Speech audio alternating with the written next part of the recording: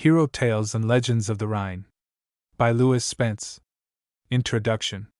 An abundance of literature exists on the subject of the Rhine and its legends, but with few exceptions the works on it which are accessible to English-speaking peoples are antiquated in spirit and verbiage, and their authors have been content to accept the first version of such legends and traditions as came their way without submitting them to any critical examination. It is claimed for this book that much of its matter was collected on the spot, or that at least most of the tales here presented were perused in other works at the scene of the occurrences related. This volume is thus something more than a mere compilation, and when it is further stated that only the most characteristic and original versions and variants of the many tales here given have gained admittance to the collection, its value will become apparent. It is, of course, no easy task to infuse a spirit of originality into matter which has already achieved such a measure of celebrity, as have these wild and wondrous tales of Rhineland. But it is hoped that the treatment to which these stories have been subjected is not without a novelty of its own. One circumstance may be alluded to as characteristic of the manner of their treatment in this work.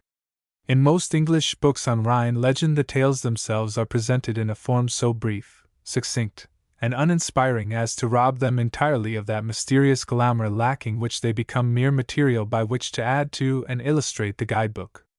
The absence of the romantic spirit in most English and American compilations dealing with the Rhine legends is noteworthy, and in writing this book the author's intention has been to supply this striking defect by retaining as much of the atmosphere of mystery so dear to the German heart as will convey to the English-speaking reader a true conception of the spirit of German legend. But it is not contended that because greater space and freedom of narrative scope than is usual has been taken by the author, the volume would not prove itself an acceptable companion upon a voyage on Rhine waters undertaken in holiday times of peace. Indeed, every attempt has been made so to arrange the legends that they will illustrate a Rhine journey from sea to source, the manner in which the majority of visitors to Germany will make the voyage, and to this end the tales have been marshaled in such form that a reader sitting on the deck of a Rhine steamer may be able to peruse the legends relating to the various localities in their proper order as he passes them. There are included, however, several tales relating to places which cannot be viewed from the deck of a steamer, but which may be visited at the cost of a short inland excursion. These are such as from their celebrity could not be omitted from any work on the legends of Rhineland, but they are few in number. The historical development, folklore, poetry, and art of the Rhine country have been dealt with in a special introductory chapter. The history of the Rhine basin is a complicated and uneven one, chiefly consisting in the rapid and perplexing rise and fall of dynasties and the alternate confiscation of one or both banks of the devoted stream to the empires of France or Germany. But the evolution of a reasoned narrative has been attempted from this chaotic material, and so far as the author is aware, it is the only one existing in English. The folklore and romance elements in Rhine legend have been carefully examined, and the best poetic material upon the storied river has been critically collected and reviewed. To those who may one day visit the Rhine, it is hoped that the volume may afford a suitable introduction to a fascinating field of travel, while to such as have already viewed its glories it may serve to renew old associations and awaken cherished memories of a river without peer or parallel in its wealth of story, its boundless mystery, and the hold which it has exercised upon all who have lingered by the hero-trodden paths that wind among its mysterious promontories and song-haunted strands. Chapter 1. Topographical and Historical. There are many rivers whose celebrity is of much greater antiquity than that of the Rhine. The Nile and the Ganges are intimately associated with the early history of civilization and the mysterious beginnings of wisdom. The Tiber is eloquent of that vanished empire which was the first to carry the torch of advancement into the dark places of barbarian Europe. The name of the Jordan is sacred to thousands as that first heard in infancy and linked with lives and memories divine. But universal as is the fame of these rivers, none of them has awakened in the breasts of the dwellers on their banks such a fervent devotion, such intense enthusiasm, or such a powerful patriotic appeal as has the Rhine, at once the river, the frontier, and the palladium of the German folk. The magic of the Rhine. But the appeal is wider, for the Rhine is peculiarly the home of a legendary mysticism almost unique. Those whose lives are spent in their creation and interpretation know that song and legend have a particular affinity for water. Hogg, the friend of Shelley, was wont to tell how the bright eyes of his comrade would dilate at the sight of even a puddle by the roadside. Has water a hypnotic attraction for certain minds? Be that as it may, there has crystallized round the great waterways of the world a traditionary lore which preserves the thought and feeling of the past, and retains many a circumstance of wonder and marvel from olden epochs which the modern world could ill have spared. Varied and valuable as are the traditional tales of other streams, none possess that color of intensity and mystery, that spell of ancient profundity which belong to the legends of the Rhine.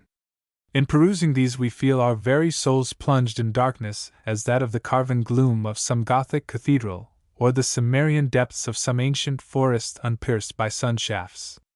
It is the Teutonic mystery which has us in its grip, a thing as readily recognizable as the Celtic glamour or the Egyptian gloom, a thing of the shadows of Ald, stern, ancient, of a ponderous fantasy, instinct with the spirit of nature, of dwarfs, elves, kobolds, earl-kings, the wraiths and shades of forest and flood, of mountain and mere, of castled height and swift whirlpool, the denizens of the deep valleys and mines, the bergs and heaths of this great province of romance, this rich satrapy of Faerie, a land of legend. Nowhere is legend so thickly strewn as on the banks of the Rhine. Each step is eloquent of tradition, each town, village, and valley. No hill, no castle but has its story, true or legendary. The Teuton is easily the world's master in the art of conserving local lore. As one speeds down the broad breast of this wondrous river, gay with summer and flushed with the laughter of early vineyards, so close is the network of legend that the swiftly read or spoken tale of one locality is scarce over ere the traveler is confronted by another. It is a surfeit of romance, an inexhaustible hoard of the matter of marvel. This noble stream with its wealth of tradition has made such a powerful impression upon the national imagination that it has become intimate in the soul of the people and commands a reverence and affection which is not given by any other modern nation to its greatest and most characteristic river. The Englishman has only a mitigated pride in the Thames, as a great commercial asset or, its metropolitan borders once passed, a river of peculiarly restful character. The Frenchman evinces no very great enthusiasm toward the Seine, and if there are many Spanish songs about the chainless Guadalquivir, the Dons have been content to retain its Arabic name. But what German heart does not thrill at the name of the Rhine? What German cheek does not flush at the sound of that mighty thunder hymn which tells of his determination to preserve the river of his fathers at the cost of his best blood?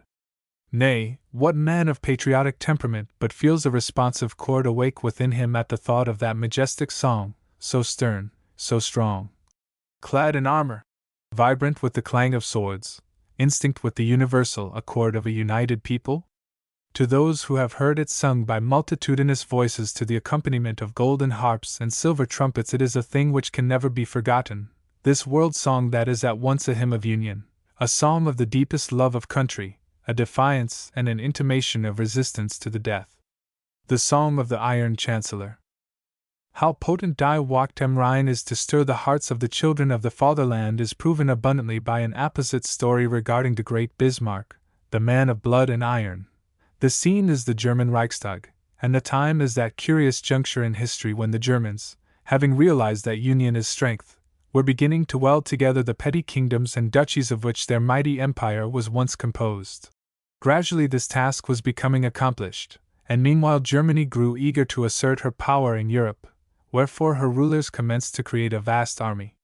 But Bismarck was not satisfied, and in his eyes Germany's safety was still unassured, so he appealed to the Reichstag to augment largely their armaments. The deputies looked at him askance, for a vast army meant ruinous taxation. Even von Moltke and von Roon shook their heads, well aware though they were that a great European conflict might break out at any time, and in short, Bismarck's proposal was met by a determined negative from the whole house. Mein Gott! He cried, holding out his hands in a superb gesture of despair. Mein Gott! But these soldiers we must have. His hearers still demurred, reminding him that the people far and near were groaning under the weight of taxation, and assuring him that this could not possibly be increased, when he suddenly changed his despairing gesture for a martial attitude, and with sublime eloquence recited the lines. The effect was magical. The entire house resounded with cheers, and the most unbounded enthusiasm prevailed. And ere the members dispersed, they had told Bismarck he might have, not 10,000, but 100,000 soldiers. Such was the power of association awakened by this famous hymn, such the spell it is capable of exercising on German hearers. Topography of the Rhine. Ere we set sail upon the dark sea of legend before us, it is necessary that, like prudent mariners, we should know whence and whither we are faring. To this end, it will be well that we should glance briefly at the topography of the great river we are about to explore, and that we should sketch rapidly the most salient occurrences in the strange and varied pageant of its history, in order that we may the better appreciate the wondrous tales of worldwide renown which have found birth on its banks. Although the most German of rivers, the Rhine does not run its entire course through German territory, but takes its rise in Switzerland and finds the sea in Holland. For no less than 233 miles it flows through Swiss country, rising in the mountains of the canton of Grisons, and irrigates every canton of the Alpine Republic save that of Geneva. Indeed, it waters over 14,000 square miles of Swiss territory in the flow of its two main branches, the Nearer Rhine and the Farther Rhine, which unite at Reichenau, near Coire. The Nearer Rhine issues at the height of over 7,000 feet from the glaciers of the Rheinwald-Horn group, and flows for some 35 miles, first in a northeasterly direction through the Rheinwald Valley, then northward through the Schams Valley, by way of the Via Mala Gorge, and Tomlesch Valley, and so to Reichenau, where it is joined by its sister stream, the Farther Rhine. The latter, rising in the little alpine lake of Thoma near the pass of St. Gotthard, flows in a northeasterly direction to Reichenau. The Nearer Rhine is generally considered to be the more important branch, though the Farther Rhine is the longer by some 7 miles. From Reichenau the Rhine flows northeastward to Coire, and thence northward to the Lake of Constance, receiving on its way 2 tributaries, the Landquart and the Ill, both on the right bank. Indeed, from source to sea the Rhine receives a vast number of tributaries, amounting, with their branches, to over 12,000. Leaving the Lake of Constance at the town of that name, the river flows westward to Basel, having as the principal towns on its banks Constance, Schaffhausen, Waldstadt, Laufenburg, Sackingen, Rheinfelden, and Basel. Not far from the town of Schaffhausen the river precipitates itself from a height of 60 feet, in 3 leaps, forming the famous Falls of the Rhine. At Koblenz a strange thing happens, for at this place the river receives the waters of the Aar, swollen by the Reuss and the Limmat, and of greater volume than the stream in which it loses itself. It is at Basel that the Rhine, taking a northward trend, enters Germany. By this time it has made a descent of nearly 7,000 feet, and has traversed about a third of its course. Between Basel and Mainz it flows between the mountains of the Black Forest and the Vosges, the distance between which forms a shallow valley of some width. Here and there it is island, and its expanse averages about 1,200 feet. The Taunus Mountains divert it at Mainz, where it widens, and it flows westward for about 20 miles, but at Bingen it once more takes its course northward, and enters a narrow valley where the enclosing hills look down sheer upon the water. It is in this valley, probably one of the most romantic in the world, that we find the legendary lore of the river packed in such richness that every foot of its banks has its place in tradition. But that is not to say that this portion of the Rhine is wanting in natural beauty. Here are situated some of its sunniest vineyards, its most wildly romantic heights, and its most picturesque ruins. This part of its course may be said to end at the Siebengebirge, or 7 Mountains, where the river again widens and the banks become more bare and uninteresting. Passing Bonn and Cologne, the bareness of the landscape is remarkable after the variety of that from which we have just emerged, and henceforward the river takes on what may be called a Dutch appearance. After entering Holland it divides into 2 branches, the Waal flowing to the west and uniting with the Maas. The smaller branch to the right is still called the Rhine, and throws off another branch, the Issel, which flows into the Zuiderzee.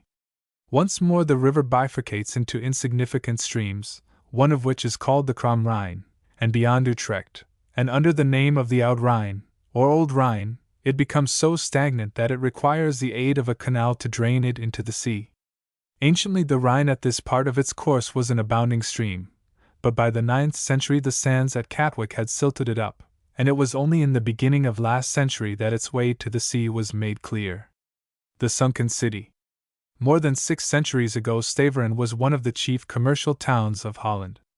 Its merchants traded with all parts of the world, and brought back their ships laden with rich cargoes, and the city became ever more prosperous.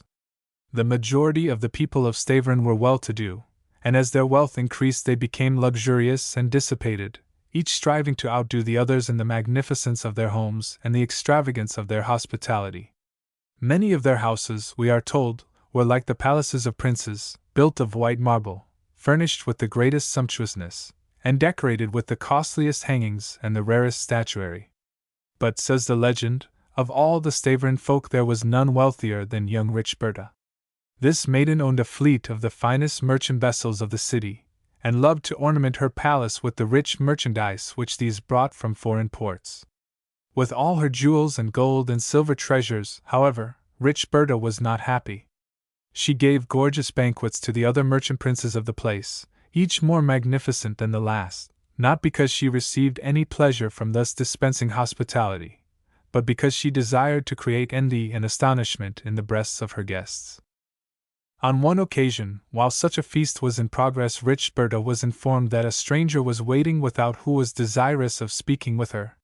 When she was told that the man had come all the way from a distant land simply to admire her wonderful treasures, of which he had heard so much, the maiden was highly flattered and gave orders that he should be admitted without delay. An aged and decrepit man, clad in a picturesque Eastern costume, was led into the room, and rich Bertha bade him be seated at her side. He expected to receive from the young lady the symbol of welcome, bread and salt. But no such common fare was to be found on her table. All was rich and luxurious food. The stranger seated himself in silence. At length he began to talk. He had traveled in many lands, and now he told of his changing fortunes in these far-off countries, always drawing a moral from his adventures, that all things earthly were evanescent as the dews of morning. The company listened attentively to the discourse of the sage, all, that is, but their hostess, who was angry and disappointed that he had said no word of the wealth and magnificence displayed in her palace, the rich fare on her table, and all the signs of luxury with which he was surrounded. At length she could conceal her chagrin no longer, and asked the stranger directly whether he had ever seen such splendor in his wanderings as that he now beheld. "Tell me," she said, "is there to be found in the courts of your Eastern kings such rare treasures as these of mine?" "Nay," replied the sage, "they have no pearls and rich embroideries to match thine. Nevertheless, there is one thing missing from your board, and that the best and most valuable of all earthly gifts." In vain rich Bertha begged that he would tell her what that most precious of treasures might be. He answered all her inquiries in an evasive manner, and at last, when her question could no longer be evaded, he rose abruptly and left the room. And seek as she might, rich Bertha could find no trace of her mysterious visitor. Rich Bertha strove to discover the meaning of the old man's words. She was rich, she possessed greater treasures than any in Staveren, at a time when that city was among the wealthiest in Europe, and yet she lacked the most precious of earth's treasures.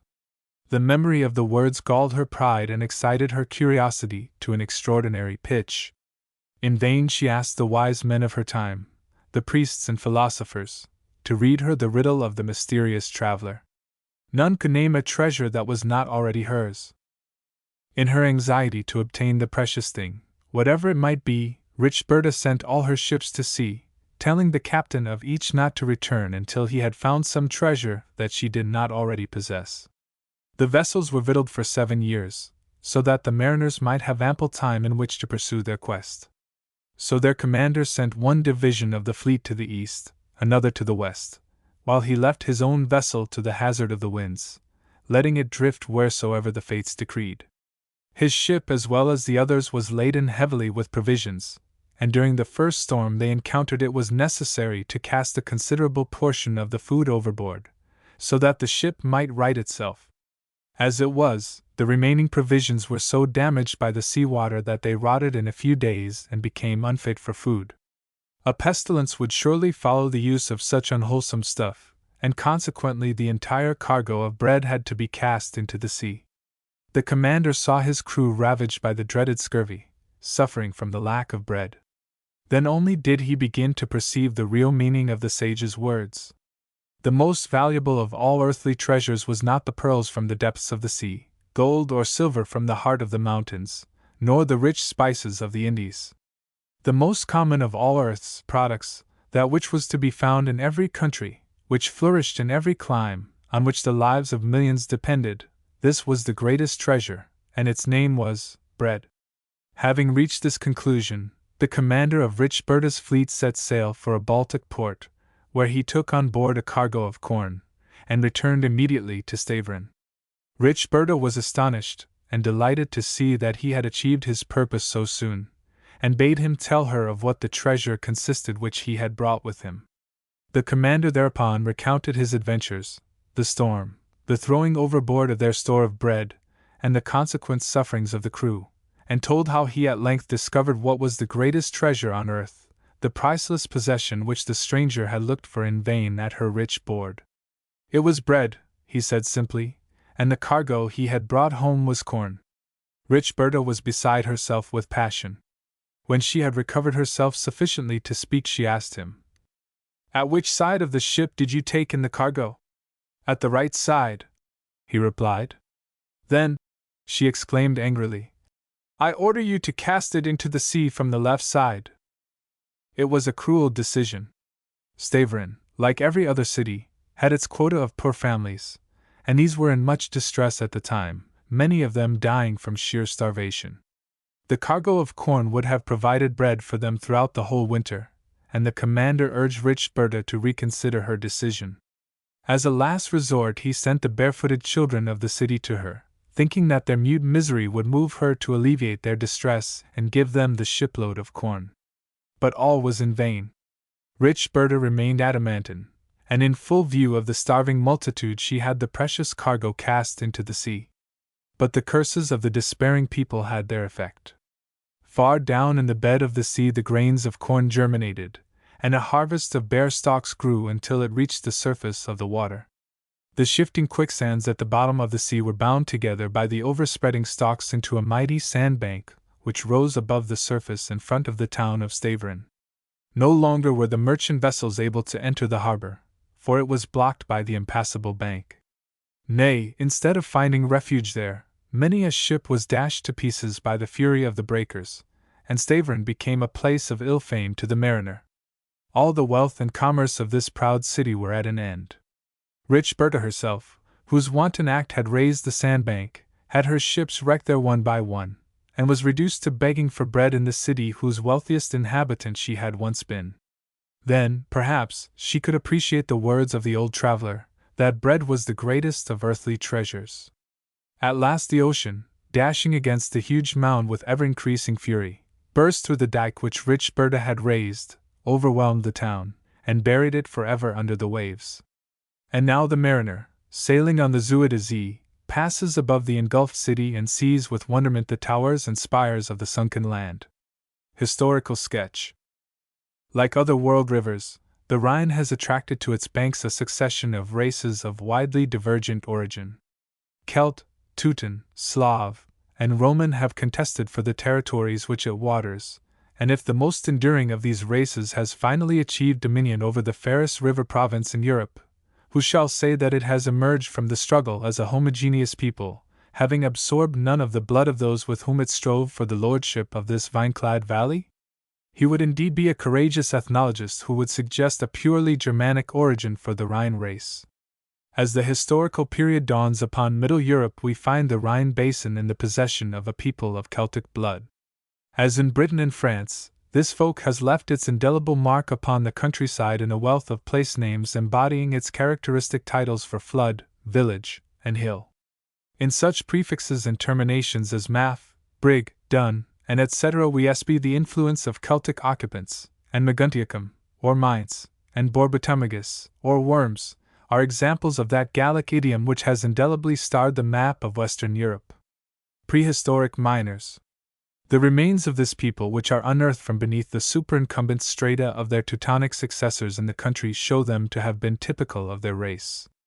Like their kindred in Britain, They had successfully exploited the mineral treasures of the country, and their skill as miners is eloquently upheld by the mute witness of age-old cinder heaps by which are found the once busy bronze hammer and the apparatus of the smelting furnace, speaking of the slow but steady smith toil upon which the foundation of civilization arose. There was scarcely a mineral beneath the loamy soil which masked the metalliferous rock which they did not work.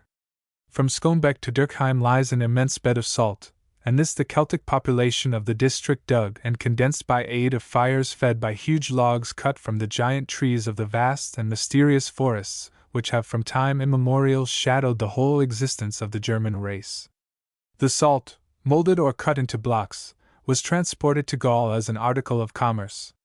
But the Celts of the Rhine achieved distinction in other arts of life, for their pottery, weapons, and jewelry will bear comparison with those of prehistoric peoples in any part of Europe. As has been remarked, at the dawn of history we find the Rhine Celts everywhere in full retreat before the rude and more virile Teutons. They lingered latterly about the Moselle and in the district of Eifel, offering a desperate resistance to the onrushing hordes of Germanic warriors.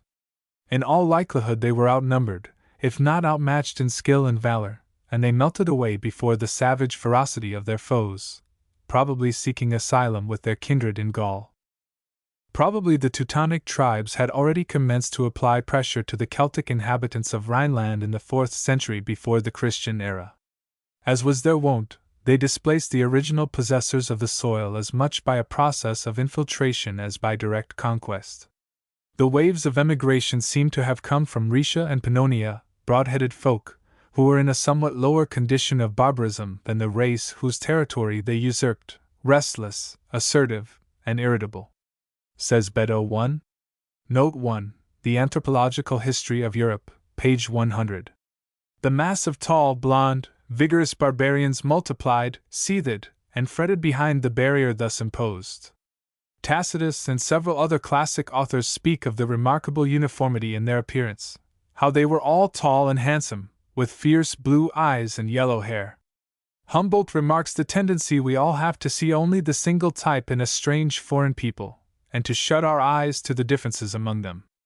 Thus some of us think sheep all alike, but the shepherd knows better, and many think all Chinamen are alike, whereas they differ, in reality, quite as much as we do, or rather more. But with respect to the ancient Germans, there certainly was among them one very prevalent form of head, and even the varieties of feature which occur among the Marcomans, for example, on Marcus Aurelius' column, all seem to oscillate round one central type. The Graverow type. This is the Graverow type of Ecker, the Holberg type of His and Rudemeyer, the Swiss anatomists. In it the head is long, narrow, say from 70 to 76 inches. Breadth index, as high or higher than it is broad, with the upper part of the occiput very prominent, the forehead rather high than broad, often dome-shaped, often receding, with prominent brows, the nose long, narrow, and prominent, the cheekbones narrow and not prominent, the chin well marked, the mouth apt to be prominent in women. In Germany persons with these characters have almost always light eyes and hair. This Graverow type is almost exclusively what is found in the burying places of the 5th, 6th, and 7th centuries, whether of the Alemanni, the Bavarians, the Franks, the Saxons, or the Burgundians. Skeetlig dug out a graveyard in southern Spain which is attributed to the Visigoths. Still the same harmonious elliptic form, the same indices, breadth 73, height 74. Early German society. Tacitus in his Germania gives a vivid if condensed picture of Teutonic life in the latter part of the 1st century. The face of the country, though in some parts varied, presents a cheerless scene, covered with the gloom of forests, or deformed with wide extended marshes, toward the boundaries of Gaul, moist and swampy, on the side of Noricum and Pannonia, more exposed to the fury of the winds. Vegetation thrives with sufficient vigor. The soil produces grain, but is unkind to fruit trees, well stocked with cattle, but of an undersize, and deprived by nature of the usual growth and ornament of the head. The pride of a German consists in the number of his flocks and herds. They are his only riches, and in these he places his chief delight. Gold and silver are withheld from them. Is it by the favor or the wrath of heaven? I do not, however, mean to assert that in Germany there are no veins of precious ore, for who has been a miner in these regions? Certain it is they do not enjoy the possession and use of those metals with our sensibility. There are, indeed, silver vessels to be seen among them, but they were presents to their chiefs or ambassadors. The Germans regard them in no better light than common earthenware. It is, however, observable that near the borders of the empire the inhabitants set a value upon gold and silver, finding them subservient to the purposes of commerce. The Roman coin is known in those parts, and some of our specie is not only current, but in request. In places more remote the simplicity of ancient manners still prevails, commutation of property is their only traffic. Where money passes in the way of barter our old coin is the most acceptable, particularly that which is indented at the edge, or stamped with the impression of a chariot and 2 horses, called the serrati and bigati. Silver is preferred to gold, not from caprice or fancy, but because the inferior metal is of more expeditious use in the purchase of low-priced commodities. Ancient German weapons. Iron does not abound in Germany, if we may judge from the weapons in general use. Swords and large lances are seldom seen. The soldier grasps his javelin, or, as it is called in their language, his fram, an instrument tipped with a short and narrow piece of iron, sharply pointed, and so commodious that, as occasion requires, he can manage it in close engagement or in distant combat. With this and a shield the cavalry are completely armed. The infantry have an addition of missive weapons. Each man carries a considerable number, and being naked, or, at least, not encumbered by his light mantle, he throws his weapon to a distance almost incredible. A German pays no attention to the ornament of his person. His shield is the object of his care, and this he decorates with the liveliest colors. Breastplates are uncommon. In a whole army you will not see more than 1 or 2 helmets. Their horses have neither swiftness nor elegance, nor are they trained to the various evolutions of the Roman cavalry. To advance in a direct line, or will suddenly to the right, is the whole of their skill, and this they perform in so compact a body that not one is thrown out of his rank. According to the best estimate, the infantry comprise the national strength, and for that reason, always fight intermixed with the cavalry. The flower of their youth, able by their vigor and activity to keep pace with the movements of the horse, are selected for this purpose, and placed in the front of the lines. The number of these is fixed and certain. Each canton sends 100, from that circumstance called hundreders by the army. The name was at first numerical only, it is now a title of honor. Their order of battle presents the form of a wedge. To give ground in the heat of action, provided you return to the charge, is military skill, not fear or cowardice. In the most fierce and obstinate engagement, even when the fortune of the day is doubtful, they make it a point to carry off their slain. To abandon their shield is a flagitious crime. The person guilty of it is interdicted from religious rites and excluded from the assembly of the state. Many who survived their honor on the day of battle have closed a life of ignominy by a halter. Teutonic customs. The kings of this rude but warlike folk were elected by the suffrages of the nobility, and their leaders in battle, as was inevitable with such a people, were chosen by reason of their personal prowess. The legal functions were exercised by the priesthood, and punishments were thus held to be sanctioned by the gods. Among this barbaric people the female sex was held as absolutely sacred, the functions of wife and mother being accounted among the highest possible to humanity, and we observe in ancient accounts of the race that typically Teutonic conception of the woman as seer or prophetess which so strongly colors early Germanic literature. Women, indeed, in later times, when Christianity had nominally conquered paganism, remained as the sole conservators of the ancient Teutonic magico-religious lore, and in the curtained recesses of dark-timbered halls whiled away the white hours of winter by the painful spelling out of runic characters and the practice of arts which they were destined to convey from the priests of Odin and Thor to the witches of medieval days. Costume of the early Teuton. The personal appearance of these barbarians was as rude and simple as were their manners. Says Tacitus, the clothing in use is a loose mantle, made fast with a clasp, or, when that cannot be had, with a thorn. Naked in other respects, they loiter away whole days by the fireside. The rich wear a garment, not, indeed, displayed and flowing, like the Parthians or the people of Sarmatia, but drawn so tight that the form of the limbs is palpably expressed. The skins of wild animals are also much in use. Near the frontier, on the borders of the Rhine, the inhabitants wear them, but with an air of neglect that shows them altogether indifferent about the choice. The people who live more remote, near the northern seas, and have not acquired by commerce a taste for new-fashioned apparel, are more curious in the selection. They choose particular beasts and, having stripped off the furs, clothe themselves with the spoil, decorated with party-colored spots, or fragments taken from the skins of fish that swim the ocean as yet unexplored by the Romans. In point of dress there is no distinction between the sexes, except that the garment of the women is frequently made of linen, adorned with purple stains, but without sleeves, leaving the arms and part of the bosom uncovered. The Germanic tribes. It is also from Tacitus that we glean what were the names and descriptions of those tribes who occupied the territory adjacent to the Rhine. The basin of the river between Strasbourg and Mainz was inhabited by the Trabaxi, Nemetz, and Vangiones, further south by the Mariaci near Wiesbaden, and the Ubii in the district of Cologne. Further north lay the Sugambri, and the delta of the river in the Low Countries was the seat of the brave Batavii, from whom came the bulk of the legions by means of which Agricola obtained a footing in far Caledonia. Before the Roman invasion of their territories, these tribes were constantly engaged in internecine warfare, a condition of affairs not to be marveled at when we learn that at their tribal councils the warrior regarded as an inspired speaker was he who was most powerfully affected by the potations in which all habitually indulged to an extent which seemed to the cultured Roman as bestial in the last degree.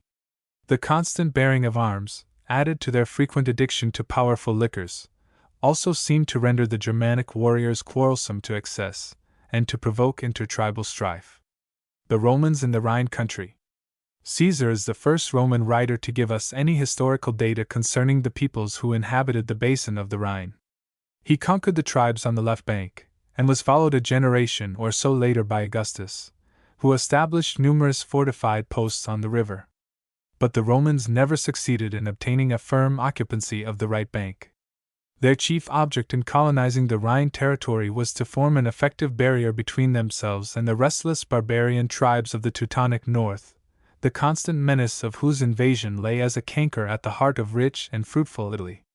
With the terror of a barbarian inroad ever before their eyes, the cohorts of the imperial city constructed a formidable vallum, or earthen wall, from the vicinity of Linz to Regensburg, on the Danube, a distance of 350 miles, for the purpose of raising a barrier against the advance of the warlike men of the north.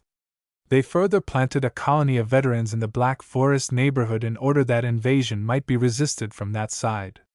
But as the empire began to exhibit signs of decadence, the barbarians were quick to recognize the symptoms of weakness in those who barred their advance to the wealthy south. The objective of their dreams hurled themselves against the boundary, now rendered feeble by reason of the withdrawal of its most experienced defenders, and, despite a stern resistance, flooded the rich valleys of the Rhine, swamped the colonies on the left bank which had imbibed Roman civilization, and made all holy.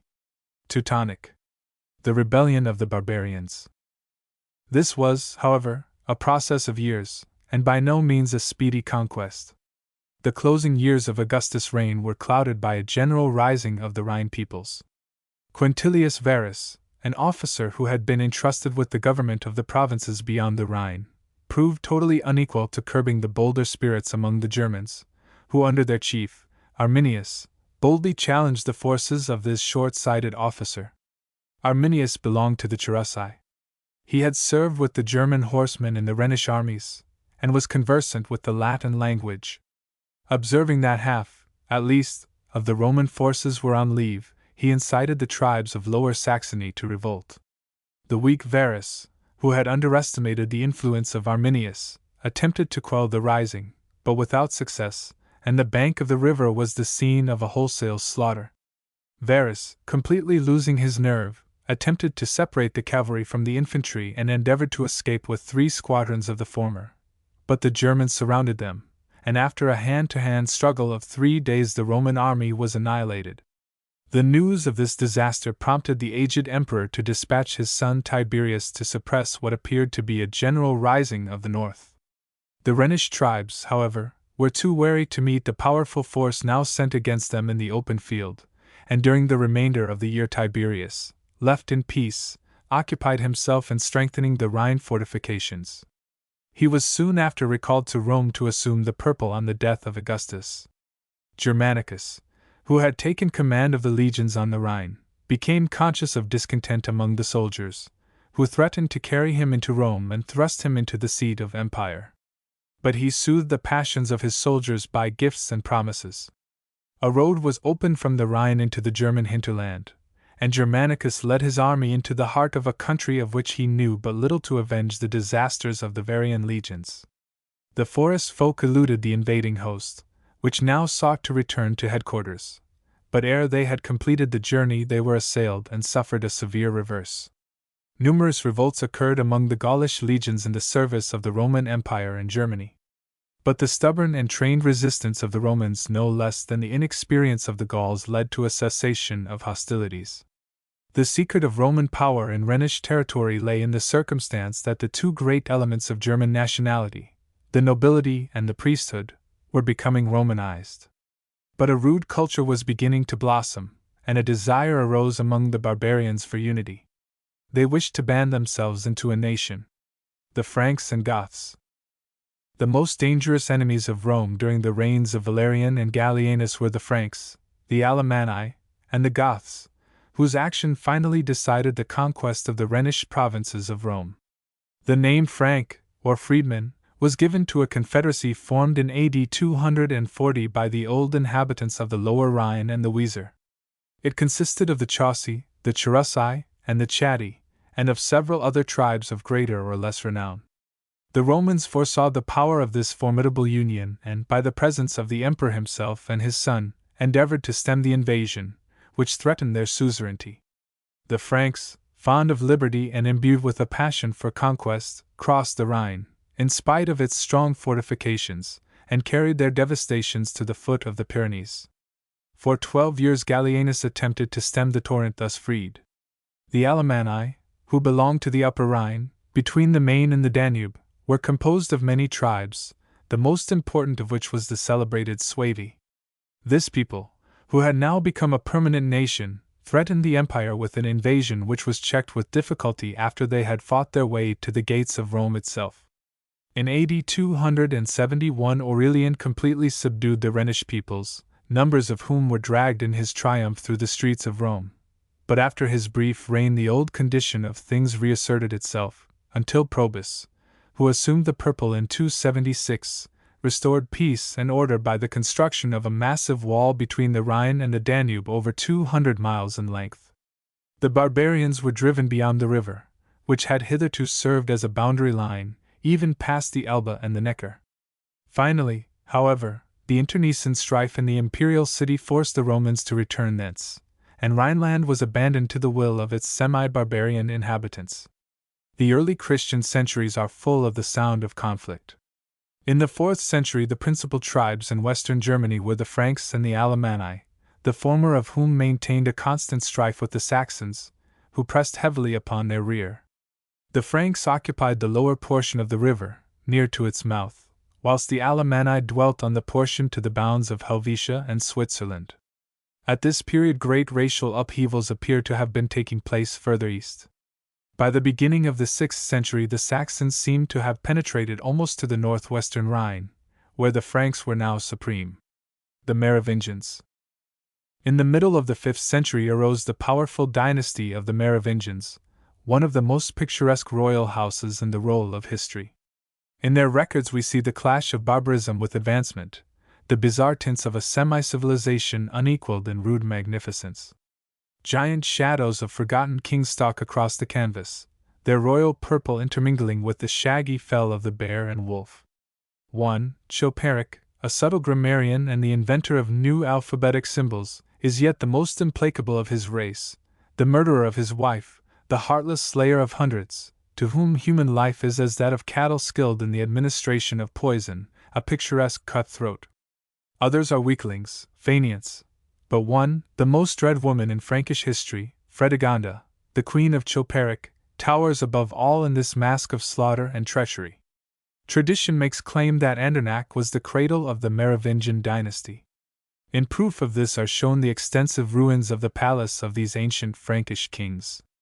Merovig, from whom the race derived its name, was said to be the son of Clodio, but legend relates far otherwise. In name and origin he was literally a child of the Rhine, his father being a water monster who seized the wife of Clodio while bathing in that river. In time she gave birth to a child, more monster than man, the spine being covered with bristles, fingers and toes webbed, eyes covered with a film, and thighs and legs horny with large shining scales. Clodio, though aware of the real paternity of this creature, adopted it as his own son, as did King Minos in the case of the Minotaur, giving him the name Merovig from his piscatory origin. On Clodio's death the demi-monster succeeded to the throne, and from him sprang a long line of sovereigns, worthless and imbecile for the most part. Childeric, the son and successor of Merovig, enraged his people to such a degree by his excesses that they drove him from throne and country. One friend alone remained to him, Unabridged, who, having no female relations to suffer by the king's attentions, did not find the friendship so irksome as others, indeed, had been a partner in his licentious pleasures. He undertook to watch over the interests of Childeric during his enforced absence in Thuringia at the court of Basium, king of that country.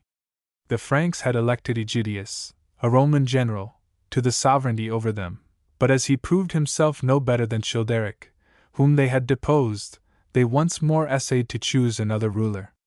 This was made known to Childeric through his friend Unabridged. He rapidly returned to the shores of the Rhine and, reinforcing his following as he proceeded on his march, appeared before Andernach at the head of a formidable force, composed of many of his former subjects, together with Thuringian auxiliaries. The people of Andernach, unable to resist this overwhelming argument, again accepted Childeric as their king. Baina the sorceress. While in Thuringia Childeric had seduced the affections of Baina, the queen of his protector. When he regained his throne he induced her to leave her husband, and made her his queen. Baina was a sorceress, one who could divine the future and also bestow the gift upon others. Through this she gained great influence over Childeric, who desired to see and know what fate had in store for himself and his race. Baina agreed to satisfy his curiosity, and one night, at the midnight hour, they climbed together to the summit of the hill behind Andernach. There she bade him stand and look out over the plain while she performed her magical operations. After some lengthy incantation she bade him look well and tell her what he saw. In a trance-like voice the king replied, "I see a great light upon the plain, although all around is blackest night." He paused, then, at her bidding, proceeded again. "I see an immense concourse of wild animals, the lion, the tiger, the spotted pard, the elephant, the unicorn, ah! They are coming this way, they will devour us." And he turned to flee in great terror. Baina bade him stay in peremptory tones and again to look out over the plain. In a voice of alarm he cried out, "I see bears and wolves, jackals and hyenas. Heaven help us, the others are all gone." Heedless of his terror, the queen bade him look again and, for the last time, tell her what he saw. "I see now dogs and cats and little creatures of all kinds. But there is one small animal, smaller than a mouse, who commands them all. Ah! He is eating them up, swallowing them all, one after another." As he looked the light, the plain, the animals all vanished, and darkness fell. Baina then read to him the meaning of his vision. "The first vision you saw indicated the character of our immediate successors. They will be as bold as lions, terrible as tigers, strong as elephants, uncommon as unicorns, beautiful as the pard. These are the men of an age, for a century shall they rule over the land."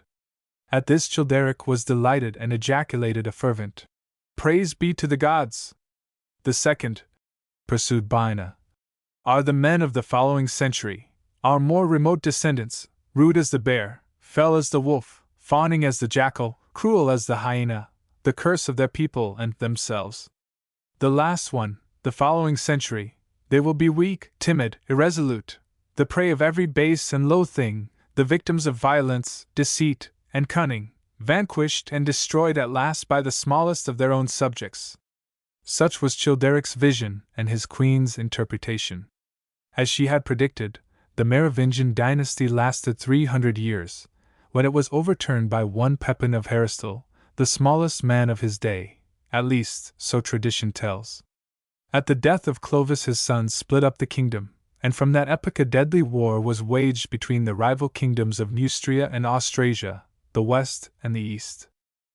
The wars of Neustria and Austrasia, Österreich, the eastern kingdom, which has, of course, no connection with the modern Austria, are related by Gregory of Tours in his Ecclesiastical History of the Franks, one of the most brilliant pieces of historical and biographical writing to be discovered among the literature of Europe in the Dark Ages. Metz was the capital of this kingdom province. Fredeganda, the queen of Chilperic of Neustria, had a deadly blood feud with her sister-in-law of Austrasia, and in the event put her rival to death by having her torn asunder by wild horses, AD 613. Later Austrasia became incorporated with Franconia, which in 843 was included in the kingdom of Louis the German. The great race of Charlemagne. The race of the Carolingians, whose greatest monarch was the famous Charlemagne, or Karl de Grosse, sprang from a family of usurpers known as the Mayors of the Palace, who had snatched the crown from the Royce Faineants, the last weakly shoots of the mighty line of Merovig.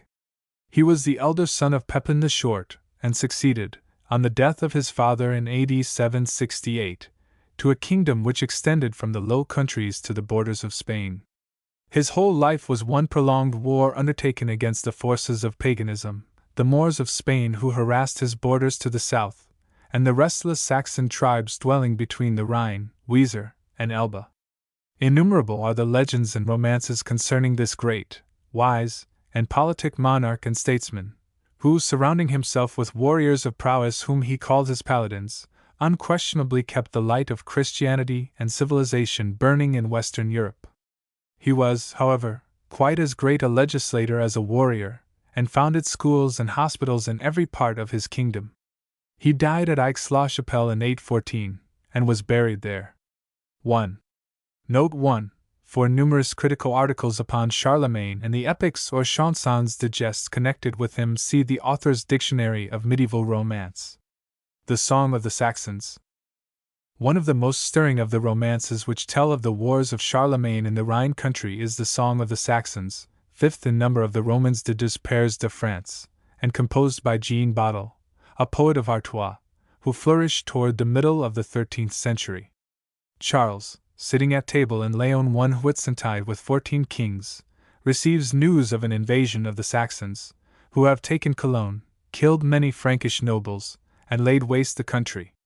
A racy epitome of the events which follow has been given by Ludlow in his Popular Epics of the Middle Ages, 1865, as follows.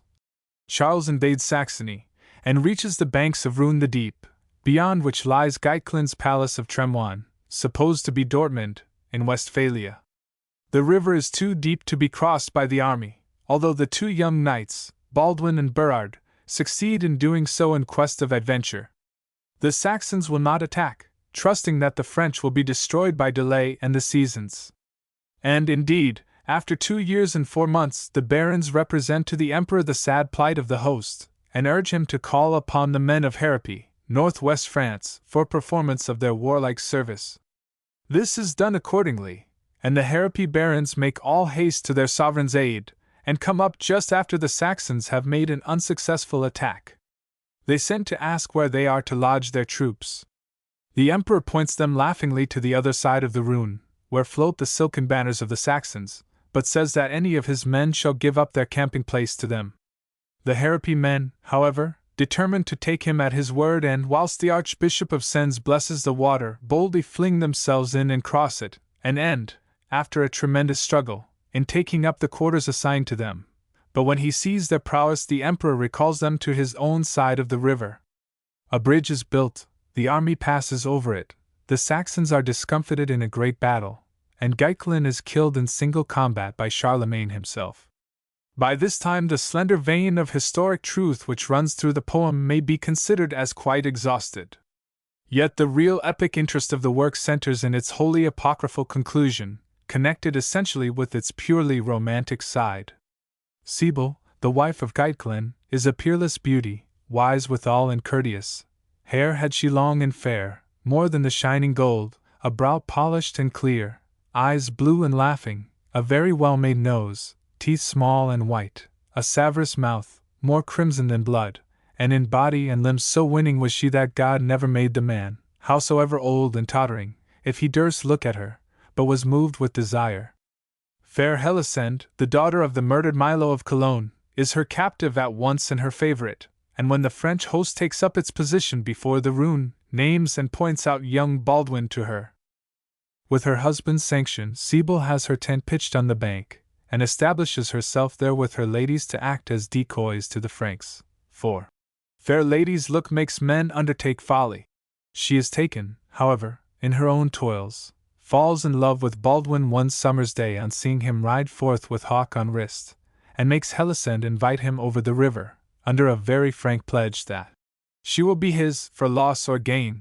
Their first meeting apparently takes place in the presence of Sibyl's ladies, and so little mystery is attached to their love that, on Baldwin's return to the Frank host after killing and despoiling of his armor a Saxon chief, he not only tells his adventure publicly to the emperor, but the latter promises in a 12-month to have him crowned king of the country and to give him Sibyl for wife, forbidding him, however, to cross the river any more. A command which Baldwin hears without meaning to obey. Nay, when Baldwin has once broken this injunction and escaped with great difficulty from the Saxons, the emperor imposes on him the brutal penance of entering Sibyl's tent to kiss her in the sight of the Saxons, and bringing back her ring, which Baldwin contrives to fulfill by putting on the armor of a Saxon knight whom he kills. As in the taking of Orange, it never seems to occur to the poet that there can be any moral wrong in making love to a Saracen's wife, or in promising her hand in her husband's lifetime. And strange to say, so benignant are these much-wronged Paynim that Geitlin is not represented as offering or threatening the slightest ill-treatment to his faithless queen, however wroth he may be against her lover, nor, indeed, as having even the sense to make her pitch her tent further from the bank. The drollest bit of sentimentality occurs, however, after the victory of the Franks and Geitlin's death, when Sibyl is taken prisoner. After having been bestowed in marriage on Baldwin by the emperor, she asks one boon of both, which is that Geitlin's body be sought for, lest the beasts should eat it, a request the exceeding nobleness of which strikes the emperor and the Frank knights with astonishment. When the body is found and brought to Sibyl, the water of her eyes falls down her chin. "Ha, Geitlin," said she, "so gentle a man were you, liberal and free-spending, and of noble witness. If in heaven and on earth Mohammed has no power, even to pray him who made Lazarus, I pray and request him to have mercy on thee." The dead man is then placed in a great marble tomb. Sibyl is christened, marries her lover, and is crowned with him as Queen of Saxony, Helisende being in like manner given to Berard. It is now that the truly tragical part of the poem commences. Charles and his host depart, the emperor warning his nephew to be courteous, loyal, and generous, to keep true faith to his wife, yet not to spend too much time in her arms, but to beware of the Saxons. The caution is needed, for already the two sons of Geitlin, with 100,000 Russians and Bulgarians, and the giant Farabras of Russia, a personage 12 feet high, with light hair plaited together, reddish beard, and flattened face, are within a day and a half's journey of Tremoine, burning to avenge Geitlin. One Thursday morning their invasion is announced to the young king, who has but 15,000 men to oppose to them. Sibyl embraces her husband's knees, and entreats him to send at once for help to his uncle. The barons whom he has called to council favor her advice. "Barons," said Baldwin, "I should fear the dishonor of it. It is too soon to seek and pray for succor. We have not yet unhorsed knights, cut arms from bodies, made bowels trail. We are 15,000 young men untried, who should by our praise and our honor, and seize and acquire strange lands, and kill and shame and grieve our enemies, cleave the bright helmets, pierce the shields, break and tear the hauberks of mail, shed blood and make brains to fly. To me a pleasure it seems to put on hauberk, watch long nights, fast long days. Let us go strike upon them without more delay, that we may be able to govern this kingdom." The barons listen with an ill will to this speech. Baldwin himself, on viewing the Paynim host, is staggered at their numbers, and lets Sibyl persuade him to send a messenger to his uncle. However, with 5,000 men he makes a vigorous attack on the vanguard of the Saxons, consisting of 20,000, and ends by putting them to flight. On the news of this repulse, the two sons of Geitlin come out, apparently with the bulk of the army. The French urge the young king to re-enter the city, but he refuses. Sibyl would hold him for a sleepy coward. He kills Farabras, unhorses one of Geitlin's sons. But the disparity of numbers is too great. The French are obliged to retreat, and shut themselves up in the city. Meanwhile the messenger had reached Charlemagne at Cologne with the news of the renewal of the war. Whilst all his barons are summoned, the emperor starts in haste himself for Saxony with 10,000 men. Baldwin was seated in his tower, looking out upon a league of hostile tents, complaining to Sibyl, who comforts him as a worthy lady, bidding him trust in his uncle's succor. She is the first to descry the French host and to point it out to her husband. "Ah, God," said Charles's nephew, "fair Father Creator, yet will I avenge me of the pagan people." He goes down from his palace, and cries to his men, "Arm ye, knights!" Charles is returned. The besieged prepare at once for a sally. Sibyl places the helmet on her husband's head and kisses him, never to see him more alive. The enemy are disarmed. 3,000 of them are killed by the time Baldwin cuts his way to his uncle, to whom, as his liege lord, he makes complaint against the Saxons. The emperor's answer contains little but philosophic comfort. "Fair nephew, so goes war. When your day comes, know that you will die. Your father died, you will not escape. Yonder are your enemies, of whom you complain. I give you leave, go and strike them." Uncle and nephew both perform wonders. But Burard is killed by Faramer, one of Geitlin's sons, and the standard which he bore disappears under him. Baldwin engages Faramer. Each severely wounds the other. The fight is so well contested that Baldwin offers to divide the land with him if he will make peace. The Saxon spurns the offer, and is killed. But Baldwin is wounded in the breast grievously. From thence to the spur his body is bloody. Saxons, Lusatians, Hungarians perceive that his blows lessen and fall slow. "Montjoy," he cries many a time, but the French hear him not. When Baldwin sees that he will have no succor, as a boar he defends himself with his sword. Who should have seen the proud countenance of the king, how he bears and defends himself against the Paynim?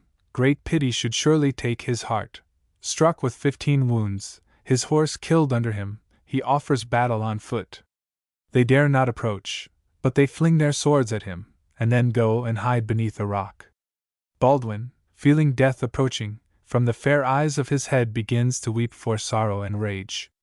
He now addresses an elaborate last prayer to God, but whilst he is on his knees, looking toward the east, a Saxon comes to cut off his head. Baldwin, furious, seizes his sword, which had fallen from his hand on the green grass, and with a last blow cleaves the Saxon to the shoulders, then dies.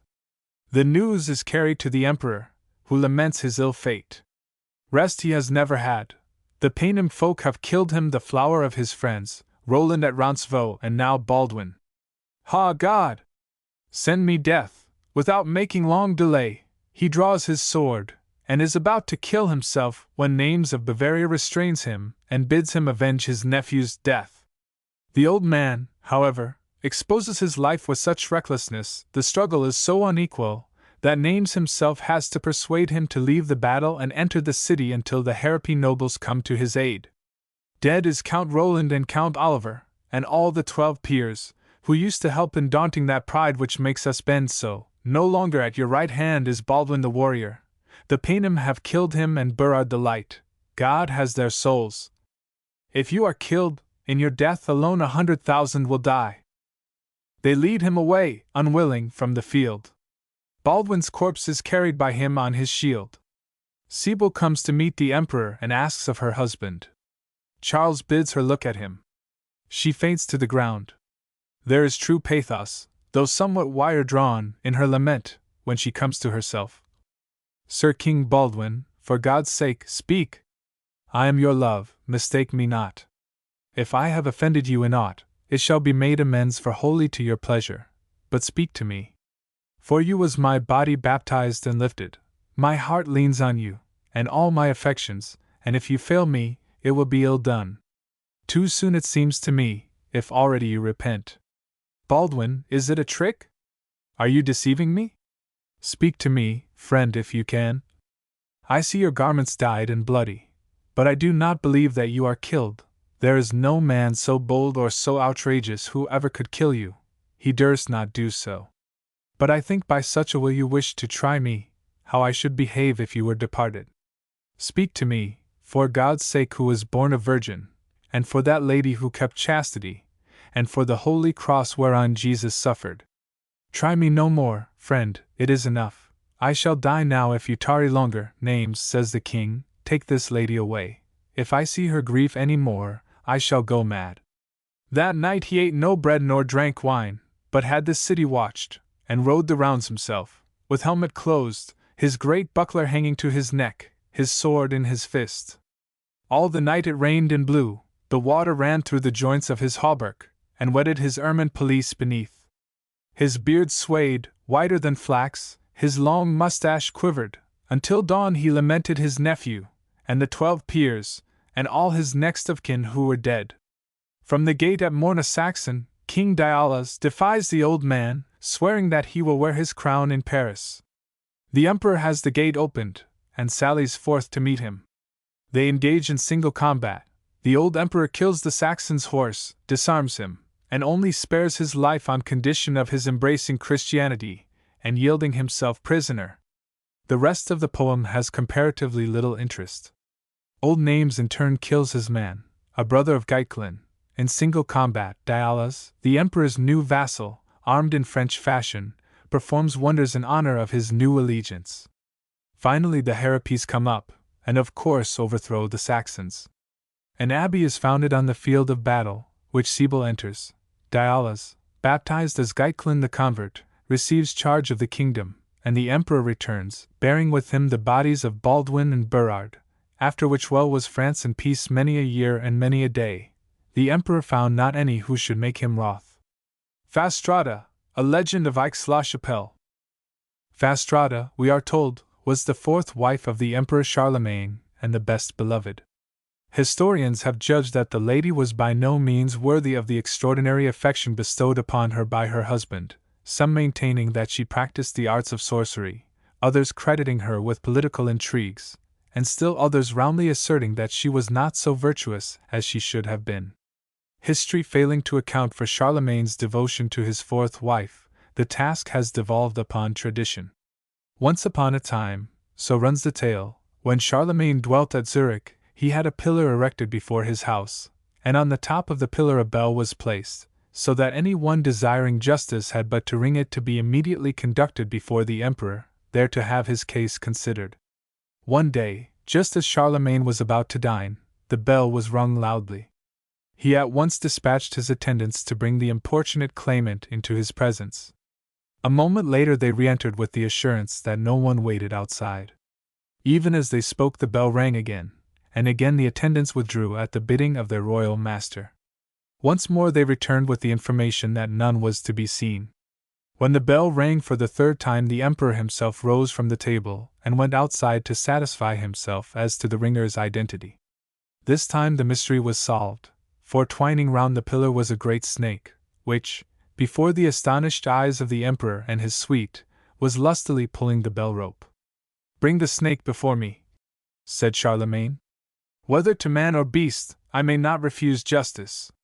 Accordingly the snake was conducted with much ceremony into the emperor's presence, where it was distinctly observed to make a low obeisance. The Kaiser addressed the animal courteously, as though it were a human being, and inquired what it wanted. Whereupon the snake made a sign which the company took to indicate that it desired the emperor to follow it. Charlemagne did not hesitate, but followed the creature to the shores of the lake, attended by all his courtiers. Straight to its nest went the snake, and there, among the eggs, was an enormous toad, puffing out its bloated body and staring with glassy eyes at the company. The reason for the snake's appeal was at once apparent. "Take away that toad," said the emperor, as gravely as though he were pronouncing judgment in an important human case. "Take away that toad and burn it. It has taken unlawful possession of the snake's nest." The court listened to the emperor's decree in respectful silence, and immediately carried out the sentence. The company thereupon re-entered the royal abode, and thought no more of the incident. On the following day, however, at about the same hour, The serpent entered the chamber in which Charlemagne sat, and glided swiftly toward the table. The attendants were somewhat astonished at the unexpected appearance, but the Kaiser motioned to them to stand aside, for he was very curious to see what the reptile would do. Raising itself till its head was on a level with the table, it dropped into his plate a magnificent diamond of the first water, gleaming with the purest light. This done, the serpent bowed low, as on the previous occasion, and quitted the room as silently as it had entered. The diamond, set in a gold ring of exquisite workmanship, Charlemagne presented to his wife, the beautiful Fastrada. But besides being a thing of beauty and of great value, the diamond was also a charm, for whoever received it from another received with it a wealth of personal affection. So was it with Charlemagne and Fastrada. On presenting the ring to his wife, the emperor straightway conceived for her a passion far more intense than he had hitherto experienced. From that time to the day of her death he was her devoted slave, blind and deaf to all her faults. Nay, even when she died, he refused to quit the room in which she lay, or permit the interment of her body, refused to see the approach of corruption, which spares not youth or loveliness, seemed, in short, to have lost all count of the passage of time in his grief for the beloved Fastrada. At length he was approached by Turpin, Archbishop of Reims, who had learnt, by occult means, the reason for the emperor's strange infatuation. Going up to the dead empress, he withdrew from her mouth a large diamond. At the same moment Charlemagne regained his senses, made arrangements for the burial of his wife, and left for the castle of Frankenstein. The possessor of the ring was now the worthy archbishop, and to him the magically inspired affections of Charlemagne were transferred, much to the good man's annoyance. To rid himself of the unwelcome attentions and fulsome flatteries of his sovereign, he cast the ring into the lake which surrounded the castle. Once more the emperor's affections changed their object, and this time it was the town of Aix-la-Chapelle with which he fell in love, and for which he retained a firm attachment all through his life, finally directing that he should be buried there. And so he was laid to rest in that wondrous old town in the church of St. Mary. In the year 1000 his tomb was opened by the Emperor Otto III, but the account that Otto found the body seated upon a throne with crown on head and scepter in hand is generally regarded as legendary. The sarcophagus was once more opened by Frederick I in 1165, when the remains were transferred from the princely marble where they had hitherto rested and placed in a wooden coffin.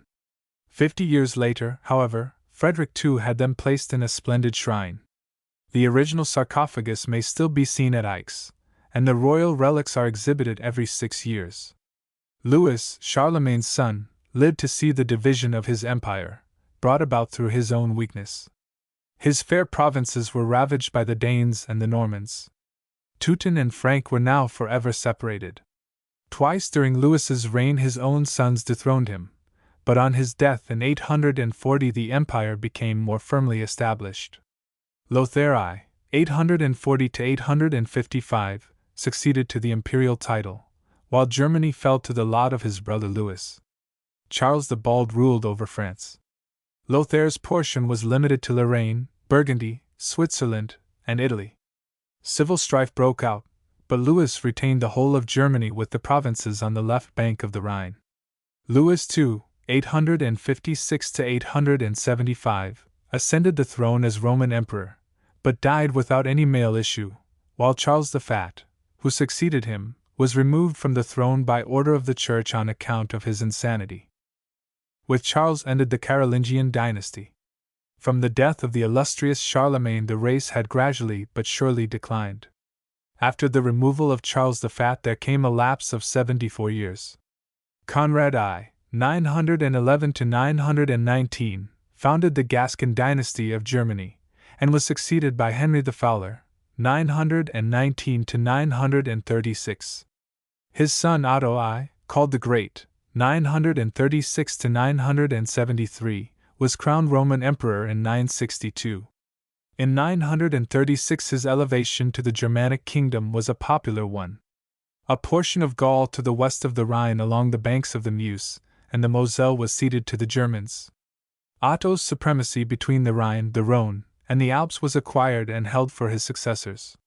With the sword he propagated Christianity, subdued Italy, and delivered the Pope from his enemies, who, to show his appreciation, invested him with the imperial title, which ever after belonged to the Germanic nation. The German emperors, however, still continued to exercise the right of electing the Pope, thereby reducing the Roman Church to a level of servitude. Toward the close of the Carolingian dynasty, France and Germany had become irrevocably detached. Both nations suffered from internecine wars. The Slavonians penetrated into the empire, even to the banks of the Rhine. Feudal princes began to make war upon each other, and within their respective districts were virtual sovereigns. At the partition of the domains of Charlemagne in AD 843, the Rhine formed the boundary between Germany and the Middle Kingdom of Lotharingia, but by 870 the latter had been absorbed by the larger country. For a period verging upon 800 years it remained the frontier of the German Empire. In the early Middle Ages, the heritage of the ancient Roman civilization rendered it the most cultured portion of Germany. By the time of Otto I, died 973, both banks of the Rhine had become German, and the Rhenish territory was divided between the duchies of Upper and Lower Lorraine, the one on the Moselle and the other on the Meuse. But like other German states, on the weakening of the central power they split up into numerous petty independent principalities, each with its special history. The Palatinate. Chief among these was the state known as the Palatinate, from the German word Pfalz, a name given generally to any district ruled by Count Palatine. It was bounded by Prussia on the north, on the east by Baden, and on the south by Alsace-Lorraine. We first hear of a royal official known as the Count Palatine of the Rhine in the 10th century.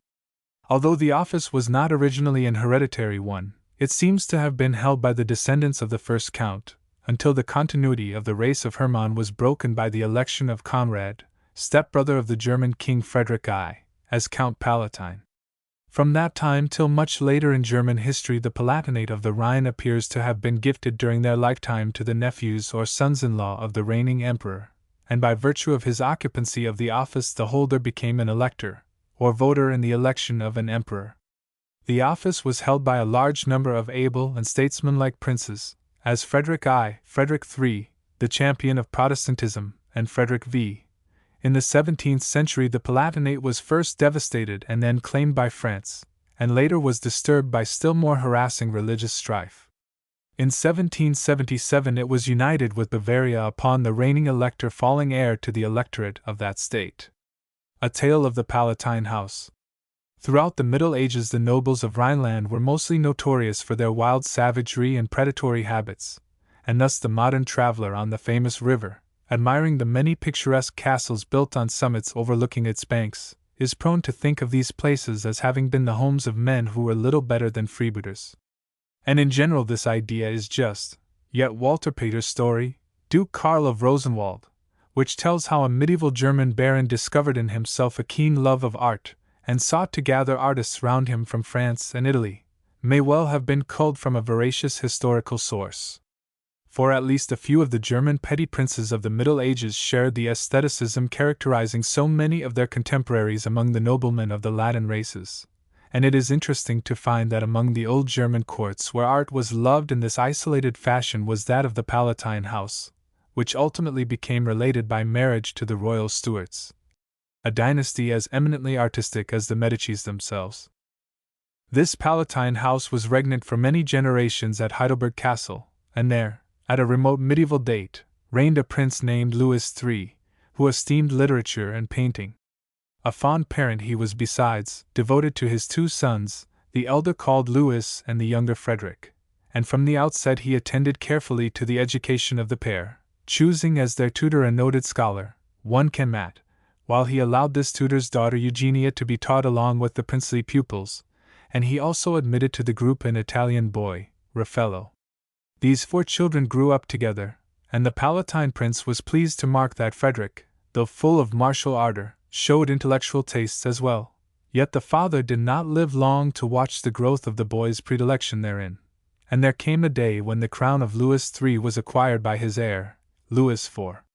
Still quite young, the latter was already affianced to Margaret of Savoy, and this engagement had incensed various nobles of the Rhine, especially the Count of Liechtenstein. He was eager that his own house should become affiliated with the Palatinate, and while he knew that there was little hope of frustrating Lewis's prospective wedding, this did not nullify his ambitions.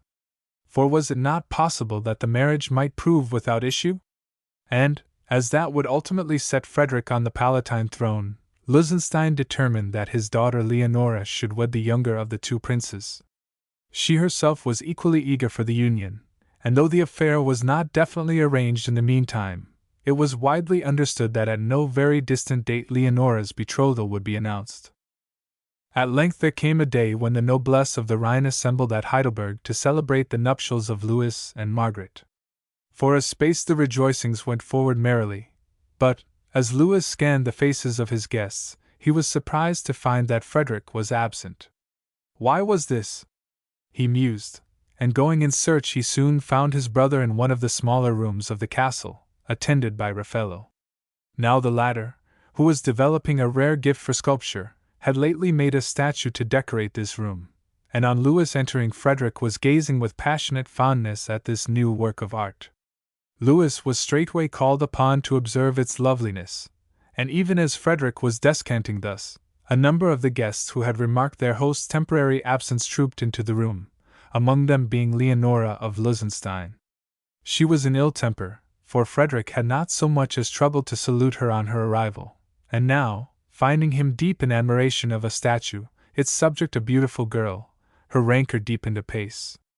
But who was the girl? She wondered, and as divers other guests were also inquisitive on this head, it soon transpired that Raffaello's model had been Eugenia. Leonora knew that this girl had been Frederick's playmate in youth, so her wrath turned to fierce malice, for she suspected that in Eugenia she had a rival who might wreck all hopes of the Lusensteins becoming united to the Palatine house. But Frederick regarded Eugenia only as a sister. He knew that she and the sculptor who had hewn her likeness loved one another, and he longed to see their union brought about, his genuine affection for the young Italian being the greater on account of Raffaello's blossoming talents as an artist. Leonora, however, knew nothing of the real situation.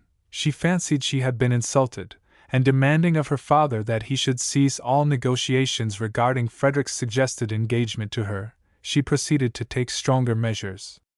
Readers of Sir Walter Scott's and of Geierstein will recall the Wemgericht, that secret tribunal whose deeds were notorious in medieval Germany, and it chanced that the Lusensteins were in touch with this body. Its minions were called upon to wreak vengeance on the younger Palatine prince. On several occasions his life was attempted, and once he would certainly have been killed had not Raffaello succored him in the hour of need. Meanwhile a son was born to Louis, and in celebration of the event a tourney was held at Heidelberg, competitors coming from far and near, all of them eager to win the golden sword which was promised to the man who should prove champion. One after another they rode into the lists, Frederick being among the number, and as each presented himself his name was called aloud by the herald. At length there came one of whom this functionary cried, "This is a nameless knight who bears a plain shield." And at these words a murmur of disapproval rose from the crowd, while everyone looked up to where Louis sat, awaiting his verdict on the matter. But he signified that the mysterious aspirant should be allowed to show his prowess, and a minute later, all who were to take part being now assembled, Frederick and another competitor were stationed at opposite ends of the lists, and the signal given them to charge. Forward thundered their steeds, a fierce combat ensued, but Frederick proved victor, and so another warrior came forward to meet him. He, too, was worsted, and soon it appeared as though the young Palatine prince would surely win the coveted golden sword, for foeman after foeman he vanquished, and eventually only two remained to confront him, the nameless knight and another who had entered the lists under a strange, though less suspicious, pseudonym. The latter expressed his desire to fight last of all, and so the nameless one galloped toward Frederick, and their lances clashed together. The Palatine prince bore his adversary to the ground, apparently conquering him with complete ease, and fearing he had wounded him mortally, Frederick dismounted with intent to succor him. But the speedy fall had been a feint, and as the victor bent down the mysterious knight suddenly drew a dagger, with intent to plunge it into the prince's heart. So stealthy a deed was unknown in the history of the tourney. The crowd gazed as though petrified, and Frederick's life would doubtless have been lost, for he was weak after his many joustings, Had not he who had asked to fight last of all galloped forward instantly on marking the drawn weapon and driven his lance into the body of the would-be murderer? It was Raffaello who had rescued the Palatine prince once again, and it was a member of the Lusenstein house who had sought to kill him thus.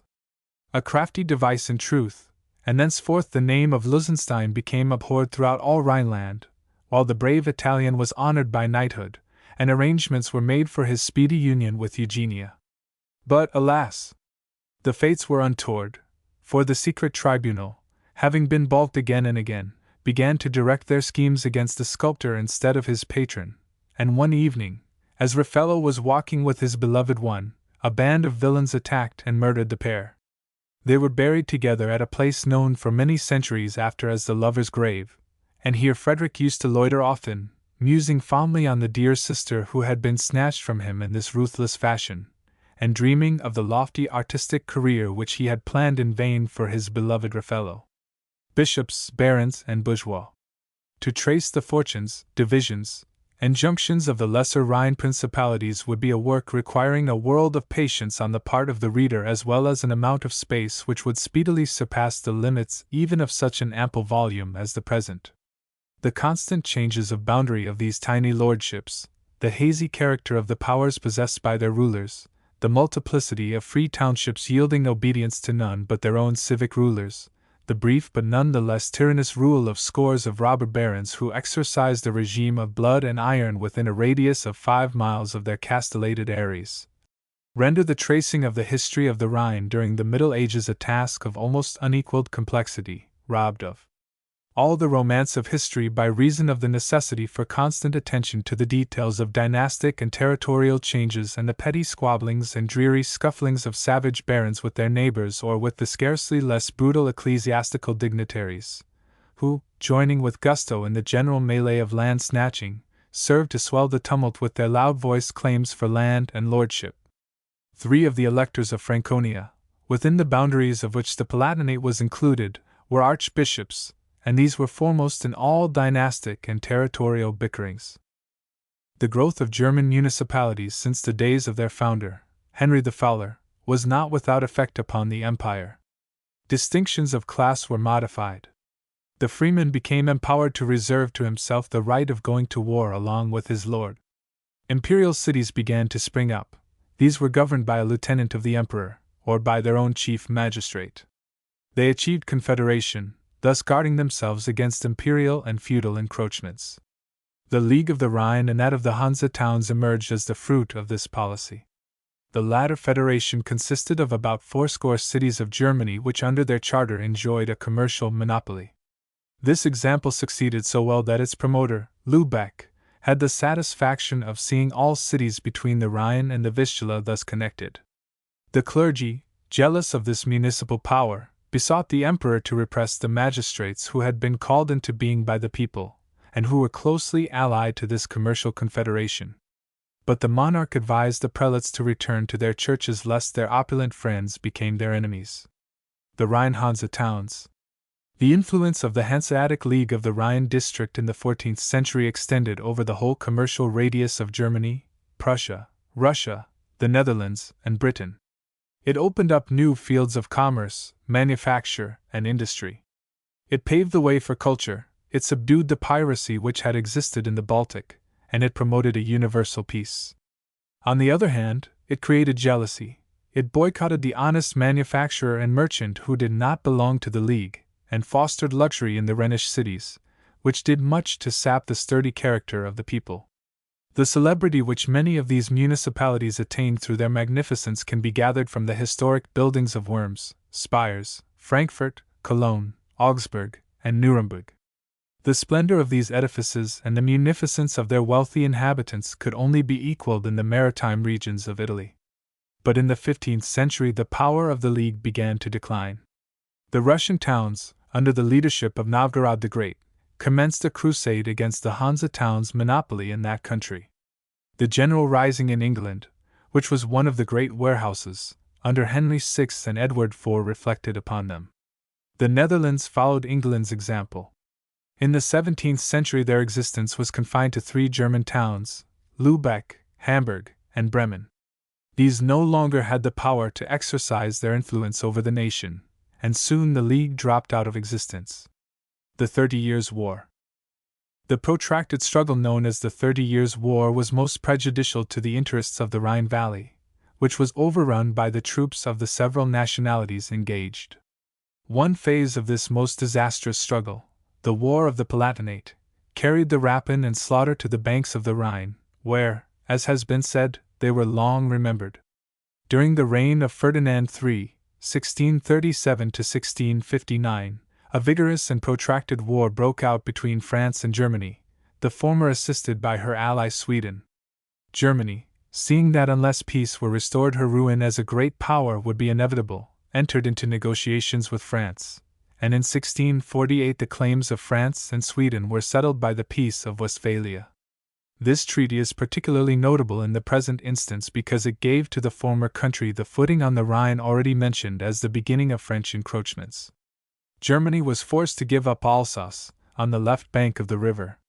France, by the seizure of Strasbourg, confirmed by the Treaty of Ryswick in 1695, extended her boundaries to the Rhine. At the beginning of the French Revolution, Leopold II of Germany and other German monarchs agreed to support the cause of French royalty, a resolution which was disastrous to the empire. In 1795 Prussia, for political reasons, withdrew from the struggle, ceding to France, in the terms of the Treaty of Basel, all her possessions on the left bank of the Rhine. In 1799 war again broke out, but in 1801 the Treaty of Lunéville gave to France the whole of the left bank of the river. Thus the historic stream became the boundary between France and Germany. In 1806 the humiliation of the latter country was complete, for in that year a number of German princes joined the Confederation of the Rhine, thus allying themselves with France and repudiating their allegiance to the Empire. In 1815, at the Congress of Vienna, the whole of the lower Rhenish district was restored to Prussia, while Bavaria, a separate state, was put in possession of the greater part of the Palatinate on the left bank of the Rhine. From that time onward the German national spirit flourished, but the future of the empire was uncertain till its fate was decided by the Franco-Prussian War of 1870–71. In the great hall of the Palace of Versailles in 1871 William I, King of Prussia, proclaimed, in the hour of victory, the restoration of the Confederated German Empire. The French forfeited their Rhenish provinces, and once more the Rhine was restored to Germany. That the 30 Years' War did not fail to linger in the folk memory is evidenced by the following gruesome legend of Oppenheim. The Battle of Skeletons. The smoke and terror of the great struggle had surged over Oppenheim. A battle had been fought there, and the Swedes and Spaniards who had contested the field and had been slain lay buried in the old churchyard hard by the confines of the town. At least many had been granted the right of sepulture there, but in a number of cases the hasty manner in which their corpses had received burial was all too noticeable, and a stranger visiting the churchyard confines years after the combat could not fail to be struck by the many uncoffined human relics which met his gaze. But an artist who had journeyed from far to see the summer's sun upon the Rhine water, and who came to Oppenheim in the golden dusk, was too intent on the search for beauty to remember the grisly reputation of the town. Moreover, on entering the place the first person by whom he had been greeted was a beautiful young maiden, daughter of the innkeeper, who modestly shrank back on hearing his confident tones and, curtsying prettily, replied to his questions in something like a whisper. "Can you recommend me to a comfortable hostelry, my pretty maid, where the wine is good and the company jovial? If the her can put up with a village inn, that of my father is as good as any in the place," replied the maid. "Good, my pretty," cried the bold painter, sending the ready blood to her face with a glance from his bright black eyes. "Lead the way, and I will follow. Or, better still, walk with me." By the time they had reached the inn they felt like old friends. The girl had skillfully but simply discovered the reason for the young artist's sojourn in Oppenheim, and with glowing face and eyes that had grown brighter with excitement, she clasped her hands together and cried, "Oh, the her must paint my beloved Oppenheim! There is no such place by moonlight, believe me, and you will be amply repaid by a visit to the ruins of the old church tonight. See, a pale and splendid moon has already risen, and will light your work as the sun never could. As you asked me so prettily, Fräulein, I shall paint your beloved abbey." he replied. But why not in sunlight, with your own sweet face in the foreground? No, no, cried the girl hastily. That would rob the scene of all its romance. As you will, said the artist. But this, I take it, is your father's inn, and I am ready for supper. Afterward, well, we shall see. Supper over, the painter sat for some time over his pipe and his wine, and then, gathering together his sketching impedimenta, quitted the inn and took his way toward the ruins of Oppenheim's ancient abbey. It was a calm, windless night, and the silver moon sailed high in the heavens. Not a sound broke the silence as the young man entered the churchyard.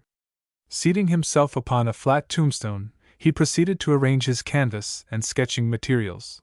But as he was busy thus, his foot struck something hard. Bending down to remove the obstacle, which he took for a large stone, he found, to his horror, that it was a human skull. With an ejaculation, he cast the horrid relic away from him, and to divert his mind from the grisly incident commenced to work feverishly. Speedily his buoyant mind cast off the gloomy train of thought awakened by the dreadful find, and for nearly a couple of hours he sat sketching steadily, until he was suddenly startled to hear the clock in the tower above him strike the hour of midnight.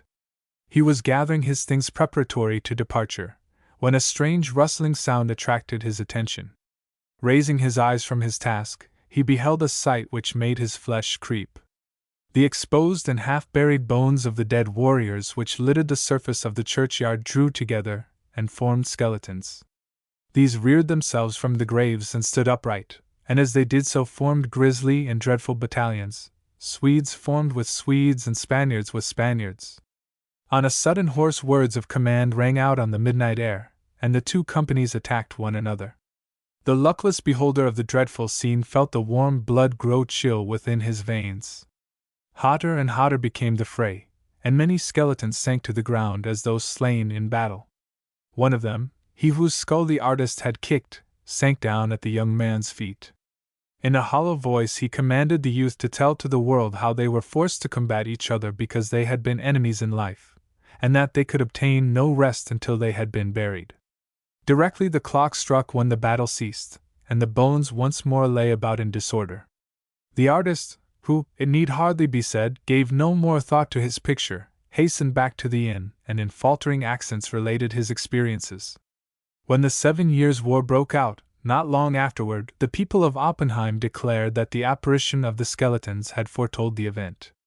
The robbers of the Rhine.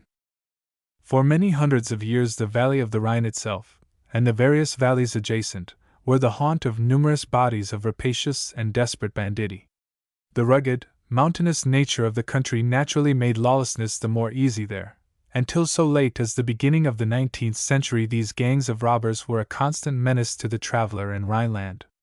At the time of the French Revolution, indeed, and for some decades thereafter, the district was literally infested with thieves, for the unsettled state of Europe at this date perforce tended to bring desperadoes from far and near, and for a while the inhabitants of the different villages on the banks of the Rhine endured a veritable reign of terror. But almost from the outset the brigands realized that they would soon be undone if they grew too numerous. They knew that, in that event, strong military measures would probably be taken against them, so they made every effort to practice that union which is proverbially strength, and to prevent the enlisting in their ranks of anyone likely to prove cowardly or perfidious. In some cases, too, they actually had a well and capably organized system whereby one of their number could escape quickly, if need be, from the scene of his crime, for, like the French prisoners described in Stevenson's St. Ives, they had a line of sanctuaries extending perhaps into Austria or Italy, the retreat in most instances being an inn whose keeper was sworn to hide and protect his robber guest at all costs. In short, there was honor among these thieves, and even a certain spirit of Freemasonry, while, more important still, the captain of a band was very often in league with the few police officials of the neighborhood. The great highwaymen of Stuart and George in England, for example, that gallant Beau Brocade of whom Mr. Austin Dobson writes, were mostly content with waylaying a chance passer-by, while their contemporaries in France usually worked on this principle also, as witness the deeds of the band who figure in Théophile Gautier's story Le Capitaine Fracasse. But the robbers of the Rhine were of different metal from these, and often it was almost a predatory warfare rather than mere brigandage which they carried on. Frequently they had an agent in each of the villages on the river, this agent being usually a member of the scattered remnant of Israel, and the business of this person was to discover a house containing especial wealth, and then to inform the robbers accordingly. Having gleaned the requisite information in this wise, the gang would sally down from the mountains at dead of night, and it was customary, as they drew near to their prey, for the captain to call his henchmen to attention and see that each was ready for the imminent fray. Then, having gagged the village watchman and muffled his bell, they would proceed to surround the house they intended to rifle, and, should resistance be offered, to batter in the door with a log or other instrument. Sometimes it would transpire that the Jewish agent had misinformed them, telling them of booty where booty there was little, and woe betide him should this prove the state of affairs. Moreover, unlike the brigands in Gil Blas, these scoundrels of the Rhine would not be encumbered by prisoners, and they were wont to slay outright all who were minded to show fight. Yet to their own brotherhood the robbers were invariably loyal, seldom failing to carry away with them such of their confreres as were wounded in the assault, for each was sworn to support his fellows under all circumstances, and awful was the fate of the marauder who violated this compact. It is told of a band commanded by one Picard, a cruel but brave leader, that one of its members chanced to be captured, and with a view to purchasing his freedom he gave information about the whereabouts of his chief. The next night, as the captive lay in his dungeon, a masked face suddenly appeared at the barred window, and in awestruck tones the prisoner asked the newcomer to declare his identity. "I am Picard, your captain," came the answer. "As in duty bound, I have risked my life to set you free." And having spoken thus, he proceeded to file through one of the bars, which being accomplished, the reprobate was drawn out of his cell by the aid of a rope. He breathed freely now, finding himself once more among some of his old comrades, but a moment later Picard addressed him again. "Traitor," he snarled, "do not think that your perfidy has failed to reach our ears. You must pay the full penalty." "Mercy!" cried the unfortunate one. "At least let me die in action. Lead on against some foe, and let me fall at their hands." "Cowards," retorted Picard, "deserve no such gallant fate." And with these words he drove his sword deep into the heart of the traitor. In general, it was a point of honor among these bandits that none should reveal to a woman anything about the doings of his band, and one story relates how a young brigand, on the eve of setting out on his first predatory expedition, was rash enough to inform his sweetheart whither he and his mates were bound. Their commander was a Captain Jikjak, reputed something of a wit, and betimes, after the brigands had marched forward silently for a while, this worthy called upon them to halt. They imagined it was but the usual inspection of arms which was about to take place, but Jikjak, speaking in stentorian tones, told them that a traitor was in their midst, and pointing to the culprit, he bade him step forth. The young man pled his youth as an excuse for his fault, and he told the captain that, could he but get a chance to show his prowess once, they would soon see that he was as gallant a robber as any of them.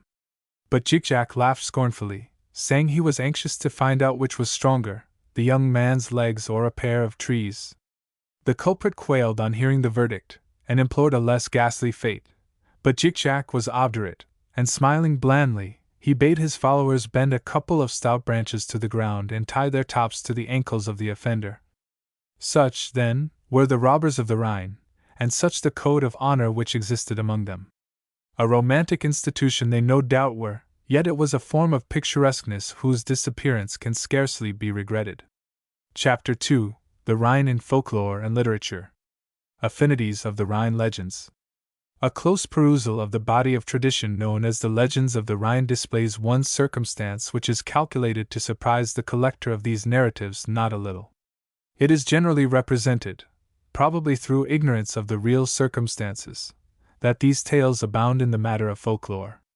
This is, however, by no means the case, and even a superficial examination of them will prove most of them to be allied to the matter of romance in a much more intimate way than they approach that of folklore.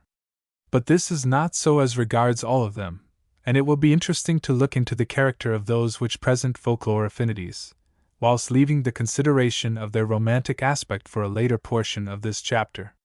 By right of precedence, among the legends of the Rhine which possess folklore characteristics is the wonderful legend of the Lorelei, a word derived from the Old High German le, to lurk, and lie, a rock. The height from which the bewitching water spirit sent her song floating over the waves of the Rhine is situated near St. Gore, and possesses a remarkable echo which may partly account for the legend. The Lorelei. Many are the legends which cluster round the name of the Lorelei. In some of the earlier traditions she is represented as an Undine, combing her hair on the Lorelei berg and singing bewitching strains wherewith to lure mariners to their death, and one such legend relates how an old soldier named Dieithr undertook to capture her. Graf Ludwig, son of the Prince Palatine, had been caught in her toils, his frail bark wrecked, and he himself caught in the whirlpool and drowned. The prince, grievously stricken at the melancholy occurrence, longed to avenge his son's death on the evil enchantress who had wrought such havoc. Among his retainers there was but one who would undertake the venture, a captain of the guard named Dieithr, and the sole reward he craved was permission to cast the Lorelei into the depths she haunted should he succeed in capturing her. Dieithr and his little band of warriors ascended the Lorelei's rock in such a way as to cut off all retreat on the landward side.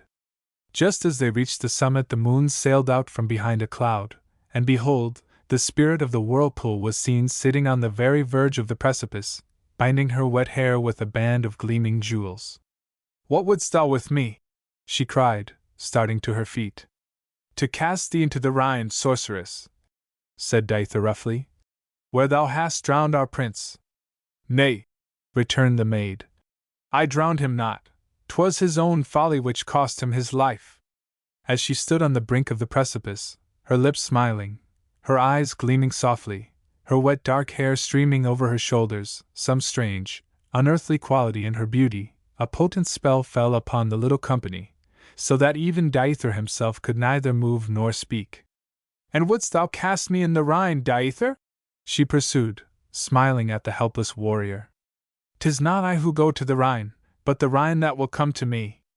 Then loosening the jeweled band from her hair, she flung it on the water and cried aloud, "Father, send me thy white steeds, that I may cross the river in safety." Instantly, as at her bidding, a wild storm arose, and the river, overflowing its banks, foamed right up to the summit of the Lorelei rock. 3 white-crested waves, resembling 3 white horses, mounted the steep, and into the hollowed trough behind them the Lorelei stepped as into a chariot, to be whirled out into the stream. Meanwhile Dieithr and his companions were almost overwhelmed by the floods, yet they were unable to stir hand or foot. In midstream the Undine sank beneath the waves, the spell was broken, the waters subsided, and the captain and his men were free to return home. Nevermore, they vowed, would they seek to capture the Lorelei, the forsaken bride. There is a later and more popular legend of the Lorelei than the foregoing. According to this tale, Lorelei was a maiden of surpassing beauty who dwelt in the town of Bacharach in medieval times. So potent were her attractions that every gallant on whom her eye rested fell hopelessly in love with her, while her ever-widening fame drew suitors in plenty from all parts of the country. The dismissed lovers wandered disconsolately in the neighboring forests, vowing to take their lives rather than suffer the pangs of unrequited passion, while occasionally the threat was fulfilled, and a brave knight would cast himself into the Rhine and perish for love of the cold and cruel maid. Thus her fatal beauty played havoc among the flower of German chivalry. But she, dowered with virtue and goodness, as well as with more transient charms, trembled when she saw the effect of her attractions on her many lovers, and secluded herself as closely as possible. The truth was, she had given her heart into the keeping of a young knight who, after plighting his troth with her, had ridden away to the wars, his military ardor and desire for glory triumphing over his love. Years had gone by, yet he did not return, and Lorelei thought that he had perished on the field of battle, or had taken another bride and forgotten her. But she remained true to him in spite of his long silence, and spent her days in tears and prayers for his safety. Meanwhile she was besieged by an ever-increasing band of suitors, to whom her retiring disposition and sorrowful mien but made her the more desirable. Then it began to be rumored abroad that she was a sorceress, who won the hearts of men by magic art and with the aid of the evil one. The rumor was spread broadcast by jealous and disappointed women who saw their menfolk succumb to the fatal charms of the Maid of Bacharach. Mothers noticed their sons grow pale and woebegone because of her, maids their erstwhile lovers sighing out a hopeless passion for the beautiful Lorelei, so they brought against her accusations of sorcery, which in those days generally led to the death of the victim by burning. So grievously did these malign whispers add to the already heavy burden of the maid that she surrendered herself to be tried, hardly caring whether or not she were found guilty. She was summoned before the criminal court held at Rennes by the Archbishop of Cologne, and charged with practicing the black art in order to ensnare men's affections. However, when she appeared before the court, her beauty so impressed the assembly, and even the old Archbishop himself, that none could believe her guilty. Her lovely face bore the imprint of innocence, her grief touched every heart, and on all sides she was treated with the greatest respect and kindness. The old prelate assured her that she would not be judged harshly, but begged to hear from her own lips that she was innocent of the foul charge brought against her. This assurance she gave with artless simplicity, and a murmur of approval went up from the crowd. The sympathy of those present, for even her accusers were melted, and the kindness of the aged churchman who was her judge moved her to confess her unhappy love story. "I pray thee," she concluded wearily, "I pray thee, my lord, let me die. I know, alas! that many true knights have died for love of me, and now I fain would die for the sake of one who hath forsaken me." The prelate, moved almost to tears by the pathetic story, laid his hand on the head of the weeping maid. "Thou shalt not die, fair maiden," he said. "I will send thee to a convent, where thou mayst live in peace." And calling to his side 3 trusty old knights, he bade them conduct Lorelei to the convent across the river, and charged the abbess to treat her with the greatest kindness. Having blessed the maid once more, he bade them go. On their way to the convent they must needs pass the rock since known as the Loreleiberg, and the girl, who had maintained a pensive silence all the way, now observed that she would fain ascend the rock and look for the last time at the castle of her betrothed knight. Her escort would have courteously assisted her, but she, with the agility of youth, easily outstripped them, and stood alone on the summit, surveying the fair scene before her. A light bark was sailing up the river, and as she gazed on it Lorelei uttered a loud cry, for there in the bow stood her truant lover. The knight and his train heard the shriek and beheld with horror the maiden standing with outstretched arms on the very edge of the precipice. The steering of the boat was forgotten for the moment, and the frail craft ran on the rocks. Lorelei saw her lover's peril and, calling his name, leapt into the tide. Nothing more was seen of the lovers. Together they sleep the sleep of death beneath the waters of the Rhine. A blending of legends.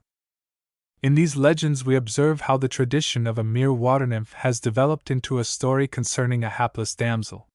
The first applies to the Lorelei as a water spirit pure and simple, but legends which refer to beings originally water spirits have a knack of becoming associated in later times with stories of distressed ladies.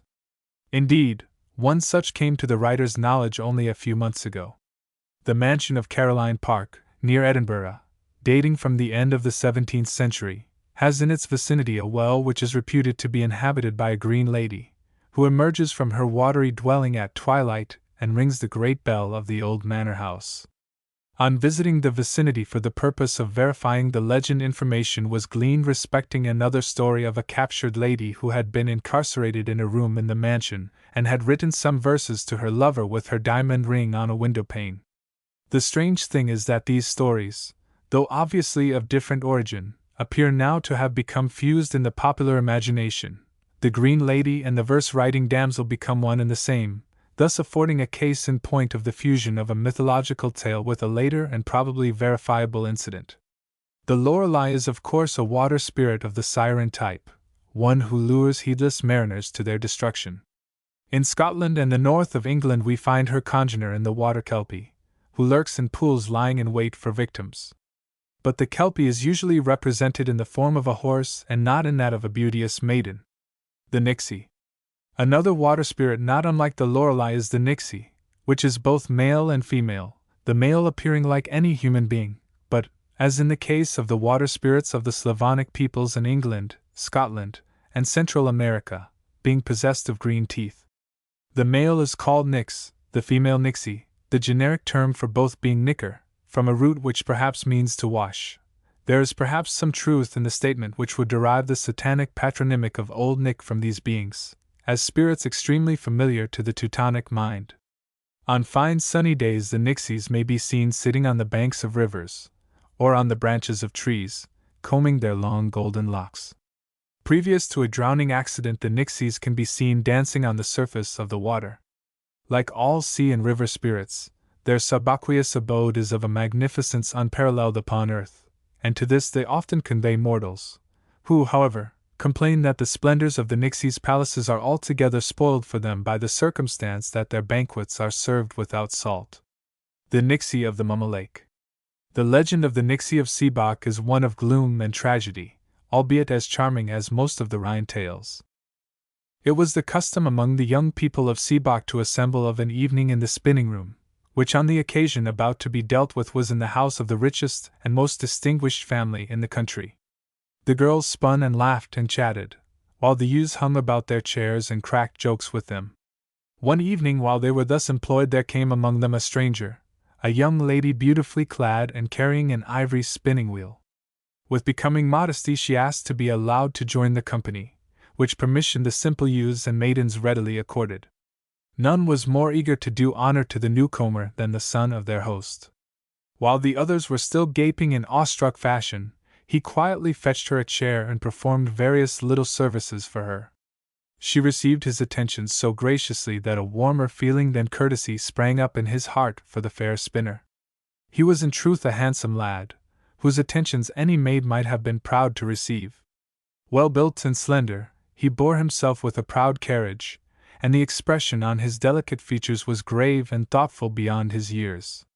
When at length the fair visitor departed, he loitered disconsolate and restless, listening to the idle surmises of the peasant youths concerning the identity of the lady, but offering no opinion himself. On the following day at the same hour she again appeared and, seeing her cavalier of the previous day, smiled and bowed to him. The young man glowed with pleasure, and diffidently renewed his attentions. Day after day the lady of the spinning wheel joined the company, and it was noted that the girls were brighter and more diligent, and the young men more gentle and courteous, for her coming. It was whispered among them that she was a Nixie from the Mama Lake far under the mountains, for never mortal was so richly endowed with beauty and grace. As time went on the son of the house grew more and more melancholy as his love for the fair unknown became deeper. Only during the brief hour of her visit would he show any cheerfulness. All the rest of the day he would mope in silent wretchedness. His friends saw with distress the change which had come over him, but they were powerless to alter matters. The lady could not be persuaded to remain beyond her usual hour, nor to give any hint of her identity. One day, thinking to prolong her visit, the young man put back the hands of the clock. When the hour drew near for her to depart, he slipped out of the house so that he might follow her and find out where she lived. When the hour struck, the lady, who seemed to have feared that she was late, walked hastily from the house in the direction of the lake. So quickly did she walk that the youth following in her path could scarcely keep pace with her. She did not pause when she reached the shore, but plunged directly into the water. A low, moaning sound rose from the waves, which boiled and bubbled furiously, and the young man, fearing that some evil had befallen the maid, sprang in after her, but the cruel currents dragged him down, and he sank out of sight. Next day his body was found floating on the lake by some woodcutters, and the Nixie of the Mama Lake was seen no more. The Wild Huntsman. One of the most interesting Rhine myths is that concerning the Wild Huntsman, which is known all over Rhineland, and which is connected with many of its localities. The tale goes that on windy nights the Wild Huntsman, with his yelling pack of hounds, sweeps through the air, his prey departing souls. The huntsman is, of course, Odin, who in some of his aspects was a hunter-god. The English legend of Herne the Hunter, who haunts Windsor Park, is allied to this, and there can be little doubt that Herne is Odin. Indeed, it is here suggested that the name Herne may in some way be connected with one of Odin's titles, Hari, the High One. It was the legend of the Wild Huntsman that inspired Sir Walter Scott to write one of his finest ballads of the mysterious. An Edinburgh friend had perused a ballad by Burger, entitled Lenore, but all he could remember of it were the following 4 lines: "Tramp, tramp, across the land they ride, splash, splash, across the sea. Hurrah! The dead can ride apace, dost fear to ride with me?" This verse fired Scott's imagination. He liked this sort of thing, and could do it very well himself. So on reaching home he sat down to the composition of the following ballad, of which we give the most outstanding verses. Dwarfs and Gnomes. Beings of the dwarf race swarmed on the banks of Rhine. First and foremost among these are the gnomes, who guard the subterranean treasures, but who on occasion reveal them to mortals. We meet with these very frequently under different guises, as, for instance, in the case of the Cooper of Auerbach, and the yellow dwarf who appears in the legend of Elfeld. The Heldenbuch, the ancient book in which are collected the deeds of the German heroes of old, says that God gave the dwarfs being because the land on the mountains was altogether waste and uncultivated, and there was much store of silver and gold and precious stones and pearls still in the mountains. Wherefore God made the dwarfs very artful and wise, that they might know good and evil right well, and for what everything was good. Some stones give great strength, some make those who carry them about them invisible. That is called a mistcap, and therefore did God give the dwarfs skill and wisdom. Therefore they built handsome hollow hills, and God gave them riches. Cately, in his celebrated fairy mythology, tells of a class of dwarfs called Heinzelmännchen, who used to live and perform their exploits in Cologne. These were obviously of the same class as the brownies of Scotland, Teutonic house spirits who attached themselves to the owners of certain dwellings, and Cately culled the following anecdote regarding them from a Cologne publication issued in 1826. In the time that the Heinzelmännchen were still there was in Cologne many a baker who kept no man, for the little people used always to make, overnight, as much black and white bread as the baker wanted for his shop. In many houses they used to wash and do all their work for the maids. Now, about this time, there was an expert tailor to whom they appeared to have taken a great fancy, for when he married he found in his house, on the wedding day, the finest victuals and the most beautiful utensils, which the little folk had stolen elsewhere and brought to their favorite. When, with time, his family increased, the little ones used to give the tailor's wife considerable aid in her household affairs. They washed for her, and on holidays and festival times they scoured the copper and tin, and the house from the garret to the cellar. If at any time the tailor had a press of work, he was sure to find it all ready done for him in the morning by the Heinzelmännchen. But curiosity began now to torment the tailor's wife, and she was dying to get one sight of the Heinzelmännchen, but do what she would she could never compass it. She one time strewed peas all down the stairs that they might fall and hurt themselves, and that so she might see them next morning. But this project missed, and since that time the Heinzelmännchen have totally disappeared, as has been everywhere the case, owing to the curiosity of people, which has at all times been the destruction of so much of what was beautiful in the world. The Heinzelmännchen, in consequence of this, went off all in a body out of the town, with music playing, but people could only hear the music, for no one could see the mannikins themselves, who forthwith got into a ship and went away, whither no one knows. The good times, however, are said to have disappeared from Cologne along with the Heinzelmännchen. St. Ursula. One of the most interesting figures in connection with Rhenish mythology is that of St. Ursula, whose legend is as follows. Just 2 centuries after the birth of Christ, Vianist was king of Britain. Happy in his realm, his subjects were prosperous and contented, but care was in the heart of the monarch, for he was childless. At length his consort, Daria, bore him a daughter, who as she grew up in years increased in holiness, until all men regarded her as a saint, and she, devoting herself to a religious life, refused all offers of marriage, to the great grief of her parents, who were again troubled by the thought that their dynasty would fail for want of an heir. Charmed with the rumor of her virtues, a German prince, Agrippus, asked her as a wife for his son, but the suit was declined by the maiden until an angel appeared to her in a dream and said that the nuptials ought to take place. In obedience to this heavenly mentor, St. Ursula no longer urged her former scruples, and her father hastened to make preparations of suitable magnificence for her departure to the Rhine, on whose banks her future home was to be. 11,000 virgins were selected from the noblest families of Britain to accompany their princess, who, marshalling them on the seashore, bade them sing a hymn to the Most High and dismiss all fears of the ocean, for she had been gifted with a divine knowledge of navigation and would guide them safely on their way. Accordingly, St. Ursula dismissed all the seamen, and standing on the deck of the principal vessel, she gave orders to her 11,000 maiden followers, who, under the influence of inspiration, flitted over the ships dressed in virgin white, now tending the sails, now fixing the ropes, now guiding the helm, until they reached the mouth of the Rhine, up which they sailed in saintly procession to Cologne. Here they were received with great honors by the Roman governor of the place. But soon they left the city to ascend the stream to Basel on their way to Rome, to which holy city St. Ursula had determined upon making a pilgrimage. Wherever upon their journey they met the officers of state, they were received as befitted their heavenly mission, and from Basel were accompanied by Panchilus, who was afterward canonized, and whose portrait is to be seen in the church of St. Ursula. Once at Rome, Pope Cyriacus himself was so affected by their devoted piety that, after praying with them at the tombs of the apostles, he determined on abdicating the pontifical office to accompany them on their return down the Rhine to Cologne. At Mayence they were joined by Prince Coman, the son of Agrippus, who for love of his betrothed at once forsook the errors of his pagan faith and was baptized.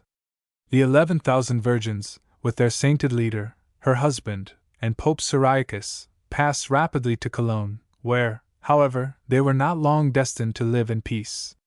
A horde of barbarians from the north invaded the place, and having gained possession of the city, they slew the virgin retinue of St. Ursula, the venerable Pope, the saint herself, and her spouse Coman, after inflicting the most horrible tortures upon them.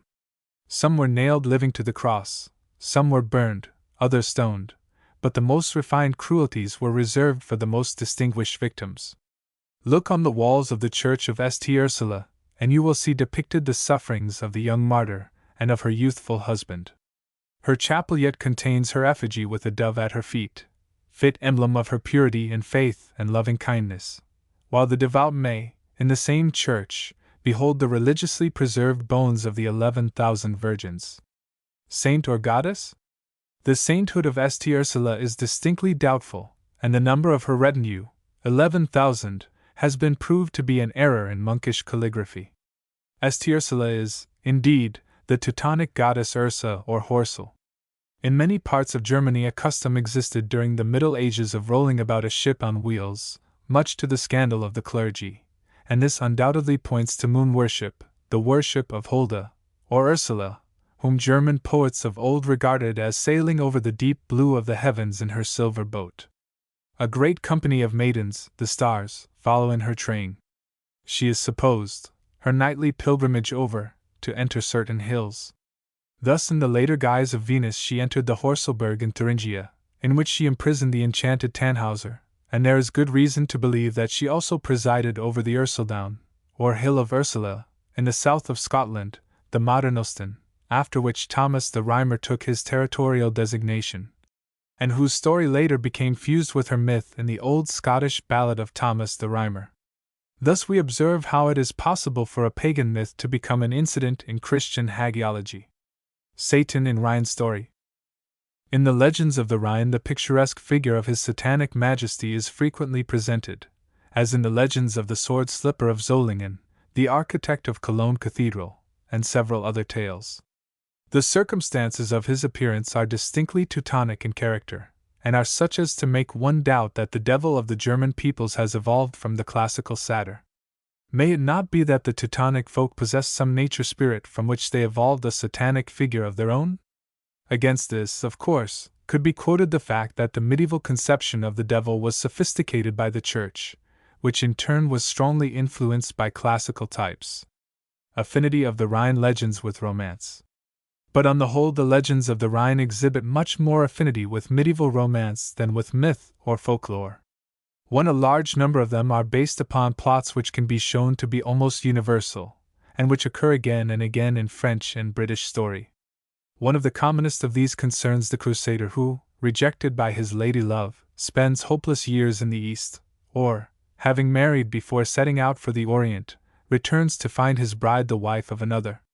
The Crusader exercised a strong influence upon the literature of medieval Europe, and that influence we find in a very marked degree in the legends of the Rhine. Again, a number of these tales undoubtedly consist of older materials not necessarily mythical in origin, over which a later medieval color has been cast. Unhappily, many of these beautiful old legends have been greatly marred by the absurd sentimentality of the German writers of the early 19th century, and their dramatis personae, instead of exhibiting the characteristics of sturdy medieval German folk, possess the mincing and lackadaisical manners which marked the Franco-German novel of a century ago. This contrasts most ludicrously in many cases with the simple, almost childlike, honesty which is typical of all early Teutonic literature. Had a Charles Lamb, a Leigh Hunt, or an Edgar Allan Poe recast these tales, how different would have been their treatment. Before the time of Schiller and Goethe, French models prevailed in German literature. These wizards of the pen recovered the German spirit of mystery, and brought back to their haunts gnomes, kobolds, and water sprites. But the mischief had been done ere they dawned upon the horizon, and there were other parts of Germany which appeared to them more suitable for literary presentment than the Rhine, save perhaps in drama. Moreover, the inherent sentimentality of the German character, however fitted to bring out the mysterious atmosphere which clings to these legends, has weakened them considerably.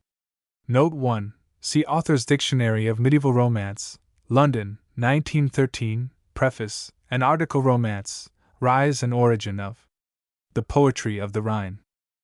Robert Louis Stevenson, exiled in the South Pacific Islands, used to speak with passionate fondness of the rivers of his native Scotland, the country he loved so dearly, but which the jealous fates forbade him to visit during fully half his life. Garry and Tummel, Tweed and Tay, he used to think of these as of something almost sacred, while even the name of that insignificant stream, the Water of Leith, sounded on his ear like sweet music, evoking a strangely tender and pathetic emotion. And this emotion, crystallized so beautifully by Stevenson in one of his essays and memories and portraits, must have been felt, too, by many other exiles wandering in foreign parts, for surely an analogous feeling has been experienced sometimes by every traveler of sensitive and imaginative temperament, particularly the traveler exiled irrevocably from his home and longing passionately to see it. Horatius, about to plunge into the Tiber, addressed it as his Father and God, charging it to care well for his life and fortunes in which those of all Rome were involved for the time being. Ecce Tiber! Was the glad cry of the Romans on beholding the Tay, a cry which shows once again with what ardent devotion they thought of the river which passed by their native city, while Naaman the Syrian, told that his sickness would be cured would he but lave his leprous limbs in the Jordan, exclaimed aghast against a prescription which appeared to him nothing short of sacrilegious and insulting, and declared that there were better and nobler streams in his own land. Even the deadly complaint with which he was smitten could not shake his fidelity to these, could not alter his conviction that they were superior to alien streams, and the truth is that nearly every great river, perhaps because its perpetual motion makes it seem verily a living thing, has a way of establishing itself in the hearts of those who dwell by its banks. The Rhine is no exception to this rule; on the contrary, it is a notable illustration thereof. From time immemorial the name of the mighty stream has been sacred to the Germans, while gradually a halo of romantic glamour has wound itself about the river, a halo which appeals potently even to many who have never seen the Vaterland. Am Rhine, is there not magic in the words? And how they call up dreams of robber barons, each with his strange castle built on the edge of a precipice overlooking the rushing stream, fiends of glade and dell, sprites of the river and whirlpool, weird huntsmen, and all the dramatis personae of legend and tradition. The Rhine has ever held a wide fame in the domain of literature. For there is scarcely a place on the river's banks but has its legend which has been enshrined in song, and some of these songs are so old that the names of their makers have long since been forgotten. Yes, we have to go very far back indeed would we study the poetry of the Rhine adequately. We have to penetrate deeply into the Middle Ages, dim and mysterious. And looking back thus, and pondering on these legendary and anonymous writings, a poem which soon drifts into recollection is one whose scene is laid near the little town of Lorch, or Lorch. Hard by this town is a mountain, known to geographers as Kedrich, but hailed popularly as the Devil's Ladder, nor is the name altogether misplaced or undeserved, the mountain being exceeding precipitous, and its beetling, rocky sides seeming well nigh inaccessible. This steepness, however, did not daunt the hero of the poem in question, a certain Sir Hilchen von Lorch. A saddle, said to have belonged to him, is still preserved in the town, but on what manner of steed he was wont to ride is not told explicitly, and truly it must have been a veritable Bucephalus. For the nameless poet relates that Sir Hilchen, being enamored of a lady whom angry gnomes had carried to the top of Kedrich and imprisoned there, rode at full gallop right up the side of the mountain, and rescued the fair one. So the tale begins, while at the end the knight is represented exulting in his doughty action. Andernach. There are several different versions of this legend, each of them just as extraordinary as the foregoing. It is evident, moreover, that matter of this sort appealed very keenly to the medieval dwellers by the Rhine, much of the further legendary lore encircling the river being concerned with deeds no less amazing than this of Sir Hilchen's. And among things which recount such events a notable instance is a poem consecrated to the castle of Andernach. Here, once upon a time, dwelt a count bearing the now famous name of Siegfried, and being of a religious disposition, he threw in his lot with a band of crusaders. For a long while, in consequence, he was absent from his ancestral domain, and at length, returning thither, he was told by various lying tongues that his beautiful wife, Genevieve, had been unfaithful to him in his absence, the chief bearer of the fell news being one Golo.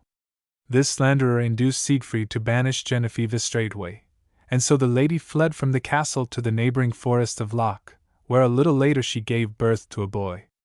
Thenceforth mother and son lived together in the wilds, and though these were infested by wild robbers, and full of wolves and other ravening beasts, the pair of exiles contrived to go unscathed year after year, while, more wonderful still, they managed to find daily sustenance.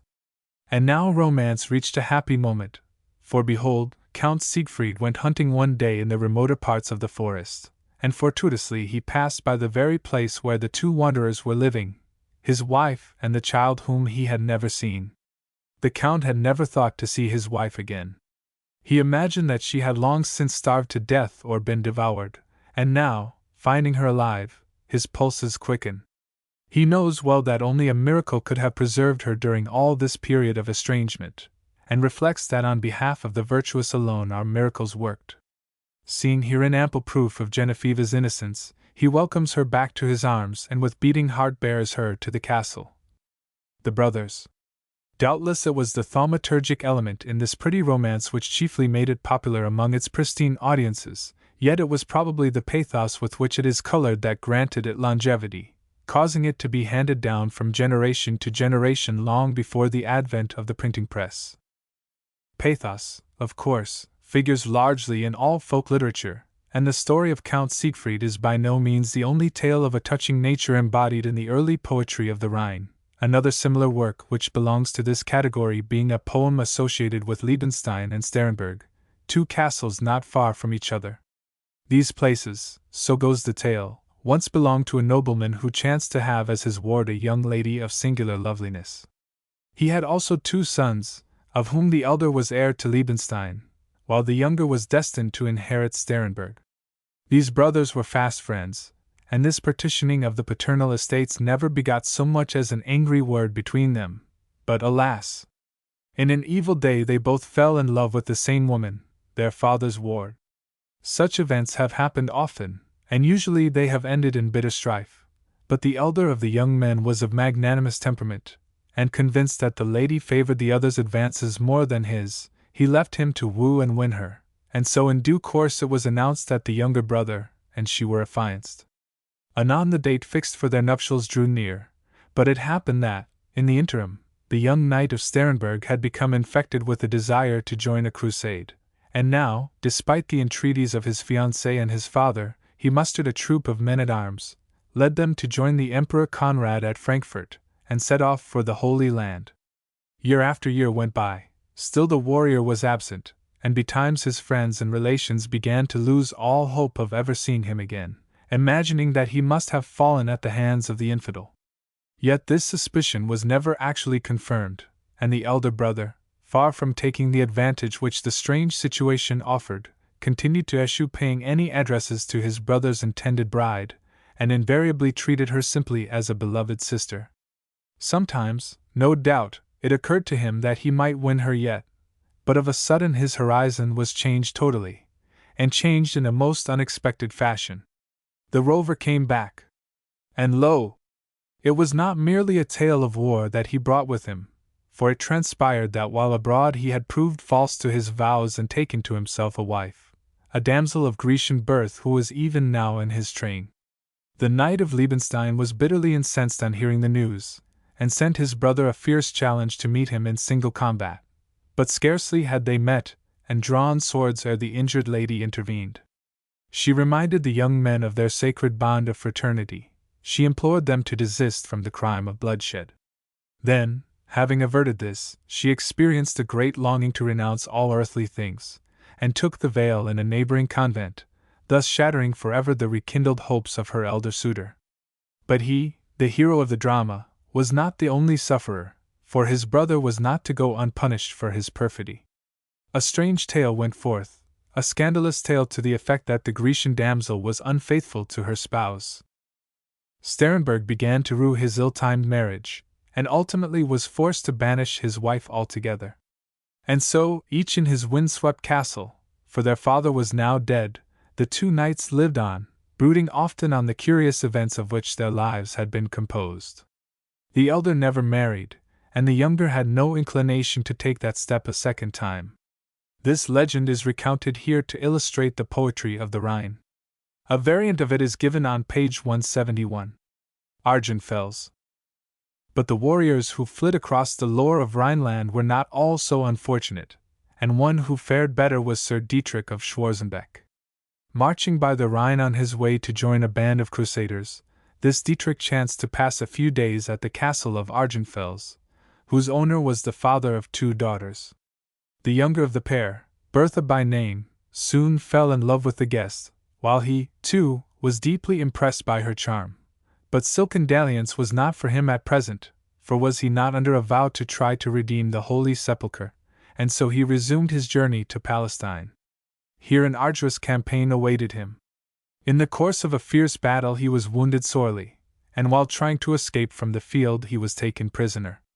This was a terrible fate, a far worse fate than death, for the Saracens usually sold their captives as slaves, and Sir Dietrich, as he languished in captivity, wondering whether he was destined to spend the rest of his days serving the infidel in some menial capacity, vowed that if he should ever regain his native Germany he would build there a chapel to St. Peter. Nor did his piety go unrewarded, for shortly afterward a body of his compatriots came to his aid, worsted his foes, and set him free. A joyful day was this for the crusader, but it was not his pious vow that he thought of first. He made for Argentfels, eager to see again the bright eyes of the lady who had enchanted him. Day and night he rode, and as he drew nearer to the castle his passion grew stronger within him. But, alas!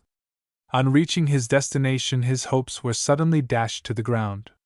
War had meantime been waged in the neighborhood of Bertha's home. Her father had been involved, his castle burnt to the ground, and the two daughters had disappeared. Peradventure they had perished, surmised the knight, but he swore he would leave nothing undone which might lead to the restoration of his beloved.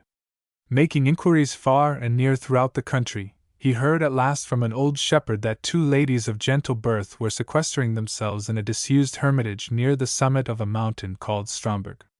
"Is it indeed they?" thought Sir Dietrich. He clambered up the rocky steep leading to the hermitage, and a wistful sound greeted his ears, the sound of maidens' voices offering up vespers.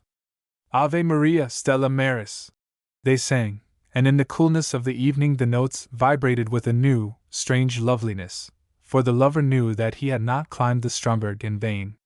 He returned, bringing Bertha with him, and in due course she became his bride. Yet the fairest rose has its thorns, and the happiness of the pair was not to be wholly undimmed by clouds. For Bertha's sister, showing a curious perversity, expressed a desire to remain in the abode which had sheltered her of late, and nothing could induce her to alter this decision.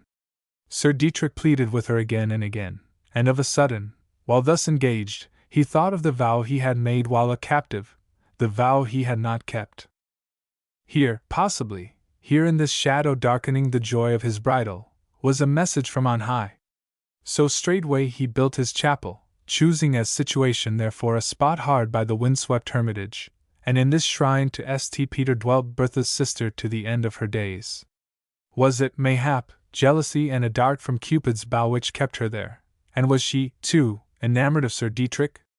Well, the poet who tells the story certainly thought so. Drinking songs of the Rhine. It were a lengthy matter to recount the many other poems of Rhineland akin to those mustered above, and enough has been said to indicate their general characteristics, while an ancient Rhine classic of yet a different kind, The Mouse Tower, given elsewhere, is so familiar owing to Southey's English version that it were superfluous to offer any synopsis or criticism of it here. Then a class of poems of which the great river's early literature is naturally replete are those concerned with the growing of the vine and the making of Rhenish, prominent among these being one consecrated to Bacharach, a town which was a famous center of the wine industry in the Middle Ages. Near Bacharach there is a huge stone in the Rhine which, known as the altar of Bacchus, is visible only on rare occasions, when the river chances to be particularly low, and in olden times, whenever this stone was seen, the event was hailed by the townsfolk as an omen that their next grape harvest would be an exceptionally successful one. It is with this altar of Bacchus that the poem in question deals. But coming to modern times, many of the Rhine drinking songs are also concerned to some extent with patriotism, an element which seems to go hand in hand with the Bacchanal the world over, and a typical item in this category is the Rhine wine lied of George Herwegh, a poet of the first half of the 19th century. A better patriotic song of Rhineland, however, is one by a slightly earlier poet, Wolfgang Müller, a native of Königswinter, near Bonn, who sings with passionate devotion of the great river, dwelling lovingly on its natural beauties, and exalting it above all other streams.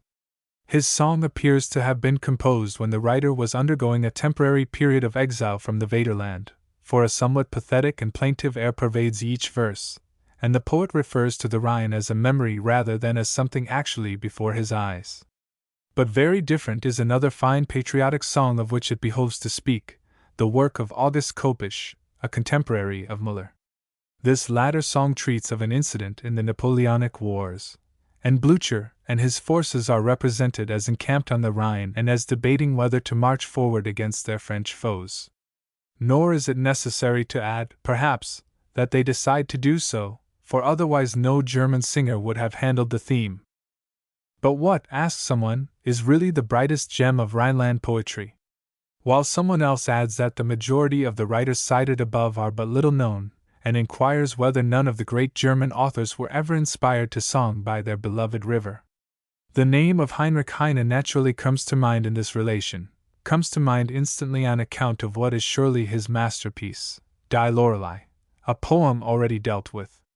But Heine's version far transcends all others, and pondering on its beauty, we think first of its gentle, andante music, a music which steals through the senses like a subtle perfume. There, surely, is a sound as lovely as the faithful maiden herself ever sang, and here, again, is a verse which is a tour de force in the craft of landscape painting, for not only are the externals of the scene summoned vividly before the reader's eyes, but some of the mystery and strangely wistful appeal of nature are likewise found in the lines. Chapter 3, Cleves to the Lohengrin. The tale or myth of the Knight of the Swan who came to the succor of the youthful Duchess of Brabant is based upon motives more or less common in folklore, the enchantment of human beings into swans, and the taboo whereby, as in the case of Cupid and Psyche, the husband forbids the wife to question him as to his identity, or to look upon him. The myth has been treated by both French and German romancers, but the latter attached it loosely to the Grail legend, thus turning it to mystical use. As a purely German story, it is found at the conclusion of Wolfram von Eschenbach's Parzival, one from which the following version is drawn. The name of the hero as written by Wolfram, Lohengrin, may possibly be traced to Garin le Loirin or Garin of Lorraine. Wagner's version is taken from the same source, but the mighty master of melody altered many of the details for dramatic and other reasons.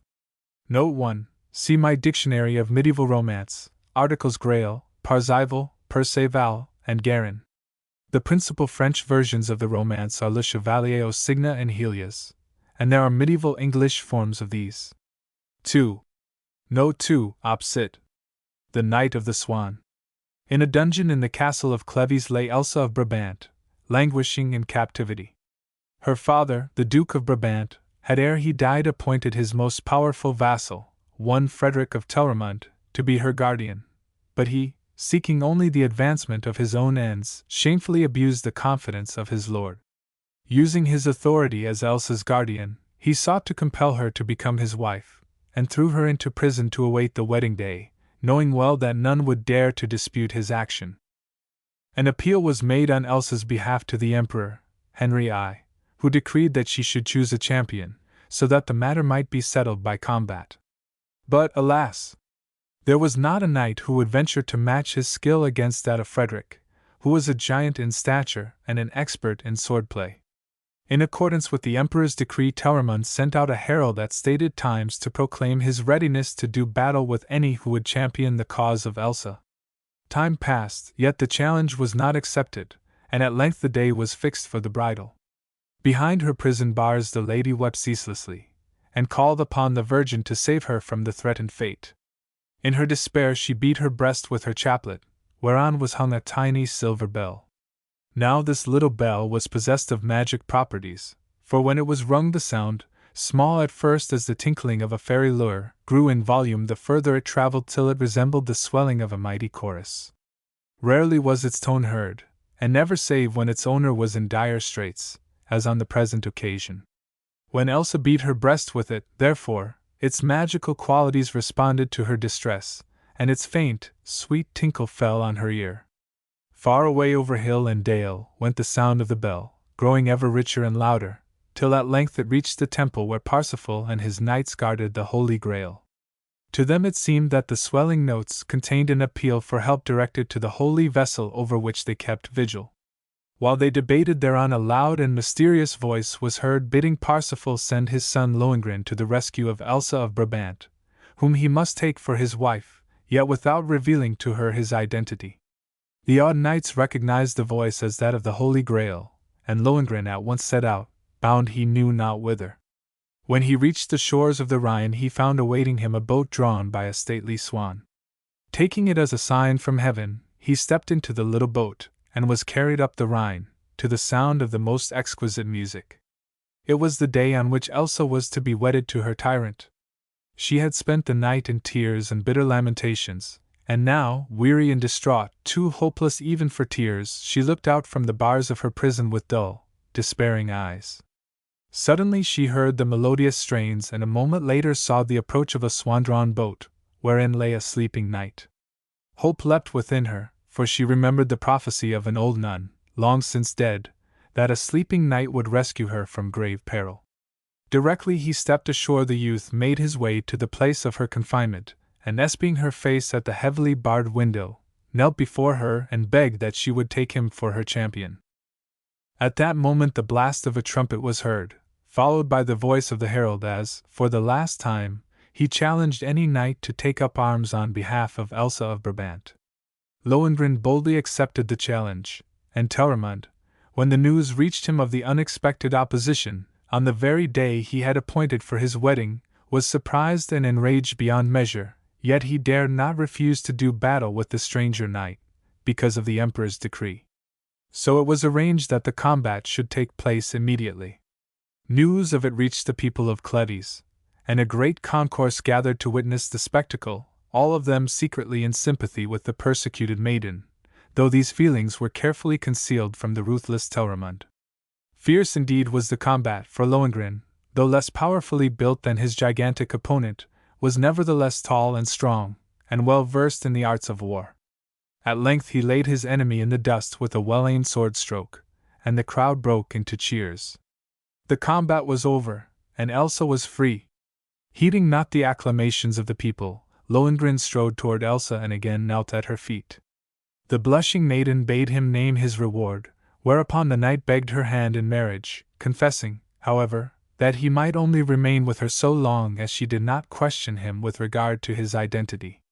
It seemed a small condition to Elsa, who willingly promised to restrain any curiosity she might feel concerning his name and place of abode. The cheers of the populace were redoubled when they learned that Elsa was to bestow her hand on the Swan Knight. In a few weeks the couple were married, and henceforth for a good many years they lived together very happily. 3 sons were born to them, who grew in time to be handsome and chivalrous lads, of noble bearing and knightly disposition. Then it was that Elsa, who had hitherto faithfully kept her promise to her husband, began to fancy that she and her sons had a grievance in that the latter were not permitted to bear their father's name. For a time she brooded in silence over her grievance, but at length it was fanned into open rebellion by a breath of outside suspicion. Some of the people looked askance at the knight whose name no one knew. So Elsa openly reproached her husband with his secrecy, and begged that for the benefit of their sons he would reveal his name and station. Even the children of humble parents, the children of the peasants, of their own retainers, had a right to their father's name, and why not her sons also? Lohengrin paled at her foolish words, for to him they were the sign that he must leave his wife and family and betake himself once more to the temple of the Holy Grail. "O Elsa," he said sorrowfully, "thou knowest not what thou hast done. Thy promise is broken, and today I must leave thee forever." And with that he blew a blast on his silver horn. Elsa had already repented her rash words, and right earnestly she besought him to remain by her side. But, alas! Her tears and pleadings were in vain, for, even as her entreaties were uttered, she heard the exquisite strains of music which had first heralded her lover's approach, while from the window of the castle she espied the swan boat rapidly drawing toward the shore. With grave tenderness Lohengrin bade farewell to his wife and family, first, however, revealing to them his identity, and commending them to the care of some of his trusty followers. Tradition tells that Elsa did not long survive the loss of her beloved husband, but her sons became brave knights, well worthy of the proud name they bore. A legend of Liege. A legend of Liege. And is not Liege itself now almost legendary? Its venerable church, its world-famous library replete with the priceless treasures of the past, with records stored of deeds long since forgot. Where are they, but crumbling clusters of ruins fired by the barbarian torch whose glow, we were told, was to enlighten an ignorant and uncultured Europe? But one gem remains, the wonderful Hôtel de Ville, type of the Renaissance spirit in Flanders. Liege may be laid in ruins, but the memory of what it was can never die. And the same may be said of those splendors in stone, those wonders of medieval architecture, even the blackened walls of which possess a dignity and beauty which will ever assist the imagination to recreate the picture of what has been. Liege is a city of the Middle Ages. Time was when the place boasted but a single forge, and though bucklers were heaped beside the anvil, and swords and spears lay waiting for repair, the blacksmith leant against his doorpost, gazing idly up the hillside. Gradually he was aware of a figure, which seemed to have grown into shape from a furze bush, or to have risen from behind a stone, and as it descended the slope he eyed curiously the grimy face, long beard, and squat form of what he was half unwilling to recognize as a human being. Hobbling awkwardly, and shrugging his shoulders as though cold, the man came in time to the smithy door. "What? Jacques Perron, idle when work is to be done! Idle smith! Idle smith! The horse lacks the bit, and the rider the spur. Idle smith! Idle smith!" "Idle enough," quoth Jacques. "I'm as idle as you are ugly, but I can't get charcoal any more than you can get beauty, so I must stand still, and you be content with your face, though I'd fain earn a loaf and a cup full enough for both of us this winter morning." Though the strange man must have known he was horribly ugly, that is, if he ever bent to drink of the clear bright waters of the lovely Meuse, which reflected in those days every lily bell and every grass blade which grew upon its banks, and gave a faithful portrait in its cool waters of every creature that leant over them, though he was certainly the most frightful creature that had ever met the blacksmith's sight. It was evident enough that he did not like being called ugly face. But when the honest, good-natured smith spoke of earning a draft for his new acquaintance as well as himself, he smacked his ugly lips and twisted out a sort of smile which made him still more hideous. "Ah!" said he. "Wine's good in winter weather, wine's good in winter weather. Listen, listen! Jacques Perron! Listen, listen! Go you up the hillside, yonder, yonder!"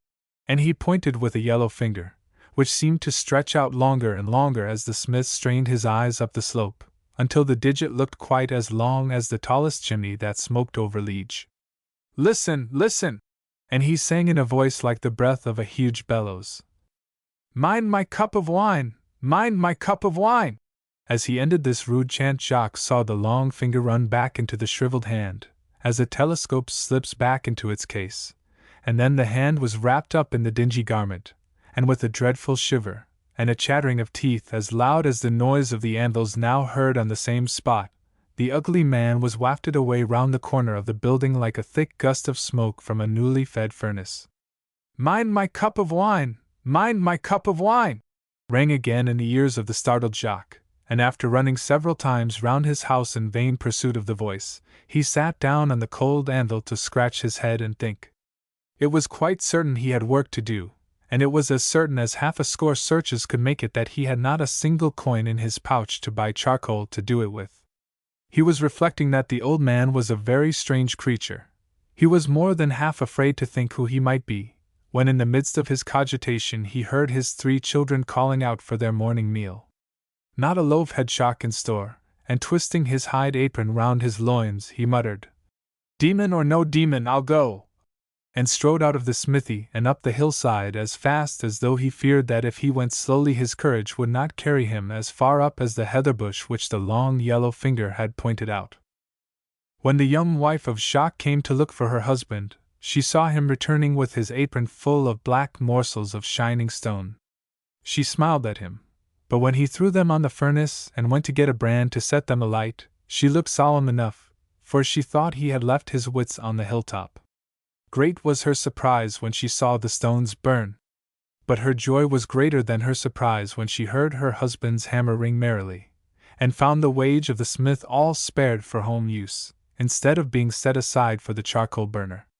That night Jacques had 2 full wine cups and, setting them on the anvil, had scarcely said to himself, "I wonder whether he'll come," when in walked the old man and, nodding familiarly, seated himself on the head of the big hammer. Jacques was a bold and grateful as well as a good-natured fellow, and in a few minutes he and his visitor were on excellent terms. No more shivering or chattering of teeth was seen or heard in the smithy that night. The black stones burned away merrily on the hearth, and the bright flames shone on the honest face of the smith as he hobnobbed with his companion, and looked as though he really thought the stranger as handsome as he certainly had been useful. He sang his best songs and told his best stories, and when the wine had melted his soul he told his new friend how dearly he loved his wife and what charming, dear creatures his children were. Demon or no demon, he swore the stranger was a good fellow, and though the visitor spoke but little, he seemed to enjoy his company very much. He laughed at the jokes, smiled at the songs, and once rather startled Jacques by letting out again his long telescope arm to pat him on his shoulder when, with a mouth full of praises of his wife, a tear sparkled in his eye as he told over again how dearly he loved his little ones. Day broke before the wine was exhausted or their hearts flagged, and when the voice of the early cock woke the swan that tended her callow brood amongst the sedges of the meuse, the old man departed. Jacques never saw him again, although he often looked in all directions when he went to the hill for a supply of fuel. But from that day Liege grew up in industry, riches, and power. Jacques had found coal, and thus became the benefactor of his native country, and the hero of this favorite legend of the Lieges. The sword slipper of Zollingen. In Zollingen, where the forges rang to the making of sword blades, many smiths had essayed to imitate the falchions of Damascus, their trenchant keenness, and their wondrous golden inlaying. But numerous as were the attempts made to recapture the ancient secret of the East, they all signally failed, and brought about the ruin of many masters of the sword slipper's art. Among these was old Ruthard, a smith grown grey in the practice of his trade. He had laid aside sufficient savings to permit himself a year's experiment in the manufacture of Damascus blades, but to no purpose. As the months wore on he saw his hard-earned gold melting steadily away. The wrinkles deepened on his brow, and his only daughter, Martha, watched the change coming over him in sorrowful silence. One evening, the evening of all evenings, the holy Christmas Eve, Martha entered the forge and saw the old man still hard at work. She gently remonstrated with him, asking him why he toiled on such an occasion. "You work, my father, As if you feared that tomorrow we might not have bread, she said. Why toil on this holy evening? Have you not sufficient for the future? You must have laid by enough for your old age. Then why fatigue yourself when others are spending the time by their own hearths in cheerful converse? The old smith's only reply was to shake his head in a melancholy manner, take some pieces of broken food in his hands, and leave the house. At that moment Wilhelm, the smith's head apprentice, entered the room. He seemed pale and disturbed, and related to Martha, to whom he was betrothed, that he had asked Ruthard for her hand. The old man had firmly told him that he could not consent to their union until he had discovered the secret of making Damascus blades. This he felt was hopeless to expect, and he had come to say goodbye, ere he set out on a quest from which he might never return. At the news Martha was greatly perturbed. She rose and clung to the young man, her wild grief venting itself in heart-rending sobs. She begged him not to depart. But his mind was fully made up, and, notwithstanding her tears and caresses, he tore himself away and quitted the house and the town. For nearly a fortnight the youth tramped over hill and valley with little in his pouch, and without much hope that the slender means of which he was possessed would bring him to the land of the Saracens, where alone he could hope to learn the great art of tempering the blades of Damascus. One evening he entered the solitary mountain country of Spessart, and, unacquainted with the labyrinths of the road, lost himself in an adjoining forest. By this time night had fallen, and he cast about for a place in which to lay his head. But the inhospitable forest showed no sign of human habitation. After wandering on, however, stumbling and falling in the darkness, he at length saw a light burning brightly at a distance. Quickly he made for it, and found that it came from the window of a cottage, at the door of which he knocked loudly. He had not long to wait for an answer, for an old woman speedily opened and inquired what he wanted at so late an hour. He told her that he desired food and lodging, for which he could pay, and he was at once admitted. She told him, however, that she expected another visitor. Whilst she cooked his supper, Wilhelm detailed to her the circumstances of his journey. After he had eaten he retired to rest, but tired as he was, he could not sleep. Later a dreadful storm arose, through the din of which he heard a loud noise, as if someone had entered the house by way of the chimney. Peering through the keyhole into the next room, he perceived a man seated at the table opposite his hostess, whose appearance filled him with misgiving. He had not much leisure for a detailed examination of this person, however, for the witch, for such she was, came to the door of his room, entered, and bade him come and be introduced to a stranger from the East who could tell him the secret of forging Damascus blades. Wilhelm followed the old woman into the other room and beheld there a swarthy man seated, wrapped in a flame-colored mantle. For a long time the stranger regarded him steadily, then demanded what he wanted from him.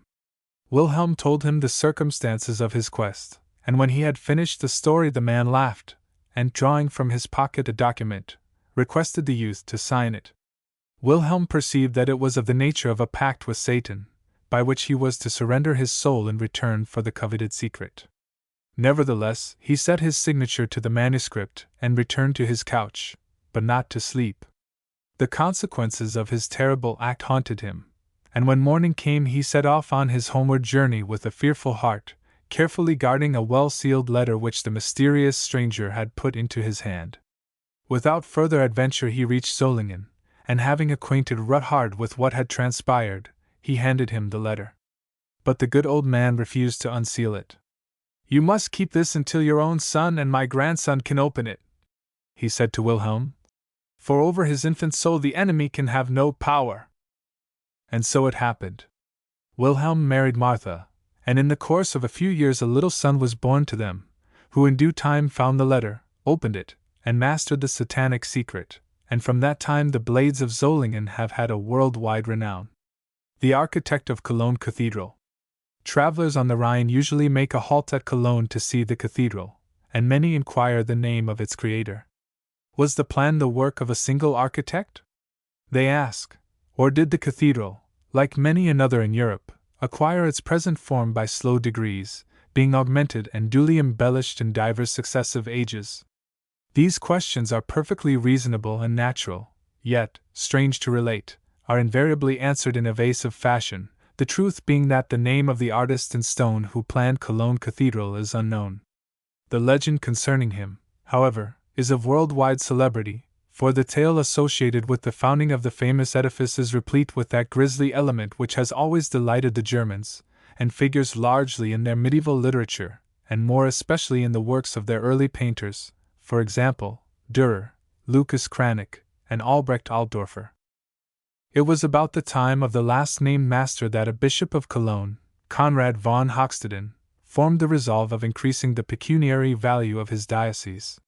He was already rich, but other neighboring bishops were richer, each of them being blessed with just what Conrad lacked, a shrine sufficiently famous to attract large numbers of wealthy pilgrims able to make generous offerings.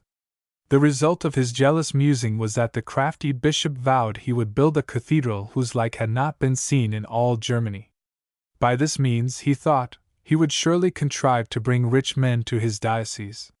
His first thought was to summon an architect from Italy, in those days the country where beautiful building was chiefly carried on. But he found that this would cost a far larger sum than he was capable of raising. So, hearing that a gifted young German architect had lately taken up his abode at Cologne itself, Conrad sent for him and offered him a rich reward should he accomplish the work satisfactorily.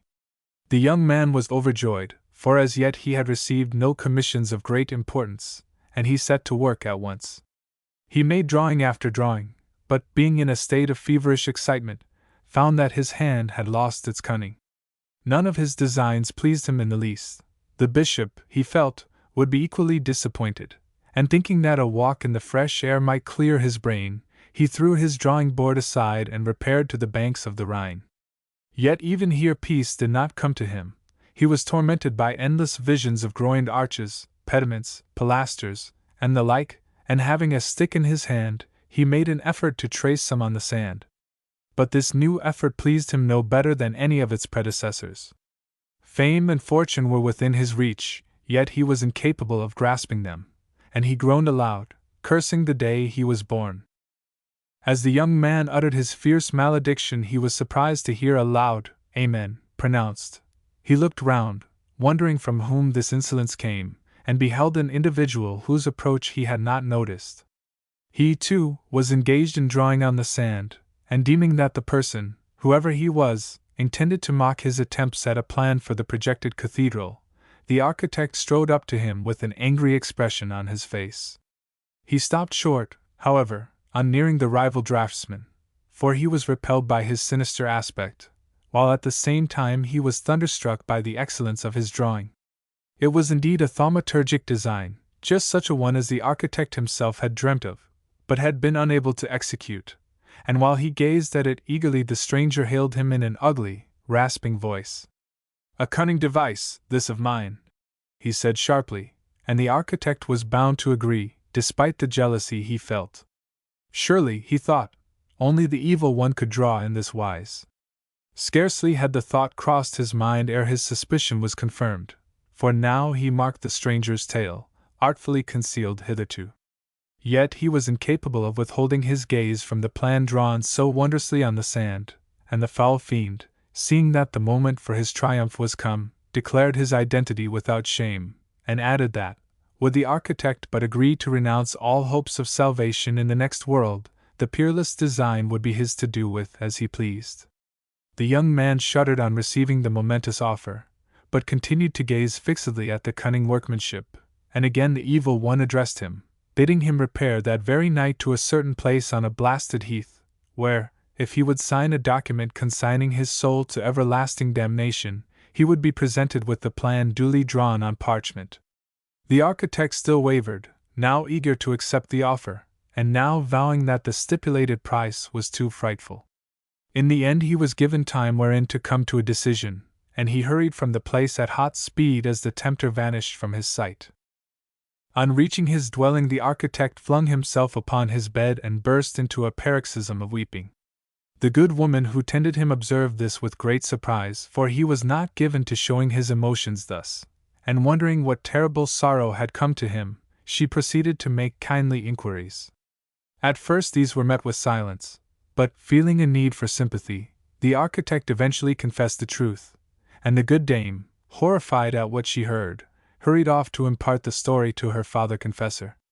He, too, was shocked, but he was as anxious as Bishop Conrad that the proposed cathedral should be duly built, and he came quickly to the architect's presence. "Here," he told him, "is a piece of our Lord's cross. This will preserve you. Go, therefore, as the fiend directed you, take the drawing from him, and brandish the sacred relic in his accursed face the moment you have received it." When evening drew near, the architect hurried to the rendezvous, where he found the devil waiting impatiently. But a leer soon spread over his visage, and he was evidently overjoyed at the prospect of wrecking a soul. He quickly produced a weird document, commanding his victim to affix his signature at a certain place. "But the beautiful plan," whispered the young man. "I must see it first. I must be assured that the drawing on the sand has been faithfully copied." "Fear nothing." The devil handed over the precious piece of vellum, and glancing at it swiftly, and finding it in order, the architect whipped it under his doublet. "Aha! You cannot outwit me!" shrieked the fiend. But as he was laying hands upon the architect, the young man brought forth the talisman he carried. "A priest has told you of this, for no one else would have thought of it," cried the devil, breathing flame from his nostrils. But his wrath availed him naught. He was forced to retreat before the sacred relic, yet as he stepped backward he uttered a deadly curse. "You have deceived me," he hissed. "But know that fame will never come to you, your name will be forgotten forevermore." And behold, the fiend's prophecy was fulfilled. The cathedral was scarcely completed ere the young architect's name became irrevocably forgotten, and now this grisly tale is all that is known concerning his identity. Cologne Cathedral, its erection. There are several other tales to account for the belief prevalent at one time that Cologne Cathedral would never be completed. The following legend attributes the unfinished state of the edifice to the curse of a jealous architect. At the time the building was commenced, a rival architect was engaged in planning an aqueduct to convey to the city a supply of water purer than that of the Rhine. He was in this difficulty, however. He had been unable to discover the exact position of the spring from which the water was to be drawn. Tidings of the proposed structure reached the ears of the builder of the cathedral, a man of strong passions and jealous disposition, and in time the other architect asked his opinion of the plans for the aqueduct. Now it so happened that the architect of the cathedral alone had known the situation of the spring, and he had communicated it to his wife, but to no other living creature, so he replied boastfully, "Speak not to me of your aqueduct. My cathedral, mighty as it will be, shall be completed before your little aqueduct." And he clinched his vainglorious assertion with an oath. Indeed, it seemed as though his boast would be justified, for the building of the sacred edifice proceeded apace, while the aqueduct was not even begun, because of the difficulty of finding the spring. The second architect was in despair, for of a certainty his professional reputation was destroyed, his hopes of fame forever dashed, were he unable to finish the task he had undertaken. His faithful wife strove to lighten his despondency, and at last, setting her woman's wit to work, hit on a plan whereby the threatened calamity might be averted.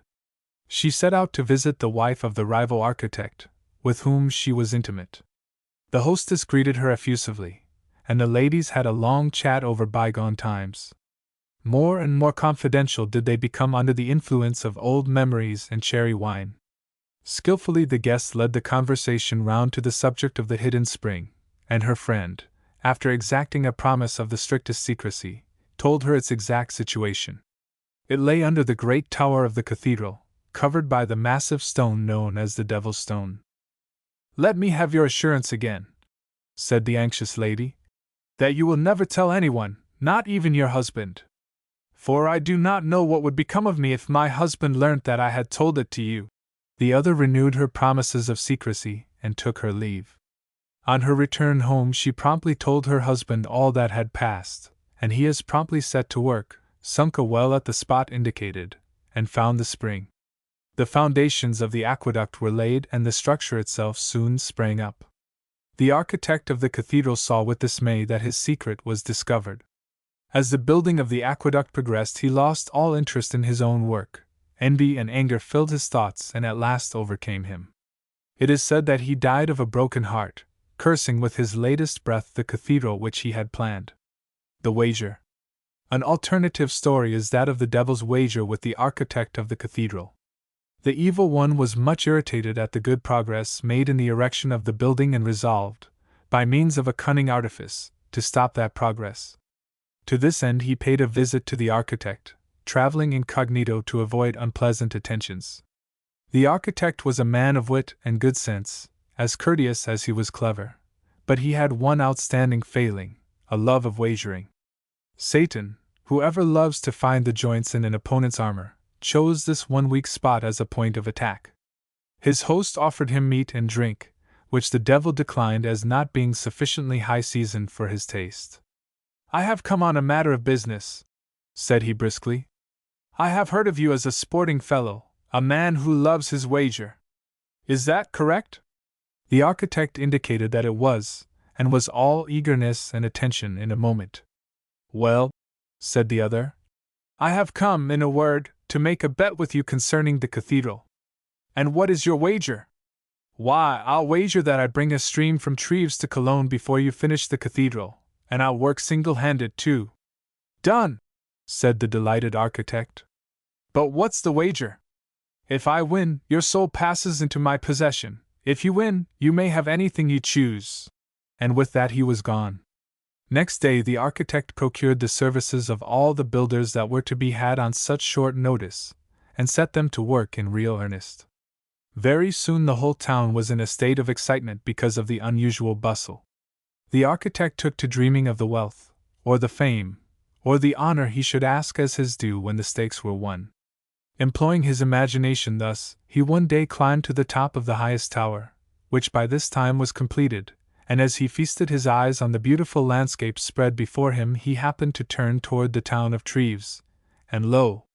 A shining stream was threading its way to Cologne. In a very short time it would reach the latter city. The devil had won.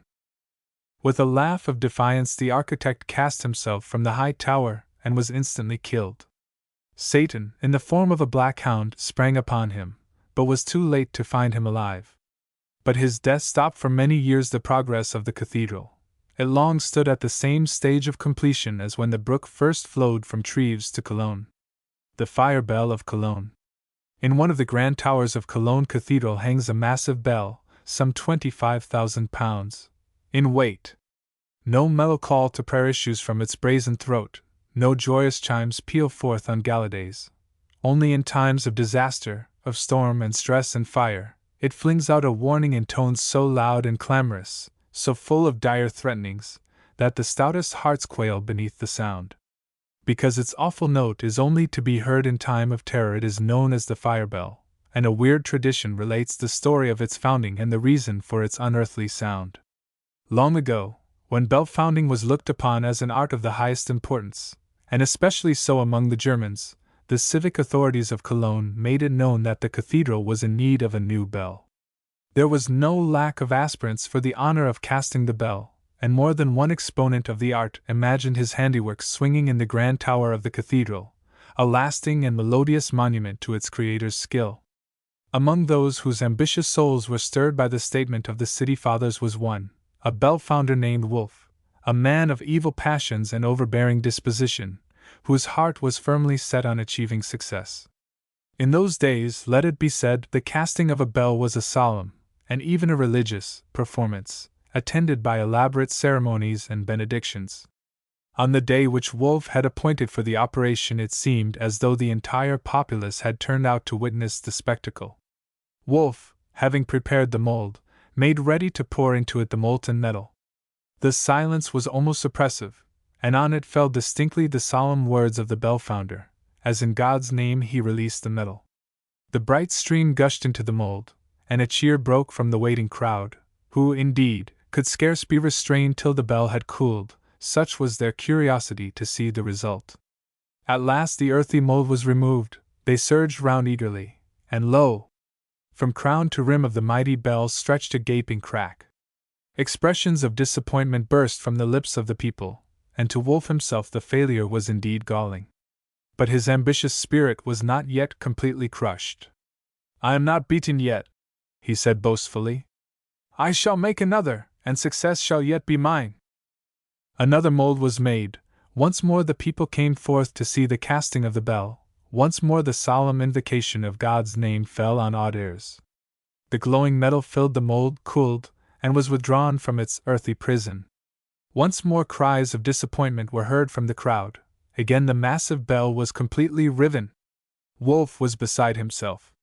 His eyes glowed with fury, and he thrust aside the consolations of his friends.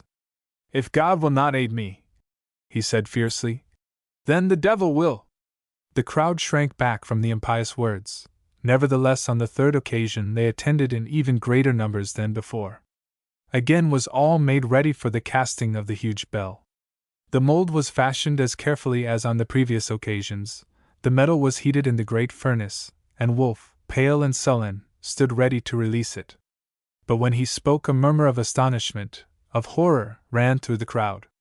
For the familiar words, "In the name of God," he had substituted, "In the name of the devil."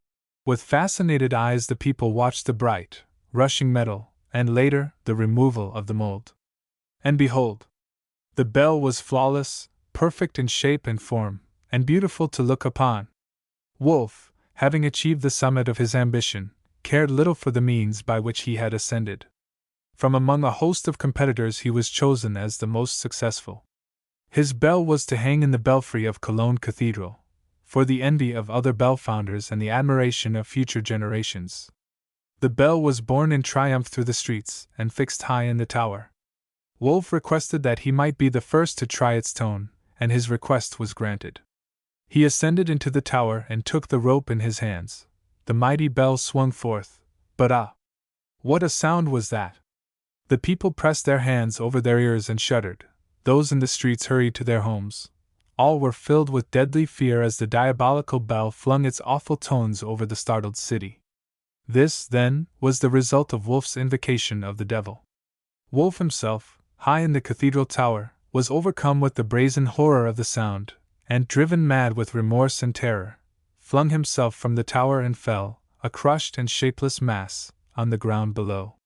Henceforth the bell was used only to convey warning in times of danger, to carry a message of terror far and wide across the city, and to remind the wicked at all times of the danger of trafficking with the evil one.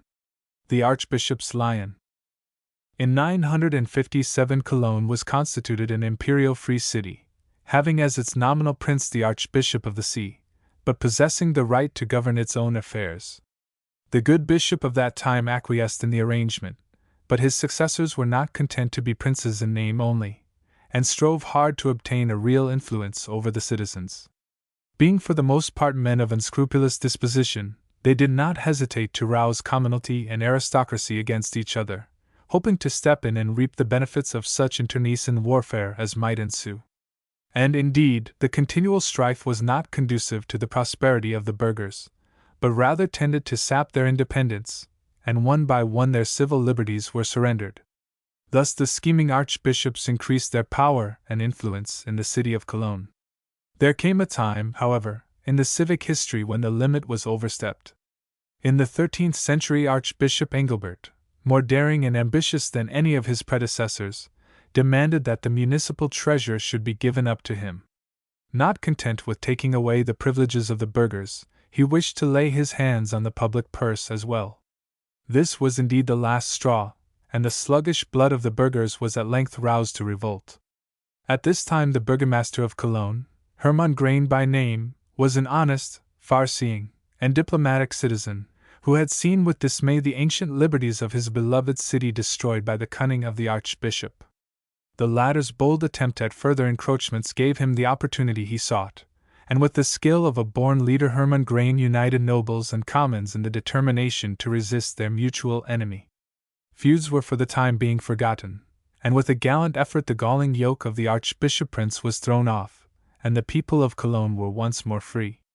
Grain performed his civic duties so firmly, albeit so smoothly and gently, that he won the love and respect of all sections of the populace. Old and young hailed him in their hearts as the deliverer of their city from ecclesiastical tyranny.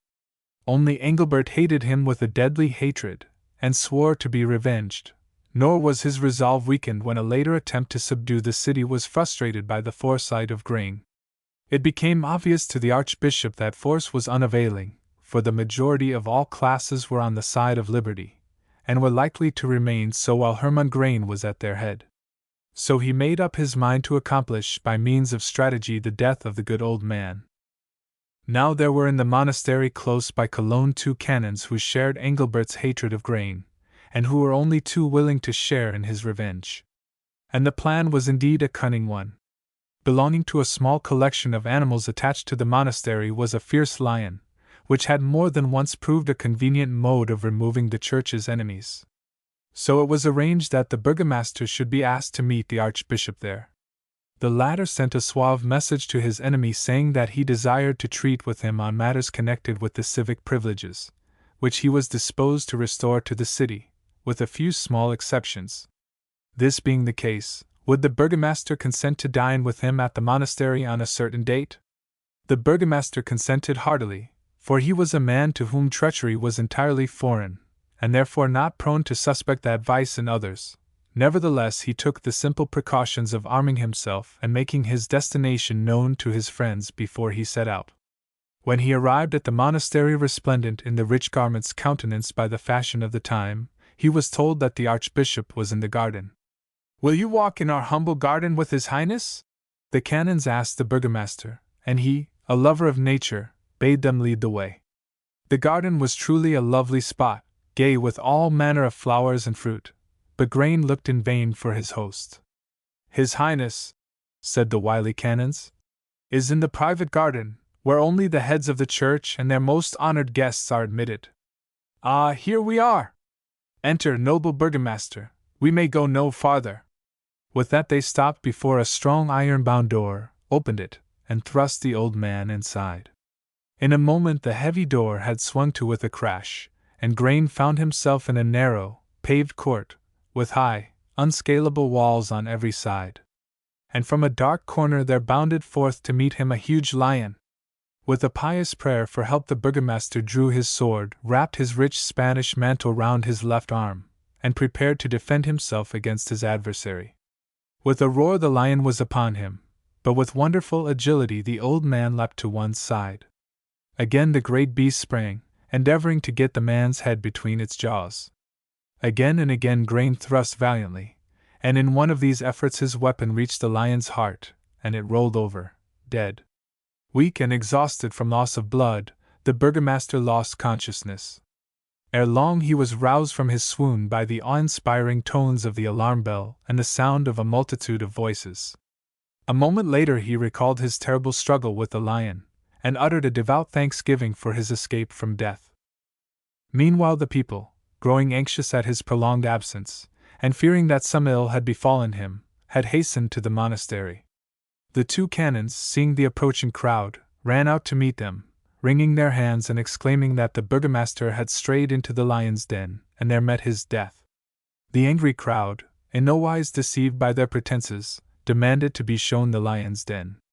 Arrived there, they broke down the door and, to their great joy, found Grain alive, though wounded and much shaken.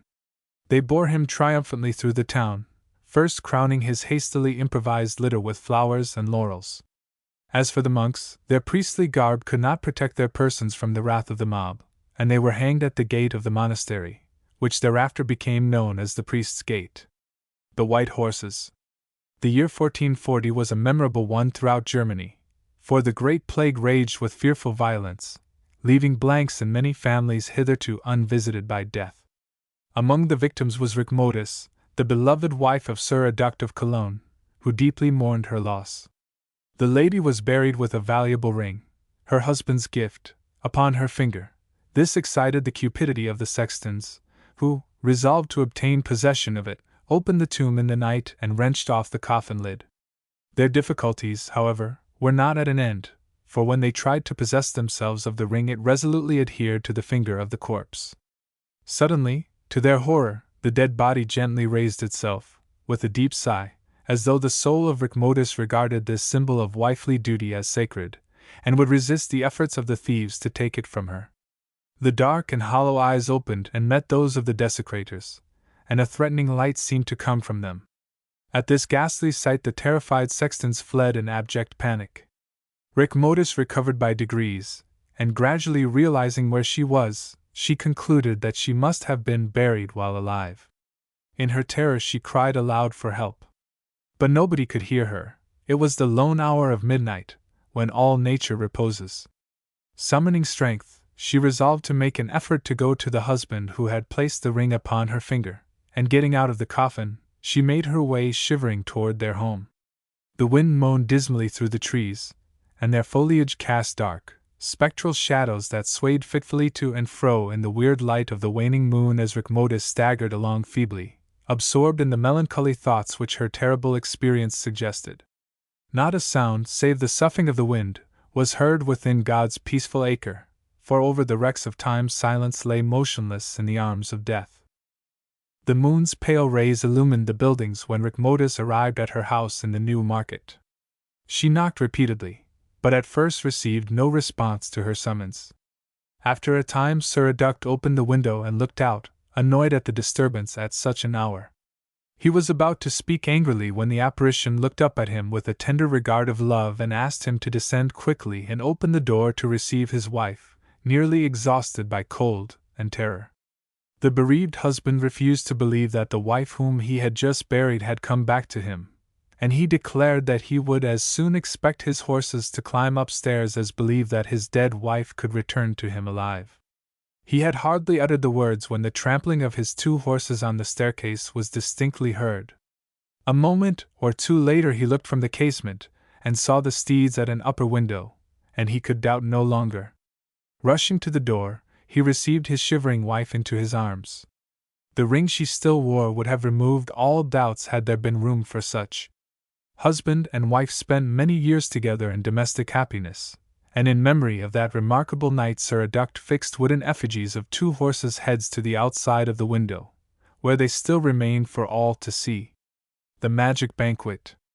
Another interesting tale of Cologne deals with the famous magician and alchemist, Albertus Magnus, who at one time dwelt in the convent of the Dominicans, not far from that city. It is recorded that on one occasion, in the depth of winter, Albertus invited William of Holland to a feast which was to be held in the convent garden. The recipients of the curious invitation, William and his courtiers, were naturally much amazed at the terms thereof, but decided not to lose the opportunity of attending such a novel banquet. In due course they arrived at the monastery, where all was in readiness for the feast, the tables being laid amid the snow. The guests had fortified themselves against the severe weather by wearing their warmest clothing and furs. No sooner had they taken their seats, however, than Albertus, exercising the magic powers he possessed, turned the wintry garden into a scene of summer bloom and loveliness. The heavy furs were laid aside, and the guests were glad to seek the shade of the spreading foliage. Iced drinks were brought to allay their thirst, and a sumptuous banquet was provided by their hosts. Thus the hours passed unheeded, till the Ave Maria was rung by the convent bell.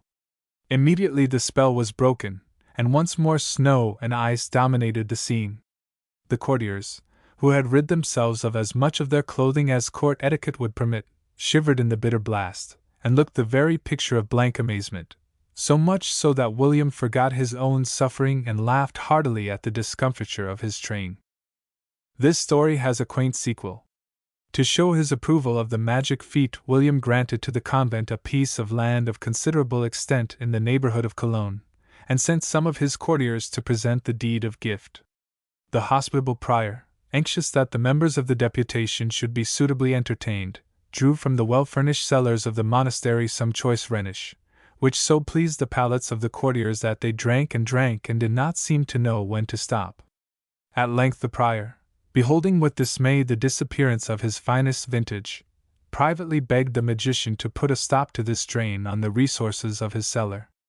Albertus consented, and once more the wine cups were replenished.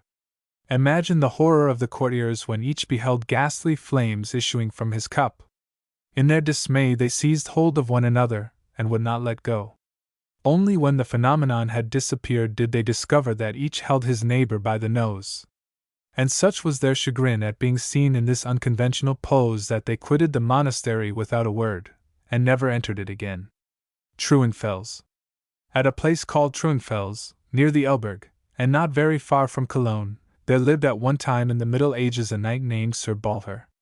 His schloss was known as the Mount, and there dwelt with him here his only daughter, Liba, whose great beauty had won for her a vast entourage of suitors. Each was equally importunate, but only one was in any way favored, Sir Sebert Ulenthal, and at the time the story opens this Sir Sebert had lately become affianced to Sir Balthur's daughter. Now Sir Balthur felt an ardent aversion to one of his neighbors, the Bishop of Cologne, and his hatred of this prelate was shared abundantly by various other knights and nobles of the district. One evening it chanced a body of these were gathered together at the Mount, and after Rhenish had circulated freely among them and loosened their tongues, one and all began to vent wrath on the ill-starred churchman, talking volubly of his avarice and misdeeds in general. But why, cried one of them, should they be content with so tame a thing as scurrilous speech? Were not men of the sword more doughty than men of the robe? He added, and thereupon a wild shout was raised by the revellers, and they swore that they would sally forth instantly and slay him whom they all loathed so passionately. It happened that, even as they set out, the bishop was returning from a visit to a remote part of his diocese, and being wholly unprepared to cope with a gang of desperadoes like these, he fell an easy prey to their attack. But the Church in medieval days did not take acts of this sort passively, and the matter being investigated, and it transpiring that the Mount had been the rallying ground of the murderers, a band of troops was sent to raise Sir Balthur's castle and slay its inmates.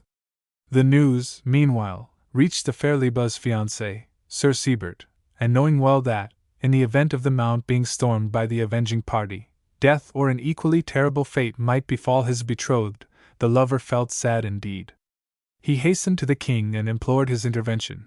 On this being refused, he proposed that he himself should join the besiegers, at the same time carrying with him a royal pardon for Liba, for what concern had she with her father's crimes? His Majesty was persuaded to give the requisite document to Sir Sebert, who then hied him at full speed to the Mount, there to find the siege going forward. The walls of the castle were strong, and as yet the inmates were showing a good fight, but as day after day went past their strength and resources began to wane, and anon it seemed as though they could not possibly hold out longer. Accordingly the soldiers redoubled their efforts to effect a breach, which being compassed ultimately, they rushed upon the little garrison, and now picture the consternation of Liba when she found that her own lover was among the assailants of her home. Amid the din of battle he called to her loudly, once and again, telling her that he carried a royal pardon for her, and that all she had to do was to forsake her father and follow her betrothed instead. But in the din of battle she did not hear, or mistook the tenor of his words, and ere he could make himself understood the garrison of the castle began to yield, and a moment later the building was in flames. Many of the besieged were burned to death, but Liba and her father hastened to a little chamber at the base of the schloss, and thence they won to a subterranean passage which was known only to themselves, and which led to a distant place in the surrounding wilds. Gazing at the blackened ruins, Sir Sebert felt as though henceforth the world held for him no joy whatsoever. He refused to be comforted, so convinced was he that Liba had perished in the terrible fray. But one stormy evening, wandering in the neighborhood of the castle, he perceived two figures who seemed to him familiar. True, both were haggard and tattered, but as he drew near to them the knight's pulses quickened of a sudden, for he knew that his beloved stood before him. Would she listen to him now? He wondered, or would she still imagine him perfidious, and scorn the aid which he offered? While he was debating with himself the storm increased, and the great peals of thunder sounding overhead made the lover's heart beat faster. He drew the all-important document from within his doublet and approached the pair. "Heart of my heart!" The words faltered to Sir Sebert's lips, but he got no further. A great flash of lightning descended from on high, and lo! Sir Balthur and Liba lay stricken in death. The broken-hearted lover built a chapel on the spot where his betrothed had fallen, and here he dwelt till the end of his days. It would seem, nevertheless, that those pious exercises wherewith hermits chiefly occupy themselves were not his only occupation, for long after the chapel itself had become a ruin its site was marked by a great stone which bore an inscription in rude characters, the single word, Liba. Doubtless Sir Sebert had hewn this epitaph with his own hands. Rolandsec and Nonnenwerth. The castle of Rolandsec stands opposite Drachenfels. Below them, on an island in the Rhine, is the convent of Nonnenwerth. Roland, Charlemagne's nephew, whose fame had spread throughout the world, while riding one day on the banks of the Rhine, sought the hospitality of the Lord of Drachenfels. Honored at receiving such a distinguished guest, the lord of the castle hastened to welcome him. The ladies gave the brave knight as cordial a reception as their lord, whose charming daughter seemed deeply impressed by the visitor's knightly deportment. Roland's admiring glances lingered lovingly on the fair maid, who blushed in sweet confusion, and whose tender looks alone betrayed the presence of Cupid, who but waited for an opportunity to manifest his power. At his host's bidding, Roland put off his armor, but even in his own room a vision of maidenly beauty haunted him, thereby showing how subtly the young girl's charms had wound themselves around the knight's heart. Roland remained for some time with the Lord of Drachenfels, fascinated more and more by the grace and beauty of his winsome daughter. Besides being beautiful, she was a clever needlewoman, and he admired the dexterity with which she embroidered ornamental designs on damask. Only when asked by her to relate some deeds of daring, or describe the wondrous countries through which he had traveled, would Roland become eloquent. Then he grew enthusiastic, his cheeks glowed, his eyes sparkled, and the enamored maid would regard her hero with admiration. She evinced a lively interest in his exploits, their eyes would meet, then with a throbbing breast she would resume her work by his side. From this blissful dream Roland was summoned to the wars again. The brave soldier prepared to depart, but he realized the joys he must renounce. Once more he visited the favorite haunts where they had spent such happy moments. The sound of someone weeping aroused him from his reverie, and he beheld his lady-love seated in an arbor, sobbing bitterly. Each knew the grief which separation must bring. Roland consoled the maiden by promising to return soon, never more to part. Only her tears betrayed how deeply the arrow of the winged god had sunk into her heart. A few days later they were betrothed, after which Roland departed in quest of glory. Many victories were gained by him, and soon the enemy was vanquished. Rejoicings were held to celebrate the event. But at Drachenfels castle sad faces and tearful eyes told a tale of sorrow, for it had been announced that Roland was dead. The maid's rosy cheeks grew pale with grief. Nothing could console her, for was not her hero departed from her forever? In the intensity of her anguish she sought relief in prayer and found a refuge in religion. She entered the convent at Nonnenwerth, resolved to dedicate her life to heaven, since the joys of earth had fled. Her afflicted parents reluctantly acquiesced in this proposal. Daily they beheld their daughter waving her hand to them as she entered the chapel. Suddenly there appeared before the gates of Drachenfels a troop of cavaliers, whose armor shone brilliantly in the sun. Roland had returned home from the wars, crowned with glory, to claim his bride. But when he heard that she had taken the veil, his buoyant spirits sank. The Lord of Drachenfels told him that they had believed the report of his death to be true. A cry of despair broke from the hero of 100 fights. He crossed the Rhine to the castle of Rolandseck, where he remained for many weeks, abandoned to grief. Frequently he looked toward the convent which held his beloved. One evening he heard the bells tolling and saw a funeral procession of nuns carrying a coffin to the chapel. His page told him that his love was dead, but Roland had already divined that she who had mourned his supposed death had died through grief for him who was still alive to mourn her death. Time rolled on and Roland went again to the wars and achieved greater conquests. But at length he fell fighting against the Moors at Roncesvalles, dying on the battlefield as he had wished.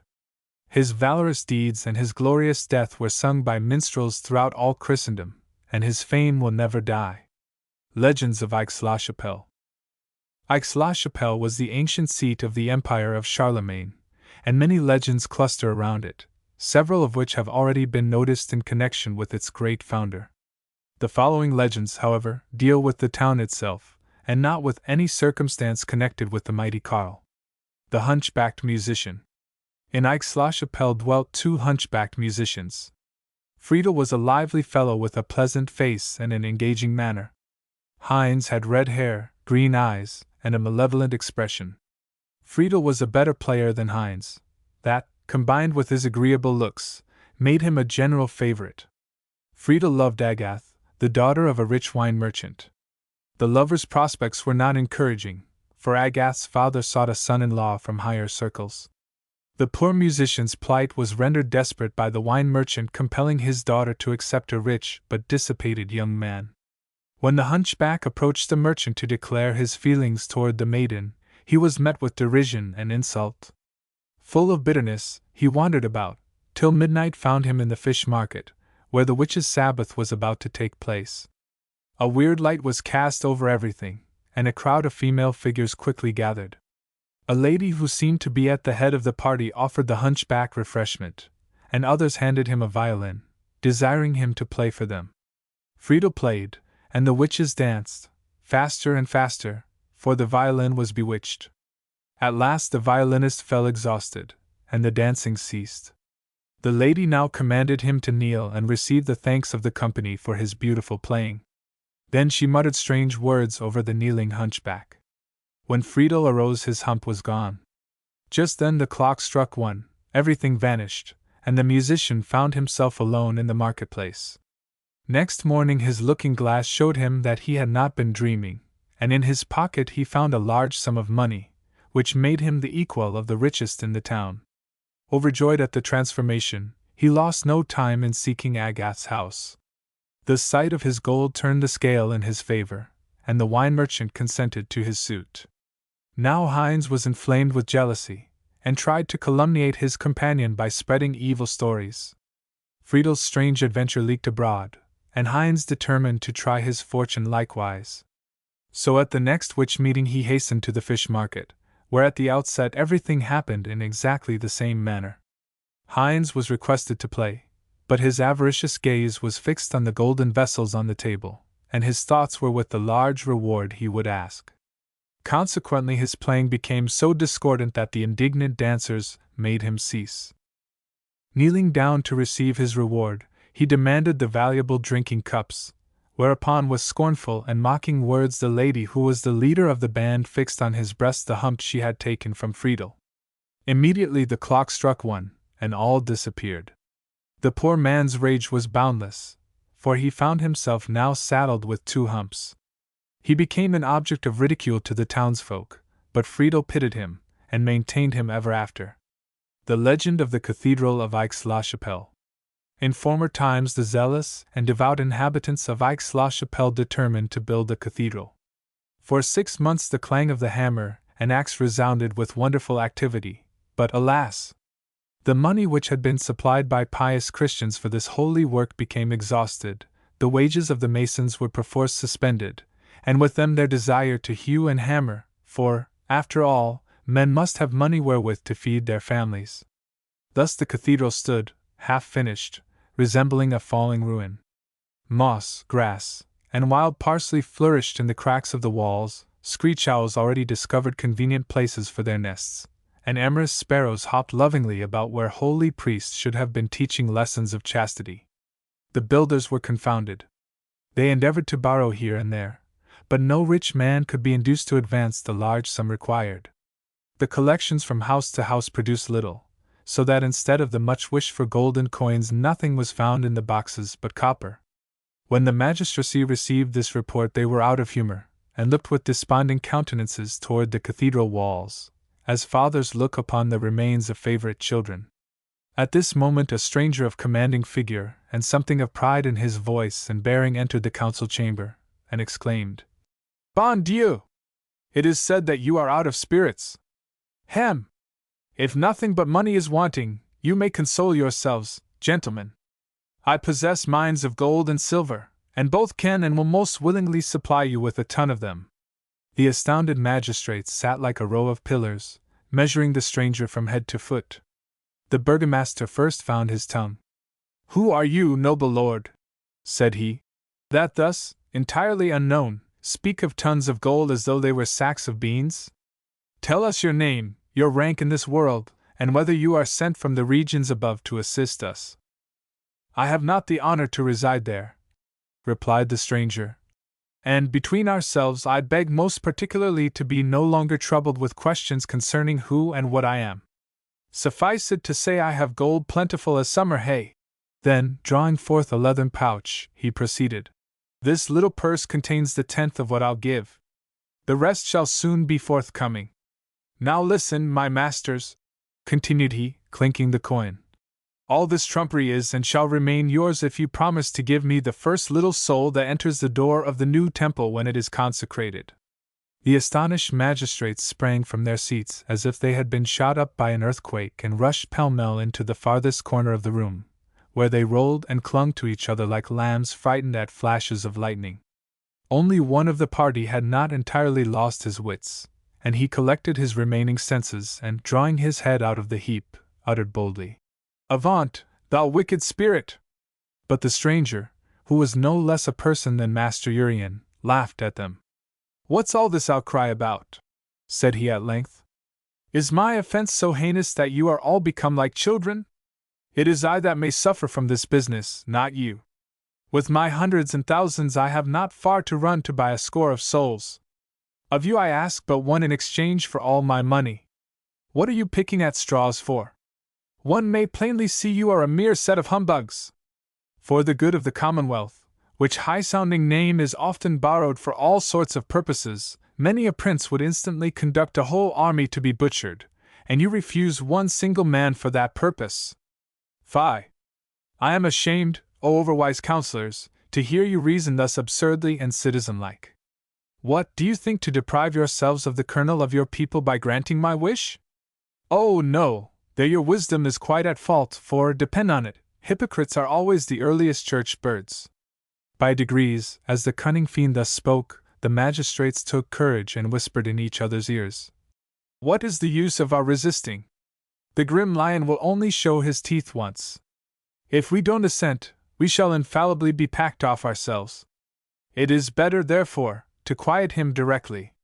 Scarcely had they given effect to this new disposition and concluded the bargain when a swarm of purses flew into the room through doors and windows. Urian now took leave, but he stopped at the door and called out with a grim leer, "Count it over again for fear I may have cheated you." The hellish gold was piously expended in finishing the cathedral, but nevertheless, when the building was completed, splendid though it was, the whole town was filled with fear and alarm at the sight of it. The fact was that, although the magistrates had promised by bond and oath not to trust the secret to anybody, one had prayed it to his wife, and she had made it a marketplace tale, so that one and all declared they would never set foot within the walls. The terrified council now consulted the clergy, but the good priests hung their heads. At last a monk cried out, "A thought strikes me. The wolf which has so long ravaged the neighborhood of our town was this morning caught alive. This will be a well-merited punishment for the destroyer of our flocks. Let him be cast to the devil in the fiery gulf. 'Tis possible the arch-hellhound may not relish this breakfast, yet, nolens volens, he must swallow it. You promised him certainly a soul, but whose was not decidedly specified." The monk's plan was plausible, and the magistrates determined to put the cunning trick into execution. The day of consecration arrived. Orders were given to bring the wolf to the principal entrance of the cathedral, and just as the bells began to ring, the trapdoor of the cage was opened and the savage beast darted out into the nave of the empty church. Master Urian from his lurking place beheld this consecration offering with the utmost fury. Burning with choler at being thus deceived, he raged like a tempest, and finally rushed forth, slamming the brass gate so violently after him that the ring cracked in twain. This fissure commemorates the priest's victory over the devices of the devil, and is still exhibited to travelers who visit the cathedral. A legend of Bonn. The city of Bonn is one of the most beautiful of all those situated on the banks of the Rhine, and being the birthplace of no less celebrated a composer than Beethoven, it naturally attracts a goodly number of pilgrims every year, these coming from many distant lands to do homage at the shrine of genius. But Bonn and its neighborhood have older associations than this, associations which carry the mind of the traveler far into the Middle Ages, for hard by the town is Rolandseck, while a feature of the district is the Siebengebirge, 7 mountains, a fine serried range of peaks which present a very imposing appearance when viewed from any of the heights overlooking Bonn itself, and which recall a justly famous legend. This story tells that in the 13th century there lived at a castle in the heart of these mountains a nobleman called Wolfram Herzog von Bergendorf, and being no freebooter like most of the other German barons of the time, but a man of very pious disposition, he was moved during the prime of his life to forsake his home and join a body of crusaders. Reaching Palestine after a protracted journey, these remained there for a long time, Wolfram fighting gallantly in every fray and making his name a terror to the Saracens. But the brave crusader was wounded eventually, and now he set out for Germany, thirsting all the way for a sight of his beloved Siebengebirge, and dreaming of the windswept Schloss which was his home. As he drew nearer to it he pictured the welcome which his fond Herzogin would give him, but scarcely had the drawbridge been lowered to admit him to his castle ere a felt piece of news was imparted to him. In short, it transpired that his wife Elise had been unfaithful to him during his absence and, on hearing that he was returning, had fled precipitately with her infant son.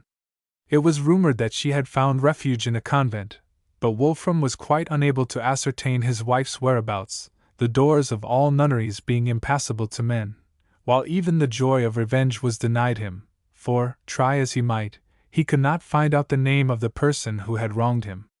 So the Herzog was broken-hearted, and he vowed that henceforth he would live a solitary life within his castle, spending his time in prayer and seeing only his own retainers.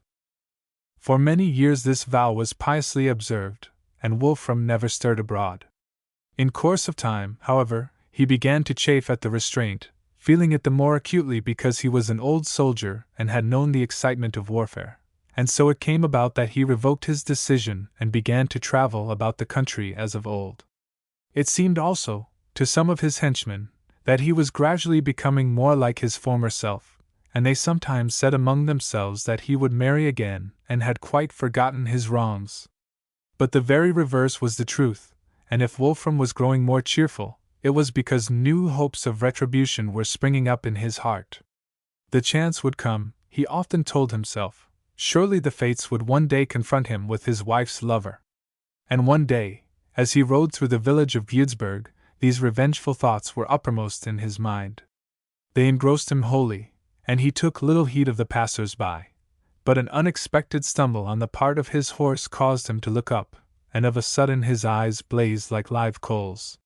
Here, walking only a few yards away from him, was a youth who bore an unmistakable resemblance to the unfaithful Elise, and dismounting instantly, the Herzog strode up to the stranger, hailed him loudly, and proceeded to question him concerning his identity. The youth was surprised at the anger expressed on the elder man's countenance, and being overawed, he answered all questions without hesitation, unfolding the little he knew about his parentage. Nor had Wolfram's instincts deceived him. The tale he heard confirmed his suspicions, and drawing his sword, he slew the youth in cold blood, denying him even a moment in which to repeat a paternoster. A rude iron cross, still standing by the road at Guedsburg, is said to mark the place where the ill-starred and unoffending young man met his doom. Possibly this cross was erected by Wolfram himself because he experienced remorse, and felt that he had been unduly hasty in taking life. But be that as it may, the story concludes by asserting that the Herzog once more vowed that he would spend the rest of his days in solitude and prayer, and that henceforth to the end his vow remained unbroken. The Treasure Seeker. This is a picturesque tale of the consequences of wealth attained by the aid of the supernatural which hangs about the ancient village of Endenich, near Bonn, where at the end of the 17th century there dwelt a certain sheriff and his son, Conrad, who was a locksmith by trade. They were poor and had lost everything in the recent wars, which had also ruined Heribert, another sheriff, who with his daughter, the beautiful Gretchen, eked out a frugal but peaceful existence in the same neighborhood. The two young people fell in love with each other, but Gretchen's father, becoming suddenly and mysteriously very rich and arrogant withal, desired a wealthy or highly placed official as his son-in-law and not a poor lad with no expectations such as Conrad, the locksmith. The lovers were therefore compelled to meet in secret, and it was on one of these occasions that Heribert, surprising them together, attacked Conrad and felled him to the ground in his rage that he should dare to approach his daughter. Spurred by his love and knowing that he could never hope to win Gretchen without wealth, the unhappy youth decided to barter for gold the only possession left to him, his soul. Now there lived in the churchyard a Lapp wizard who made such bargains, so in the dead of night Conrad took his way to this dreadful and unfrequented spot and exhorted the sorcerer to come forth. At the third cry a terrible apparition appeared and demanded to know his wishes, to which the terrified Conrad could only reply, "Gold." Thereupon the sorcerer led the way deep into a forest and, pointing mysteriously to a certain spot, disappeared. At this spot Conrad found a chest full of gold and silver coins, and returning to Bonn, he bought a house the splendor of which surpassed that of Herbert, who could no longer refuse his daughter to so wealthy a suitor. The young wife tried all her arts to solve the mystery of her husband's wealth, and he was at length about to reveal it to her when he was suddenly arrested and thrown into prison. Here he was put to torture by the authorities, who suspected him of robbery, and at length he confessed that he had found a treasure, while to his wife he confided the gruesome details, all of which were overheard by his jailers. He was released, but almost immediately rearrested on the suspicion that he had killed a Jew named Abraham, who had amassed great sums during the wars as a spy. Tortured again, in his extremity he confessed to the murder and named Herbert as his accomplice, whereupon both men were sentenced to be hanged. Just as this doom was about to be carried out, a Jew who had arrived from a far country hurriedly forced his way through the crowd. It was Abraham, who had returned in time to save the innocent. But his sin did not pass unpunished, for Conrad died childless. He bequeathed his wealth to the church and charities, in expiation of his sin of having attained wealth by the aid of an evil spirit. The Miller's Maid of Eudorf. Eudorf is a little village on the left bank of the Rhine, not far from the town of Bonn, and at no great distance from it stands a lonely mill, to which attaches the following story of a woman's courage and resourcefulness. Hähnchen was the miller's servant maid, a buxom young woman who had been in his service for a number of years, and of whose faithfulness both he and his wife were assured. One Sunday morning the miller and his wife had gone with their elder children to attend Mass at the neighboring village of Hersel, leaving Hähnchen at the mill in charge of the youngest child, a boy of about 5 years of age. On the departure of the family for church, Hähnchen busied herself in preparing dinner, but had scarcely commenced her task ere a visitor entered the kitchen. This was no other than her sweetheart, Heinrich, whom she had not seen for some time. Indeed, he had earned so bad a reputation as a loafer and an idle good-for-nothing that the miller, as much on Hähnchen's account as on his own, had forbidden him the house. Hähnchen, however, received her lover with undisguised pleasure, straightway set food before him, and sat down beside him for a chat, judging that the miller's dinner was of small consequence compared with her ill-used Heinrich. The latter ate heartily, and toward the end of the meal dropped his knife, as though by accident. "Pick that up, my girl," said he. Hähnchen protested good-humoredly, but obeyed none the less. As she stooped to the floor, Heinrich seized her by the neck and held another knife to her throat. "Now, girl, show me where your master keeps his money," he growled hoarsely. "If you value your life, make haste." "Let me go and I'll tell you," gasped Hähnchen, and when he had loosened his grip on her throat she looked at him calmly. "Don't make such a fuss about it, Heinrich," she said pleasantly. "If you take my master's money, you must take me too, for this will be no place for me. Will you take me with you, Heinrich?" The hulking fellow was taken completely off his guard by her apparent acquiescence, and touched by her desire to accompany him, which he attributed, with the conceit of his kind, to his own personal attractions. "If I find the money, you shall come with me, Hähnchen," he conceded graciously. "But if you play me false—" The sentence ended with an expressive motion of his knife. "Very well, then," said the maid. "The money is in master's room. Come and I will show you where it is concealed."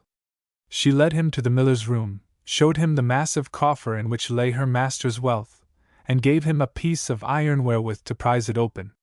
"I will go to my own room," she said, "and get my little savings, and then we shall be ready to go." So she slipped away, and her erstwhile sweetheart set to work on the miller's coffer. "The villain!" said Hähnchen to herself when she was outside the room. "Now I know that master was right when he said that Heinrich was no fit suitor to come courting me." With that she slammed the door to and turned the key, shutting the thief in a room as secure as any prison cell. He threatened and implored her, but Hähnchen was deaf to oaths and entreaties alike. Outside she found the miller's son playing happily, and called him to her.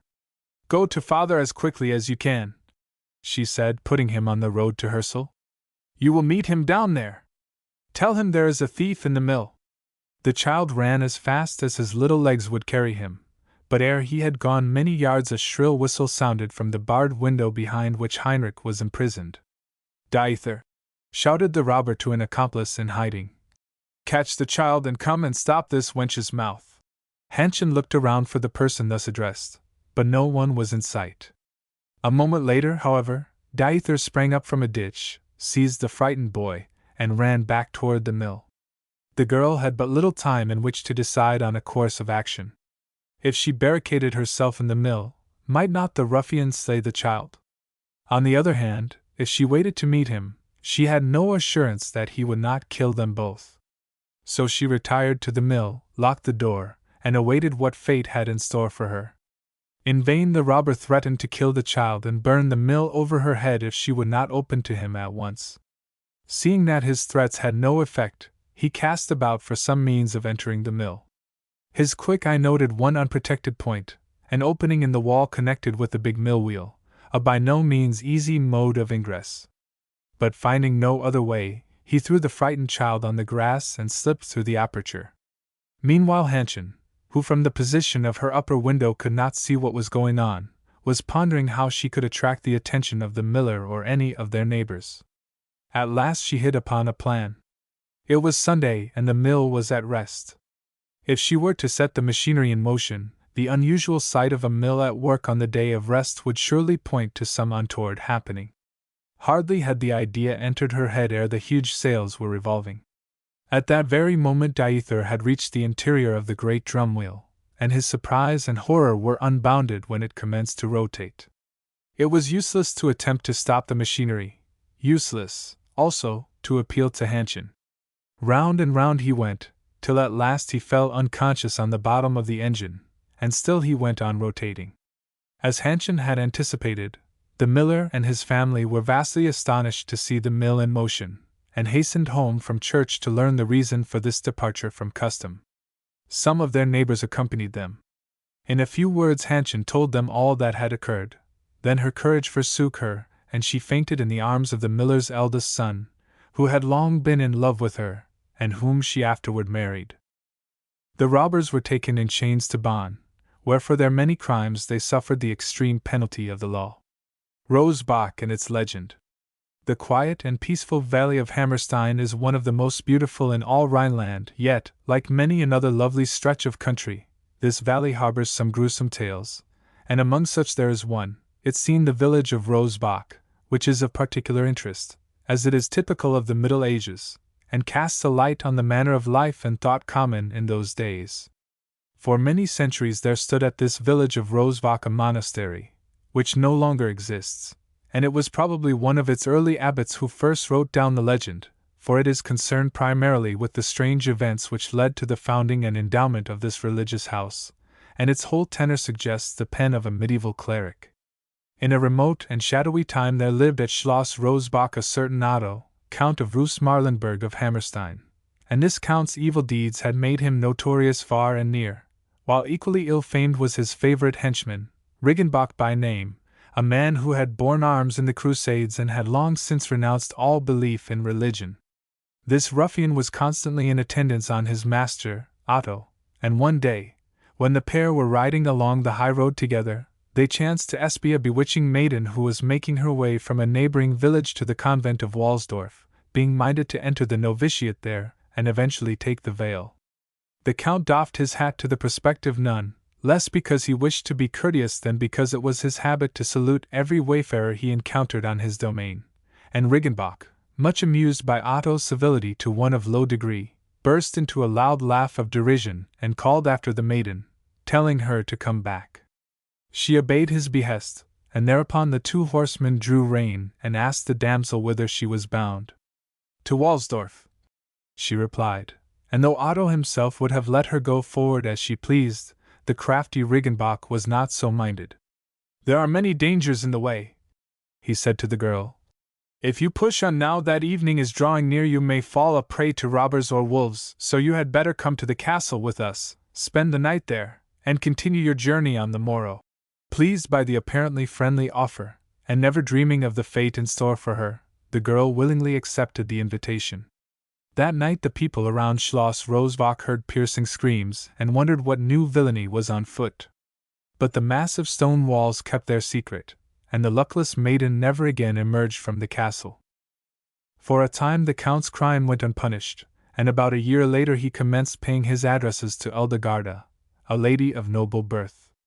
In due course the nuptials of the pair were celebrated.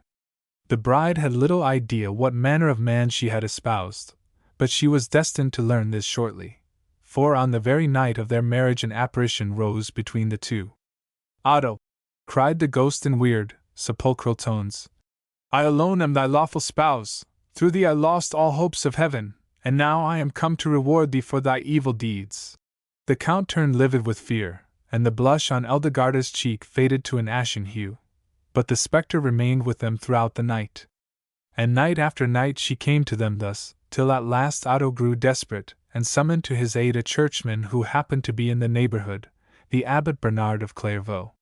Now this Bernard enjoyed no small fame as a worker of miracles, but when Otto unfolded his case to him the abbot declared straightway that no miracle would be justifiable in the present instance, and that only by repentance and by complete renunciation of the world might the Count be released from his nightly menace.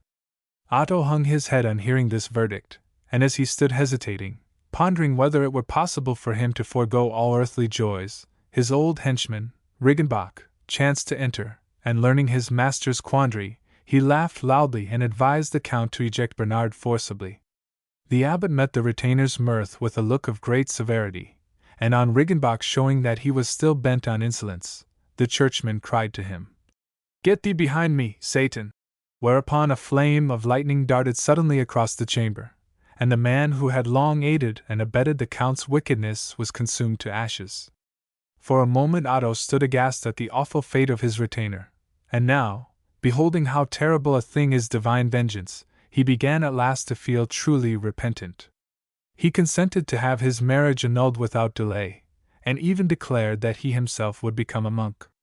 At the same time he counseled his wife to take the veil, and they parted, thinking never to see each other again. But one night, ere either of them had taken the irrevocable vows, the Virgin Mary appeared to Abbot Bernard and told him he had acted unwisely in parting the bride and bridegroom in this wise, for was not Hildegarda wholly innocent? The churchman instantly returned to Otto's presence, and on the following day the Count and his wife were duly remarried. The newly found piety of the penitent found expression in the building and endowment of a religious edifice upon his domains. So it was, then, that the Abbey of Rosbach was founded, and though the ruthless hand of time has leveled its walls, the strange events to which they owed their being long ago are still remembered and recited in the lovely Vale of Hammerstein. For, though all human things must needs perish, a good story long outlives them all. The Dancers of Ramersdorf. At Ramersdorf every Sunday afternoon the lads and lasses of the hamlet gathered on the village green and danced gaily through the sunny hours. But wild prophecies of the coming end of the world, when the year 1000 should break, were spreading throughout the countryside, and the spirit of fear haunted the people, so that music died away from their hearts and there was no more dancing on the village green. Instead they spent the hours praying in the church for divine mercy, and the abbot of Loenburg was well pleased. The dreaded year came and went, yet the world had not ceased.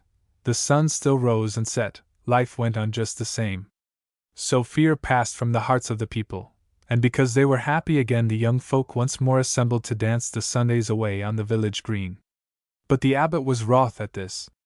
When the music began he appeared among the villagers, commanding them to cease from their revels and bethink themselves of the house of God. But the lads and lasses laughed, and the music went on as they footed it gaily. Then the abbot was angered. He raised his hands to heaven and cursed the thoughtless crowd, condemning the villagers to dance there unceasingly for a year and a day. As they heard the dreadful words the young folk tried to stop, but their feet must needs go on to the endless music. Faster and faster in giddy round they went, day and night, rain and shine, throughout the changing seasons, until the last hours of the extra day, when they fell in a senseless heap in the hollow worn by their unresting feet. When they awoke to consciousness all reason had passed from them. To the day of their death they remained helpless idiots. Henceforth the village green was deserted. No more were seen the lads and lasses dancing there on the Sabbath day. The Lowenbeek. Tradition asserts that on the summit of this mountain once stood a castle, of which, however, not the slightest trace can be found at the present day. There is also a story of the lord who dwelt there, Hermann von Heinsberg, with whom, for his sins, the direct line of the family became extinct. Graf Hermann was possessed by one overmastering passion, that of the chase. The greater part of his life was spent in the dense forests which clothed the valleys and mountains about his castle. Every other interest must, perforce, stand aside. The cornfields, vineyards, and gardens of his vassals were oftentimes devastated in his sport, to the utter ruin of many. If any dared complain, he laughed at or reviled them, but if he were in angry mood he set his hounds on them and hunted his vassals as quarry, either killing them outright or leaving them terribly injured. Needless to say, he was well hated by these people, also by his own class, for his character was too fierce and overbearing even for their tolerance. To crown his unpopularity, he was under the ban of the all-powerful Church. For Saints' days and Lord's Day alike he hunted to his heart's content, and once, on receiving a remonstrance, had threatened to hunt the abbot of Heisterbach himself. So he lived isolated, except for his troop of jaegers, from the rest of mankind. The forest was his world, his only friends the hounds. Once, on the eve of a holy festival, Hermann set out to hunt in the ancient forest about the base of the Lowenbeek. In the excitement of the chase he outstripped his followers, his quarry disappeared, and overtaken by night, his surroundings, in the dim light, took on such an unfamiliar aspect that he completely lost all sense of direction. Up and down he paced in unrestrained yet impotent anger, feeling that he was under some evil spell. Maddened by this idea, he endeavored to hack his way through the thick undergrowth, but the matted boughs and dense foliage were as effectual as prison bars. He was trapped, he told himself, in some enchanted forest, for the place seemed more and more unfamiliar. He strove to bring back some recollection of the spot, which surely he must have passed 1,000 times. But no, he could not distinguish any feature that seemed familiar. His spirits sank lower and lower, his strength seemed on the point of failing, his brain seemed to be on fire. Round and round he went like some trapped animal. Then he threw himself madly upon a mass of tangled underwood and succeeded in breaking through to a more open space. This also seemed unfamiliar, and in the dim light of the stars the tall trees shut him in as if with towers of impenetrable shadow. Silence seemed to lay everything under a spell of terror, ominous of coming evil. Wearied in body and mind, Hermann flung himself down on the sward and quickly fell asleep. But suddenly a plunging in the brushwood aroused him, and with the instinct of the huntsman he sprang up instantly, seizing his spear and whistling to his dogs, which, however, crouched nearer to the earth, their hair bristling and eyes red with fear. Again their master called, but they refused to stir, whining, with eyes strained and fixed on the undergrowth. Then Graf Hermann went forward alone to the spot whence proceeded the ominous sound, his spear poised, ready to strike. He was about to penetrate into the brushwood when suddenly there emerged from it a majestic-looking man, who seemed as if hotly pursued. He was dressed in ancient garb, carrying a large crossbow in his right hand. A curved hunting horn hung at his side, and an old-fashioned hunting knife was stuck in his girdle. With a stately motion of the hand he waved Hermann aside, then he raised the horn to his lips and blew upon it a terrible blast so unearthly in sound that the forest and mountains sent back echoes like the cry of the lost, to which the hounds gave tongue with a howl of fear. As if in answer to the echoes, there suddenly appeared hundreds of skeleton stags, of enormous size, each bestridden by a skeleton hunter.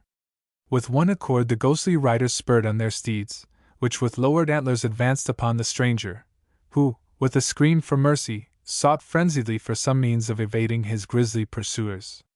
For the space of an hour the dreadful chase went on, Graf Hermann rooted to the spot with horror, overcome by a sense of helplessness.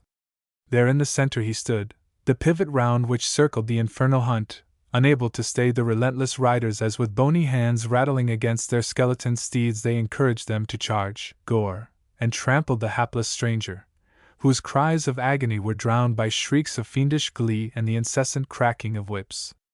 Overcome at last by terror, the Count fell senseless, his eyes dazed by the still whirling spectres and their flying quarry.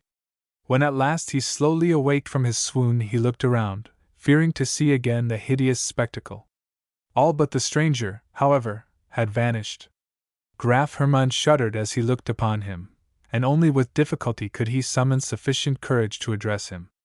Indeed, it was only after the unwonted action of crossing himself that he could speak.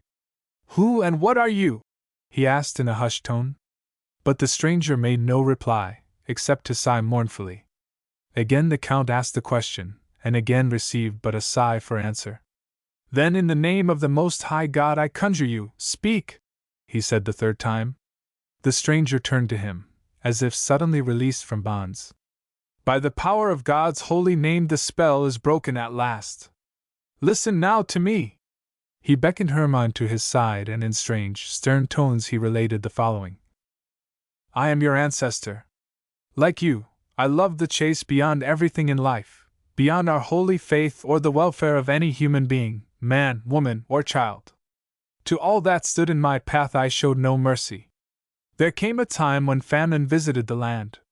The harvest was destroyed by blight and the people starved. In their extremity they broke into my forests. Famished with hunger, they destroyed and carried off the game. Beside myself with rage, I swore that they should suffer for it, that for every head of game destroyed I would exact a human life. I kept my oath. Arming my retainers, servants, and huntsmen, I seized my presumptuous vassals in the dead of night, and dragging them to the castle, I flung them into the deepest dungeons. There for 3 days I let them starve, for 3 days also I kept my hounds without food.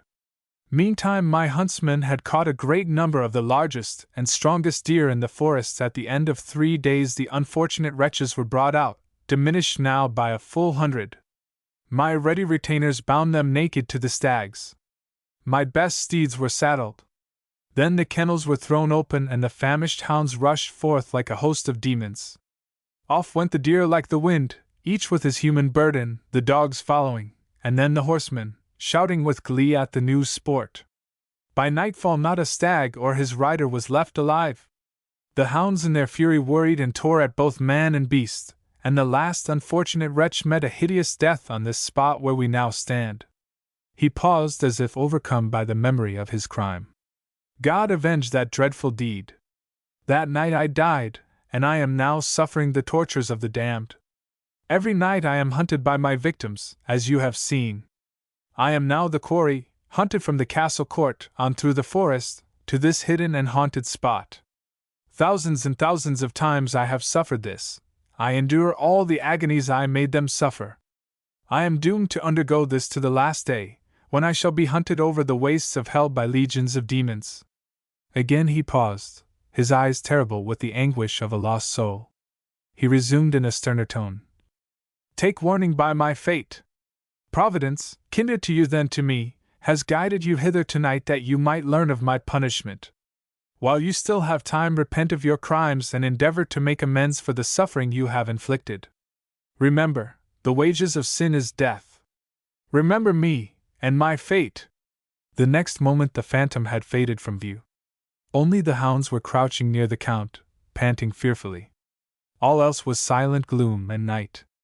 After a terrible vigil the morning came, and Graf Hermann, now a changed man, returned to his castle in silence, and henceforth endeavored to profit by the warning and follow the advice of his unhappy ancestor. Chapter 4. Drachenfels to Rheinstein. The Dragon's Rock.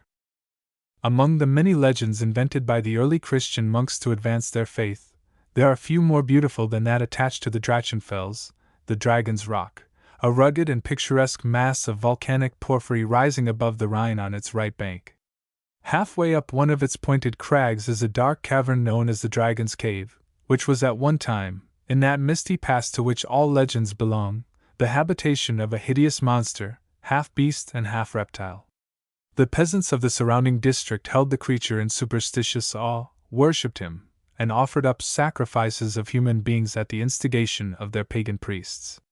Foremost among the worshippers of the dragon were 2 warrior princes, Rinbad and Auric, who frequently made an onslaught on the Christian people dwelling on the opposite bank of the Rhine, carrying off many captives to be offered as sacrifices to the dragon. On one such occasion, while, according to their custom, they were dividing their prisoners, the pagan princes quarreled over one of their captives, a Christian maiden, whose beauty and helpless innocence won the hearts of her fierce captors, so that each desired to possess her, and neither was inclined to renounce his claim.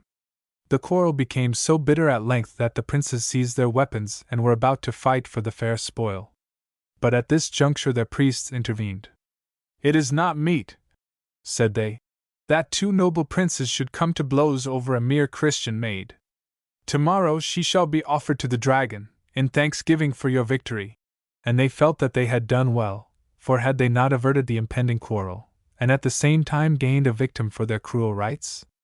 But the heart of Rinbad was heavy indeed, for he truly loved the young Christian maid, and would have given his life to save her from the horrible fate that awaited her. However, the decree of the priests was irrevocable, and no pleadings of his could avail. The girl was informed of the cruel destiny that was to befall her on the morrow, and with a calm mind she sought consolation from heaven to enable her to meet her fate with courage befitting a Christian. Early on the following morning she was led with much ceremony to a spot before the dragon's cave and there bound to an oak, to await the approach of the monster, whose custom it was to sally forth at sunrise in search of prey. The procession of priests, warriors, and peasants who had followed the victim to the place of sacrifice now climbed to the summit of the crag and watched eagerly for the coming of the dragon. Rinbad watched also, but it was with eyes full of anguish and apprehension. The Christian maid seemed to him more like a spirit than a human being, so calmly, so steadfastly did she bear herself. Suddenly a stifled cry broke from the lips of the watchers.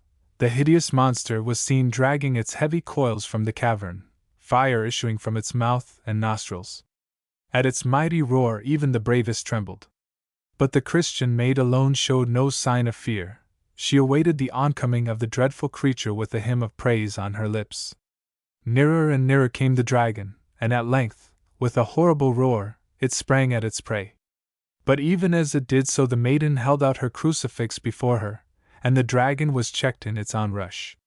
A moment later it turned aside and plunged into the Rhine.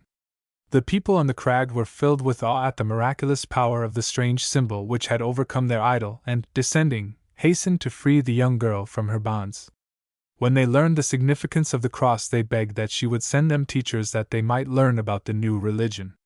In vain their priests endeavored to dissuade them. They had seen the power of the crucifix, and their renunciation of their pagan creed was complete. Among the first to adopt the Christian religion was Rinbad. He married the beautiful captive and built a castle for her on the Drachenfels, whose ruins remain to this day.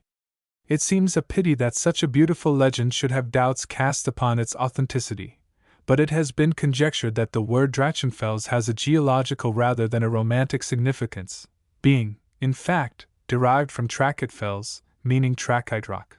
This view is supported by the fact that there is another Drachenfels near Mannheim of a similar geological construction, but without the legend.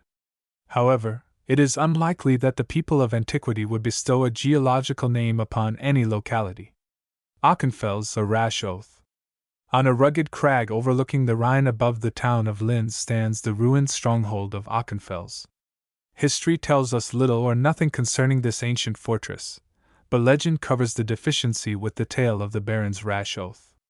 Reinhard von Renneberg, according to the story, flourished about the beginning of the 11th century, when the Schloss Aachen-Fels was a favorite rendezvous with the rude nobility of the surrounding district.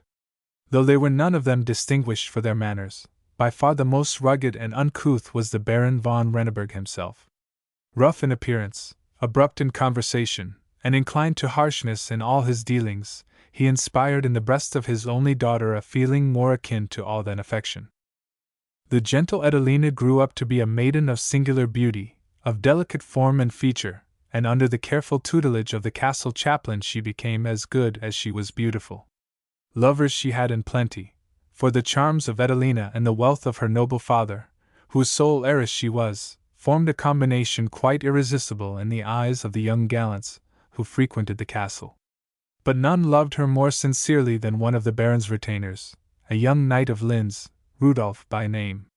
On one occasion Reinhard was obliged to set out with his troop to join the wars in Italy, and ere he departed he confided his daughter to the care of the venerable chaplain, while his castle and lands he left in charge of Sir Rudolph. As may be supposed, the knight and the maiden frequently met, and ere long it became evident that Rudolph's passion was returned. The worthy chaplain, who loved the youth as a son, did not seek to interfere with the course of his wooing, and so in due time the lovers were betrothed. At the end of a year the alarming news reached them that the Baron was returning from the wars, bringing in his train a noble bridegroom for Adelina. In despair the lovers sought the old chaplain and begged his advice. They knew only too well that the Baron would not brook resistance to his will, for he had ever dealt ruthlessly with opposition. Yet both were determined that nothing should part them. "I would rather die with Rudolph than marry another," cried the grief-stricken maiden. And indeed it seemed that one or other of these alternatives would soon fall to her lot. But the wise old priest was planning a way of escape. "You were meant for one another, my children," he said philosophically. "Therefore it is not for man to separate you. I will marry you at once, and I know a place where you may safely hide for a season." It was nearing midnight on the eve of the day fixed for Reinhard's return, so there was no time to be lost. The three repaired to the chapel, where the marriage was at once solemnized. Taking a basket of bread, meat, and wine, a lamp, and some other necessaries, the old man conducted the newly married pair through a subterranean passage to a cavern in the rock whereon the castle stood, a place known only to himself. Then, having blessed them, he withdrew. Early on the following morning came the Baron and his train, with the noble knight chosen as a husband for Adelina. Reinhard looked in vain for his daughter among the crowd of retainers who waited to welcome him. "Where is my little maid?" he asked. The chaplain answered evasively. "The damsel was ill abed," he replied. When the noble lord had refreshed himself he should see her. Directly the repast was over he hastened to his daughter's apartment, only to find her flown. Dismayed and angry, he rushed to the chaplain and demanded an explanation. The good old man, after a vain attempt to soothe his irate patron, revealed all, that is, save the place where the fugitives were concealed, and that he firmly refused to divulge. The priest was committed to the lowest dungeon, a vile den to which access could only be got by means of a trapdoor and a rope. With his own hands the Baron swung to the massive trap, swearing a deep oath. "If I forgive my daughter, or any of her accomplices, may I die suddenly where I now stand, and may my soul perish forever." The disappointed bridegroom soon returned to his own land, and the Baron, whose increasing moroseness made him cordially hated by his attendants, was left to the bitterness of his thoughts. Meanwhile Rudolph and his bride had escaped unseen from the castle rock and now dwelt in the forest skirting the 7 mountains. While the summer lasted all went well with them. They, and the little son who was born to them, were content with the sustenance the forest afforded. But in the winter all was changed. Starvation stared them in the face. More and more pitiful became their condition, till at length Rudolph resolved to seek the Baron, and give his life, if need be, to save his wife and child. That very day Reinhard was out hunting in the forest. Imagine his surprise when a gaunt figure, clad in a bearskin, stepped from the undergrowth and bade him follow, if he wished to see his daughter alive.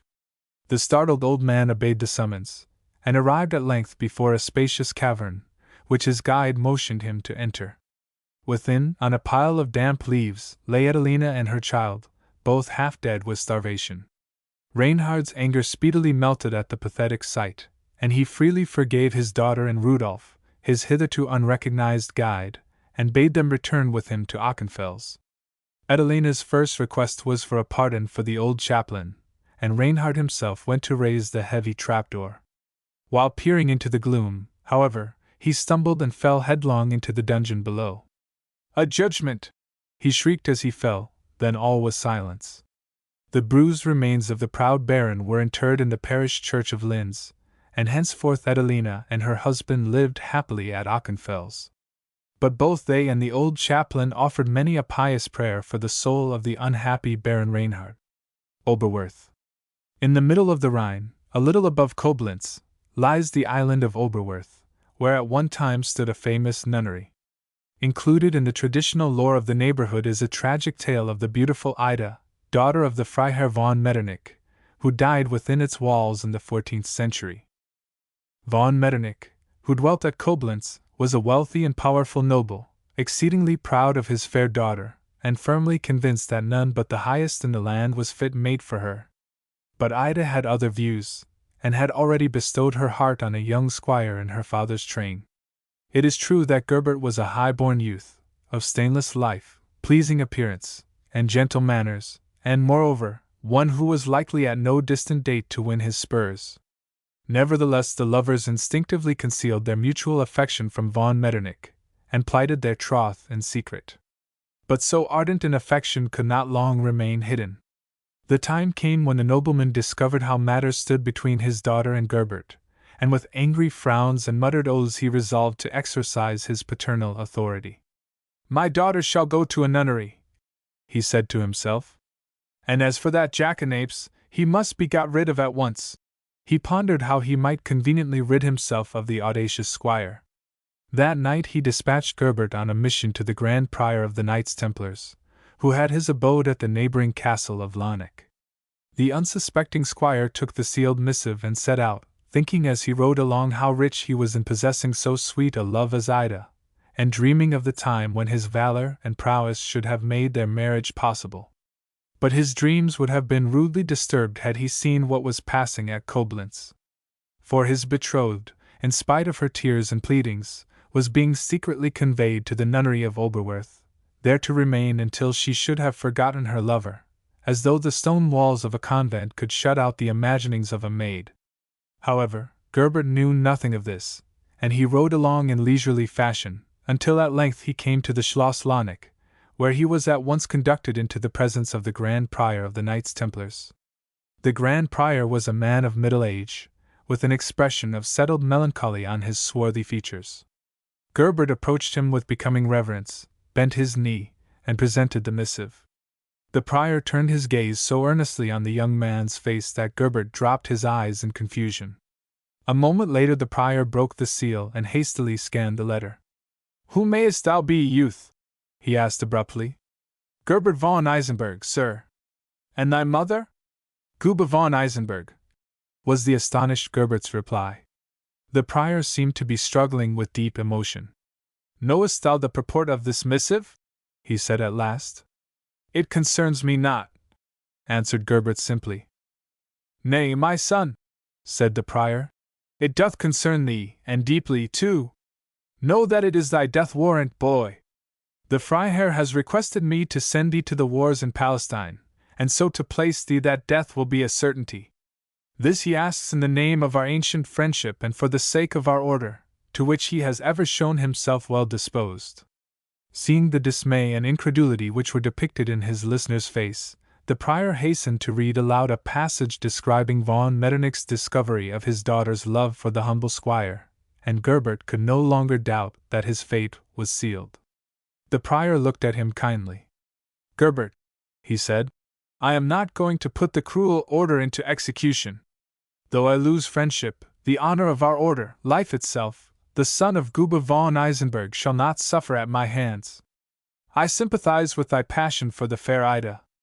I myself loved thy mother." The impetuous Gerbert started to his feet, hand on sword, at the mention of his mother, whose good name he set before all else. But with a dignified gesture the prior motioned him to his seat. Then in terse, passionate phrases the elder man told how he had loved the gentle Guba for years, always hesitating to declare his passion lest the lady should scorn him.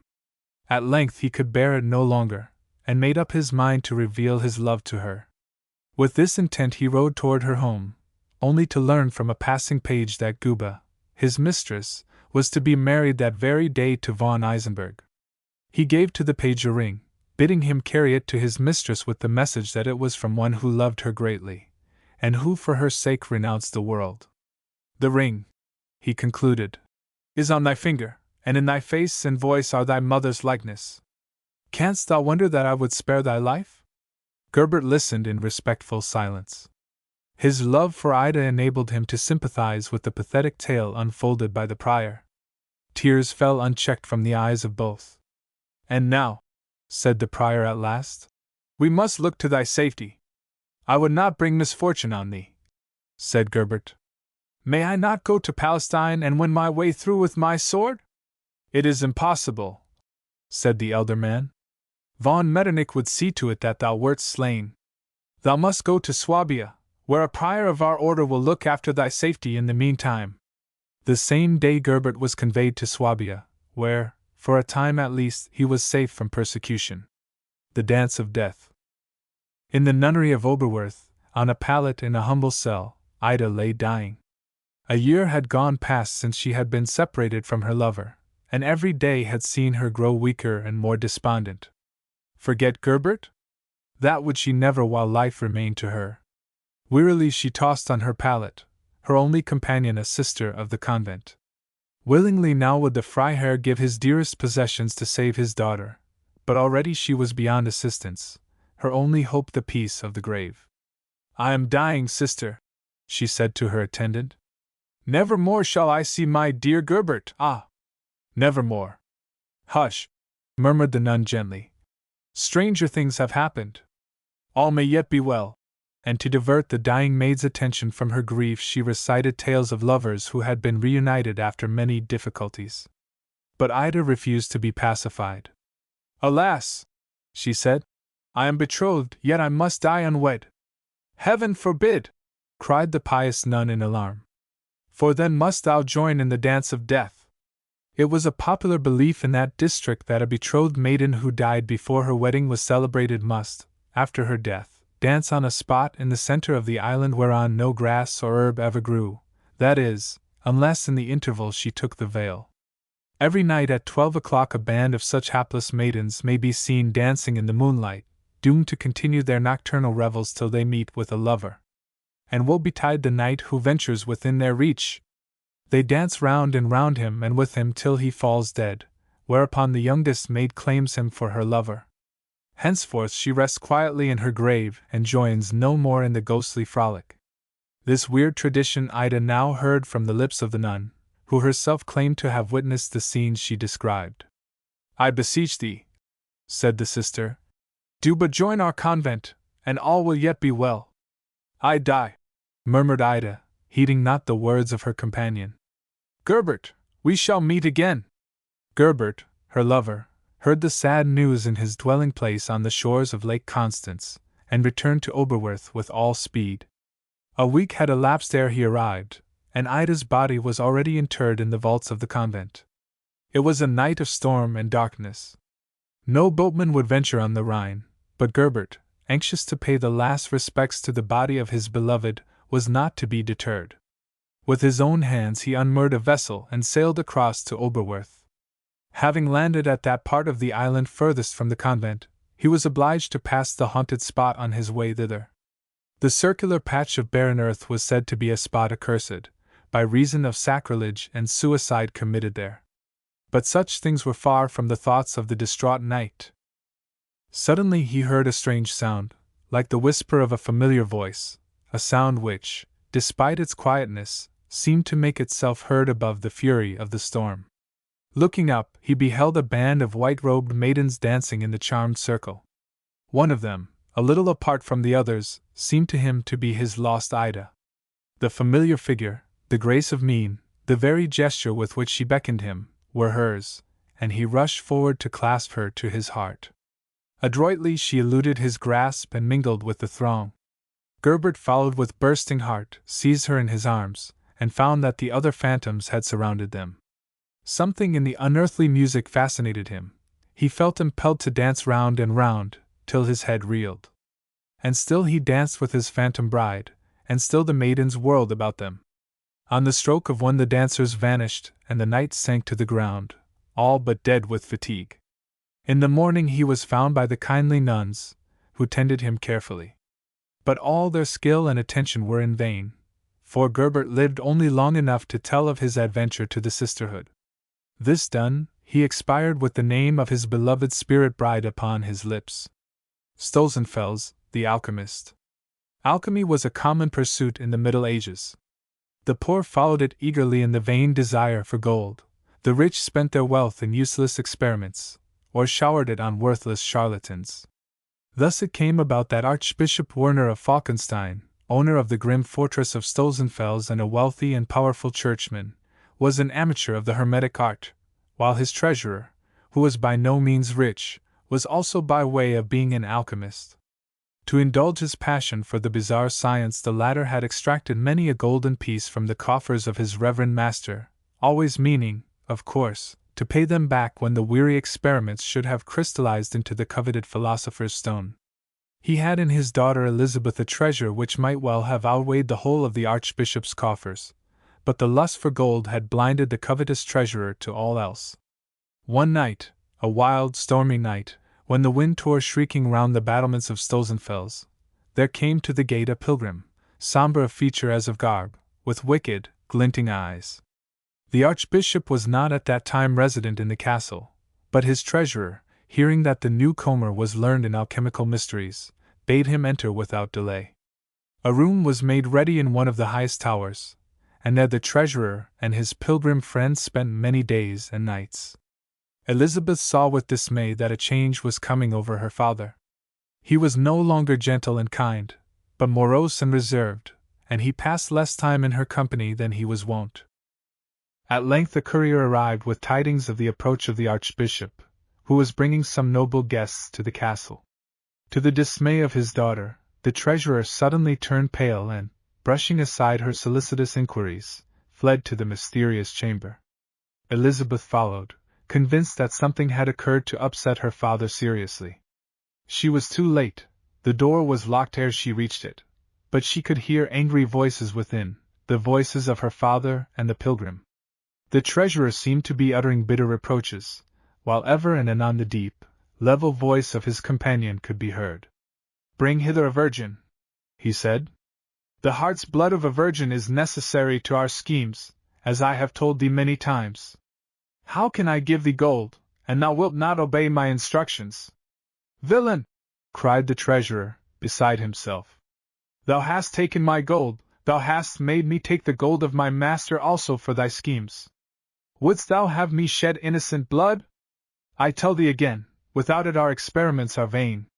At that moment the door was flung open and the treasurer emerged, too immersed in his anxious thoughts to perceive the shrinking form of Elizabeth. She, when he had gone from sight, entered the chamber where stood the pilgrim. "I have heard thy conversation," she said, "and I am ready to give my life for my father's welfare.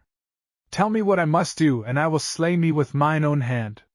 With covetous glance the pilgrim advanced, and strove to take her hand, but she shrank back in loathing. "Touch me not," she said, shuddering. A look of malice overspread the pilgrim's averted face. "Come hither at midnight, and at sunrise thy father will be rich and honored," he said. "Wilt thou swear it on the cross?" "I swear it," he returned, drawing a little crucifix from his bosom, and speaking in solemn tones.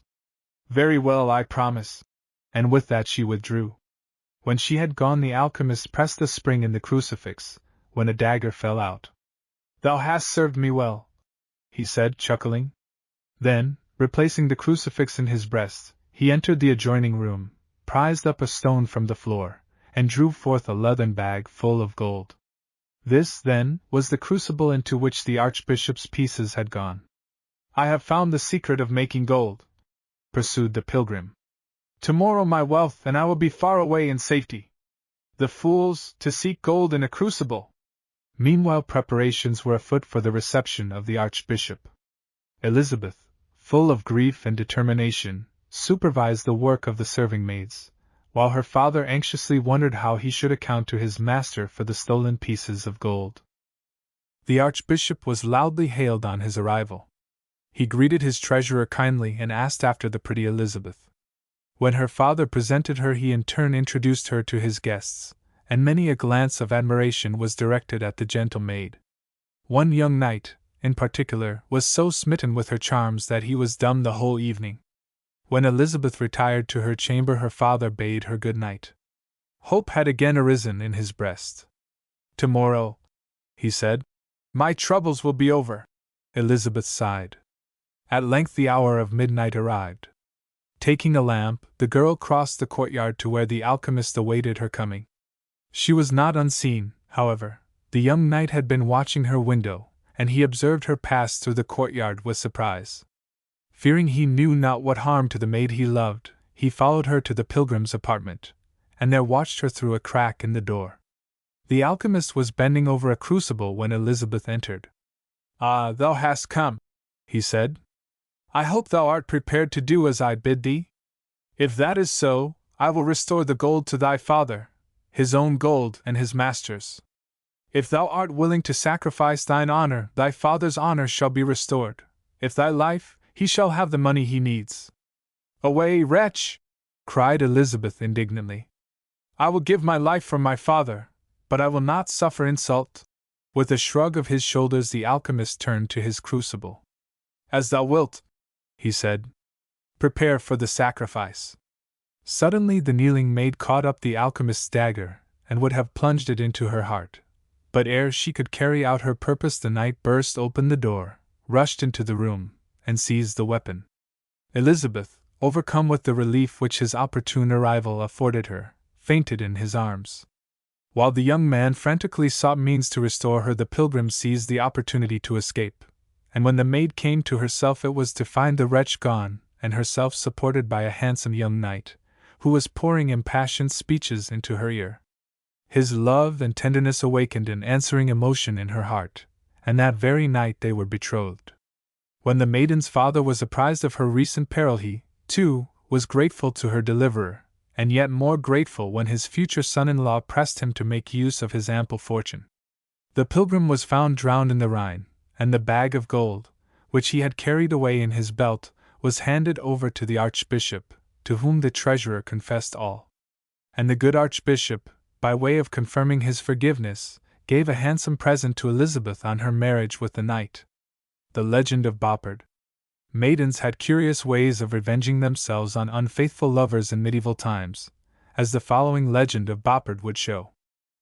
Toward the end of the 12th century there dwelt in Boppard a knight named Sir Conrad Bayer, brave, generous, and a good comrade, but not without his faults, as will be seen hereafter. At that time many brave knights and nobles were fighting in the Third Crusade under Frederick I and Richard Coeur de Lion, but Sir Conrad still remained at Boppard. He gave out that the reason for his remaining at home was to protect his stronghold against a horde of robbers who infested the neighborhood. But there were those who ascribed his reluctance to depart to another cause. In a neighboring fortress there lived a beautiful maiden, Maria by name, who received a great deal of attention from Sir Conrad. So frequent were his visits to her home that rumor had it that the fair lady had won his heart. This indeed was the case, and she in return had given her love unreservedly into his keeping. But as her passion grew stronger, his seemed to cool, and at length he began to make preparations to join the wars in Palestine, leaving the lady to lament his changed demeanor. In vain she pleaded, in vain she sent letters to him. At last he intimated plainly that he loved her no longer.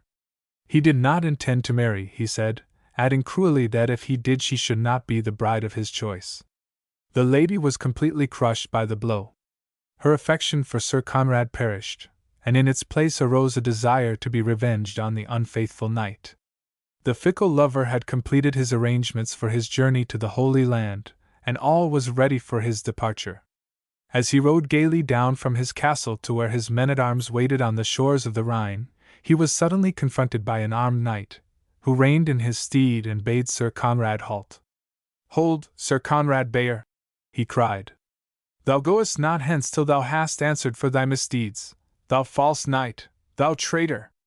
Sir Conrad listened in astonishment.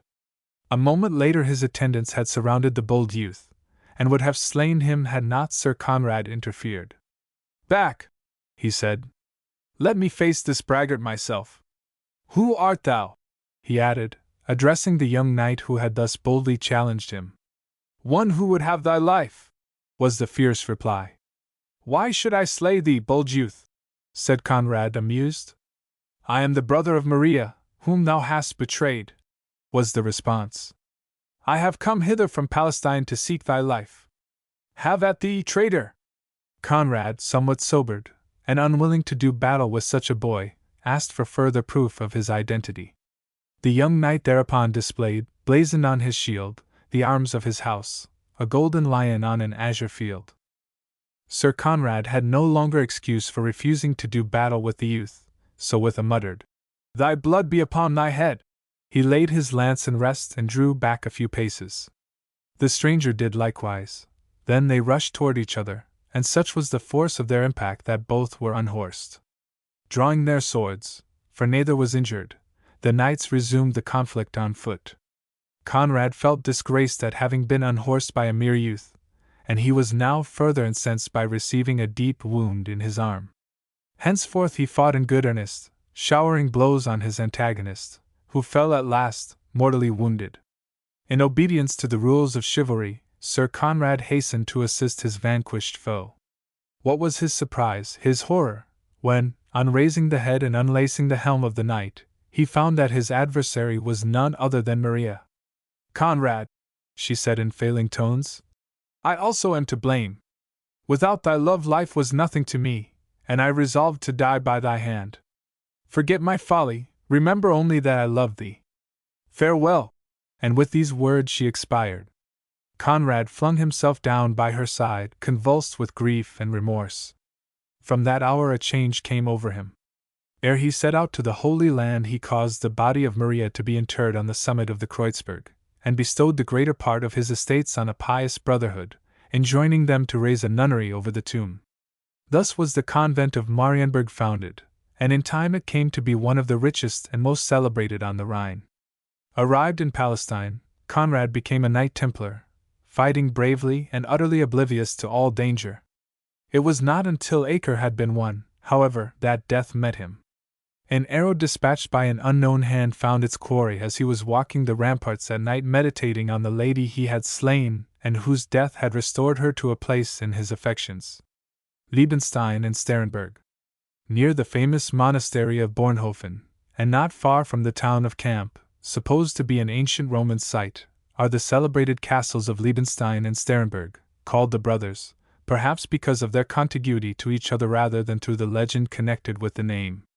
History is practically silent concerning these towers, which occupy two steep crags united by a small isthmus which has partially been cut through. Sterenberg lies nearest the north, Liebenstein to the south. A wooden bridge leads from one to the other, but a high wall called the Schildmauer was in the old days reared between them, obviously with the intention of cutting off communication. The legend has undoubtedly become sophisticated by literary influences, and was so altered by one Joseph Kugelgen as to change its purport entirely. It is the modern version of the legend we give here, in contradistinction to that given in the chapter on the folklore and literature of the Rhine. See pages 84 etc. The brothers Heinrich and Conrad were the sons of Kurt, a brave knight who had retired from the wars, and now dwelt in his ancestral castle Liebenstein. The brothers were alike in all matters pertaining to arms and chivalry.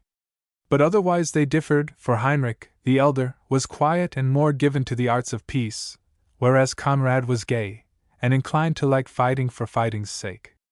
Brought up along with them was Hildegard, a relative and an orphan, whom the brothers believed to be their sister.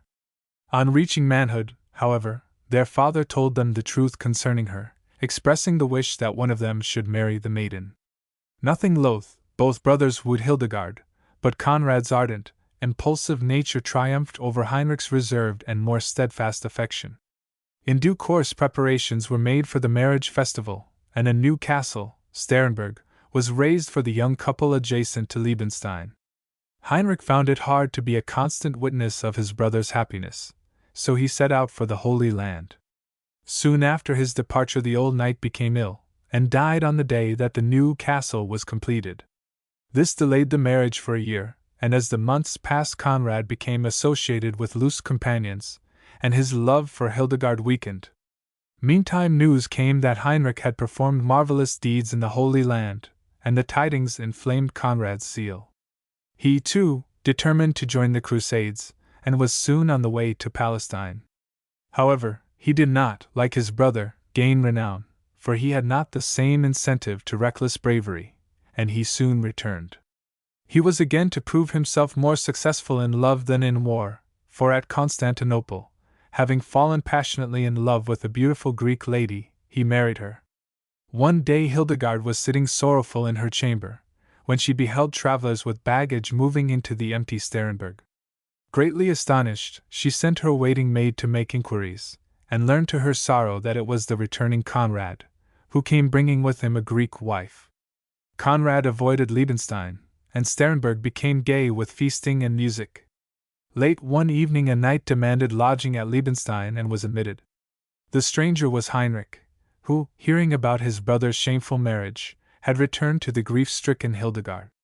After he had rested, Heinrich sent a message to his brother reproaching him with unknightly behavior, and challenging him to mortal combat. The challenge was accepted, and the combatants met on the passage separating the two castles.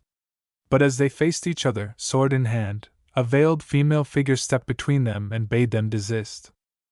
It was Hildegard, who had recognized Heinrich and learned his intention.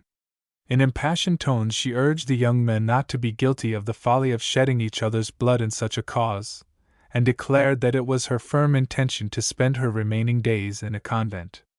The brothers submitted themselves to her persuasion and became reconciled.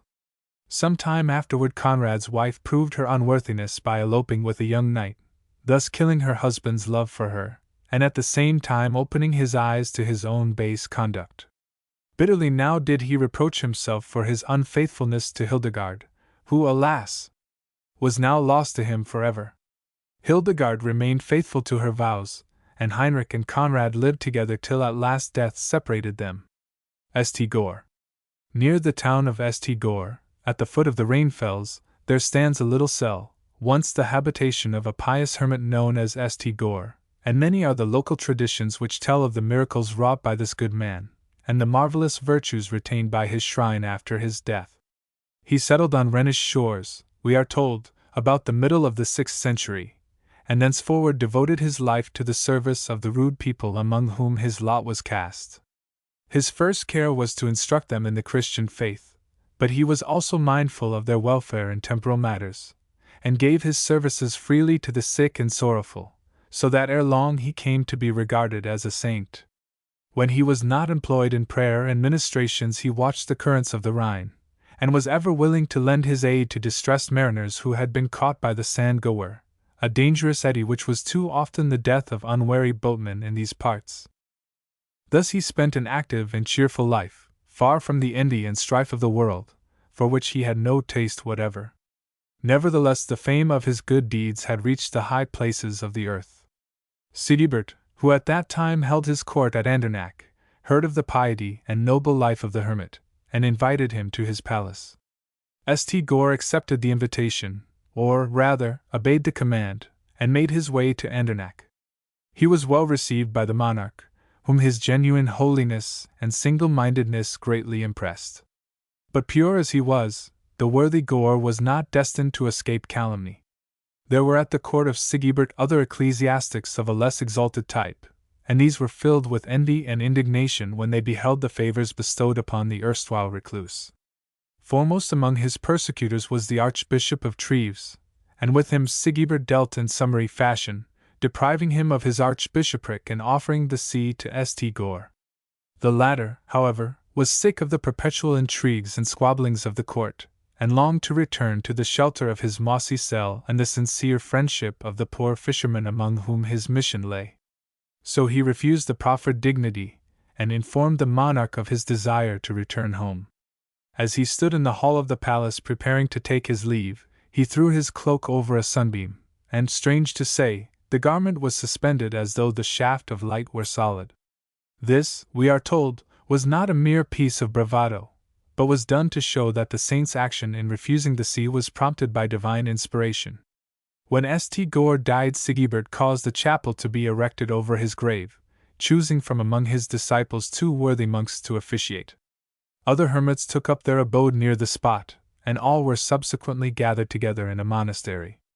The grave of the solitary became a favorite shrine, to which pilgrims traveled from all quarters, and St. Gore became the patron saint of hospitality, not so much personally as through the monastery of which he was the patron, and one of whose rules was that no stranger should be denied hospitality for a certain period. A goodly number of stories are told of his somewhat drastic treatment of those who passed by his shrine without bringing an offering, stories which may be traced to the monks who dwelt there, and who reaped the benefit of these offerings. Charlemagne at the shrine of St. Gore. Here is one of those tales concerning the great Karl. On one occasion, while he was traveling from Ingelheim to Aix-la-Chapelle, by way of Koblenz, he passed the shrine of St. Gore without so much as a single thought. Nor did those who accompanied him give the saint more attention. It was the height of summer, everything was bright and beautiful, and as the emperor's flotilla drifted lazily down the Rhine the sound of laughter and light jesting could be heard. No sooner had the emperor and his courtiers passed St. Gore, however, than the smiling sky became overcast, heavy clouds gathered, and the distant sound of thunder was heard. A moment more and they were in the midst of a raging storm. Water surged and boiled all around, and darkness fell so thickly that scarce could one see another's face. Panic reigned supreme where all had been gaiety and merriment. In vain the sailors strove to reach the shore. In vain the ladies shrieked and the emperor and his nobles lent their aid to the seamen. All the exertions of the sailors would not suffice to move the vessels 1 foot nearer the shore. At length an old boatman who had spent the greater part of a lifetime on the Rhine approached the emperor and addressed him thus. "Sire, our labors are useless. We have offended God and St. Gore." The words were repeated by the emperor's panic-stricken train, who now saw that the storm was of miraculous origin. "Let us go ashore," said Charlemagne in an awed voice. "In the name of God and St. Gore, let us go ashore. We will pray at the shrine of the saint that he may help us make peace with heaven." Scarcely had he uttered the words ere the sky began to clear, the boiling water subsided to its former glassy smoothness, and the storm was over. The illustrious company landed and sought the shrine of the holy man, where they spent the rest of the day in prayer. Ere they departed on the following morning, Charlemagne and his court presented rich offerings at the shrine, and the emperor afterward endowed the monastery with lands of great extent, by which means it is to be hoped that he succeeded in propitiating the jealous saint. The Reconciliation. One more tale of St. Gore may be added, dealing this time with Charlemagne's sons, Pepin and Carloman. These two, brave knights both, had had a serious quarrel over the sovereignty of their father's vast empire. Gradually the breach widened to a deadly feud, and the brothers, once the best of friends, became the bitterest enemies. In 806 Charlemagne held an imperial diet at Thionville, and thither he summoned his 3 sons, Carloman, Pepin, and Ludwig, intending to divide the empire, by testament, among them. Carloman was at that time in Germany, and Pepin in Italy, where, with the aid of his sword, he had won for himself broad lands. In order to reach Thionville, both were obliged to take the same path, that is, the Rhine, the broad waterway of their father's dominions. Pepin was the first to come, and as he sailed up the river with his train he caught sight of the shrine of St. Gore, and bethought him that there he and his brother had last met as friends. As he pondered on the strange fate that had made enemies of them, once so full of kindness toward each other, he felt curiously moved, and decided to put ashore and kneel by the shrine of the saint. Ere long Carloman and his train moved up the Rhine, and this prince also, when he beheld the shrine of St. Gore, was touched with a feeling of tenderness for his absent brother. Recollections of the time when Pepin and he had been inseparable surged over him, and he too stepped ashore and made his way through the wood to the sacred spot. Meanwhile Pepin still knelt before the shrine, and great indeed was Carloman's astonishment when he beheld his brother. But when he heard Pepin pray aloud that they might be reconciled, his joy and surprise knew no bounds.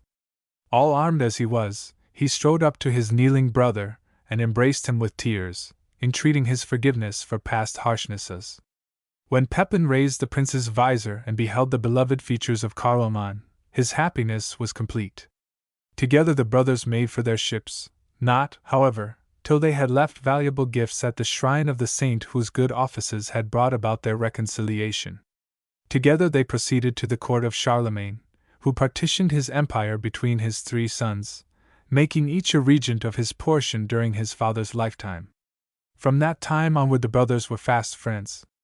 Carloman and Pepin, however, had not long to live, for the former died in 810 and the latter in the following year. Gutenfels, a romance. A very charming story, and one entirely lacking in the element of gloom and tragedy which is so marked a feature of most Rhenish tales, is that which tradition assigns to the castle of Gutenfels. Its ancient name of Cobb, or Chaub, still clings to the town above which it towers majestically. In the 13th century Cobb was the habitation of Sir Philip of Falkenstein and his sister Gutta, the latter justly acclaimed as the most beautiful woman in Germany. She was reputed as proud as she was beautiful, and of the many suitors who flocked to Cobb to seek her hand in marriage none could win from her a word of encouragement, or even a tender glance. On one occasion she and her brother were present at a great tourney held at Cologne, where the flower of knightly chivalry and maidenly beauty were gathered in a brilliant assembly.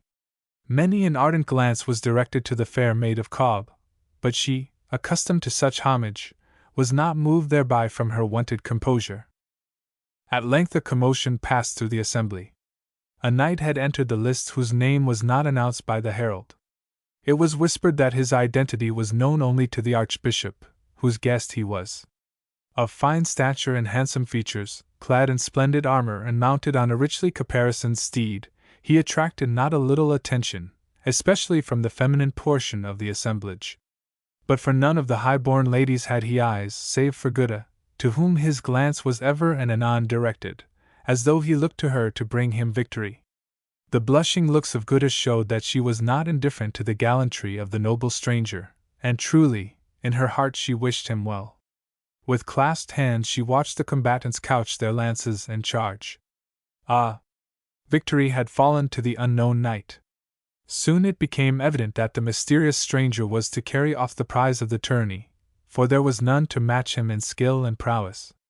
As he rode past the place where Gutta sat he lowered his lance, and she, in her pleasure and confusion at this mark of especial courtesy, dropped her glove, which the knight instantly picked up, desiring to be allowed to keep it as a guerdon. At the grand ball which followed the tourney the victor remained all the evening at Gutta's side, and would dance with no other maiden. Young Falkenstein, pleased with the homage paid to his sister by the distinguished stranger, invited him to visit them at Cobb, an invitation which the gentle Gutta seconded, and which the mysterious knight accepted with alacrity.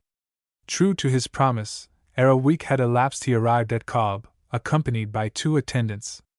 His visit covered 3 days, during which time his host and hostess did all in their power to make his stay a pleasant one. Ere he took his departure he sought out Gutta, and made known his love. The lady acknowledged that his affection was returned. "Dearest Gutta," said the knight, "I may not yet reveal to thee my name, but if thou wilt await my coming, in 3 months I shall return to claim my bride, and thou shalt know all. I will be true to thee," exclaimed Gutta passionately. "Though a king should woo me, I will be true to thee." And with that assurance from his betrothed the knight rode away. 3 months came and went, and still Gutta heard nothing of her absent lover. She grew paler and sadder as time advanced, not because she doubted the honor of her knight, but because she feared he had been slain in battle. It was indeed a time of wars and dissensions. On the death of Conrad 4 several claimants to the imperial throne of Germany made their appearance, of whom the principal were Adolf, Duke of Holland, Richard, Earl of Cornwall, brother to the English King Henry III, and Alfonso X, King of Castile. Of these 3 the most popular was Richard of Cornwall, who was finally chosen by the electors, more on account of his knightly qualities than because of his fabulous wealth. Among his most ardent followers was Philip of Falkenstein, who was naturally much elated at his master's success. Now, however, the conflict was over, and Philip had returned to Cobb. One morning, about 6 months after the departure of Gutta's lover, a gay cavalcade appeared at the gates of Cobb, and a herald demanded admission for Richard, Emperor of Germany. Philip himself, scarcely concealing his joy and pride at the honor done him by his sovereign, ran out to greet him, and the castle was full of stir and bustle. The emperor praised Philip heartily for his part in the recent wars, yet he seemed absent and uneasy. "Sir Philip," he said at length, "I have come hither to beg the hand of thy fair sister. Why is she not with us?" Falkenstein was filled with amazement. "Sire," he stammered, "I fear me thou wilt find my sister an unwilling bride. She has refused many nobles of high estate, and I doubt whether even a crown will tempt her." However, I will plead with her for thy sake. He left the room to seek Goethe's bower, but soon returned with dejected mien. It is as I thought, sire, he said. She will not be moved. Methinks some heedless knight hath stolen her heart, for she hath grown pale and drooping as a gathered blossom. Richard raised his visor. Knowest thou me, Sir Knight? He said. Thou art the knight of the tourney, cried Philip in amaze. The same, answered Richard, smiling. And I am the knight who has won thy fair sister's heart. We plighted our troth after the tourney of Cologne. State affairs of the gravest import have kept me from her side, where I would fain have been these 6 months past. Take this token, drawing from his breast the glove Goethe had given him, and tell her that a poor knight in Richard's train sends her this. In a little while Philip returned with his sister. The maiden looked pale and agitated, but when she beheld Richard she rushed to him and was clasped in his arms. My own Goethe, he whispered fondly. And wouldst thou refuse an emperor to marry me? Yea, truly, answered the maid. 100 emperors. I feared thou hadst forsaken me altogether, she added naively. Richard laughed. Would I be a worthy emperor and I did not keep my troth with such as thou? He asked. The emperor, thou?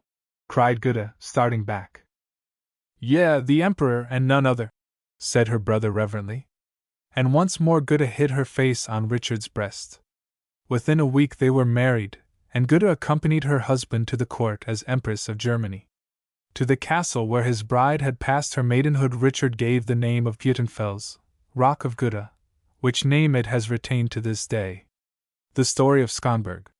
The castle of Schonberg, not far from the town of Bacharach, is now in ruins, but was once a place of extraordinary fame, for here dwelt at one time 7 sisters of transcendent beauty, who were courted the more assiduously because their father, the Graf von Schonberg, was reputed a man of great wealth. This wealth was no myth, but an actuality, and in truth it had been mainly acquired in predatory forays.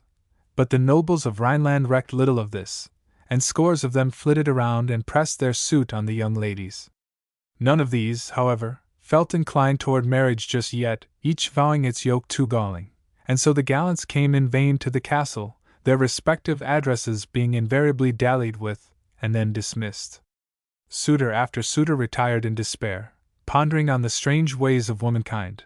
But one evening a large party of noblemen chanced to be assembled at the Schloss, and putting their heads together, they decided to press matters to a conclusion. They agreed that all of them, in gorgeous raiment, should gather in the banqueting hall of the castle. The 7 sisters should be summoned and called upon in peremptory fashion to have done with silken dalliance, and to end matters by selecting 7 husbands from among them. The young ladies received the summons with some amusement, all of them being blessed with the saving grace of humor, and they bade the knight who had brought the message return to his fellows and tell them that the suggested interview would be held. Only give us time, said the sisters, for the donning of our most becoming dresses. So now the band of suitors mustered, and a brave display they made, each of them thinking himself more handsome and gorgeous than his neighbors and boasting that he would be among the chosen 7. But as time sped on and the ladies still tarried, the young men began to grow anxious. Many of them spoke aloud of female vanity, and made derisive comments on the coiffing and the like, which they imagined was the cause of the delay. Eventually one of their number, tired of strutting before a mirror, happened to go to look out of the window toward the Rhine. Suddenly he uttered a loud imprecation, and his companions, thronging to the window, were all fiercely incensed at the sight which greeted their eyes. For the famous 7 sisters were perpetrating something of a practical joke. They were leaving the castle in a boat, and on perceiving the men's faces at the windows they gave vent to a loud laugh of disdain. Hardly had the angry suitors realized that they were the butt of the ladies' ridicule when they were seized with consternation. For one of the sisters, in the attempt to shake her fist at the men she affected to despise, tried to stand up on one of the thwarts of the boat, which, being a light craft, was upset at once. The girls' taunts were now changed to loud cries for help, none being able to swim. But ere another boat could be launched the Rhine had claimed its prey, and the perfidious damsels were drowned in the swift tide. But their memory was not destined to be erased from the traditions of the locality. Near the place where the tragedy occurred there are 7 rocks, visible only on rare occasions when the river is very low. Until lately it was a popular superstition that these rocks were placed there by Providence, anxious to impart a moral to young women addicted to coquetry and practical jests. To this day many boatmen on the Rhine regard these rocks with awe, and it is told that now and then 7 wraiths are to be seen there. It is even asserted that sometimes these apparitions sing in strains as delectable as those of the Lorelei herself. The Legend of Falls. Musing on the legendary lore of the Rhine, we cannot but be struck by the sadness pervading these stories, and we are inclined to believe that every one of them culminates in tragedy. But there are a few exceptions to this rule, and among them is a tale associated with the island of Falls, near Bacharach, which concludes in fairly happy fashion, if in the main concerned with suffering. This island of Falls still contains the ruins of a castle, known as Pfalzgrafenstein. It belonged in medieval days to the Palatine princes, and at the time our story opens one of these, named Hermann, having suspected his wife, the Princess Guba, of infidelity, had lately caused her to be incarcerated within it. Its governor, Count von Roth, was charged to watch the prisoner's movements carefully, but being sure she was innocent, his measures with her were generally lenient, while his countess soon formed a deep friendship for the princess. Thus it seemed to Guba that her captivity was not destined to be so terrible as she had anticipated, but she was soon disillusioned, as will appear presently. It should be explained that as yet the princess had borne no children to her husband, whose heir apparent was consequently his brother Ludwig, and this person naturally tried to prevent a reconciliation between the Palatine prince and his wife, for should they be united again, Ludwig's hope to succeed his brother might be frustrated. So he was a frequent visitor to the Pfalzgrafenstein, constantly telling von Roth that he allowed the princess too much liberty. Worse still, Ludwig sometimes remained at the island castle for a long time, and at these periods the prisoner underwent constant ill-treatment, which the governor was powerless to alleviate. The people of the neighborhood felt kindly toward Guba, but their sympathy was of little avail, and at length during one of Ludwig's visits to Pfalzgrafenstein it seemed as though he was about to triumph and effect a final separation between the princess and Hermann. For it transpired one evening that Guba was not within the castle. A hue and cry was instantly raised, and the island was searched by Ludwig and von Roth. "I wager," said Ludwig, "that at this very moment Guba is with her paramour. Let my brother the prince hear of this, and your life will answer for it. Often have I urged you to be stricter, you see now the result of your leniency." Von Roth protested that the princess was taking the air alone, but while they argued the pair espied Guba, and it was as Ludwig had said, she was attended by a man. "The bird is snared!"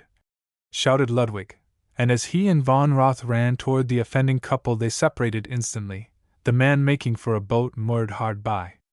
But ere he could reach it he was caught by his pursuers, and recognized for a certain young gallant of the district. He was dragged to the castle, where after a brief trial he was condemned to be hanged. He blanched on hearing the sentence, but faced his fate manfully, and when the rope was about his neck he declared loudly that Guba had always discouraged his addresses and was innocent of the sin wherewith she was charged. Guba's movements thenceforth were watched more strictly for a while, yet she seemed to grow more cheerful, while one day she even asserted that she would soon be reconciled to her husband, from whom she had now been estranged for 6 months.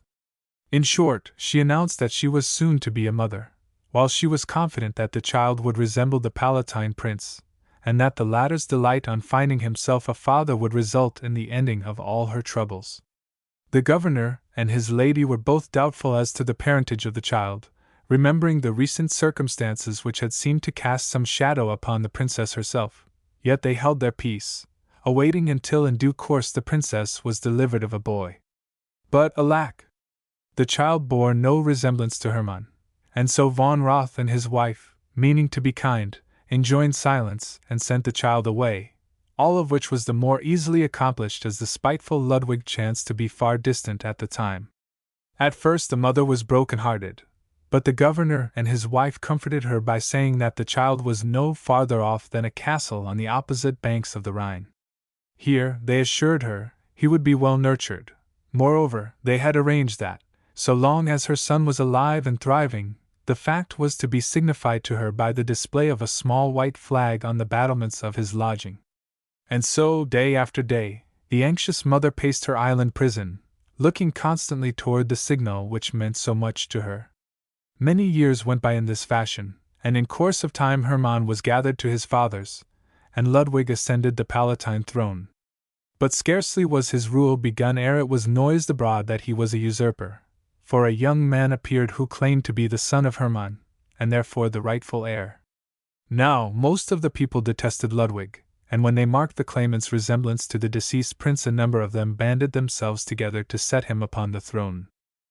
A fierce civil war ensued, many of the nobles forsaking Ludwig for his rival, who, like the late prince, bore the name of Hermann, and though at first it seemed doubtful which party was to triumph, eventually Ludwig was worsted, and was hanged for his perfidy.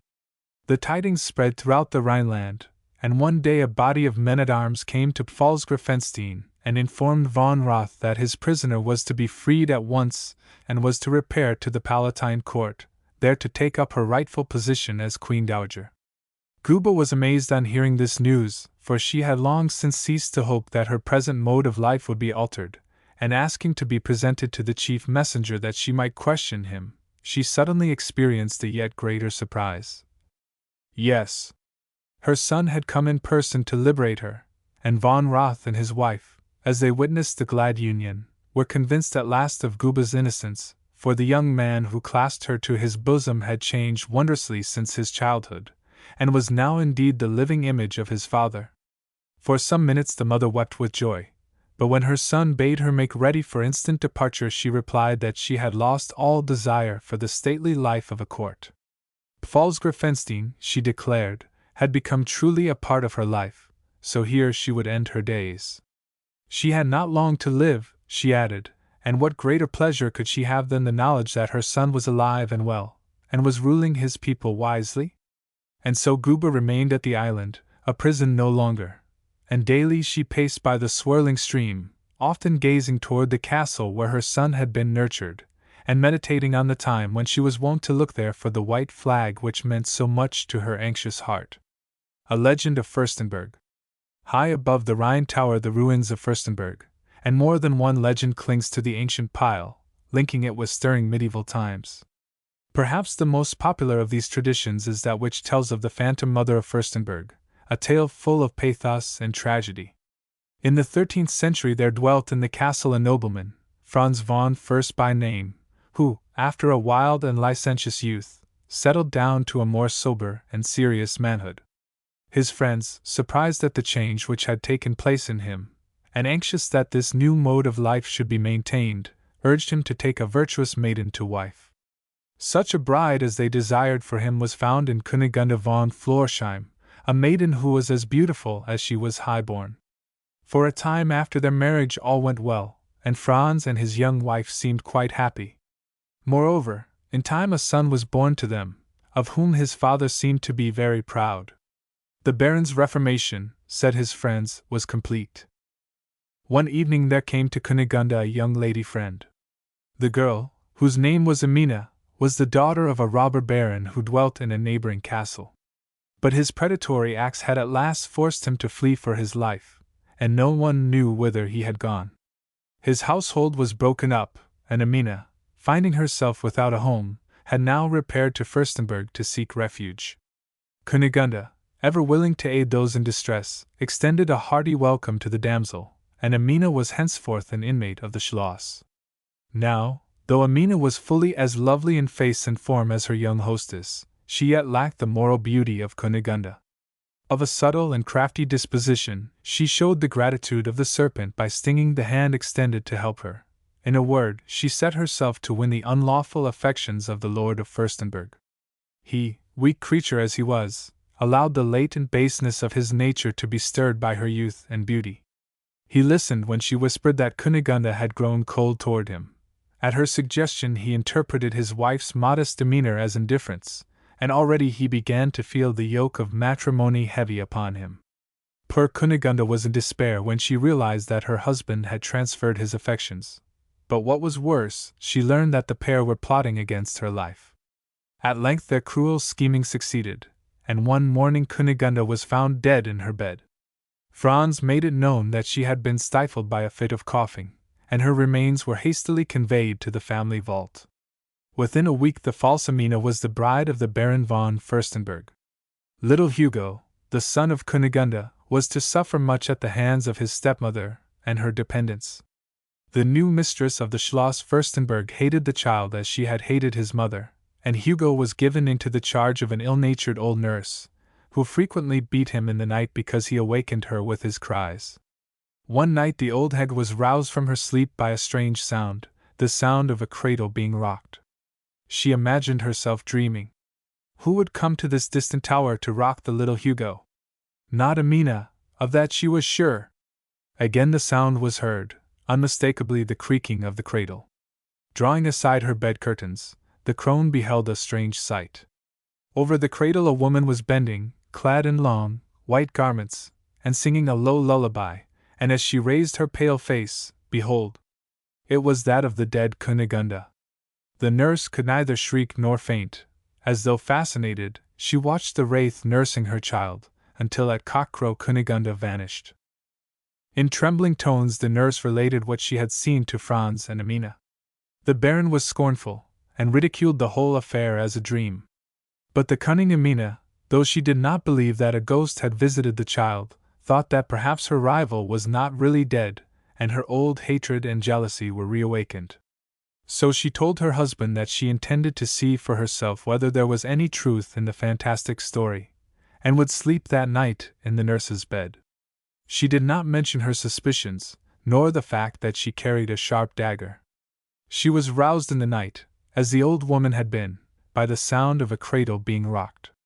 Stealthily drawing the curtains, she saw the white-robed form of the dead, the black mold clinging to her hair, the hue of death in her face.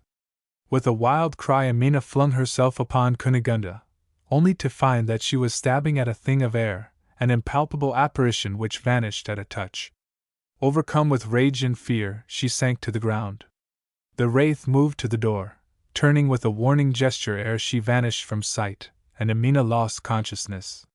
In the morning the Baron sought his wife in vain. He found instead a missive telling of her ghastly experience, intimating her intention of retiring to a nunnery, and closing with an earnest appeal to her husband to repent of his crimes. The Baron, moved with remorse and terror, followed Amina's example. He sought in the mountain solitudes a hermitage where he might end his days in peace, and having found such a cell, he confided his little son to the care of the pastor of Vadenscheid, and retired from the world in which he had played so sorry a part. The Blind Archer. Another legend connected with the ruined stronghold of Furstenberg is the following.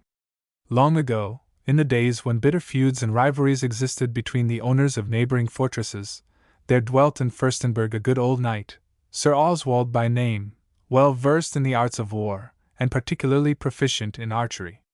He had one son, Edwin, a handsome young man who bade fair to equal his father in skill and renown.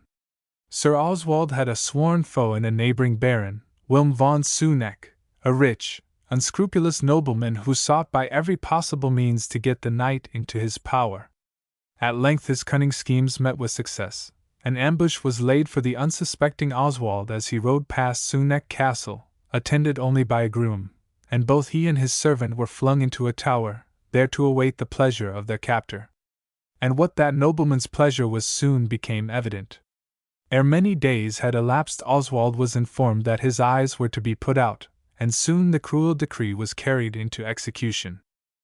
Meanwhile Edwin awaited the coming of his father, and when he came not it was at first concluded that he had been captured or slain by robbers.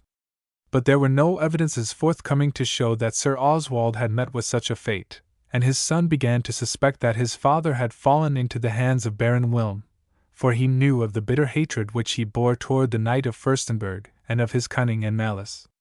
He therefore cast about for a means of verifying his suspicions, and eventually disguised himself as a wandering minstrel, took his harp, for he had great skill as a musician, and set off in the direction of Suneck. There he seated himself under a tree and played and sang sweetly, directing his gaze the while toward a strong tower which seemed to him a likely place for the incarceration of prisoners.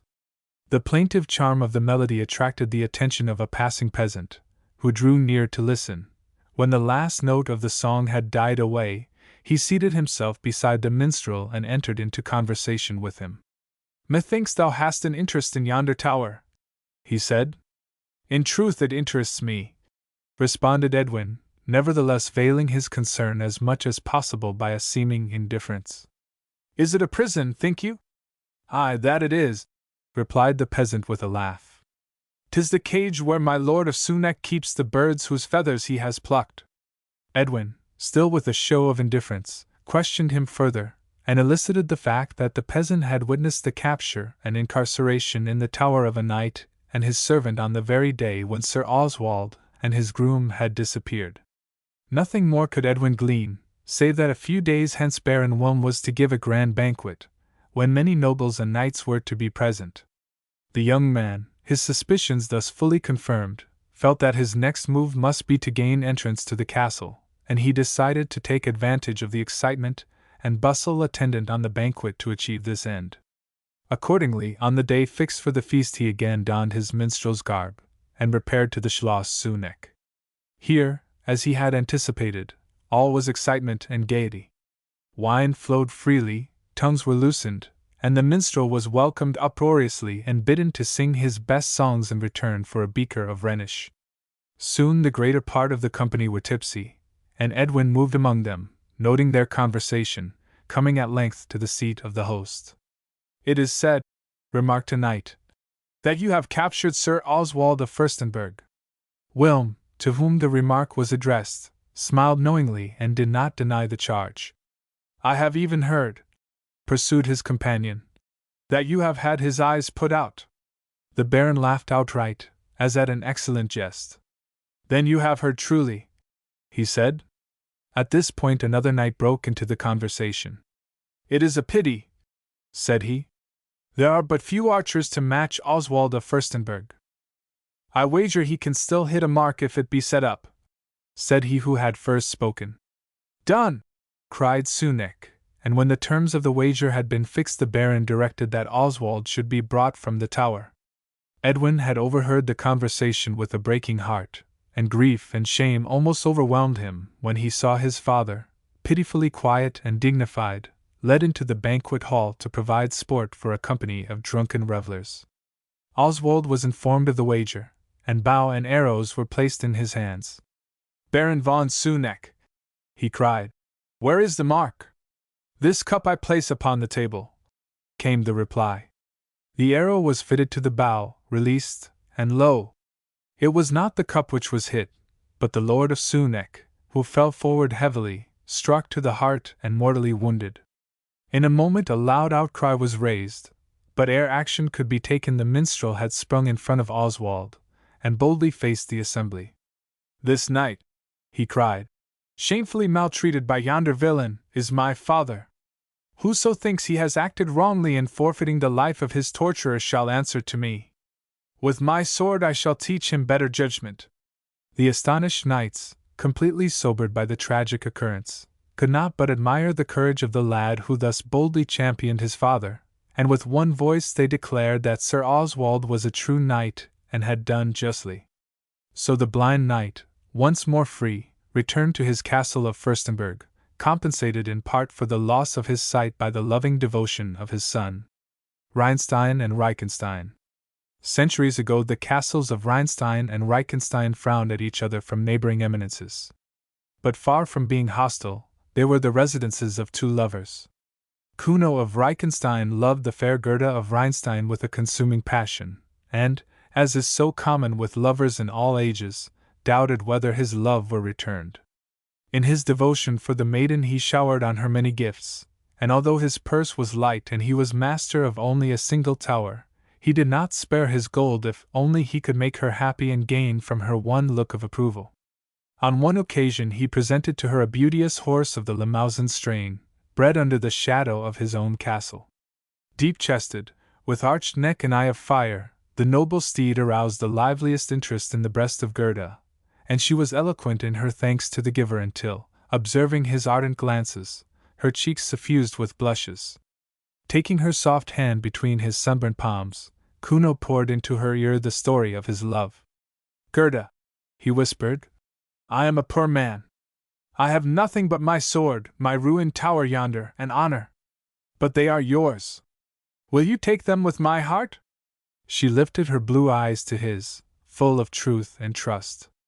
"I will be yours," she murmured. "Yours and none other's till death." Young Kuno left Rhinestein that afternoon, his heart beating high with hope and happiness. The blood coursing through his veins at a gallop made him spur his charger to a like pace. But though he rode fast, his brain was as busy as his hand and his heart. He must, in conformity with Rhenish custom, send as an embassy to Gerda's father one of his most distinguished relations. To whom was he to turn? There was no one but old Kurt, his wealthy uncle, whom he could send as an emissary, and although the old man had an unsavory reputation, he decided to confide the mission to him. Kurt undertook the task in no kindly spirit, for he disliked Kuno because of his virtuous life and the circumstance that he was his heir, whom he felt was waiting to step into his shoes. However, he waited next day upon Gerda's father, the Lord of Rhinestein, and was received with all the dignity suitable to his rank and age. But when his glance rested upon the fair and innocent Gerda, such a fierce desire to make her his arose in his withered breast that when she had withdrawn he demanded her hand for himself. To her father he drew an alluring picture of his rank, his possessions, his castles, his gold, until the old man, with whom avarice was a passion, gave a hearty consent to his suit, and dismissed him with the assurance that Gerda would be his within the week. The clatter of hoofs had hardly died away when the Lord of Rhinestein sought his daughter's bower, where she sat dreaming of Kuno.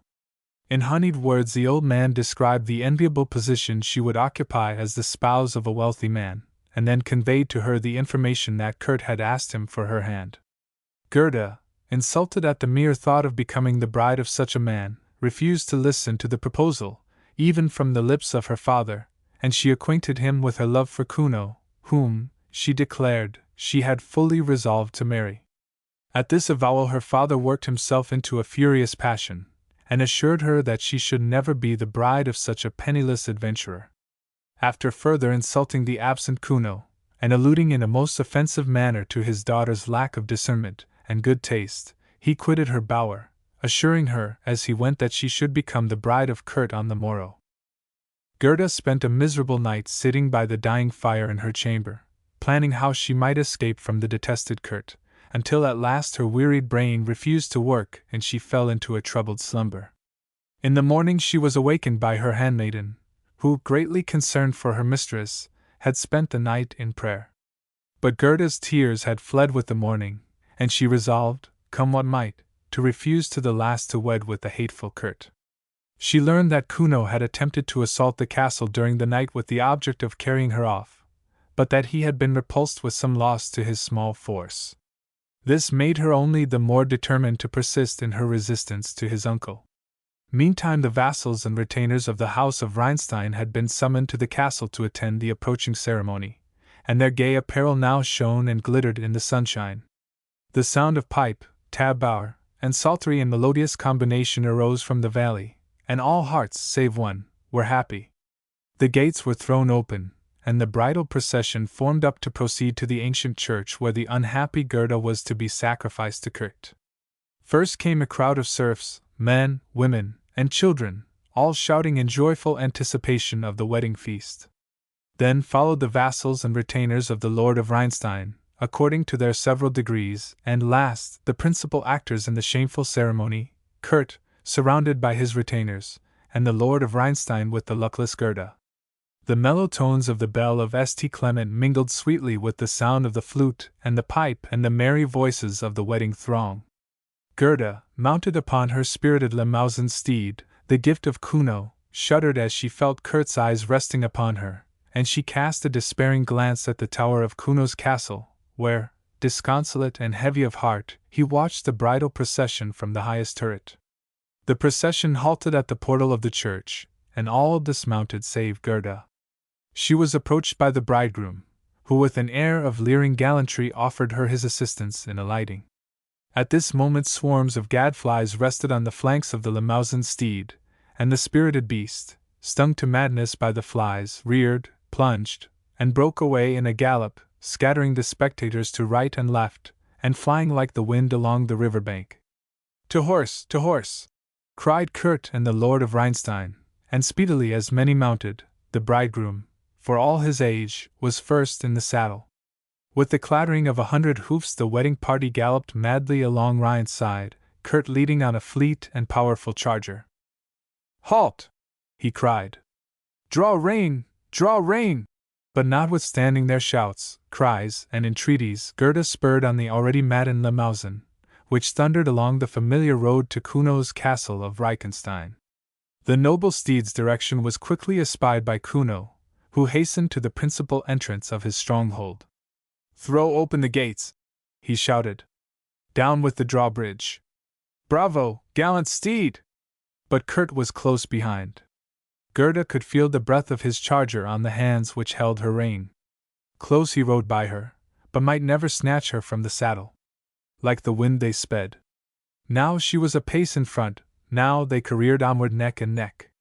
Suddenly he leaned over to seize her rein, but at that instant his horse stumbled, fell, and threw the ancient gallant heavily. Down he came on a great boulder and lay motionless.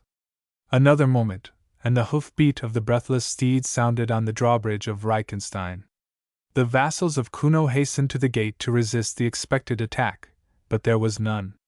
For the wretched Kurt lay dead, killed by the fall, and his vassals were now eager to acclaim Kuno as their lord, while the Lord of Rhinestein, shrewdly observing the direction of affairs, took advantage of the tumultuous moment to make his peace with Kuno. The lovers were wedded next day amid the acclamations of their friends and retainers, and Kuno and Gerda dwelt in Rhinestein for many a year, loving and beloved. Chapter 5: Falkenberg to Auerbach.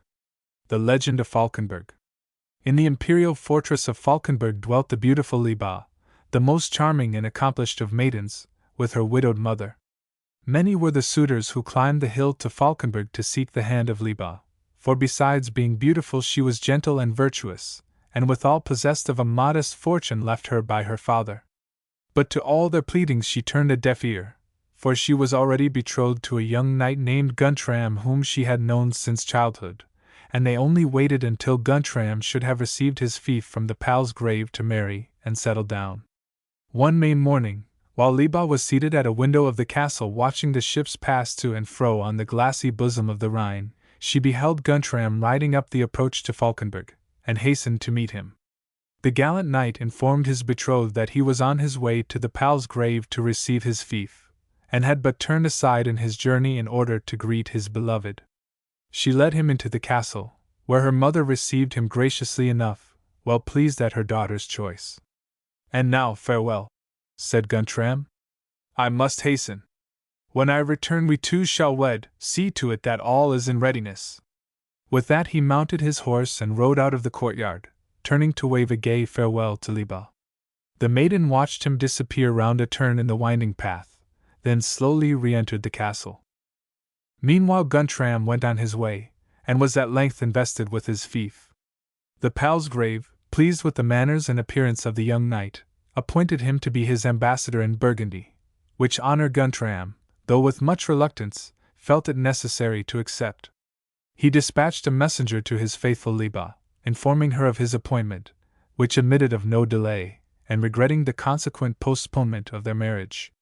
She, indeed, was ill-pleased with the tidings and felt instinctively that some calamity was about to befall. After a time her foreboding affected her health and spirits, her former pursuits and pleasures were neglected, and day after day she sat listlessly at her casement, awaiting the return of her lover. Guntram, having successfully achieved his mission, set out on the homeward journey. On the way he had to pass through a forest, and, having taken a wrong path, lost his way. He wandered on without meeting a living creature, and came at last to an old dilapidated castle, into the courtyard of which he entered, thankful to have reached a human habitation. He gave his horse to a staring boy, who looked at him as though he were a ghost. "Where is your master?" queried Guntram. The boy indicated an ivy-grown tower, to which the knight made his way. The whole place struck him as strangely somber and weird, a castle of shadows and vague horror. he was shown into a gloomy chamber by an aged attendant, and there awaited the coming of the Lord. Opposite him was hung a veiled picture, and half hoping that he might solve the mystery which pervaded the place, he drew aside the curtain. From the canvas there looked out at him a lady of surpassing beauty, and the young knight started back in awe and admiration. In a short time the attendant returned with a thin, tall old man, the lord of the castle, who welcomed the guest with grave courtesy, and offered the hospitality of his castle. Guntram gratefully accepted his host's invitation, and when he had supped he conversed with the old man, whom he found well informed and cultured. "You appear to be fond of music," said the knight, indicating a harp which lay in a corner of the room. He had observed, however, that the strings of the harp were broken, and that the instrument seemed to have been long out of use, and thought that it possibly had some connection with the original of the veiled portrait. Whatever recollections his remark aroused must have been painful indeed, for the host sighed heavily. "It has long been silent," he said. "My happiness has fled with its music. Good night, and sleep well." And ere the astonished guest could utter a word, the old man abruptly withdrew from the room. Shortly afterward the old attendant entered, bearing profuse apologies from his master, and begging that the knight would continue to accept his hospitality. Guntram followed the old man to his chamber. As they passed through the adjoining apartment he stopped before the veiled portrait. "Tell me," he said, "why is so lovely a picture hidden?" "Then you have seen it?" asked the old keeper. "That is my master's daughter. When she was alive she was even more beautiful than her portrait, but she was a very capricious maid, and demanded that her lovers should perform well-nigh impossible feats. At last only one of these lovers remained, and of him she asked that he should descend into the family vault and bring her a golden crown from the head of one of her ancestors. He did as he was bidden, but his profanation was punished with death. A stone fell from the roof and killed him. The young man's mother died soon after, cursing the foolish maid, who herself died in the following year. But ere she was buried she disappeared from her coffin and was seen no more." When the story was ended they had arrived at the door of the knight's chamber, and in bidding him good night the attendant counseled him to say his paternoster should anything untoward happen. Guntram wondered at his words, but at length fell asleep. Some hours later he was awakened suddenly by the rustling of a woman's gown and the soft strains of a harp, which seemed to come from the adjoining room. The knight rose quietly and looked through a chink in the door, when he beheld a lady dressed in white and bending over a harp of gold. He recognized in her the original of the veiled portrait, and saw that even the lovely picture had done her less than justice. For a moment he stood with hands clasped in silent admiration.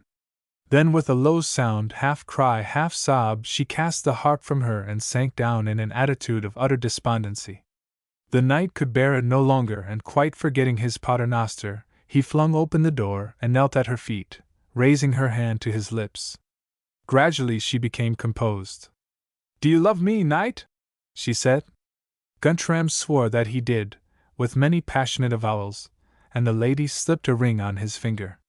Even as he embraced her the cry of a screech owl rang through the night air, and the maiden became a corpse in his arms.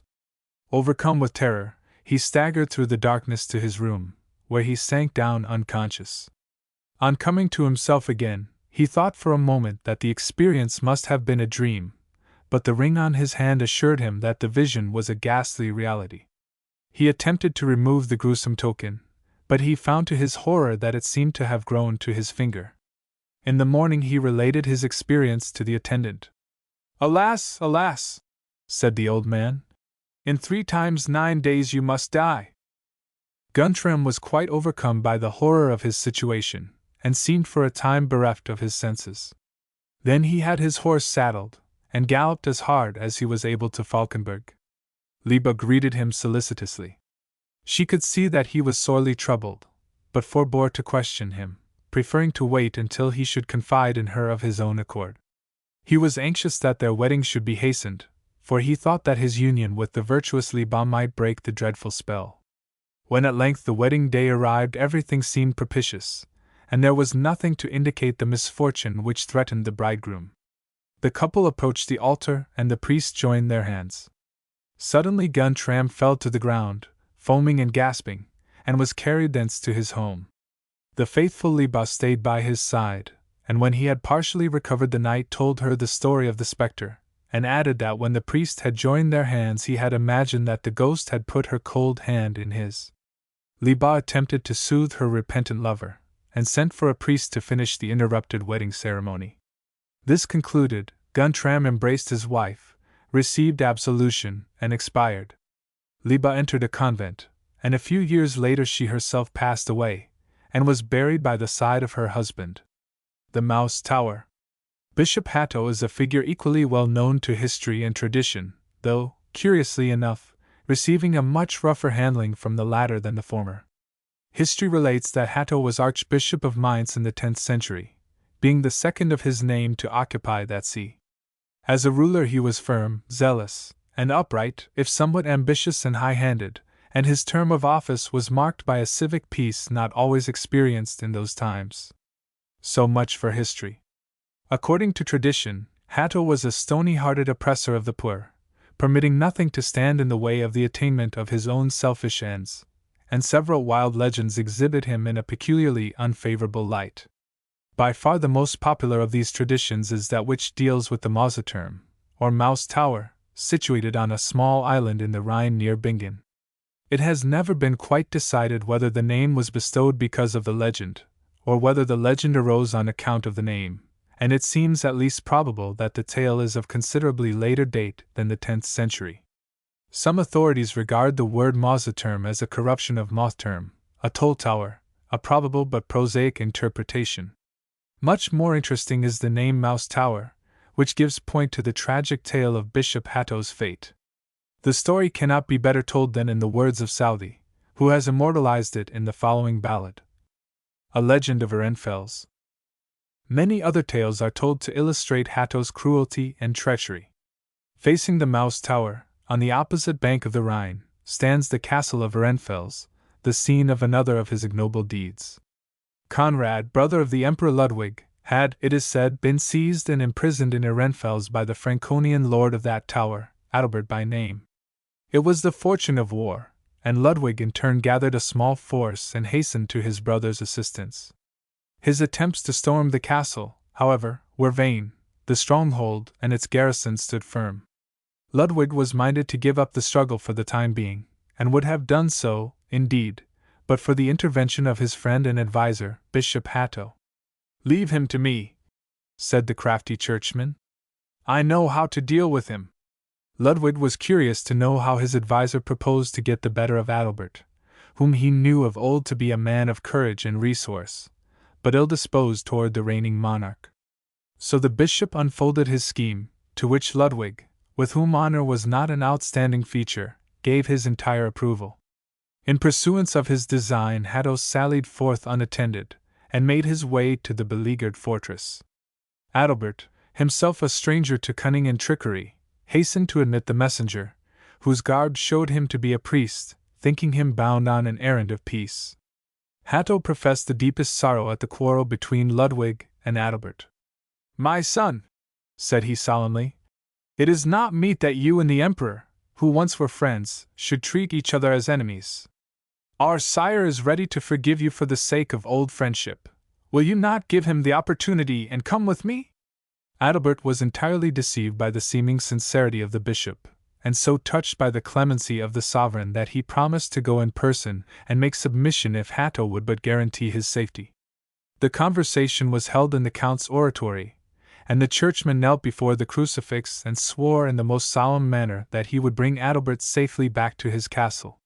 In a very short time they were riding together on the road to Mainz, where Ludwig held court.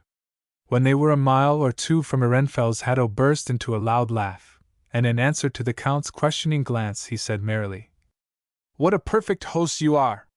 You let your guest depart without even asking him whether he has breakfasted. And I am famishing, I assure you." The courteous Adalbert was stricken with remorse, and murmured profuse apologies to his guest. "You must think but poorly of my hospitality," said he.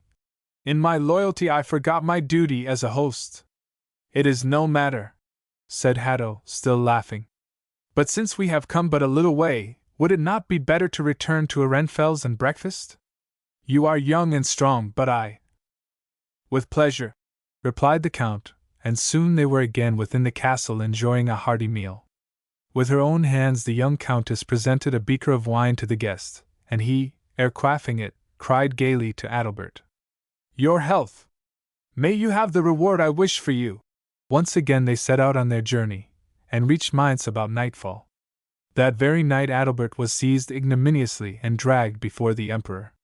By Ludwig's side stood the false bishop. What means this outrage? Cried the Count, looking from one to the other. Thou art a traitor, said Ludwig, and must suffer the death of a traitor. Adalbert addressed himself to the bishop. And thou, he said, thou gavest me thine oath that thou wouldst bring me in safety to Ehrenfels. And did I not do so, fool? Replied Hatto contemptuously. Was it my fault if thou didst not exact a pledge ere we set out for the second time? Adalbert saw now the trap into which he had fallen, and his fettered limbs trembled with anger against the crafty priest. But he was impotent. Away with him to the block, said the Emperor. Amen, sneered Hatto, still chuckling over the success of his strategy. And so Adalbert went forth to his doom, the victim of the cruel churchman's treachery. Rheingrafenstein. Rheingrafenstein, perched upon its sable foundations of porphyry, is the scene of a legend which tells of a terrible bargain with Satan, that theme so frequent in German folktale. A certain nobleman, regarding the site as impregnable and therefore highly desirable, resolved to raise a castle upon the lofty eminence, but the more he considered the plan the more numerous appeared the difficulties in the way of its consummation. Every pro and con was carefully argued, but to no avail. At last, in desperation, the nobleman implored assistance from the enemy of mankind, who, hearing his name invoked, and scenting the possibility of gaining a recruit to the hosts of Tartarus, speedily manifested his presence, promising to build the castle in one night if the nobleman would grant him the first living creature who should look from its windows. To this the nobleman agreed, and upon the following day found the castle awaiting his possession. He did not dare to enter it, however. But he had communicated his secret to his wife, who decided to circumvent the evil one by the exercise of her woman's wit. Mounting her donkey, she rode into the castle, bidding all her men follow her. Satan waited on the alert. But the Countess amid great laughter pinned a kerchief upon the ass's head, covered it with a cap, and leading it to the window, made it thrust its head outside. Satan immediately pounced upon what he believed to be his lawful prey, and with joy in his heart seized upon and carried off the struggling beast of burden. But the donkey emitted such a bray that, recognizing the nature of his prize, the fiend in sheer disgust dropped it and vanished in a sulphurous cloud, to the accompaniment of inextinguishable laughter from Rheingrafenstein. Rudesheim and its legends. The town of Rudesheim is a place famous in song and story, and some of the legends connected with it date from almost prehistoric times. Passing by in the steamer, the traveler who cares for architecture will doubtless be surprised to mark an old church which would seem to be at least partly of Norman origin. But this is not the only French association which Rudesheim boasts, for Charlemagne, it is said, loved the place and frequently resided there, while tradition even asserts that he it was who instituted the vine-growing industry on the adjacent hills. He perceived that whenever snow fell there it melted with amazing rapidity, and judging from this that the soil was eminently suitable for bringing forth a specially fine quality of grape, he sent to France for a few young vine plants. Soon these were thriving in a manner which fully justified expectations. The wines of Rudesheim became exceptionally famous, and till comparatively recent times, one of the finest blends was always known as wine von Orleans, for it was thence that the pristine cuttings had been imported. But it need scarcely be said, perhaps, that most of the legends current at Rudesheim are not concerned with so essentially pacific an affair as the production of Rhenish. Another story of the place relates how one of its medieval noblemen, Hans, Graf von Brauser, having gone to Palestine with a band of crusaders, was taken prisoner by the Saracens, and during the period of his captivity he vowed that, should he ever regain his liberty, he would signify his pious gratitude by causing his only daughter, Minna, to take the veil. Rather a selfish kind of piety this appears. Yet mayhap Hans was really devoted to his daughter, and his resolution to part with her possibly entailed a heart-rending sacrifice, Well, be that as it may, he had the reward he sought, for now his prison was stormed and he himself released, whereupon he hastened back to his home at Rudesheim with intent to fulfill his promise to God. On reaching his Schloss, however, Graf Hans was confronted by a state of affairs which had not entered into his calculations, the fact being that in the interim his daughter had conceived an affection for a young nobleman called Walther, and had promised to marry him at an early date. Here, then, was a complication indeed, and Hans was sorely puzzled to know how to act, while the unfortunate Minna was equally perplexed, and for many weeks she endured literal torment, her heart being racked by a constant storm of emotions. She was deeply attached to Walther, and she felt that she would never be able to forgive herself if she broke her promise to him and failed to bring him the happiness which both were confident their marriage would produce. But, on the other hand, being of a religious disposition, she perforce respected the vow her father had made, and thought that if it were broken he and all his household would be doomed to eternal damnation, while even Walther might be involved in their ruin. "Shall I make him happy in this world only that he may lose his soul in the next?" she argued, while again and again her father reminded her that a promise to God was of more moment than a promise to man, and he implored her to hasten to the nearest convent and retire behind its walls. Still she wavered, however, and still her father pleaded with her, sometimes actually threatening to exert his parental authority. One evening, driven to despair, Minna sought to cool her throbbing pulses by a walk on the windswept heights overlooking the Rhine at Rudesheim. Possibly she would be able to come to a decision there, she thought, but no!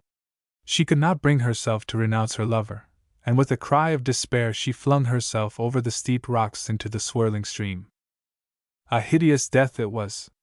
The maiden was immolated on the altar of superstition, and the people of Rudesheim were awestruck as they thought of the pathetic form drifting down the river. Nor did posterity fail to remember the story, and down to recent times the boatmen of the neighborhood, when seeing the Rhine wax stormy at the place where Minna was drowned, were wont to whisper that her soul was walking abroad, and that the maiden was once again wrestling with the conflicting emotions which had broken her heart long ago. Gisela, Knight Bromser of Rudesheim, was one of those who renounced comfort and home ties to throw in his lot with the Crusaders. He was a widower, and possessed a beautiful daughter, Gisela. In the holy wars in Palestine, Bromser soon became distinguished for his bravery, and enterprises requiring wit and prowess often were entrusted to him. Now it befell that the Christian camp was thrown into consternation by the appearance of a huge dragon which took up its abode in the mountainous country, the only locality whence water could be procured, and the increasing scarcity of the supply necessitated the extirpation of the monster. The Crusaders were powerless through fear. Many of them regarded the dragon as a punishment sent from heaven because of the discord and rivalry which divided them. At last the brave Bromser offered to attempt the dragon's destruction, and after a valiant struggle he succeeded in slaying it. On his way back to the camp he was surprised by a party of Saracens, and after various hardships was cast into a dungeon. Here he remained in misery for a long while, and during his solitary confinement he made a vow that if he ever returned to his native land he would found a convent and dedicate his daughter as its first nun. Some time later the Saracens' stronghold was attacked by Christians and the knight set free. In due course he returned to Rudesheim, where he was welcomed by Gisela, and the day after his arrival a young knight named Kurt of Falkenstein begged him for her hand. Gisela avowed her love for Kurt, and Bromser sadly replied that he would willingly accede to the young people's wishes, for Falkenstein's father was his companion in arms, were he not bound by a solemn vow to dedicate his daughter to the church. When Falkenstein at last understood that the knight's decision was irrevocable, he galloped off as if crazed. The knight's vow, however, was not to be fulfilled. Gisela's reason became unhinged, she wandered aimlessly through the corridors of the castle, and one dark and stormy night cast herself into the Rhine and was drowned. Bromser built the convent, but in vain did he strive to free his conscience from remorse. Many were his benefactions, and he built a church on the spot where one of his servants found a wooden figure of the crucified, which was credited with miraculous powers of healing. But all to no purpose. Haunted by the accusing spirit of his unfortunate daughter, he gradually languished, and at last died in the same year that the church was completed. Further up the river is Estrich, adjacent to which stood the famous convent of Gottesthal, not a vestige of which remains to mark its former site. Its memory is preserved, however, in the following appalling legend, the noble referred to being the head of one of the ancient families of the neighborhood. The nun of Estrich. Among the inmates of Gottesthal was a nun of surpassing loveliness, whose beauty had aroused the wild passion of a certain noble. Undeterred by the fact of the lady being a cloistered nun, he found a way of communicating his passion to her, and at last met her face to face, despite bars and bolts. Eloquently he pleaded his love, swearing to free her from her bonds, to devote his life to her if only she would listen to his entreaties. He ended his asseverations by kneeling before the statue of the Virgin, vowing in her name and that of the Holy Babe to be true, and renouncing his hopes of heaven if he should fail in the least of his promises. The nun listened and in the end, overcome by his fervor, consented to his wishes. So one night, under cover of the darkness, she stole from the sheltering convent, forgetting her vows in the arms of her lover. Then for a while she knew a guilty happiness, but even this was of short duration, for the night soon tired and grew cold toward her. At length she was left alone, scorned and sorrowful, a prey to misery, while her betrayer rode off in search of other loves and gaieties, spreading abroad as he went the story of his conquest and his desertion. When the injured woman learned the true character of her lover, her love changed to a frenzied hate. Her whole being became absorbed in a desire for revenge, her thoughts by day being occupied by schemes for compassing his death, her dreams by night being reddened by his blood. At last she plotted with a band of ruffians, promising them great rewards if they would assassinate her enemy. They agreed and, waylaying the noble, stabbed him fatally in the name of the woman he had wronged and slighted. Then, carrying the hacked body into the village church, they flung it at the foot of the altar. That night the nun, in a passion of insensate fury, stole into the holy place. Down the length of the church she dragged her lover's corpse, and out into the graveyard, tearing open his body and plucking his heart therefrom with a fell purpose that never wavered. With a shriek she flung it on the ground and trampled upon it in a ruthlessness of hate terrible to contemplate. And the legend goes on to tell that after her death she still pursued her lover with unquenchable hatred. It is said that when the midnight bell is tolling she may yet be seen seeking his tomb, from which she lifts a bloody heart. She gazes on it with eyes aflame, then, laughing with hellish glee, flings it 3 times toward the skies, only to let it fall to earth, where she treads it beneath her feet, while from her thick white veil runnels of blood pour down, and all around dreary death lights burn and shed a ghastly glow upon the awful spectre. Ingelheim, Charlemagne the robber. Among the multitude of legends which surround the name of Charlemagne there can hardly be found a quainter or more interesting one than that which has for a background the old town of Ingelheim, Angel's home, where at one time the emperor held his court. It is said that one night when Charlemagne had retired to rest he was disturbed by a curious dream.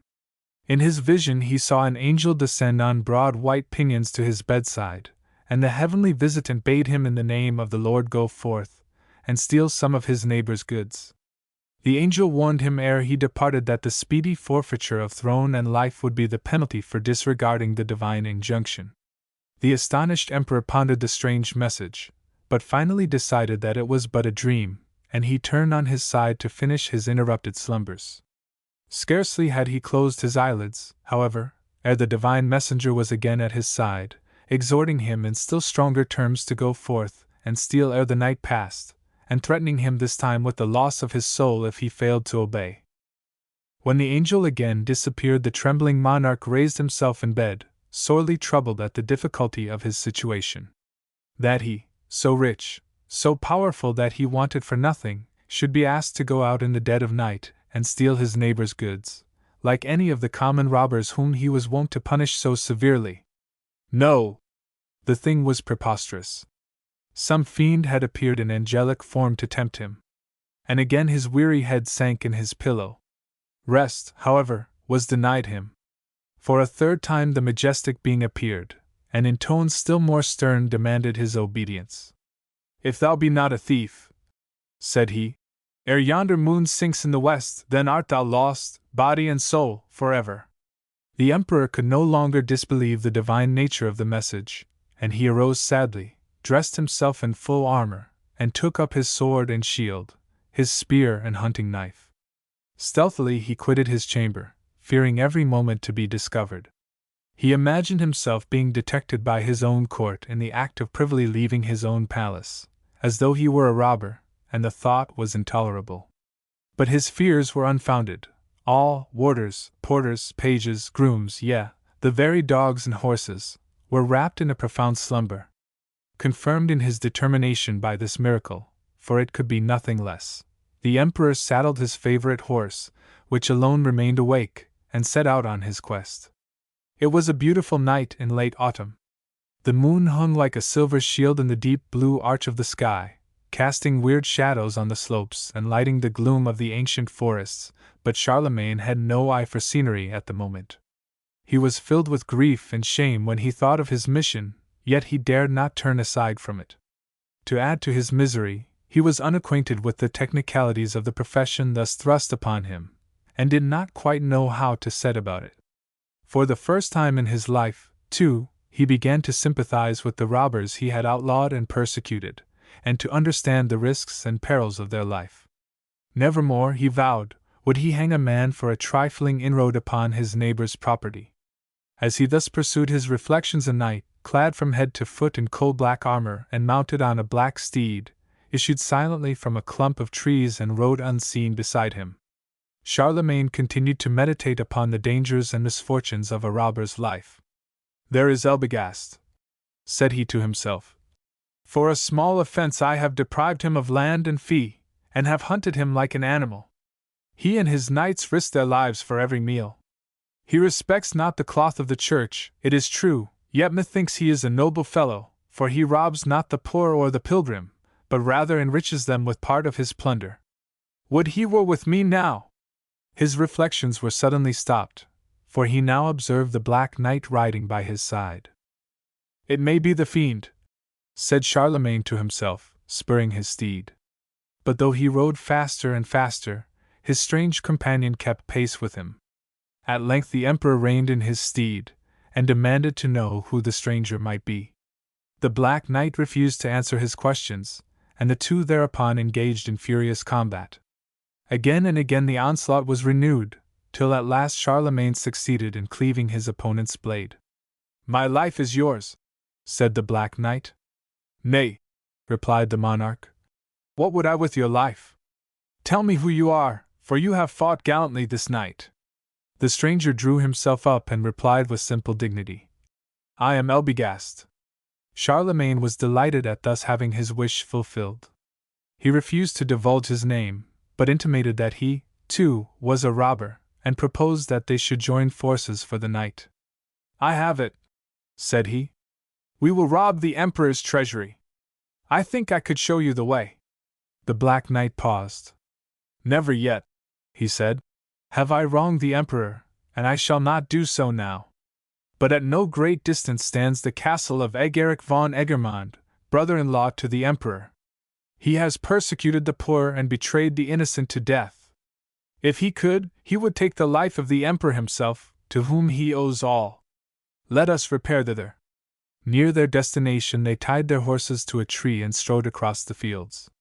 On the way Charlemagne wrenched off the iron share from a plough, remarking that it would be an excellent tool wherewith to bore a hole in the castle wall, a remark which his comrade received in silence, though not without surprise. When they arrived at the castle, Elbegast seemed anxious to see the plowshare at work, for he begged Charlemagne to begin operations. "I know not how to find entrance," said the latter. "Let us make a hole in the wall," the robber knight suggested, producing a boring instrument of great strength. The Emperor gallantly set to work with his plowshare, though, as the wall was 10 feet thick, it is hardly surprising that he was not successful. The robber, laughing at his comrade's inexperience, showed him a wide chasm which his boring instrument had made, and bade him remain there while he fetched the spoil. In a very short time he returned with as much plunder as he could carry. "Let us get away," said the Emperor. "We can carry no more." "Nay," said Elbegast, "but I would return, with your permission. In the chamber occupied by Egeric and his wife there is a wonderful caparison, made of gold and covered with little bells. I want to prove my skill by carrying it off. As you will, was Charlemagne's laughing response. Without a sound Elbegast reached the bedchamber of his victim, and was about to raise the caparison when he suddenly stumbled and all the bells rang out clearly. My sword! My sword! Cried Agaric, springing up, while Elbegast sank back into the shadows. Nay, said the lady, trying to calm her husband. You did but hear the wind, or perhaps it was an evil dream. Thou hast had many evil dreams of late, Agaric. Methinks there is something lies heavily on thy mind. Wilt thou not tell thy wife? Elbegast listened intently while with soft words and caresses the lady strove to win her husband's secret. Well, said Agaric at last in sullen tones, we have laid a plot, my comrades and I. Tomorrow we go to Ingelheim, and ere noon Charlemagne shall be slain and his lands divided among us. What? Shrieked the lady. Murder my brother! That will you never while I have strength to warn him. But the villain, with a brutal oath, struck her so fiercely in the face that the blood gushed out, and she sank back unconscious. The robber was not in a position to avenge the cruel act, but he crawled nearer the couch and caught some of the blood in his gauntlet, for a sign to the Emperor. When he was once more outside the castle he told his companion all that had passed and made as though to return. I will strike off his head, said he. The Emperor is no friend of mine, but I love him still. What is the Emperor to us? Cried Charlemagne. Are you mad that you risk our lives for the Emperor? The Black Knight looked at him solemnly. And we had not sworn friendship, said he. Your life should pay for these words. Long live the Emperor! Charlemagne, secretly delighted with the loyalty of the outlawed knight, recommended him to seek the Emperor on the morrow and warn him of his danger. But Elbegast, fearing the gallows, would not consent to this, so his companion promised to do it in his stead and meet him afterward in the forest. With that they parted, the Emperor returning to his palace, where he found all as he had left it. In the morning he hastily summoned his council, told them of his dream and subsequent adventures, and of the plot against his life.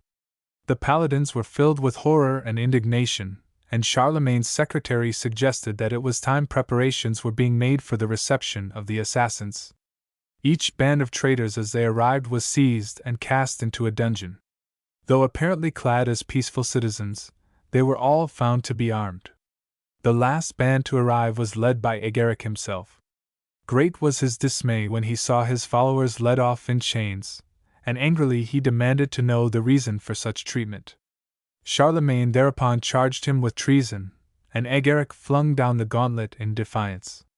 It was finally arranged that the Emperor should provide a champion to do battle with the traitor, the combat to take place at sunrise on the following morning. A messenger rode to summon Elbegast, but he had much difficulty in convincing the Black Knight that it was not a plot to secure his undoing. And what would the Emperor with me? He demanded of the messenger, as at length they rode toward Ingelheim.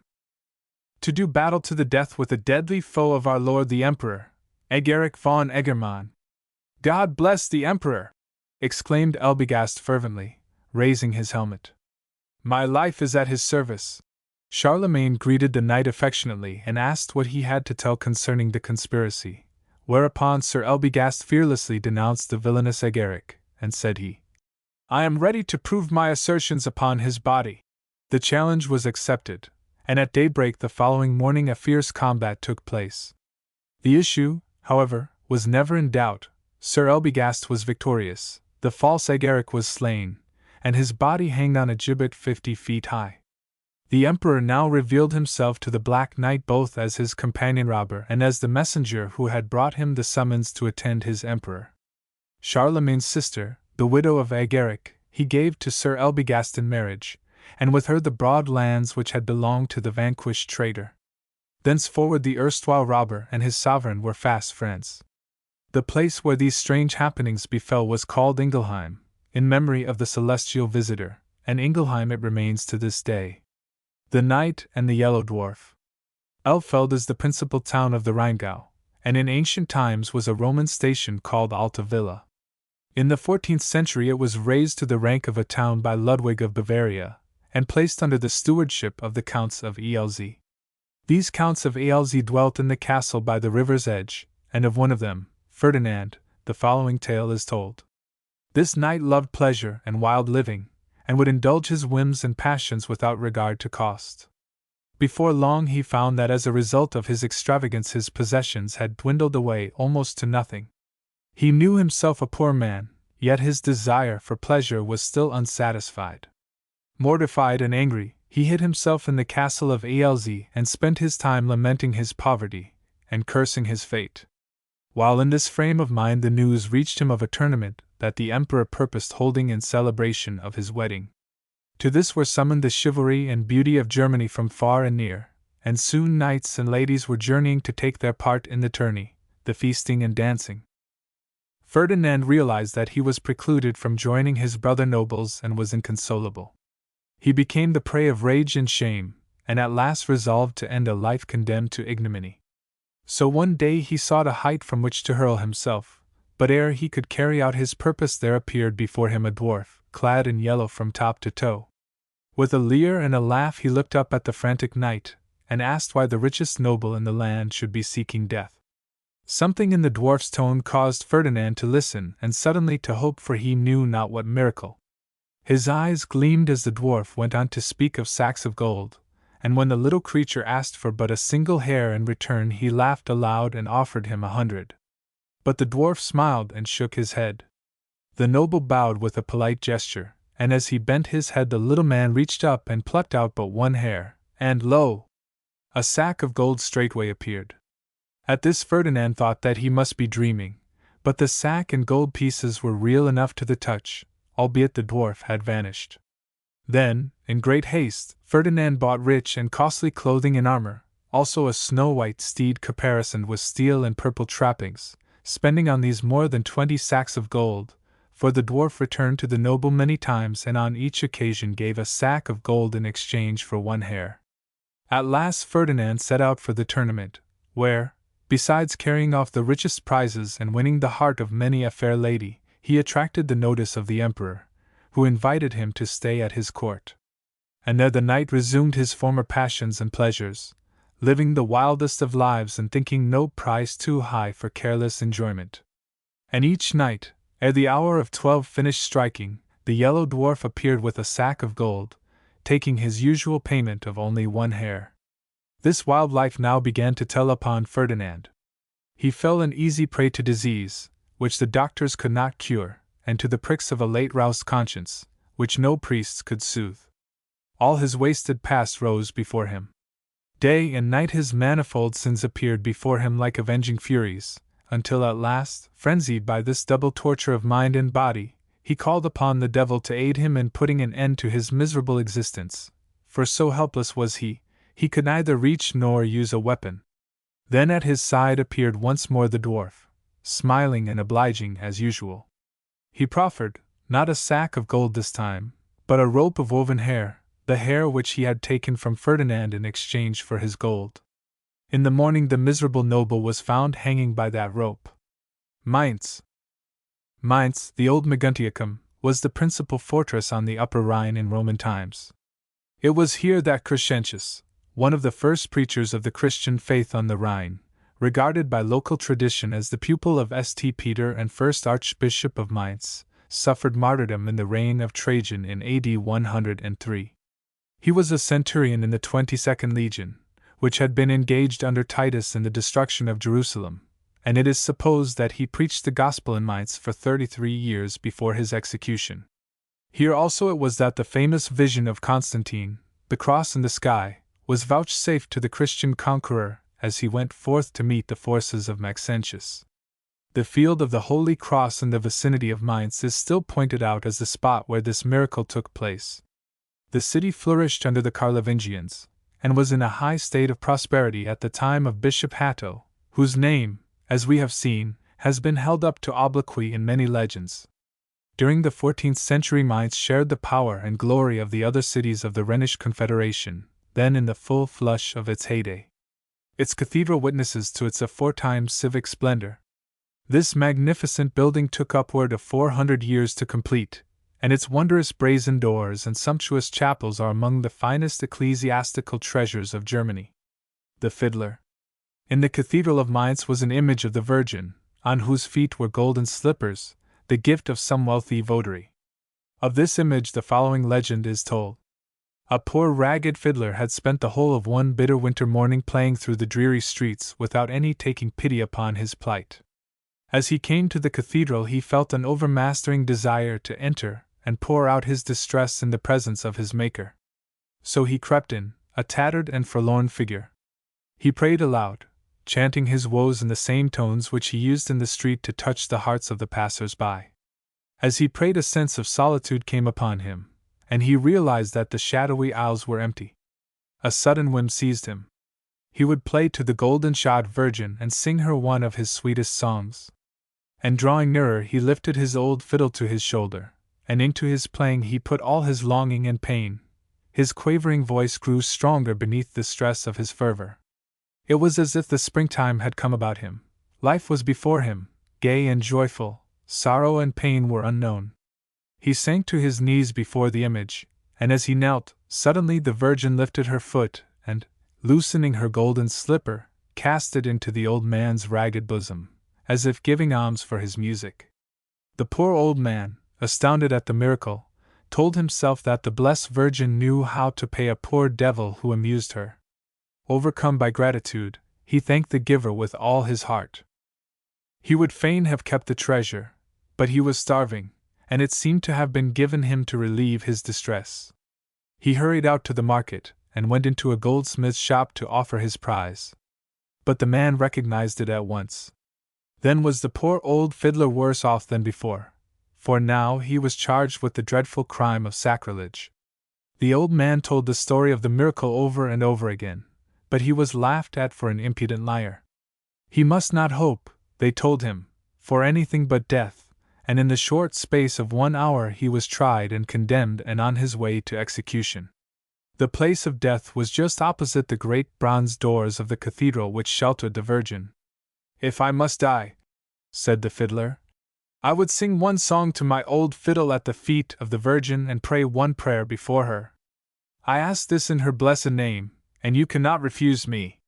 They could not deny the prisoner a dying prayer, and closely guarded, the tattered figure once more entered the cathedral which had been so disastrous to him. He approached the altar of the Virgin, his eyes filling with tears as again he held his old fiddle in his hands. Then he played and sang as before, and again a breath as of springtime stole into the shadowy cathedral and life seemed glad and beautiful. When the music ceased, again the Virgin lifted a foot and softly she flung her other slipper into the fiddler's bosom, before the astonished gaze of the guards. Everyone there saw the miracle and could not but testify to the truth of the old man's former statement. He was at once freed from his bonds and carried before the city fathers, who ordered his release.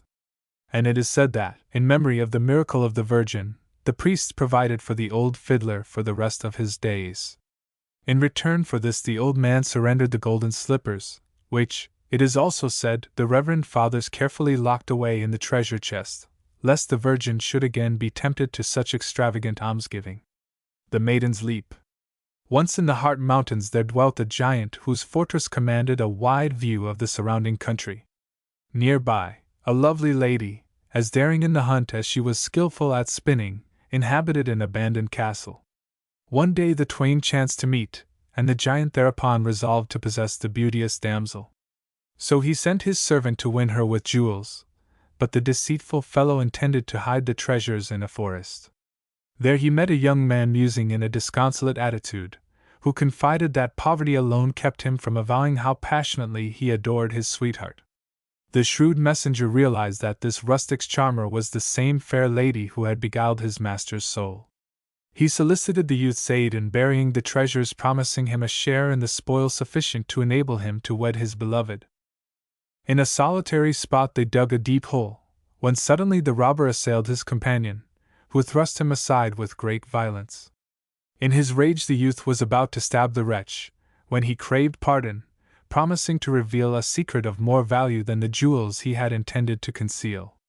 The youth stayed his hand, and the servant related how his master, for love of the pretty mistress of the castle, had sent him to gain her favor.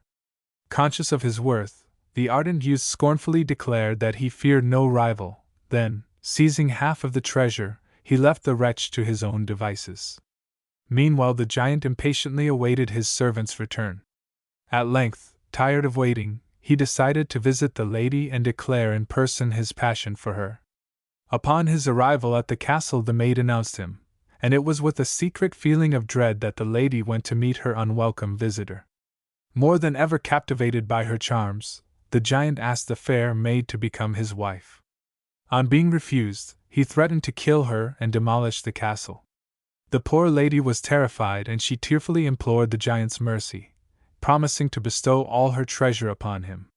Her maids, too, begged him to spare their mistress's life, but he only laughed as they knelt before him. Ultimately, the hapless maiden consented to marry her inexorable wooer, but she attached a novel condition: she would ride a race with her relentless suitor, and should he overtake her, she would accompany him to his castle. But the resolute maiden had secretly vowed to die rather than submit to such degradation. Choosing her fleetest steed, she vaulted nimbly into the saddle and galloped away. Her persecutor pursued close behind, straining every nerve to come up with her. Shuddering at the very thought of becoming his bride, she chose death as the only alternative. So she spurred her horse onward to the edge of a deep chasm. The noble animal neighed loudly as though conscious of impending danger. The pursuer laughed grimly as he thought to seize his prize, but his laughter was turned to rage when the horse with its fair burden bounded lightly across the chasm, landing safely on the other side. The enraged tyrant now beheld his intended victim kneeling in prayer and her steed calmly grazing among the green verdure by her side. He strode furiously hither and thither, searching for a crossing, and suddenly a shout of joy told the affrighted maid that he had discovered some passage. His satisfaction, however, was short-lived, for just then a strange knight with drawn sword rushed upon the giant. The maid watched the contest with breathless fear, and many times she thought that the tyrant would slay her protector. At last, in one such moment, the giant stooped to clutch a huge boulder with which he meant to overwhelm his adversary, when, overreaching himself, he slipped and fell headlong down the steep rocks. Then the maid hastened to thank her rescuer, and great was her surprise to discover in the gallant knight the youth whose former poverty had kept him from wooing her. They returned to the castle together, and it was not long ere they celebrated their wedding. Both lived long and happily, and their union was blessed with many children. The rock is still known as the Maiden's Leap, the Wonderful Road. Near Hamburg, on the pinnacle of a lofty mountain, are the ruins of Falkenstein Castle, access to which is gained by a steep, winding path. Within the castle walls there once dwelt a maiden of surpassing beauty. Many suitors climbed the stern acclivity to woo this charming damsel, but her stern father repelled one and all. Only Kuno of Sayn was firm enough to persevere in his suit against the rebuffs of the stubborn lord of Falkenstein, and in the end he was rewarded with the smiles and kind looks of the fair maid. One evening, as they watched the sun set, Kuno pointed out to the maiden where his own castle was situated. The beauty of the landscape beneath them made its appeal to their souls, their hands touched and clasped, and their hearts throbbed with the passion felt by both. A few days later Kuno climbed the steep path, resolved to declare his love to the damsel's father. Fatigued with the ascent, he rested for a brief space at the entrance to the castle ere mounting to the tower.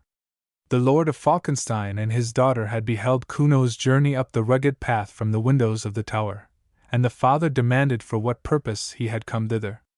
With a passionate glance at the blushing maid, the Knight of Sayn declared that he had come to ask the noble lord for his daughter's hand in marriage. After meditating on the knight's proposal for some time, the Lord of Falkenstein pretended to be willing to give his consent, but he attached a condition. "I desire a carriage drive to be made from the lowland beneath to the gate of my castle, and if you can accomplish this, my daughter's hand is yours. But the feat must be achieved by tomorrow morning." The knight protested that such a task was utterly impossible for anyone to perform, even in a month, but all to no purpose. He then resolved to seek some way whereby he could outwit the stubborn lord, for he would not willingly resign his lady-love. He left the tower, vowing to do his utmost to perform the seemingly impossible task, and as he descended the rocky declivity his beloved waved her handkerchief to encourage him. Now Kuno of Sayn possessed both copper and silver mines, and arriving at his castle he summoned his overseer. The knight explained the nature of the task which he desired to be undertaken, but the overseer declared that all his miners, working day and night, could not make the roadway within many months. Dismayed, Kuno left his castle and wandered into a dense forest, driven thither by his perturbed condition. Night cast dusky shadows over the foliage, and the perplexed lover cursed the obstinate Lord of Falkenstein as he forced his way through the undergrowth. Suddenly an old man of strange and wild appearance stood in his path. Kuno at once knew him for an earth spirit, one of those mysterious guardians of the treasures of the soil who are jealous of the incursion of mankind into their domain. "Kuno of Sayn," he said, "do you desire to outwit the Lord of Falkenstein and win his beauteous daughter?" Although startled and taken aback by the strange apparition, Kuno hearkened eagerly to its words as showing an avenue of escape from the dilemma in which he found himself. "Assuredly I do," he replied. "But how do you propose I should accomplish it?" "Cease to persecute me and my brethren, Kuno, and we shall help you to realize your wishes," was the reply. "Persecute you!" exclaimed Kuno. "In what manner do I trouble you at all, strange being?" "You have opened up a silver mine in our domain," said the earth spirit, "and as you work it both morning and afternoon we have but little opportunity for repose. How, I ask you, can we slumber when your men keep knocking on the partitions of our house with their picks?" "What, then, would you have, my worthy friend?" asked Kuno, scarcely able to suppress a smile at the wistful way in which the gnome made his complaint. "Tell me, I pray you, how I can oblige you." "By instructing your miners to work in the mine during the hours of morning only," replied the gnome. "By so doing I and my brothers will obtain the rest we so much require." "It shall be as you say," said Kuno. "You have my word for it, good friend." "In that case," said the earth spirit, "we shall assist you in turn. Go to the castle of Falkenstein after dawn tomorrow morning, and you shall witness the result of our friendship and gratitude."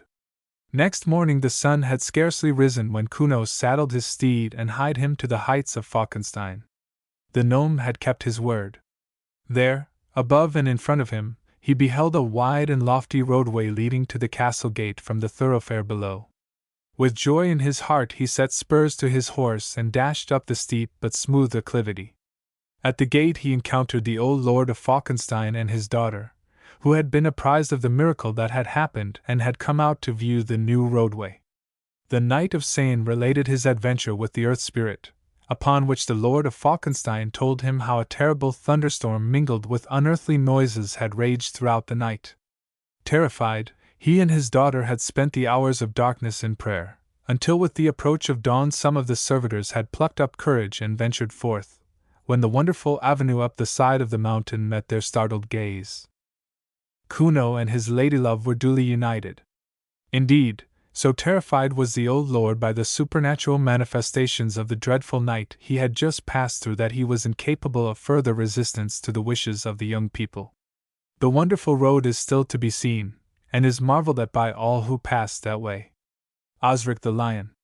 Other tales besides the foregoing have their scene laid in the castle of Falkenstein, notable among them being the legend of Osric the Lion, embodied in the following weird ballad from the pen of monk Lewis. The Conference of the Dead.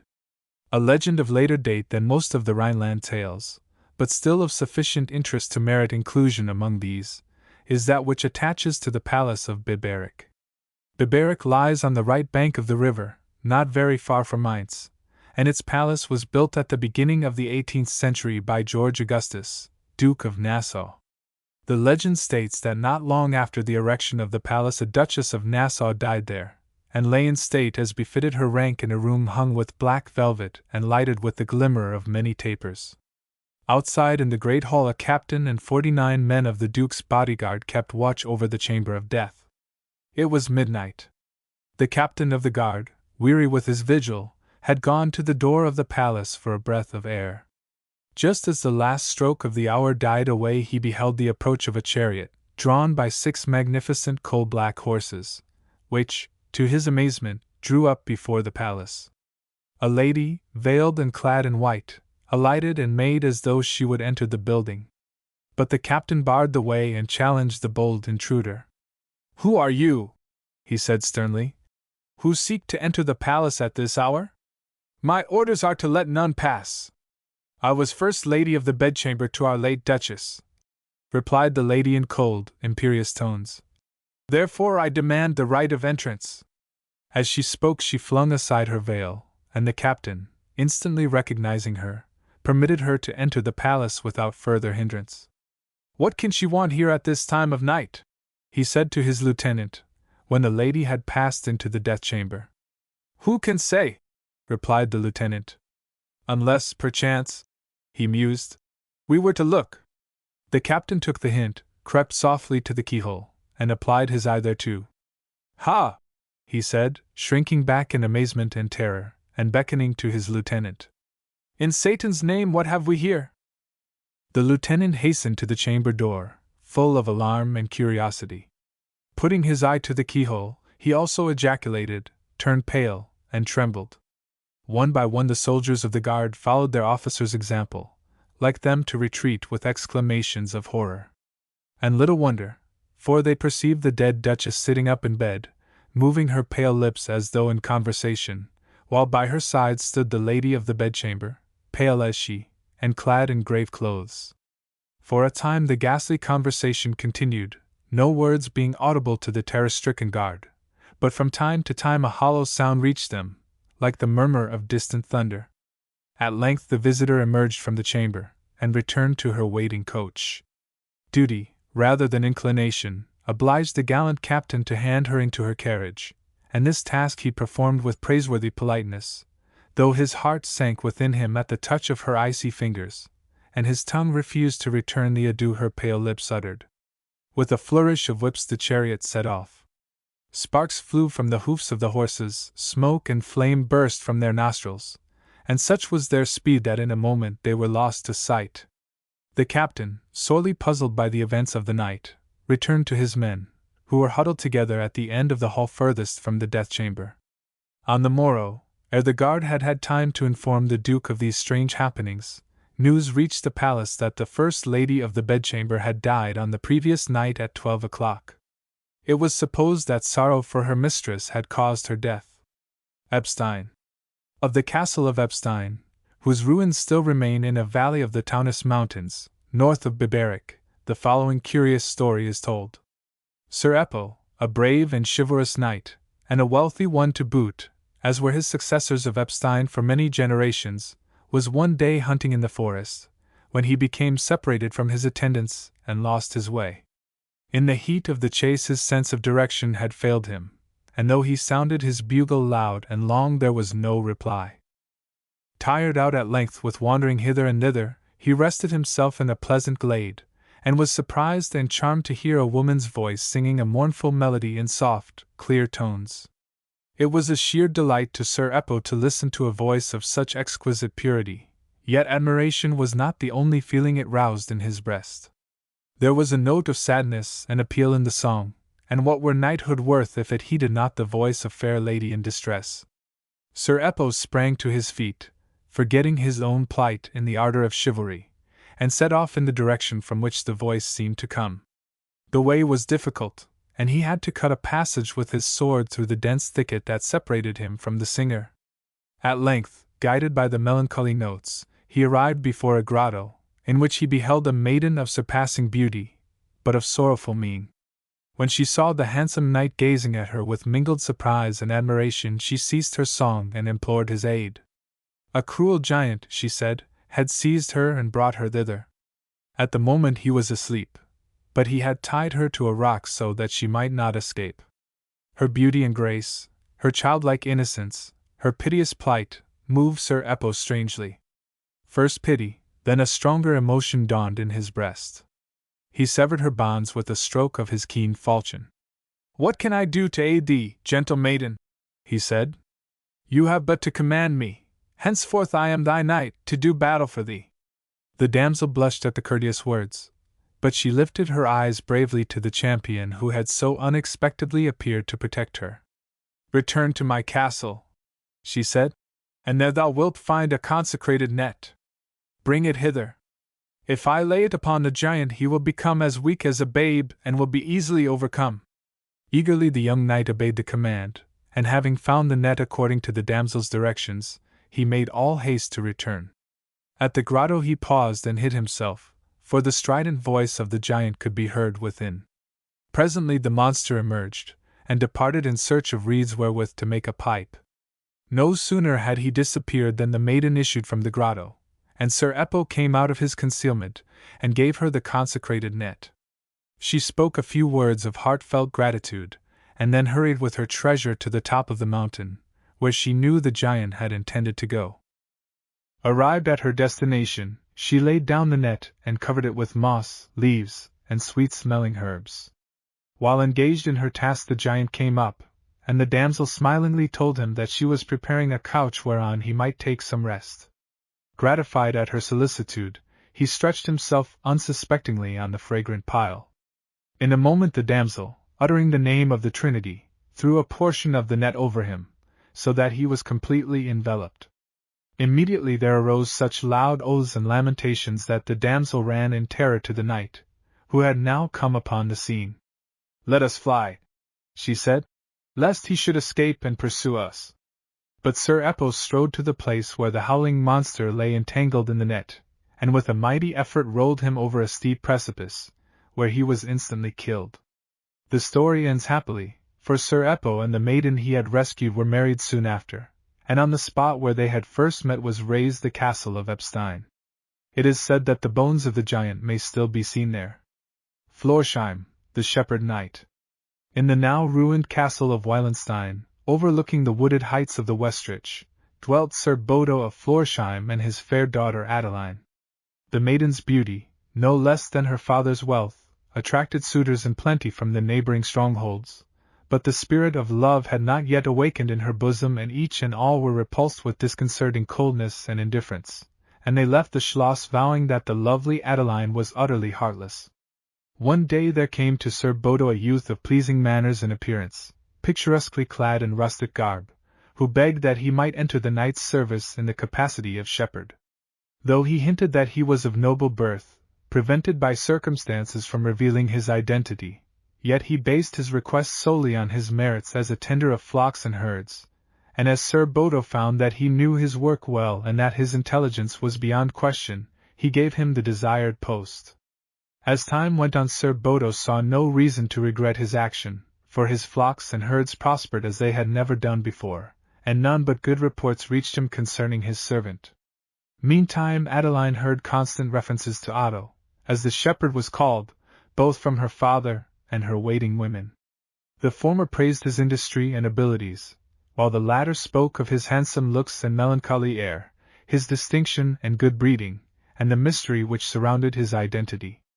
All this excited the maiden's curiosity, and her pity was aroused as well, for it seemed that the stranger had a secret grief, which sometimes found vent in tears when he thought himself unobserved. Adeline saw him for the first time one afternoon, while she was walking in the castle grounds.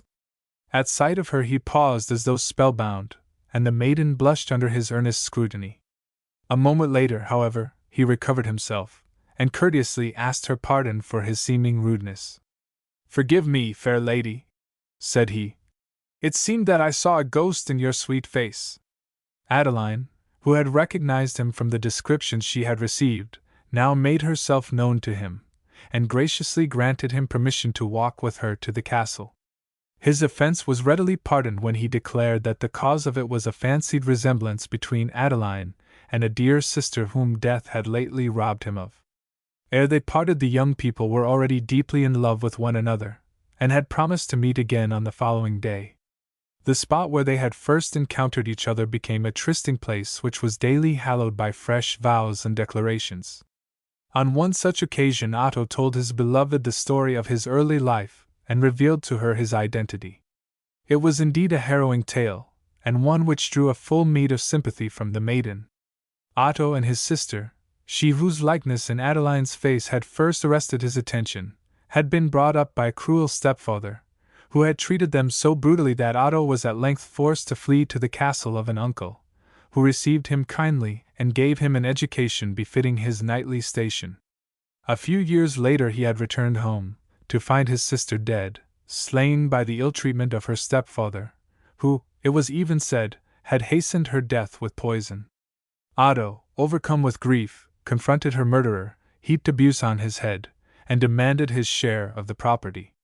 The only answer was a sneer, and the youth, maddened with grief and indignation, drew his sword and plunged it in his tormentor's heart. A moment later he saw the probable consequences of his hasty action, concealed himself in the woods, and thenceforth became a fugitive, renounced even by his own uncle, and obliged to remain in hiding in order to escape certain death at the hands of the murdered man's kindred. In a fortunate moment he had chanced to reach Florsheim, where, in his shepherd's guise, he judged himself secure. Adeline, deeply moved by the tale, sought to put her sympathy in the practical form of advice. "Dear Otto," she said, "let us go to my father and tell him all. We must dispatch an embassy to your uncle in Thuringen, to see whether he may not consent to a division of the property. Take courage, and your rightful position may yet be assured." So it was arranged that on the following day the lovers should seek Sir Bodo and ask his advice in the matter. But alas! Ere their plans could be carried out, Bodo himself sent for his daughter and informed her that he had chosen a husband for her, Sir Siegbert, a wealthy and noble knight, just returned from Palestine. In vain Adeline wept and implored. Her father remained adamant, and at last lost his temper and confined her within strict bounds till she should consent to the marriage. Sir Siegbert was but ill pleased with her pale cheeks and haggard eyes and her obvious distaste for his society, and seeing this, Bodo was more than ever wroth, and swore to send her to a nunnery if she did not greet her lover with a better face. Day after day Otto waited at the trysting place, yet his mistress did not appear, nor did she send him any message. He was filled with anguish at the thought that her ardent vows were forgotten, and wandered through the woods like one distraught, seeking solace and finding none. At length news reached him that on the morrow his beloved was to wed with the knight Siegbert, and his last shred of hope vanished. He made his way to a bridge where he had often watched for Adeline's coming, and with a prayer flung himself into the turbid stream beneath. Meanwhile the unceasing cruelty to which Adeline had been subjected had reduced her to a state of terrified submission, so that, scarce knowing what she did, she consented to wed Siegbert. At length all was in readiness for the ceremony. The bells were ringing gaily, the feast was spread, and the bride arrayed in her wedding dress. Unseen she slipped out by a little postern gate, and made her way quickly to the hut of her shepherd. Alas! It stood empty. In despair she ran hither and thither, calling his name in anguished accents. Suddenly she espied some shepherds endeavoring to draw something out of the water. A strange instinct told her the truth, and she crept closer to the little group. One glance sufficed to show her that it was her lover's corpse which was being taken ashore. No need to ask how he had perished, or why. With a wild cry she flung herself into the stream where Otto had met his death, and was speedily overwhelmed. The bridal party sought high and low for the bride, but she was nowhere to be seen.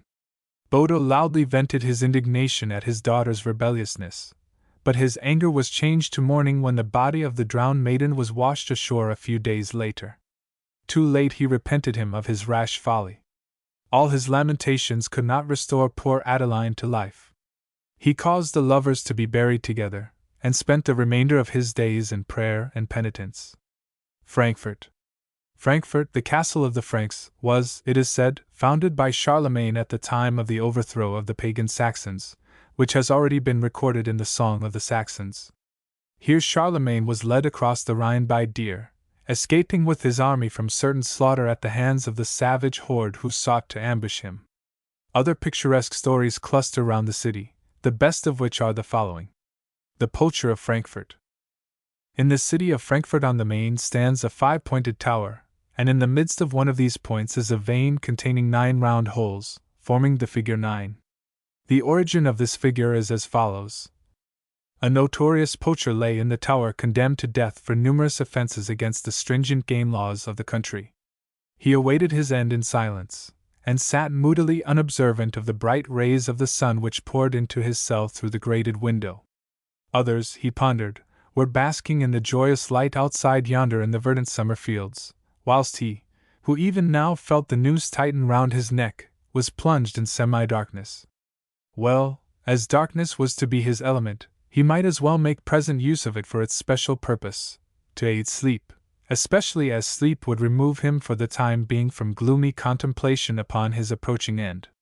As he slept, a pleasant smile took the place of the somber expression natural to his waking moments. But on a sudden he started in his slumber, grating his teeth, his face transformed with violent rage. "Ha, villain, that was a trap!" he muttered, but almost immediately his countenance resumed the sad expression which had lately become habitual to it.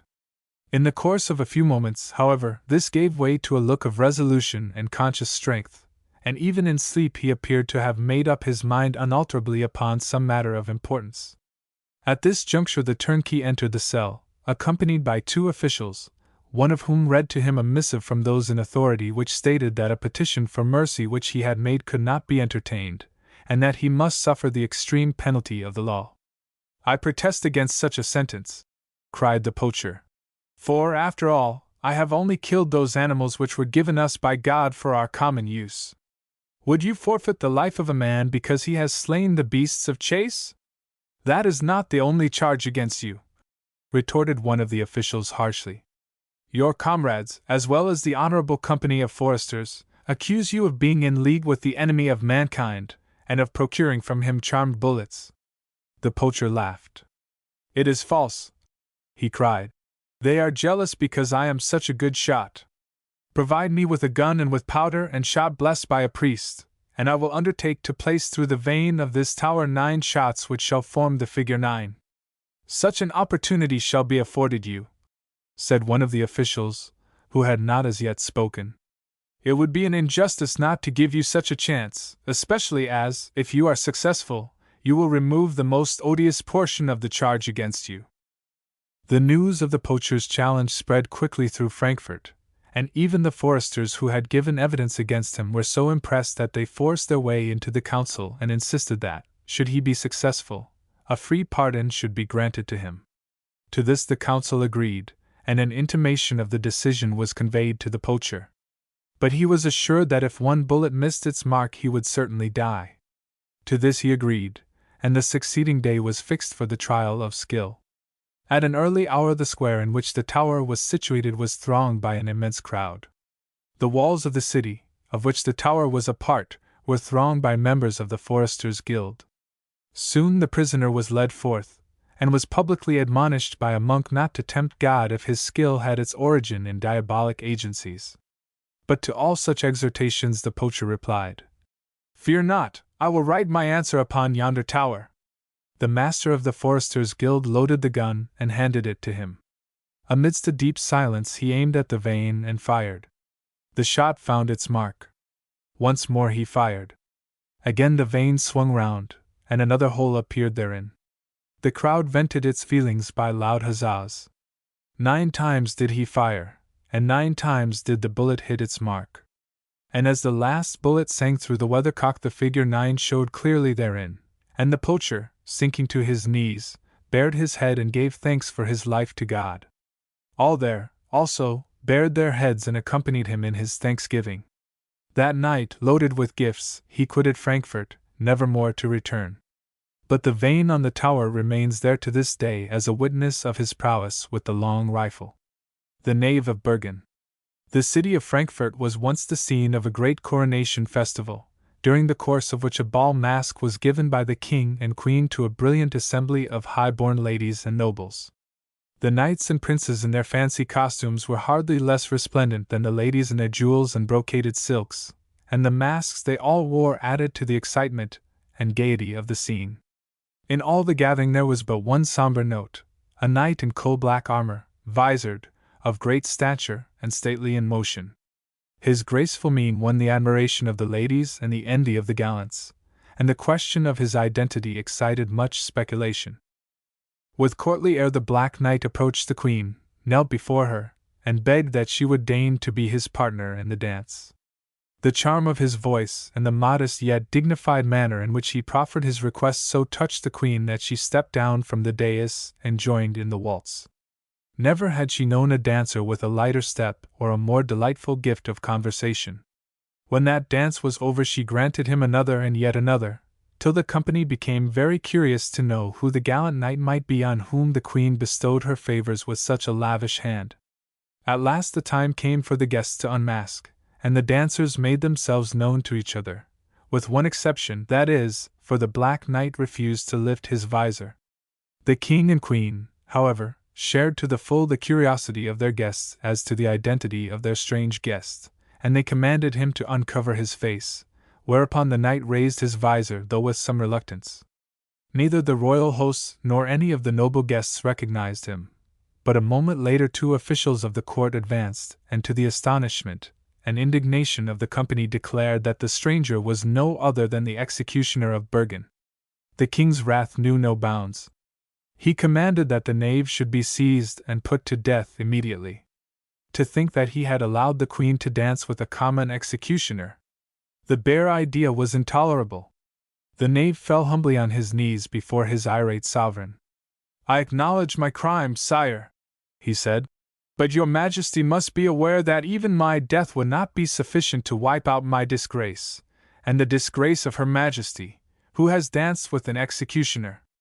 There is one other way to efface my guilt and to wipe out the humiliation of your majesty's gracious consort. You must make a knight of me, sire, and I will challenge to mortal combat any who dares to speak ill of my king." The king was astounded by this bold proposition, but the very audacity of it caught his fancy. He struck the executioner gently with his sword. "Rise, Sir Knight," he said, adding, as the Black Knight rose to his feet, "you have acted like a knave this night. Henceforth you shall be called the Knave of Bergen. Darmstadt, the proxy." In the days of chivalry there dwelt in Burbach a knight named Walther, no less renowned for his piety than for his skill in arms, and the Virgin, according to the following legend, was not unmindful of her humble worshipper. A great tournament, so runs the tale, was to take place in Darmstadt, and Sir Walther, who was about to enter the lists for the first time, was not feeling confident as to the issue. He knew that there were to be present many knights whose strength and skill far exceeded his own, and brave though he was, he could not but recognize that his chances of victory were small. Yet he felt that he dared not suffer defeat. He must not be disgraced before the spectators. In particular, there was a certain fair lady whose colors he wore. He must not be shamed before her. His mind, as he rode on his way to Darmstadt, was filled with conflicting emotions, love, hope, fear, shame, in turn dominating his thoughts. Suddenly he came to a wayside altar, upon which was set an image of the Virgin, and he decided to carry his troubles to her as he was wont to do. So he descended from his horse, which he secured to a tree, and made his way to the altar.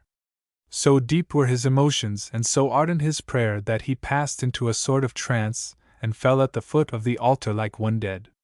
While he lay thus unconscious, the Virgin descended from the altar, unlaced his armor, and donned it herself. Then, taking sword and shield and lance, she mounted his steed and rode into Darmstadt. She was absent for some time, but when she returned the knight still lay in the death-like state in which she had left him.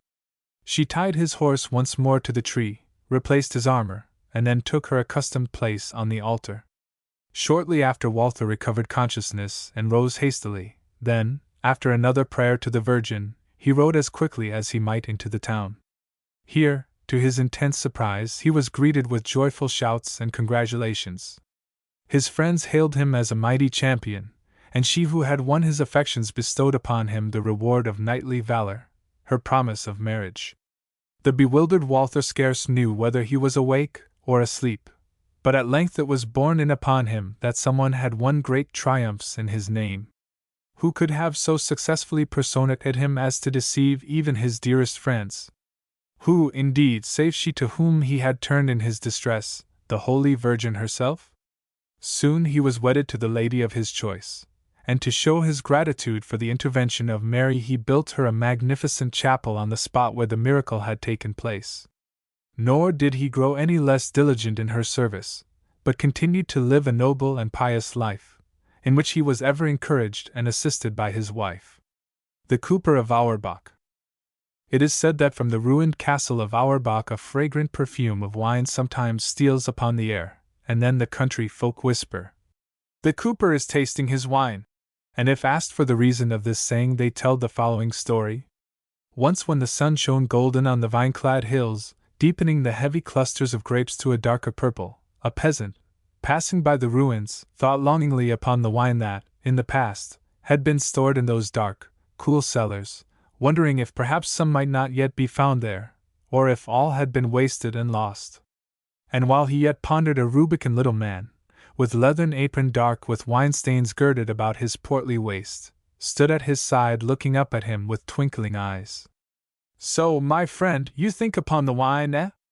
Come and spend an hour with me and you shall taste it." As he spoke, a warm, sweet wine scent rose like incense about him, making the peasant's brain reel with delight. He could not but follow the little man, tripping under the vines, thrusting his way through thorn hedges and over crumbling walls, till he came to a flight of ancient steps, streaked gray and green with moss, leading down to a weather-stained cellar door. The door opened into dusky vaults, and from a niche in the wall the little cooper took a candle and a huge bowl. Then on he went over the moist floor until there rose before them in the candlelight, darker than the gloom about it, a gigantic tun. In a crooning murmur the cooper began to tell of his possessions. He called the vaults his realm, the tuns his dearly loved subjects, for, as the peasant gazed, he saw a long procession of tuns stretching away into the darkness. He shouted with mad delight at the sight, he clapped his hands and smacked his lips in anticipation, he declared the tuns glittered like pure gold. At this the cooper laughed, and pointed out that the wine had fashioned its own casks, gleaming crusts, from which the ancient wood had fallen away long ago. And next he filled the huge bowl with deep glowing wine and drank to the peasant, whose hands ached to hold the bowl and lift it to his lips. At last, with a courtly bow, the cooper put it into his hands, and then the rustic emptied the bowl in one draught, and drew a deep sigh of satisfaction. In rapture he sang the praises of the wine, but the cooper assured him that there was better to come. Again he tasted, and again the little man led on from cask to cask. Then, mad with delight, the peasant sang aloud, but the song broke into wild howling. He danced about the tuns, then fell to embracing them, stroking and kissing them, babbling love words to the dusky fragrant wine. And still the cooper led on to the next cask, still he filled the bowl, and still the peasant drank, till at last in very joy tears ran down his face, and before his eyes the tuns danced round him in a giddy whirl. Then slumber fell upon him, and he sank down to sleep in the gloom. When he awoke next morning his body lay stretched in a muddy ditch, his lips pressed to clammy moss.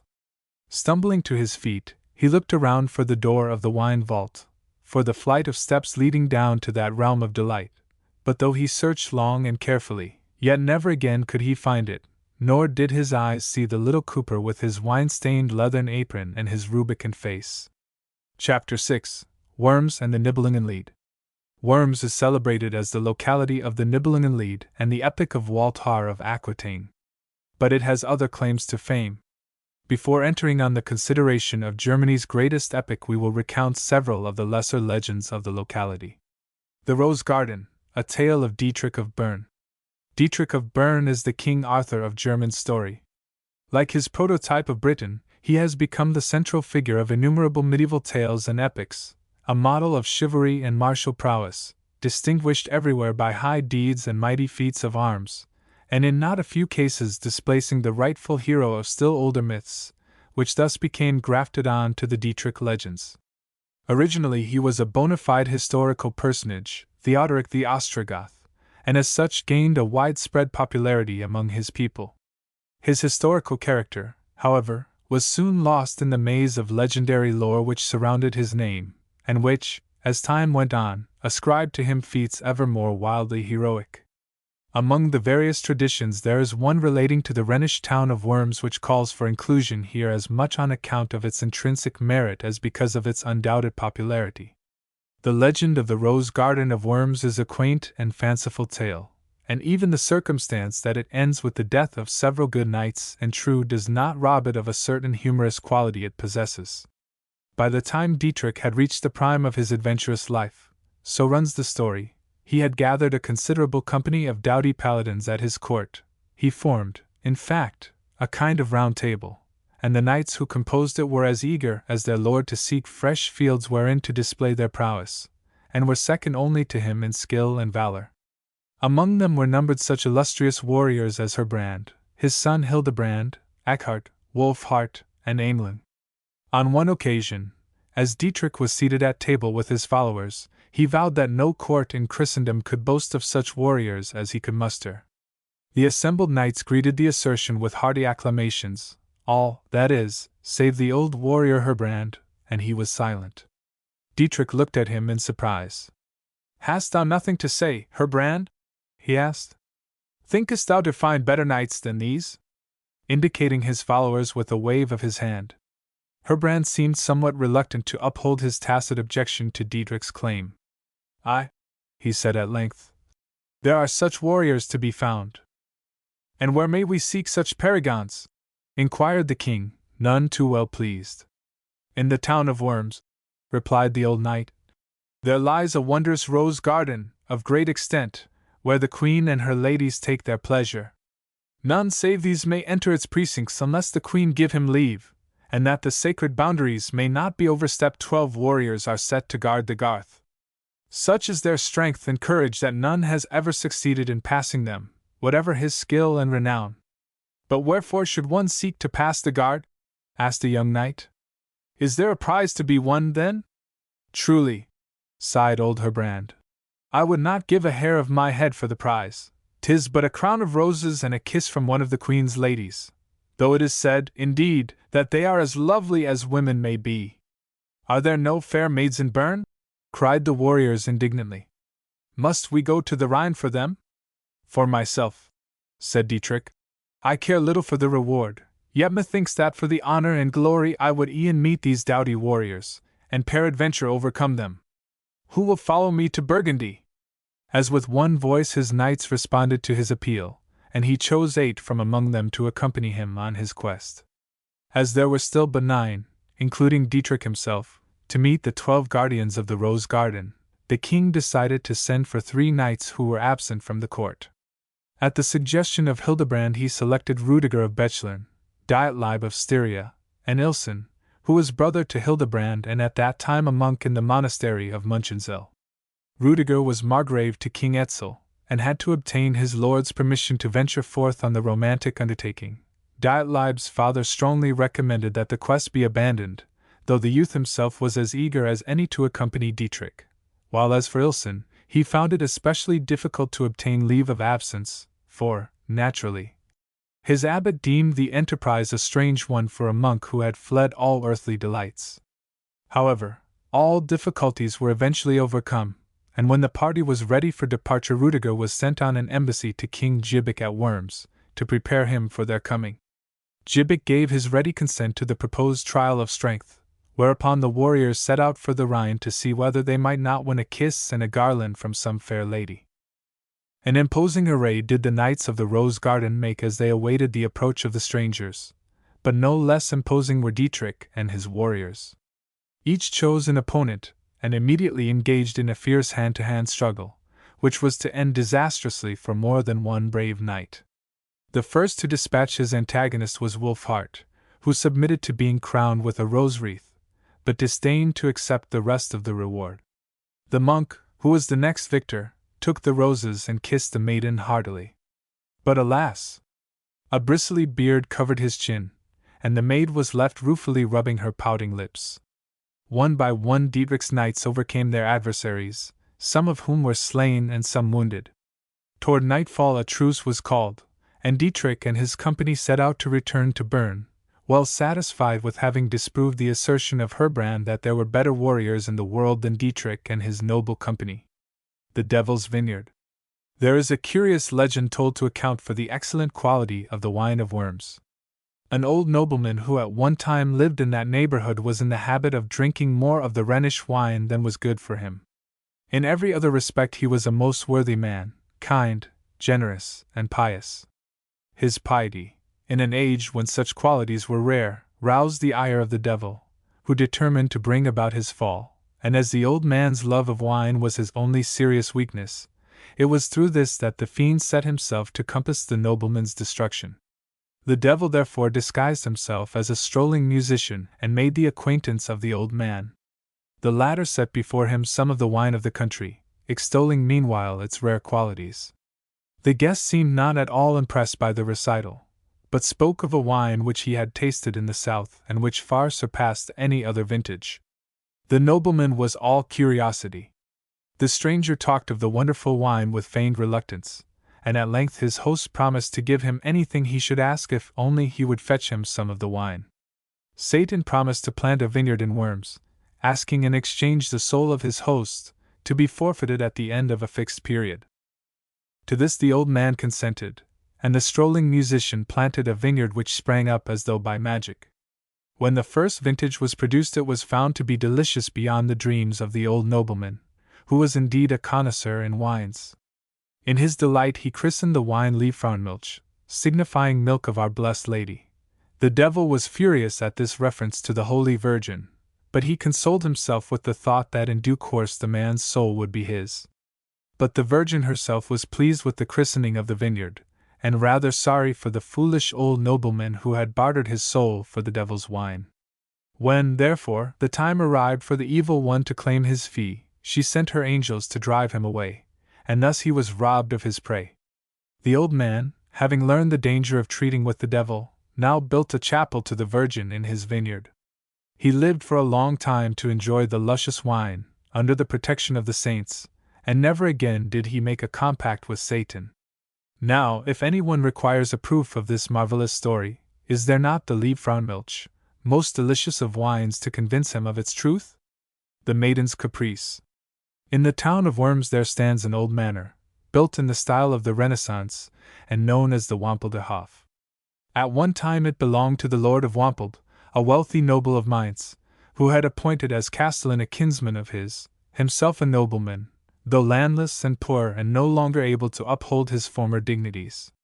In his youth the keeper had lived a gay and careless life, but now he was old and infirm and cared no longer for worldly vanities.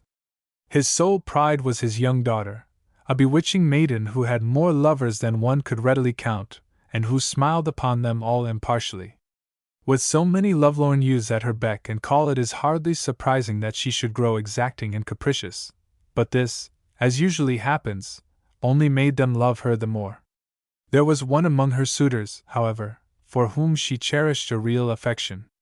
Handsome, cultured, and like herself, of noble birth, he was, notwithstanding his poverty, by far the most eligible of the youths who sought her in marriage, and the castellan readily granted his consent to their betrothal. So for a time everything seemed to indicate happiness in store for the young couple. Yet the maiden remained as capricious as ever. On Walpurgis night, when a party of lads and lasses were gathered in the Wampelderhof, and tales of witches and witchcraft were being told in hushed tones, she conceived a wild scheme to test her lover's affection. She bade him go to the crossroads at midnight, watch the procession of witches, and return to tell her what he saw. The odd company protested vigorously against the proposed test, but the girl persisted, and at last her lover, seeing that she was already piqued at his refusal, laughingly set out for the bewitched spot, convinced that no harm would befall him. Meantime the company in the manor anxiously awaited his return. 1 o'clock came, then 2, 3, still there was no sign of him. Glances of horror and pity were cast at the castellan's daughter, who now wrung her hands in futile grief. At length a few braver spirits volunteered to go in search of their comrade, but no trace of him could they find. His widowed mother, of whom he had been the only son, cursed the maid who was the cause of his ghastly fate, and not long afterward the castellan's daughter lost her reason and died. On Walpurgis nights she may still be heard in Worms calling for her lost lover, whom she is destined never to find. The fate of the youth remains uncertain. The most popular account is that he was torn limb from limb by the infuriated witches and his remains scattered to the winds. But some, less superstitious than their neighbors, declared that he had been murdered by his rivals, the disappointed suitors, and that his body had been cast into the Rhine, for not long afterward a corpse, which might have been that of the missing youth, was drawn from the river by fishermen. The Nibelungenlied. The greatest Rhine story of all is that wondrous German Iliad, the Nibelungenlied, for it is on the banks of the Rhine in the ancient city of Worms that its action for the most part takes place. The earliest actual form of the epic is referred to the first part of the 13th century, but it is probable that a Latin original founded on ballads or folk songs was in use about the middle or latter end of the 10th century.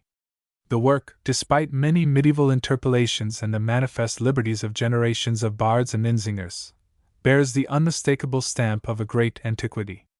A whole literature has grown up around this mighty epic of old Germanic life, and men of vast scholarship and literary acumen have made it a veritable battleground of conflicting theories, one contending for its mythical genesis, another proving to his satisfaction that it is founded upon historic fact, whilst others dispute hotly as to its Germanic or Scandinavian origin.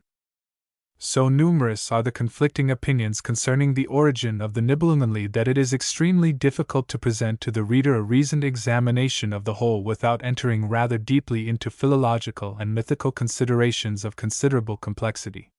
We shall therefore confine ourselves to the main points of these controversies and refrain from entering upon the more puzzling bypaths which are only to be trodden by the senior wranglers of the study, as they have been called. Its original form. In the beginning of the 19th century, Karl Lachmann, a philologist of some repute, put forward the theory that the poem was made up of a number of distinct ballads or lays, and he eliminated from it all parts which appeared to him to be interpolations. This reduced the whole to 20 lays, which he considered the work of 20 separate minstrels. But if certain ballads relating to episodes in the Nibelungenlied once existed in Germany, it is the spirit of these more than the matter which is incorporated into the great epic. In medieval times, when the Nibelungenlied story was popular, minzingers and harpers, in an attempt to please their audiences, would cast about for fresh incidents to introduce into the story.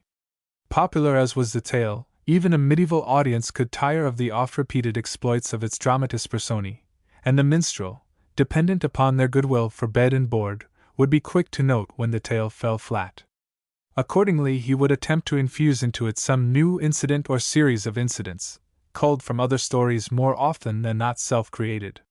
Such an interpolation is probably to be noted in the presence of Dietrich of Bern, otherwise Theodoric the Ostrogoth, at the court of Etzel or Attila. To say nothing of the probability of anachronism, geographical conditions are not a little outraged in the adoption of this incident. But the question arose who was to worst the mighty Hagen, whose somber figure dominates in its gloomy grandeur the latter part of the saga.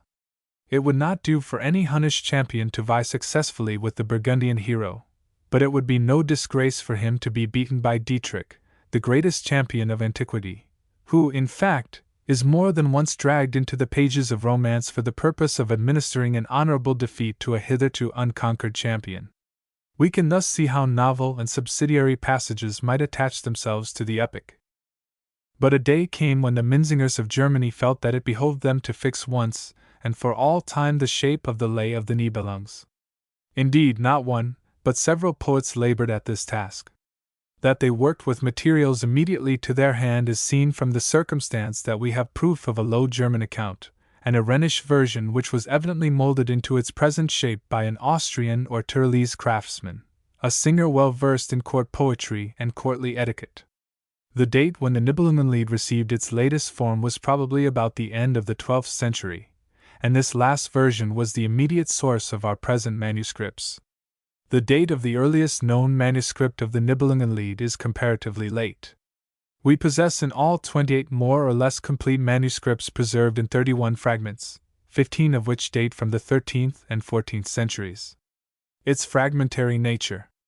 Even a surface examination is sufficient to testify to the fragmentary nature of the Nibelungenlied.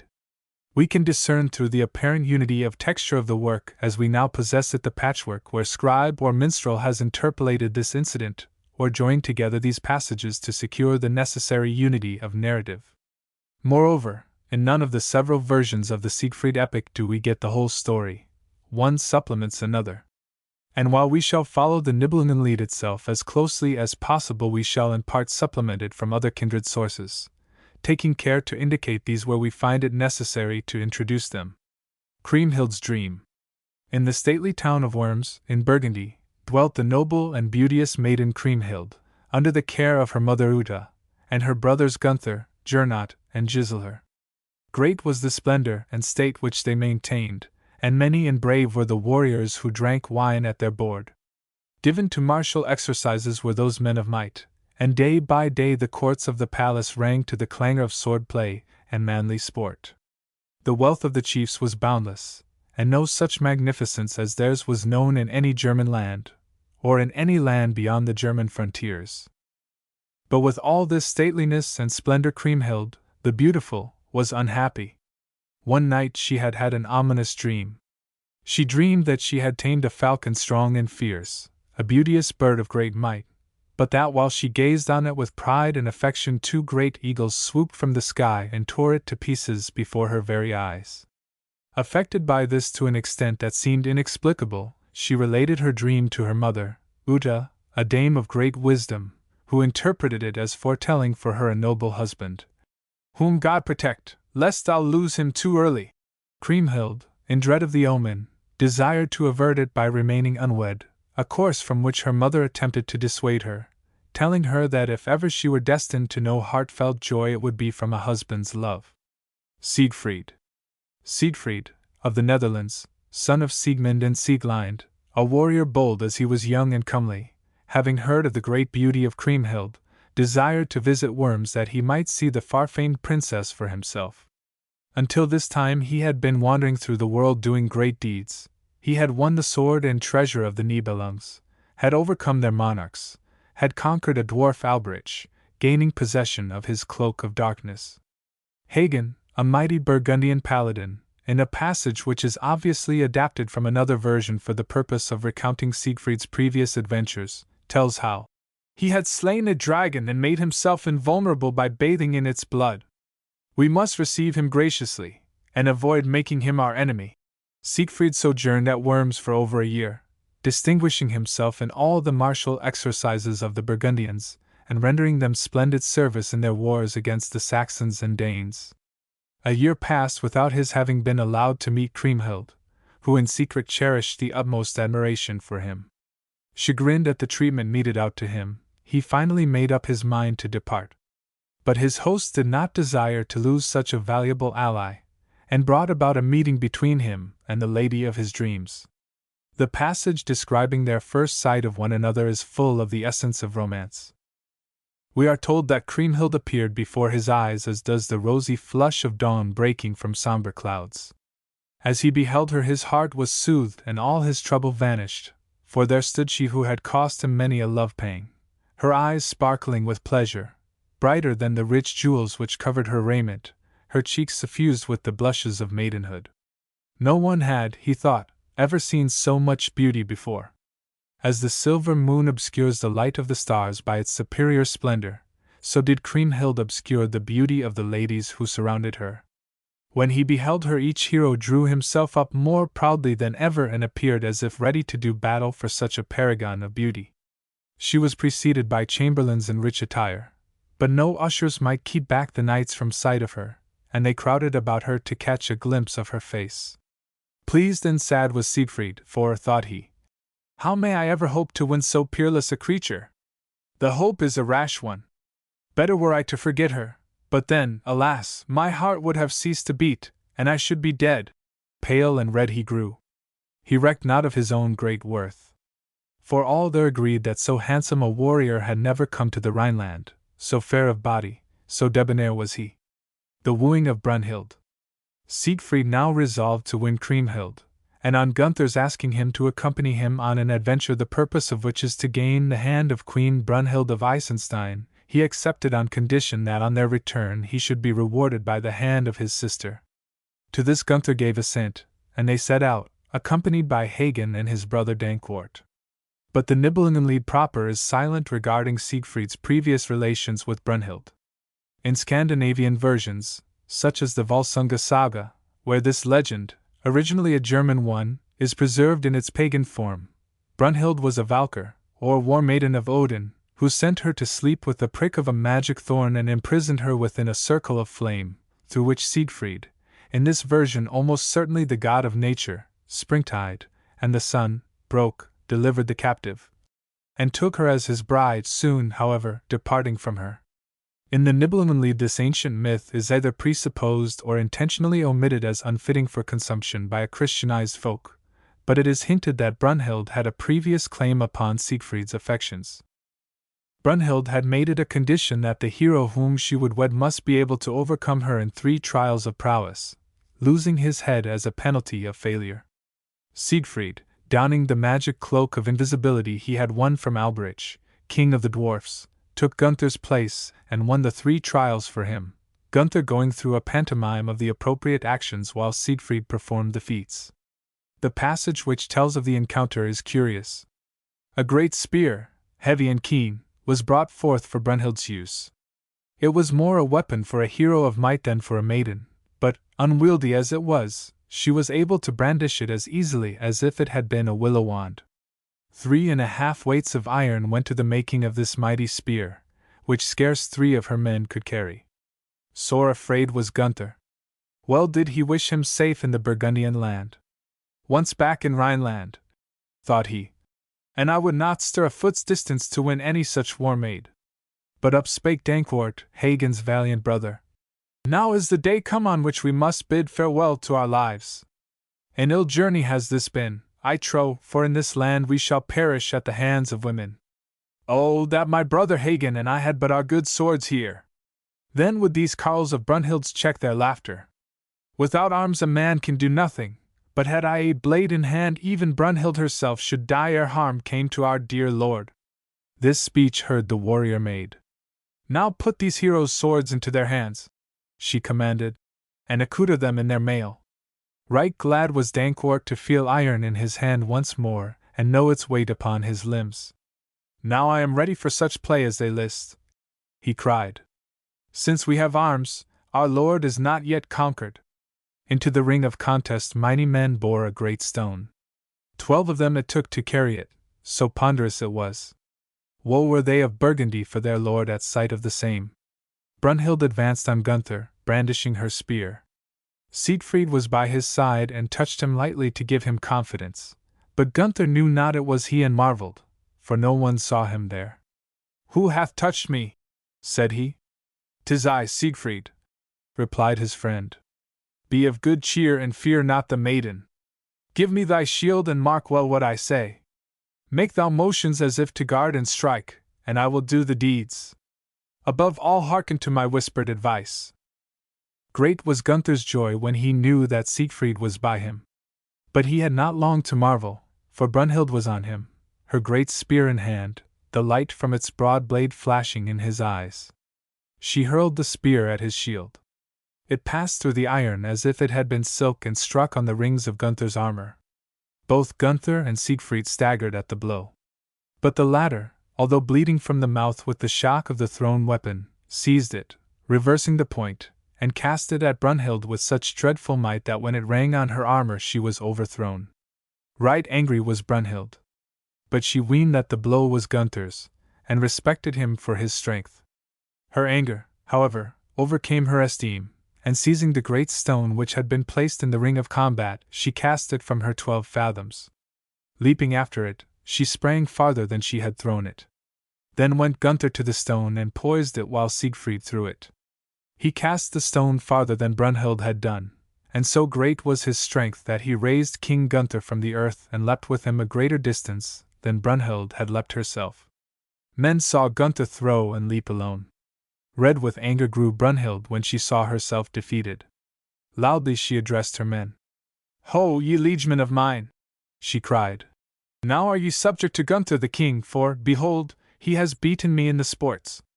The knights then acclaimed Gunther as the victor. By his own strength of arm had he won the games, said they, and he in turn greeted them lovingly. Brunhild came forward, took him by the hand, and granted to him full power throughout her dominions. They proceeded to her palace, and Gunther's warriors were now regaled with better cheer than before. But Siegfried carefully concealed his magic cloak. Coming to where Gunther and Brunhild sat, he said, My lord, why do you tarry? Why are the games of which Queen Brunhild doth speak not yet begun? I long to see how they may be played. He acted his part so well that Brunhild really believed that he was not aware the games were over and that she was the loser.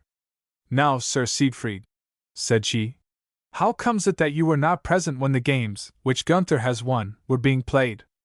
Hagen, fearing that Siegfried might blunder in his reply, took the answer out of his mouth and said, "O Queen, the good knight Siegfried was hard by the ship when Gunther won the games from you. Naught indeed knew he of them." Siegfried now expressed great surprise that any man living had been able to master the mighty war maid. "Is it possible?" he exclaimed. "Is it possible, O Queen, that you have been vanquished at the sports in which you excel so greatly?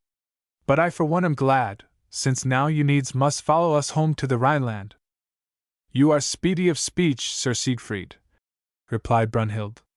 "But there is much to do ere yet I quit my lands. First must I inform my kindred and vassals of this thing. Messengers must be sent to many of my kinsmen ere I depart from Eisenstein." With that she bade couriers ride to all quarters, bidding her kinsmen, her friends, and her warriors come without delay to Eisenstein. For several days they arrived in troops. Early and late they came, singly and in companies. Then with a large escort Brunhild sailed across the sea and up the Rhine to Worms. Siegfried and Brunhild. It now became increasingly clear that Siegfried and Brunhild had had affectionate relations in the past. Indeed, in the Volsunga saga, which is an early version of the Nibelungenlied, we find Grimhild, the mother of Gudrun, Kriemhild, administering to Sigurd, Siegfried, a magic potion in order that he should forget about Brunhild.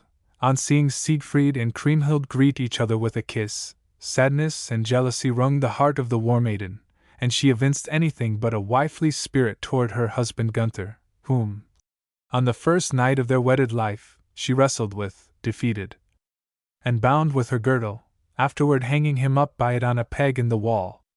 Next day he appealed to Siegfried for assistance, and that night the hero donned his magic cloak of invisibility, contended with Brunhild in the darkness, and overcame her, she believing him to be Gunther, who was present during the strife.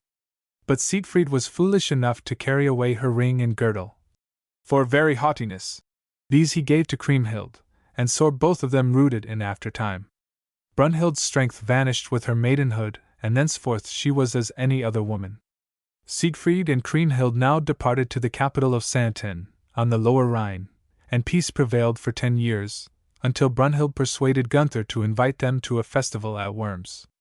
She could not understand how, if Siegfried was Gunther's vassal, as Gunther had informed her, he neither paid tribute nor rendered homage. The invitation was accepted cordially enough. But Kriemhild and Brunhild quarreled bitterly regarding a matter of precedence as to who should first enter church, and at the door of the minster of Worms there was an unseemly squabble. Then Kriemhild taunted Brunhild with the fact that Siegfried had won and deserted her, and displayed the girdle and ring as proof of what she asserted. Siegfried, confronted with Brunhild, denied that he had ever approached her in any unseemly way, and he and Gunther attempted to make peace between their wives. But all to no avail. A deadly feud had sprung up between them, which was to end in woe for all. Hagen swore a great oath that Siegfried should pay for the insult his wife had put upon Brunhild. The plot against Siegfried. Now, but 4 days after, news came to Gunther's court that war was declared against him. But this was merely a plot to draw Siegfried from the court, and compass his death. The heroes armed for war, among them Siegfried. When Hagen bade farewell to Kriemhild, she recommended Siegfried to his care. Now, when Siegfried slew the dragon which guarded the treasure of the Nibelungs, he bathed in its blood and became, like Achilles, invulnerable, save at a spot where a linden leaf had fallen between his shoulders as he bathed, and so prevented contact with the potent stream. Hagen inquired of Kriemhild the whereabouts of this vulnerable spot, pretending that he would guard Siegfried against treachery in battle, and she, fully believing in his good faith, sewed a silken cross upon Siegfried's mantle to mark the place. On the following morning Siegfried, with 1,000 knights, took horse and rode away, thinking to avenge his comrades. Hagen rode beside him and carefully scanned his vesture. He did not fail to observe the mark, and having done so, he dispatched 2 of his men with another message. It was to the effect that the king might know that now his land would remain at peace. This Siegfried was loath to hear, for he would have done battle for his friends, and it was with difficulty that Gunther's vassals could hold him back. Then he rode to Gunther, who thanked him warmly for having so quickly granted his prayer. Gunther assured him that if need be he would at any time come to his aid, and that he held him the most trusty of all his friends. He pretended to be so glad that the threat of war was past that he suggested that they should ride hunting to the Odenwald after the bear and the boar, as they had so often done before. This was the counsel of the false Hagen. It was arranged that they should start early for the greenwood, and Gunther promised to lend Siegfried several dogs that knew the forest ways well. Siegfried then hurried home to his wife, and when he had departed, Hagen and the king took counsel together. After they had agreed upon the manner in which they would compass the destruction of Siegfried, they communicated their plans to their comrades. Giselher and Gernot would not take part in the hunt, but nevertheless they abstained from warning Siegfried of his danger. For this, however, they paid dearly in the end. The morning dawned bright and clear, and away the warriors cantered with a clatter of hoofs and a boasting of bugles. Siegfried's farewell to Kriemhild. Before departing, Siegfried had said farewell to Kriemhild, who, she knew not why, was filled with dark forebodings. "God grant I may see thee safe and well again," said Siegfried. "Keep thou a merry heart among thy kin until I return." Then Kriemhild thought on the secret she had betrayed to Hagen, but she could not tell Siegfried of it. Sorely she wept, wishing that she had never been born, and keen and deep was her grief. "Husband," she said, "go not to the hunt. A baleful dream I had last night. You stood upon the heath and 2 wild boars approached. You fled, but they pursued you and wounded you, and the blossoms under your feet were red with blood. You behold my tears. Siegfried, I dread treachery. What you not of some who cherish for us a deadly hate? I counsel you, I beg you, dear lord, go not to the greenwood." Siegfried tried to laugh her fears away. "It is but for a few days that I leave thee, beloved," he said. "Who can bear me hate if I cherish none against them? Thy brothers wish me well, nor have I offended them in any wise." But Kriemhild would not be comforted. "Greatly do I dread this parting," she wailed, "for I dreamed another dream. You passed by 2 mountains, and they rocked on their bases, fell, and buried you, so that I saw you no more. Go not, for bitterly will I grieve if you depart." But with a laugh and a kiss Siegfried was gone. Leaping on his steed, he rode off at a gallop. Nevermore was she to see him in life. Into the gloomy forest, the abode of the bear, the wolf, and the wild boar, plunged the knights in their lust of royal sport. Brilliant, brave, and goodly of cheer was the company, and rich was their entertainment. Many pack horses laden with meats and wines accompanied them, and the panniers on the backs of these bulged with flesh, fish, and game, fitting for the table of a great king. On a broad meadow fringing the greenwood they camped, near to the place where they were to begin the hunt, and watchers were sent round the camp, so that no one with a message of warning on his lips might win to the ears of Siegfried. Siegfried waxed restless, for he had come not to feast but to hunt, and he desired to be home again with Kriemhild. "Ha, comrades!" he cried. "Who will into the forest with me and rouse the game?" "Then," said the crafty Hagen, "let us find who is the best sportsman. Let us divide the huntsmen and the hounds so that each may ride alone where he chooses, and great praise shall be to him who hunts the best and bears off the palm." To this Siegfried agreed, and asked only for one hound that had been well broken to the chase to accompany him. This was granted. Then there came an old huntsman with a lie-hound and led the sportsmen to where there was an abundance of game. Many beasts were started and hunted to the death, as is ever the way with good huntsmen. Nothing that the lime-hound started could escape Siegfried. Swift was his steed as the tempest, and whether it was bear or boar he soon came up with it and slew it. Once he encountered a stark and mighty lion. Aiming an arrow at the monster, he shot it through the heart. The forest rang with acclaim at the deed. Then there fell by his hand a buffalo, an elk for grim aurochs, and a bear, nor could deer or hind escape him, so swift and white was he. Anon he brought a wild boar to bay. The grisly beast charged him, but drawing his sword, Siegfried transfixed it with the shining blade. "I pray thee, lord," said the huntsman, "leave to us something living, for in truth thy strong arm doth empty both mountain and forest." Merrily rang the noise of the chase in the greenwood that day. The hills and the leafy aisles of the forest resounded with the shouts of the hunters and the baying of dogs. In that hunting many a beast met its death day, and great was the rivalry. But when the hunting was over and the heroes met at the tryst fire, they saw that Siegfried had proved himself the greatest huntsman of them all. One by one they returned from the forest to the trysting place, carrying with them the shaggy fell of the bear, the bristly boarskin, and the great pelt of the wolf. Meat abounded in that place, and the blast of a horn announced to the hungry knights that the king was about to feast. Said Siegfried's huntsman to him, "I hear the blast of a horn bidding us return to the trysting place." And raising his bugle to his lips, he answered it. Siegfried was about to leave the forest, ambling quietly on horseback through the green ways, when he roused a mighty bear.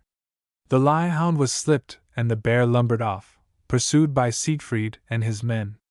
They dashed into a ravine, and here Siegfried thought to run the beast down, but the sides were too steep and the knight could not approach it on horseback. Lightly he sprang from his steed, and the bear, seeing his approach, once more took flight. So swift, however, was Siegfried's pursuit that ere the heavy beast could elude him he had caught it by its shaggy coat, and had bound it in such a manner that it was harmless. Then, tying it across his horse's back, he brought it to the tryst fire for pastime. Proudly emerged Siegfried from the forest, and Gunther's men, seeing him coming, ran to hold his horse. When he had dismounted he dragged the bear from his horse's back and set it loose. Immediately the dogs pursued it, and in its efforts to escape into the forest it dashed madly through a band of scullions who were cooking by the great fire. There was a clatter of iron pots, and burning brands were strewed about. Many goodly dishes were spoiled. The king gave order to slip the hounds that were on leash.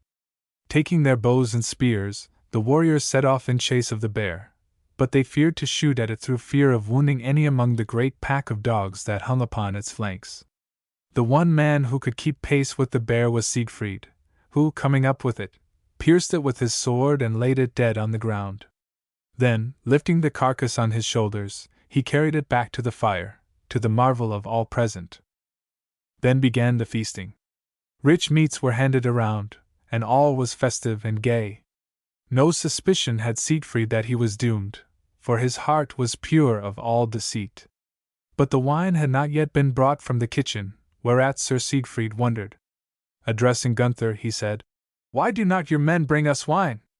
If this is the manner in which you treat good hunters, certes, I will hunt no more. Surely I have deserved better at your hands." And the false Gunther answered, "Blame me not, Siegfried, for the fault is Hagen's. Truly he would have us perish of thirst." "Dear master," said Hagen of Trony, "the fault is mine, if fault it be, for methought we were to hunt today at Spessart, and thither did I send the wine. If we go thirsty today, credit me I will have better care another time." But Siegfried was athirst and said, "If wine lacks, then must we have water. We should have camped nearer to the Rhine." The slaying of Siegfried. And Hagen, perceiving his chance, replied, "I know of a cool spring close at hand. If you will follow me, I will lead you thither." Sore athirst was Siegfried, and starting up from his seat, he followed Hagen. But the crafty schemer, desiring to draw him away from the company so that none else would follow them, said to him as they were setting out for the spring, "Men say, Siegfried, that none can keep pace with you when you run. Let us see now." "That may easily be proved," said Siegfried. "Let us run to the brook for a wager, and see who wins there first. If I lose, I will lay me before you in the grass. Nay, I will more, for I will carry with me spear, shield, and hunting gear." Then did he gird on his weapons, even to his quiver, while the others stripped, and off they set. But Siegfried easily passed them and arrived at the lime tree where was the well. But he would not drink first for courtesy, even although he was sore athirst.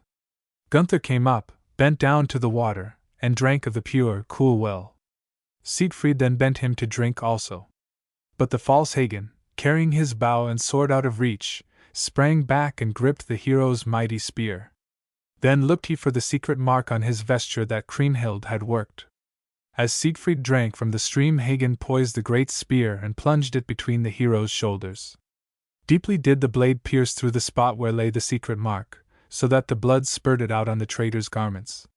Hagen left the spear deep in Siegfried's heart, and flew in grim haste from the place. Though wounded to the death, Siegfried rose from the stream like a maddened lion, and cast about him for a weapon. But nothing came to his hand but his shield. This he picked up from the water's edge and ran at Hagen, who might not escape him, for, sore wounded as he was, so mightily did he smite that the shield well nigh burst, and the jewels which adorned it flew in flinders. The blow rang across the meadow as Hagen fell beneath the stroke. It was Siegfried's last blow. His countenance was already that of a dead man. He could not stand upright. Down he crashed among the flowers. Fast flowed his blood. In his agony he began to upbraid those who had contrived his death. "Cowards and caitiffs!" he cried. "Is this the price you pay me for my fealty to you? Ill have you done by your friends, for sons of yours as yet unborn will feel the weight of this deed. You have vented your spite on my body, but for this dastard crime all good knights shall shun you." Now all surrounded him, and those that were true among them mourned for him. Gunther also wept. But the dying man, turning to him, said, "Does he weep for the evil from whom the evil cometh? Better for him that it had remained undone, for mighty is his blame." Then said false Hagen, "What rue ye? Surely our care is past. Who will now withstand us? Right glad am I that Siegfried is no more." Loud was Siegfried's dole for Kriemhild. "Never was so foul a murder done as thou hast done on me, O king," he said to Gunther. "I saved thy life and honor. But if thou canst show truth to any on earth, show it to my dear wife, I beg of thee, for never had woman such woe for one she loved." Painfully he writhed as they watched him, and as he became weaker he spake prophetically. "Greatly shall ye rue this deed in the days to come," he groaned. "For know, all of ye, that in slaying me ye have slain yourselves." Wet were the flowers with his blood. He struggled grimly with death, but too deep had been the blow, and at last he spake no more. They laid his body on a shield of ruddy gold and took counsel with one another how they should hide that the deed had been done by Hagen. "Sure have we fallen on evil days," said many. "But let us all hide this thing, and hold to one tale, that is, that as Siegfried rode alone in the forest he was slain by robbers. But," said Hagen of Trony, "I will myself bear him back to Burgundy. It is little concern of mine if Kriemhild weep." Kriemhild's grief. Great was the grief of Kriemhild when she learned of the murder of her husband, whose body had been placed at her very door by the remorseless Hagen. He and the rest of the Burgundians pretended that Siegfried had been slain by bandits, but on their approach the wounds of Siegfried commenced to bleed afresh in mute witness of treachery. Kriemhild secretly vowed a terrible revenge and would not quit the land where her beloved spouse was buried. For 4 years she spake never a word to Gunther or Hagen, but sat silent and sad in a chamber near the minster where Siegfried was buried. Gunther sent for the Nibelungen treasure for the purpose of propitiating her, but she distributed it so freely among Gunther's dependents that Hagen conceived the suspicion that her intention was to suborn them to her cause and foment rebellion within the Burgundian dominions. Therefore he seized it, and sank it in the Rhine, forcing Kriemhild's brethren never to divulge its whereabouts. It is a circumstance of some importance that when this treasure enters the land of the Burgundians they take the name of Nibelungs, as Siegfried was called Lord of the Nibelungs on first possessing the hoard, and for this reason that part of the poem which commences with the Burgundian acquirement of the treasure was formerly known as the Nibelungen knot. The confiscation of the treasure was another sharp wound to Kriemhild, who appears to have bitterly cherished every hostile act committed against her by her uncle Hagen and her brothers, and to have secretly nursed her grievances throughout the remainder of her saddened existence. Kriemhild marries Attila. 13 years after the death of Siegfried, Helce, wife of Attila, or Etzel, king of the Huns, having died, that monarch was desirous of marrying again, and dispatched his faithful counselor, Rudiger, Margrave of Bechlern, to the Burgundian court to ask for the hand of Kriemhild. Her brethren, only too anxious to be rid of her accusing presence, gladly consented to the match, but Hagen had forebodings that if she gained power she would wreak a dreadful vengeance on them all. But he was overruled, and Rudiger was permitted to interview Kriemhild. At first she would not hear of the marriage, but when Rudiger expressed his surprise at the manner in which she was treated in her own country, and hinted that if she were to wed with Etzel she would be guarded against such insulting conduct. She consented. But first she made Rudiger swear to avenge her wrongs, and this he did lightly, thinking it merely a woman's one which would pass away after marriage. She accompanied Rudiger to the court of Etzel, stopping at his castle of Bechlern, where dwelt his wife Gotlind and his daughter Dietlind. The journey to Vienna is described in detail.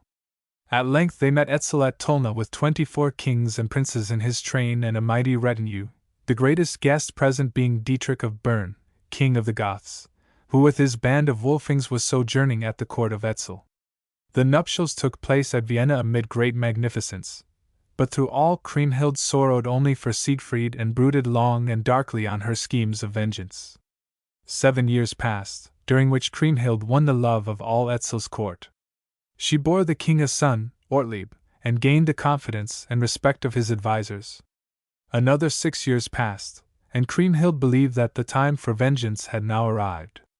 To this end she induced Etzel to invite her brethren and Hagen to his court at Vienna. At first the Burgundians liked the hospitable message well, but suspicion of it was sown in their minds by Hagen, who guessed that treachery lurked beneath its honeyed words. In the end they accepted the invitation and journeyed to the land of the Huns, 1,060 knights and 9,000 soldiers. On the way they encountered many ill omens.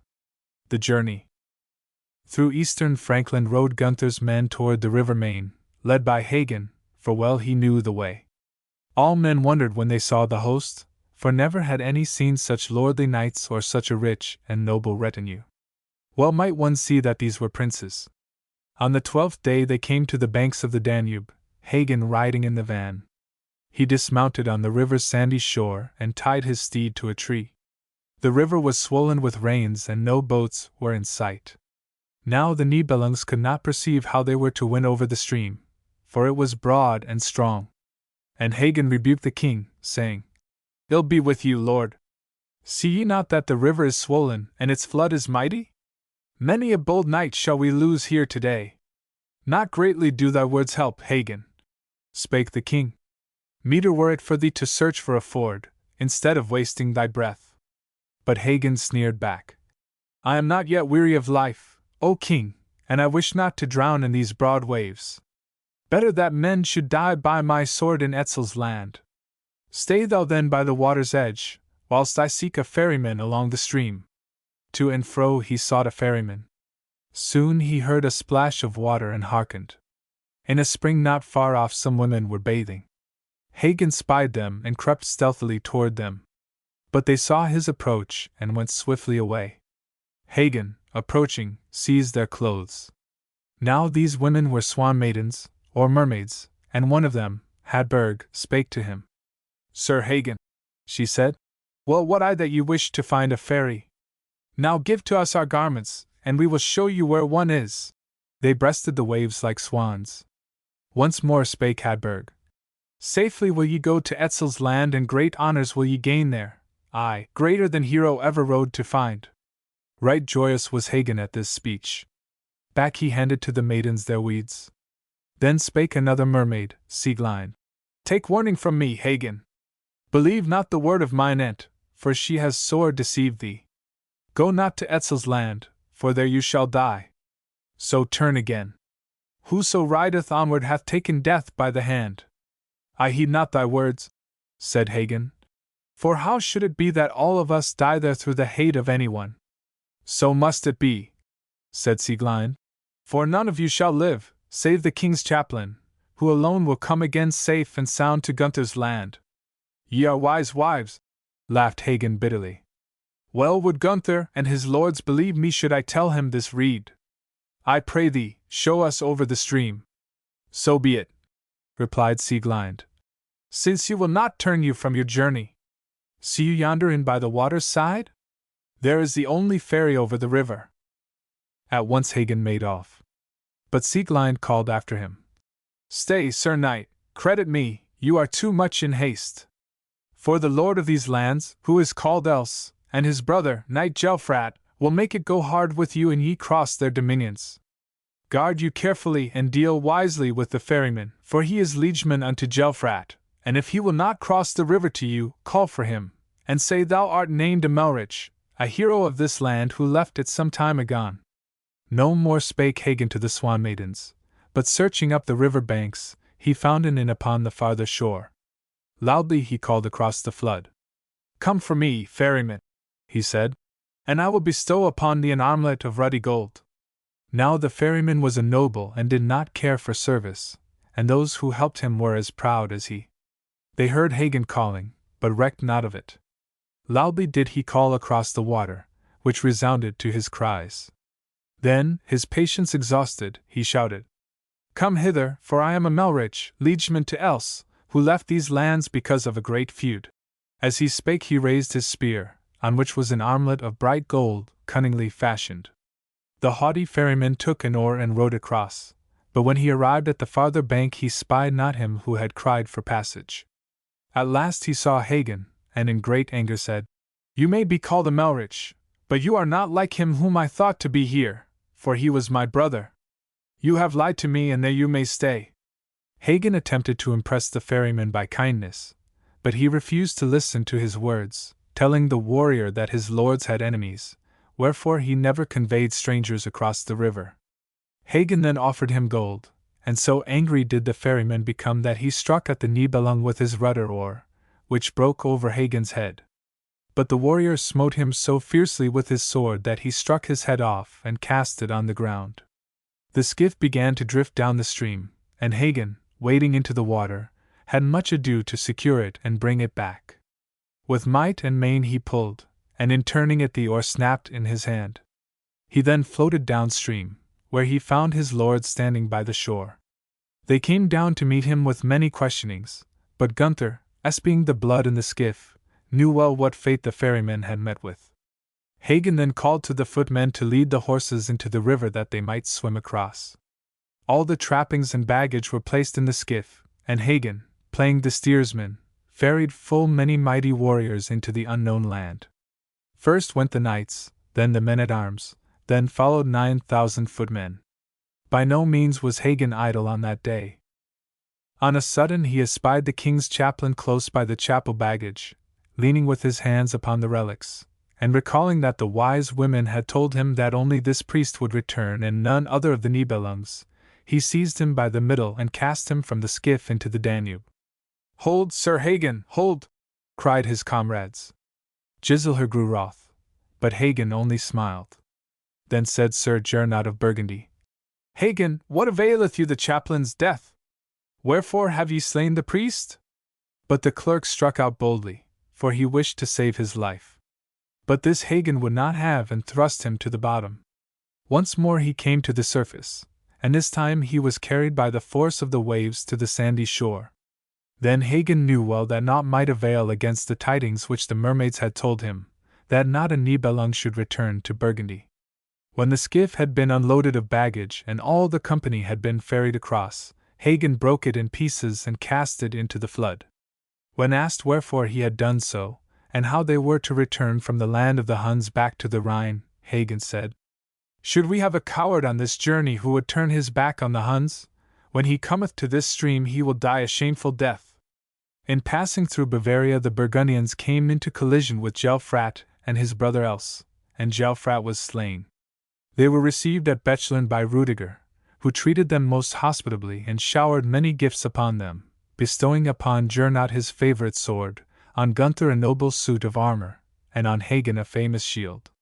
He accompanied the strangers to the court of Etzel, where they were met first of all by Dietrich of Bern, who warned them that Kriemhild prayed daily for vengeance upon them for the murder of Siegfried. When Kriemhild beheld Hagen, her archenemy, she wept. Hagen saw, and bound his helmet tighter. We have not made a good journey to this feast, he muttered. Kriemhild's welcome. Ye are welcome, nobles and knights, said Kriemhild. I greet ye not for your kinship. What bring ye me from Worms beyond the Rhine that ye should be so welcome to me here? Where have ye put the Nibelung treasure? It is mine as ye know full well, and ye should have brought it me to Etzel's court. Hagen replied that he had been ordered by his liege lords to sink it in the Rhine, and there must it lie till doomsday. At this Kriemhild grew wroth. Hagen went on to say that he had enough to do to carry his shield and breastplate. The queen, alarmed, desired that all weapons should be placed in her charge, but to this Hagen demurred, and said that it was too much honor for such a bounteous princess to bear his shield and other arms to his lodging.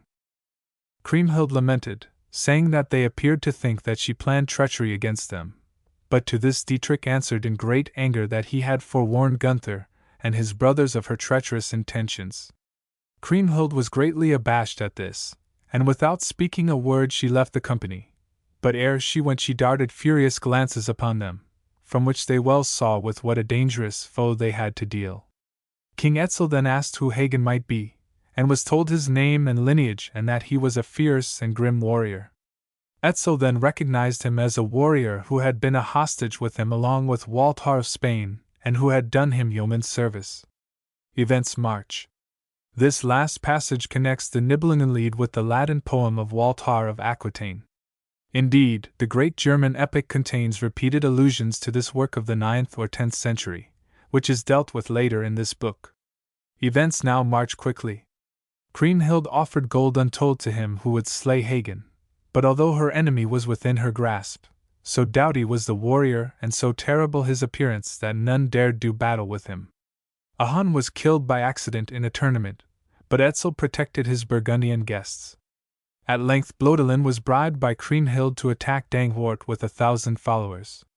Dankwart's men were all slain, but he himself made good his escape by fighting his way through the closely packed Hunnish ranks.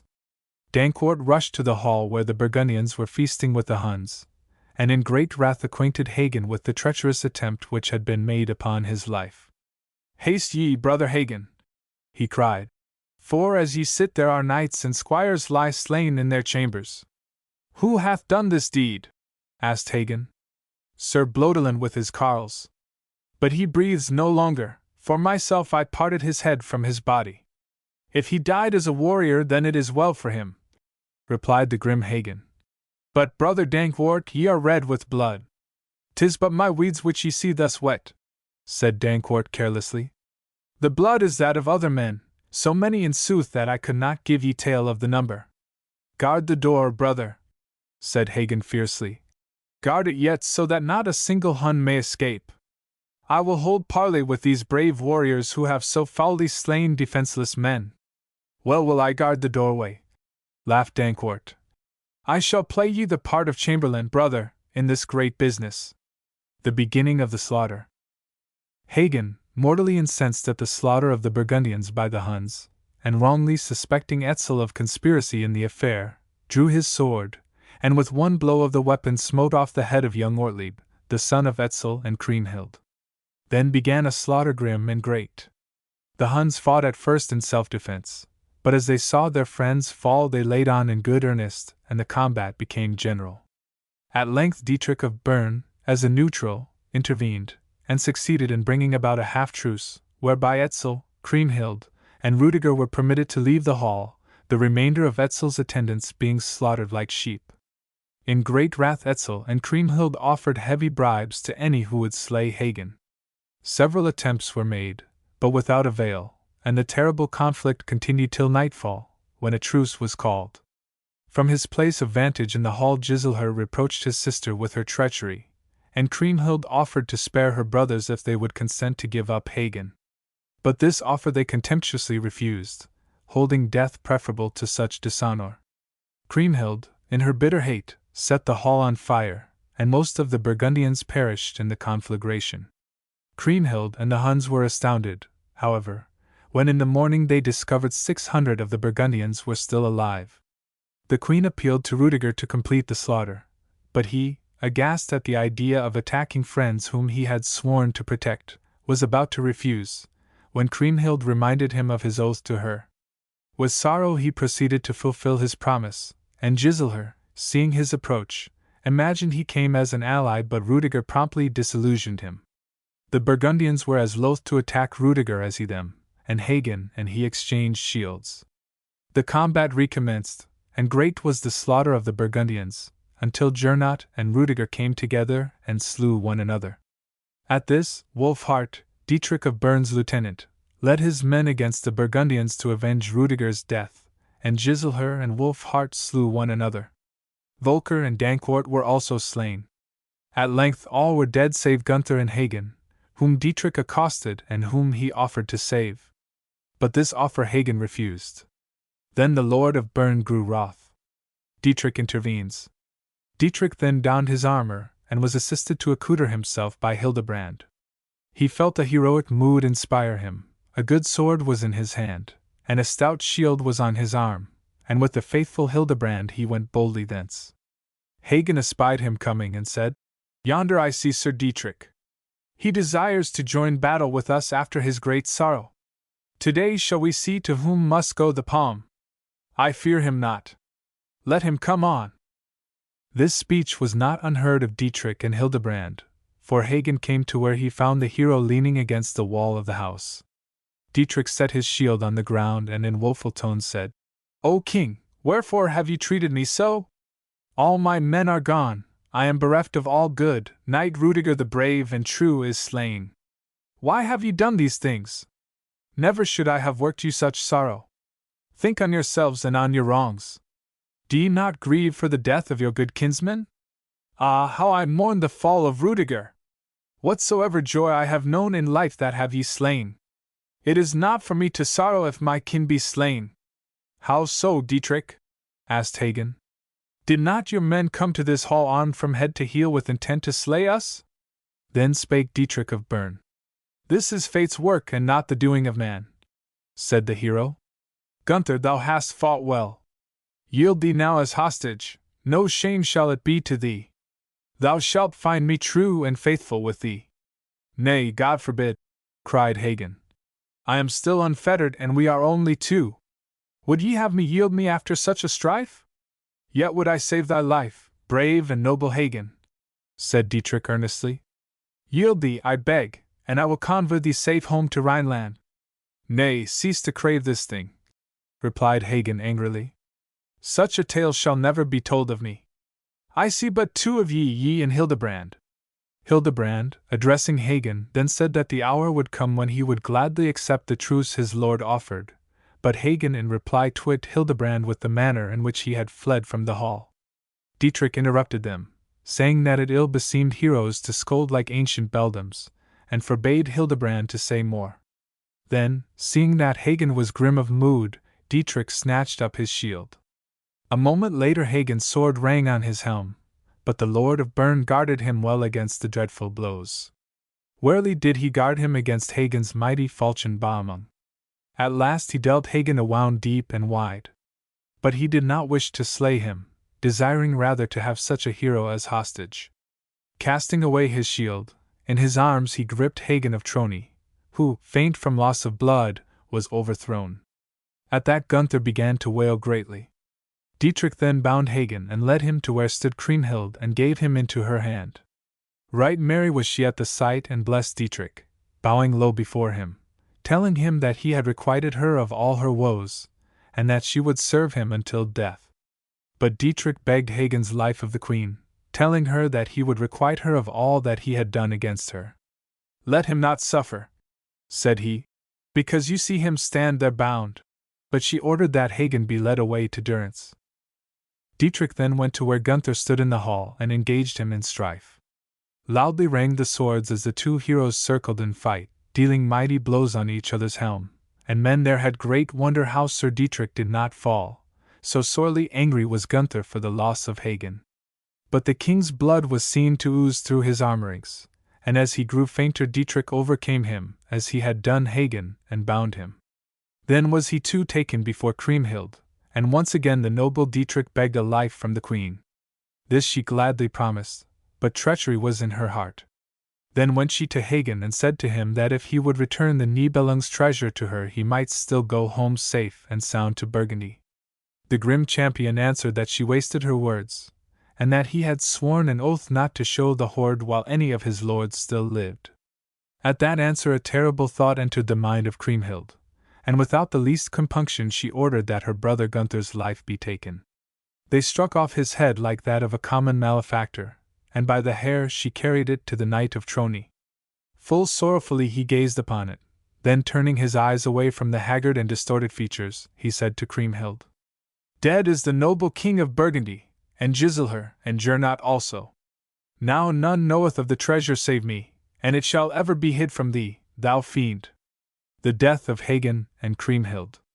Greatly wroth was Kriemhild when she heard that her stratagem had come to naught. Full ill have ye requited me, Sir Hagen, she cried fiercely, and drawing the sword of Siegfried from its sheath, she raised it with both hands and struck off the Burgundian's head. Amazed and sorrowful was King Etzel when he saw this. Alas, cried he, that such a hero should die bound and by the hands of a woman. Here lieth the best of knights that ever came to battle or bore a shield. Sorely doth this deed grieve me, however much I was his foe. Then spake old Hildebrand, full of horror that such a thing had come to pass. Little shall it profit her that she hath slain him so foully, he cried. Whatever hap to me, yet will I avenge bold Hagen. With these words he rushed at Kriemhild. Loudly did she cry out, but little did that avail her, for with one great stroke Hildebrand clove her in twain. The victims of fate lay still. Sorely wept Dietrich and Etzel. So ended the high feast in death and woe. More is not to be said. Let the dead rest. Thus fell the Nibelungs, thus was accomplished the fate of their house. The place of origin of the Nibelungenlied is much disputed, a number of scholars arguing for its Scandinavian genesis, but it may be said that the consensus of opinion among modern students of the epic is that it took its rise in Germany, along the banks of the Rhine, among the Frankish division of the Teutonic folk. Place names lend color to this assumption.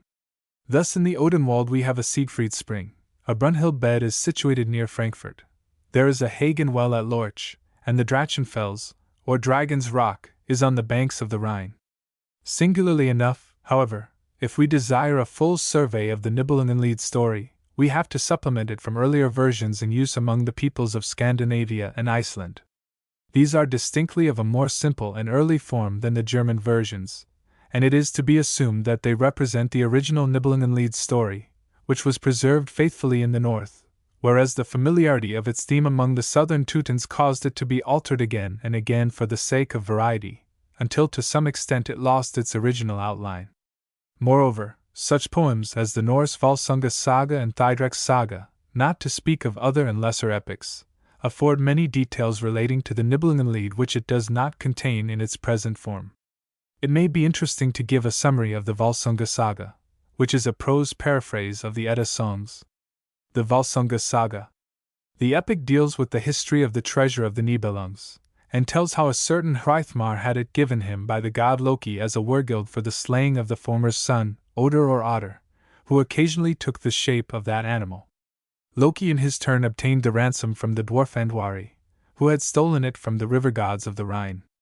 The dwarf, incensed at losing the treasure, pronounced a most dreadful curse upon it and its possessors, saying that it would be the death of those who should get hold of it.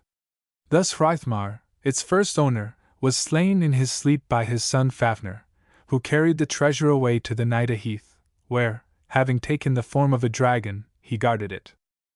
The treasure, and the curse, next passed into the keeping of Sigurd, the Norse form of Siegfried, a descendant of the race of the Volsungs, a house tracing its genealogy back to the god Woden. The full story of Sigurd's ancestry it is unnecessary to deal with here, as it has little influence on the connection of the story of the Volsungs with the Nibelungenlied. Sigurd came under the tutelage of Regan, the son of Hreithmar and brother of Fafnir, received the magic steed Grani from the king, and then was requested by Regan to assist him in obtaining the treasure guarded by Fafnir. After forging a sword for himself out of the fragments of a blade left by his father Sigmund, he avenged his father's death, and then set out to attack Fafnir. Meeting Woden, he was advised by the god to dig a ditch in the dragon's path. Encountering Fafnir, he slew him and the dragon's blood ran into the ditch, without which he would have been drowned by the flood of gore from the monster. As the dragon died, he warned Sigurd against the treasure and its curse and against Regan, who, he said, was planning Sigurd's death. When Regan saw that the dragon was quite dead, he crept from his hiding place and quaffed its blood. Then, cutting out the heart, he begged Sigurd to roast it for him. In this operation Sigurd burned his fingers and instinctively thrust them in his mouth, thus tasting of the dragon's blood, whereupon he was surprised to find that he comprehended the language of the birds. Hearkening intently to the strange, new sounds, he learned that if he himself should eat the heart, then he would be wiser than anyone in the world. The birds further betrayed Regan's evil intentions, and advised Sigurd to kill him. Seeing his danger, Sigurd went to where Regan was and cut off his head and ate Fafnir's heart. Following once again the advice of the birds, he brought the treasure from the cave and then journeyed to the mountain Hindrfjall, where he rescued the sleeping Valkyr, Brynhild or Brunhild, who had been pierced by the sleep thorn of Woden and lay in slumber clad in full armor within a castle, surrounded by a hedge of flame. Mounting his horse Grani, Sigurd rode through the fiery obstacle to the gate of the castle. He entered it, and finding the maiden asleep, cut the armor from her with his sword, for during her long slumber it had become very tight upon her. Brunhild hailed him with joy, for she had vowed never to marry a man who knew fear. She taught Sigurd much wisdom, and finally they pledged their troth. He then departed, after promising to remain faithful to her. On his travels he arrived at the court of Juki or Jabicho, a king whose domains were situated on the lower Rhine. 3 sons had he, Gunnar, Hogni, and Guttorm, and a daughter Gudrun, a maiden of exquisite beauty. His queen bore the name of Grimhild, and was deeply versed in magical science, but was evil of nature. They received Sigurd with much honor. Grimhild knew of his relations with Brunhild, and gave him a potion which produced forgetfulness of the war maiden, so that he accepted the hand of Gudrun which Juki offered him. The marriage was celebrated with great splendor, and Sigurd remained at Juki's court, much acclaimed for his deeds of skill and valor. Grimhild meanwhile urged upon her son Gunnar to sue for the hand of Brunhild. He resolved to accept her advice and set out to visit her, taking with him Sigurd and a few other friends. He first visited Brunhild's father Budli, and afterward her brother-in-law Hymir, from whom he heard that Brunhild was free to choose the man she desired, but that she would espouse no one who had not ridden through the hedge of flame. They proceeded to Brunhild's castle. Gunnar attempted to pierce the flames, but was unable to do so even when seated on Sigurd's horse, for Grani would not stir, knowing well that it was not his master who urged him on. At last they made use of a potion that had been given them by Grimhild, and Sigurd, in the shape of Gunnar, rode through the wall of fire. He explained to the war maiden that he was the son of Juki, and had come to claim her hand. The destiny laid upon her by Woden compelled her to consent, but she did so with much reluctance. Sigurd then passed 3 nights at her side, placing his sword Gram between them as a bar of separation, but at parting he drew from her finger the ring with which he had originally plighted his troth to her, and replaced it with another taken from Fafnir's hoard. Shortly afterward the wedding of Gunnar and Brunhild was celebrated with lavish splendor, and they all returned to Juki's court. Matters progressed happily for some time, until one day Brunhild and Gudrun went to bathe in the river. Brunhild refused to bathe farther down the stream than Gudrun, that is, in the water which flowed from Gudrun to her, asserting that her husband was the son of a king, while Sigurd had become a menial. Gudrun retorted to her sister-in-law that not Gunnar, but Sigurd had penetrated the hedge of fire, and had taken from her the ring, which she then showed to Brunhild in proof of her words. A second and even more disturbing conversation followed, which served only to increase the hatred between the women, and Brunhild planned a dreadful vengeance. She feigned illness, retired to her bed, and when Gunnar inquired what ailed her, asked him if he recalled the circumstances of their wooing, and how Sigurd, and not he, rode through the flames to win her. So furious was she at the dreadful insult which had been placed upon her by Gudrun that she attempted to take Gunnar's life. She still loved Sigurd, and could never forgive Gunnar and his sister for robbing her of him. So terrible was her grief that she sank into a deep slumber in which she remained for 7 days, no one daring to waken her. Finally Sigurd succeeded in doing so, and she lamented to him how cruelly she had been deceived. She declared that he and she had been destined for one another, and that now she had received for a husband a man who could not match with him. Sigurd begged her not to harbor a grudge against Gunnar, and told her of his mighty deeds, how that he had slain the king of the Danes, and also the brother of Budli, a great warrior. But Brunhild did not cease to lament, and planned Sigurd's death, threatening Gunnar with the loss of his dominions and his life if he would not kill Sigurd. Gunnar hesitated for a long time, but at length consented, and calling Hogni, ordered him to slay Sigurd that they might thus obtain the treasure of the Rhinegold. Hogni was aghast at this, and reminded him that they had pledged their oaths to Sigurd. Then Gunnar remembered that his brother Guttorm had sworn no oath of loyalty to Sigurd, and so might perform the deed. They plied him with wolf and snake meat to eat, so that he might become savage by nature, and they tried to excite his greed with tales of the Rhinegold treasure. Twice did Guttorm make the attempt as Sigurd lay in bed, but twice he was deterred from slaying him by the hero's penetrating glance. The third time, however, he found him asleep and pierced him with his sword. Sigurd awoke and hurled his own sword after Guttorm, cutting him in two. He then died, stating that he knew Brunhild to be the instigator of the murder. Gudrun's grief was frantic, and at this Brunhild laughed aloud as if with joy. But later she became more grief-stricken than Sigurd's wife herself, and determined to be done with life. Donning her richest array, she pierced herself with a sword. As she expired, she requested to be burned on Sigurd's funeral pyre, and also prophesied that Gudrun would marry Atli, and that the death of many heroes would be caused thereby. Gudrun's adventure. Gudrun in her great sorrow fled to the court of King Half of Denmark, at which she tarried for 7 years. Her mother Grimhild learned of her place of concealment, and attempted to bring about a reconciliation between her and Gunnar. She was offered much treasure if she would marry Atli, king of the Huns, and finally she consented. Atli became covetous of Gunnar's wealth, for the latter had taken possession of the Rhinegold, and invited him to his court. But Gudrun sent a message of warning to her brother. The runes which composed this, however, were so manipulated by Vingi, one of the messengers, that they read as a harmless invitation instead of a warning, and this Gunnar and Hogni determined to accept. They reached Atli's court in due season, and as they arrived Vingi disclosed his true character, stating that he had lured them into a snare. Hogni slew him, and as they rode to Atli's dwelling the Hunnish king and his sons armed themselves for battle and demanded Sigurd's treasure, which they declared belonged by right to Gudrun. Gunnar refused to part with it, and a great combat began. Gudrun armed herself and fought on the side of her brothers. A fierce battle raged with great loss on both sides, until nearly all the Nibelungs were slain, and Gunnar and Hogni, forced to yield to the power of numbers, were captured and bound. Gunnar was now asked if he would purchase his life with the treasure, and he replied eventually that he would do so if he were given Hogni's heart. To humor his request, the Huns cut out the heart of a slave and brought it to him, but Gunnar saw through the stratagem and recognized the heart as that of a coward.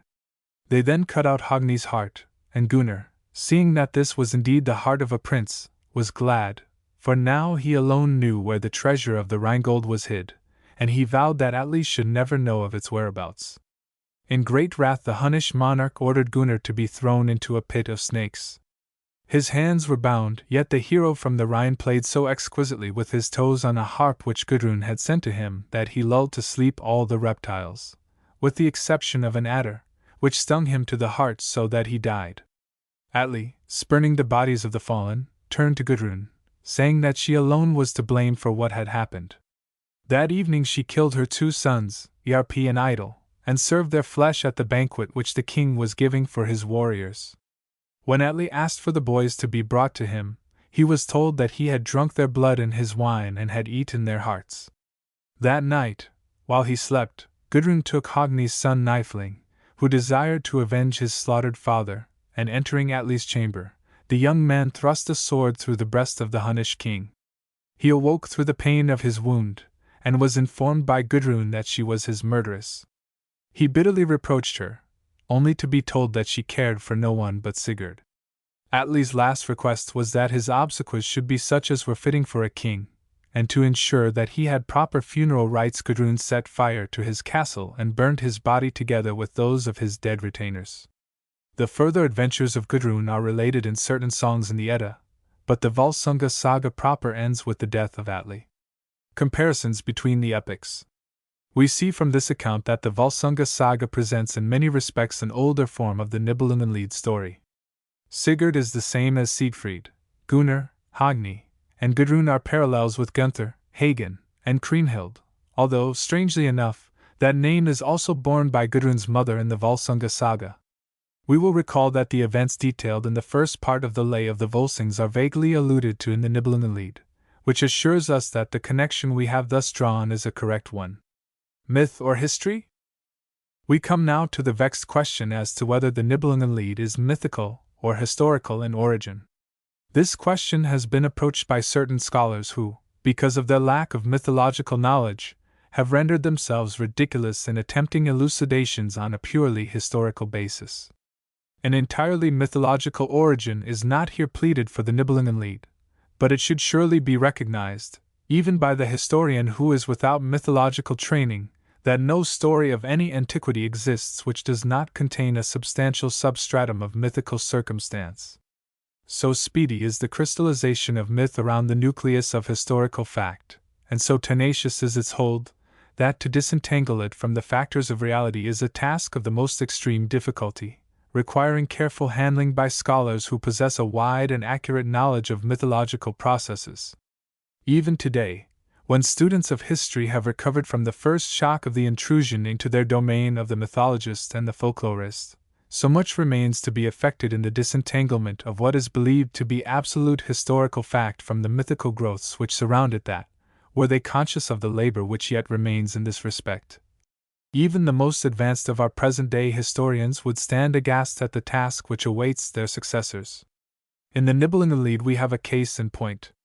What the exact mythological elements contained in it represent it would indeed be difficult to say. Students of the Malarian school have seen in Siegfried a sun god, who awakens Brunhild, a nature goddess.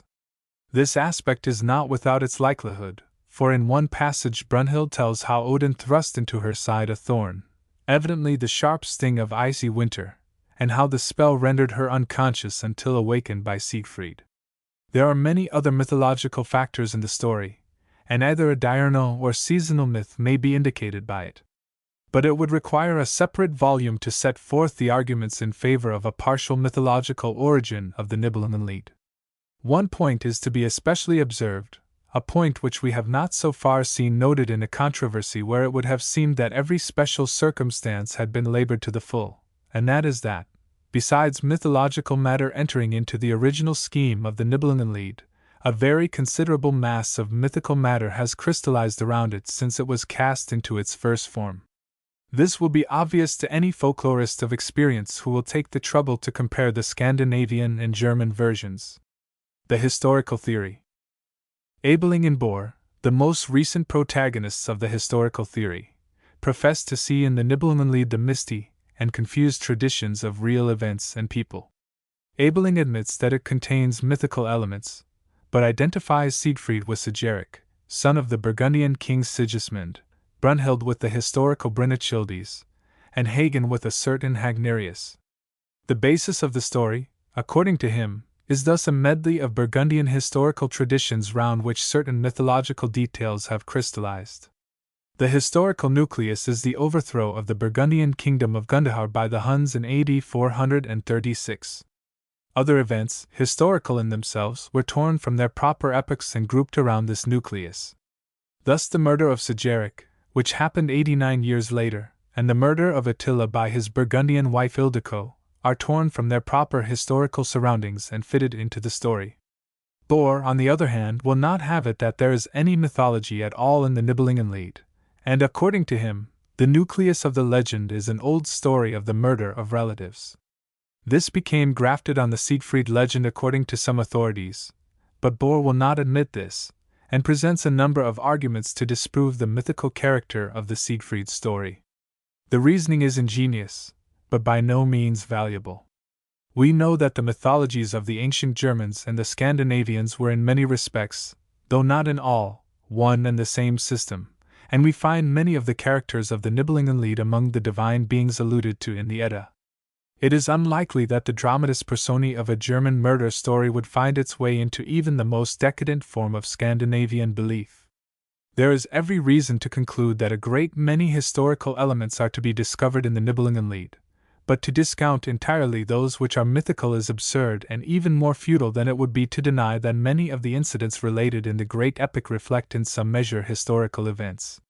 The Cloche. The Cloche, a sequel to the Nibelungenlied, recounts somewhat tamely the events which follow upon the dire catastrophe pictured in the great German epic.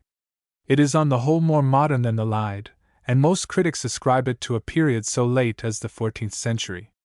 It is highly artificial and inartistic, and Grimm points out that it is obvious that in penning it the author did not have the Nibelungenlied, as we know it, before him. As it is practically unknown to English-speaking readers, a resume of it may not be out of place here. It describes the search among the dead bodies in the house of slaughter, the burying of them, the journey of Etzel's fiddler, Schwemelin, to the Rhine by way of Bechlin and Passau to give the tidings of the massacre to Queen Brunhild, his return, and the final parting from Etzel of Dietrich and his wife Herat, who also take Bechlin on their way. Level and poor as the narrative is, it reaches pathos in the description of the arrival of the messengers at Bechlin. To spare his niece, Gotland, Dietrich tells them not to mention the terrible events which have happened, but to say that he and Rudiger will soon come to see her, or at all events himself. They are received with great rejoicing, Gotland and her daughter think. Both to receive love without sorrow, as often before, from beloved glances. The young Margravine has a foreboding of evil at seeing the messengers so few, only 7. Then her mother tells her of an evil dream which she has had, and she in turn has to tell of another which has come to herself. Meanwhile the messengers are at hand, and are observed to be sad. They give to Rudiger's wife the false tidings of peace which they have been instructed to relate, and the younger lady wonders that her father should have sent no message to herself specially. The ladies continue to question the messengers about Kriemhild. How has she received her brother? What did she say to Hagen? What to Gunther? How is it, asked the younger one, that Giselher has sent her never a message? Each lying answer costs the speaker more and more sorrow, and at last his tears begin to flow. The young Margravine exclaims that there must be ill news, that evil has befallen them, and that the guests and her father must be dead.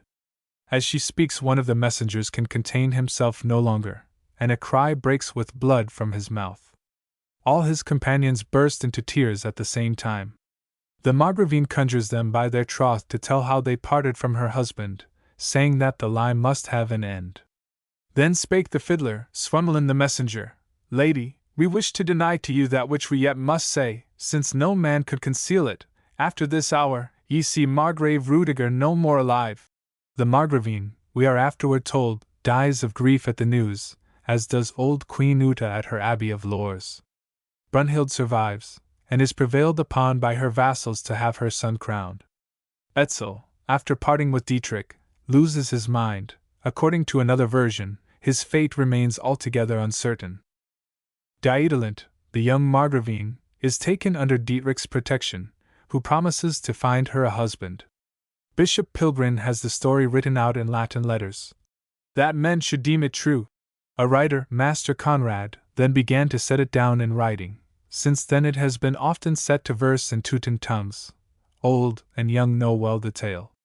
Of their joy and of their sorrow I now say to you no more. This lay is called Ein Cloche.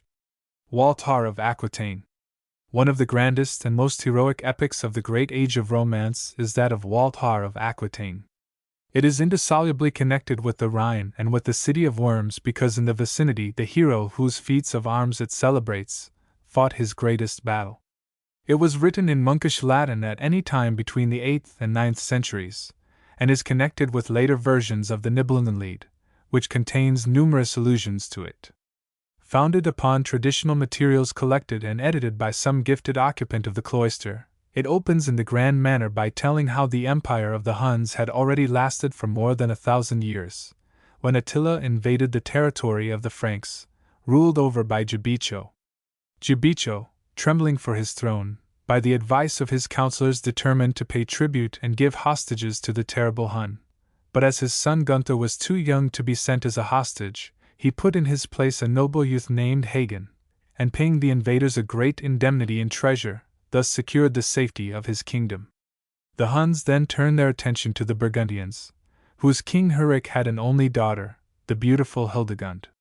Herrick shut himself up in the town of Chalons, and calling together his ministers imparted to them his deliberations. Since the Franks, who are so much stronger than we, have yielded, he said, how can we of Burgundy hope to triumph against such a host? I will give my daughter Hildegund as a hostage to the Huns. Better that one should suffer than that the realm should be laid waste. The Huns accepted Hildegund as a hostage, and with much treasure turned their faces westward to the kingdom of Aquitaine, whose king, Alfir, had an only son, Walhar, who was already affianced to Hildegund. He, too, had to give up his son as hostage and pay tribute. Although ruthless as an invader and cruel as a conqueror, Attila displayed the utmost kindness to the children.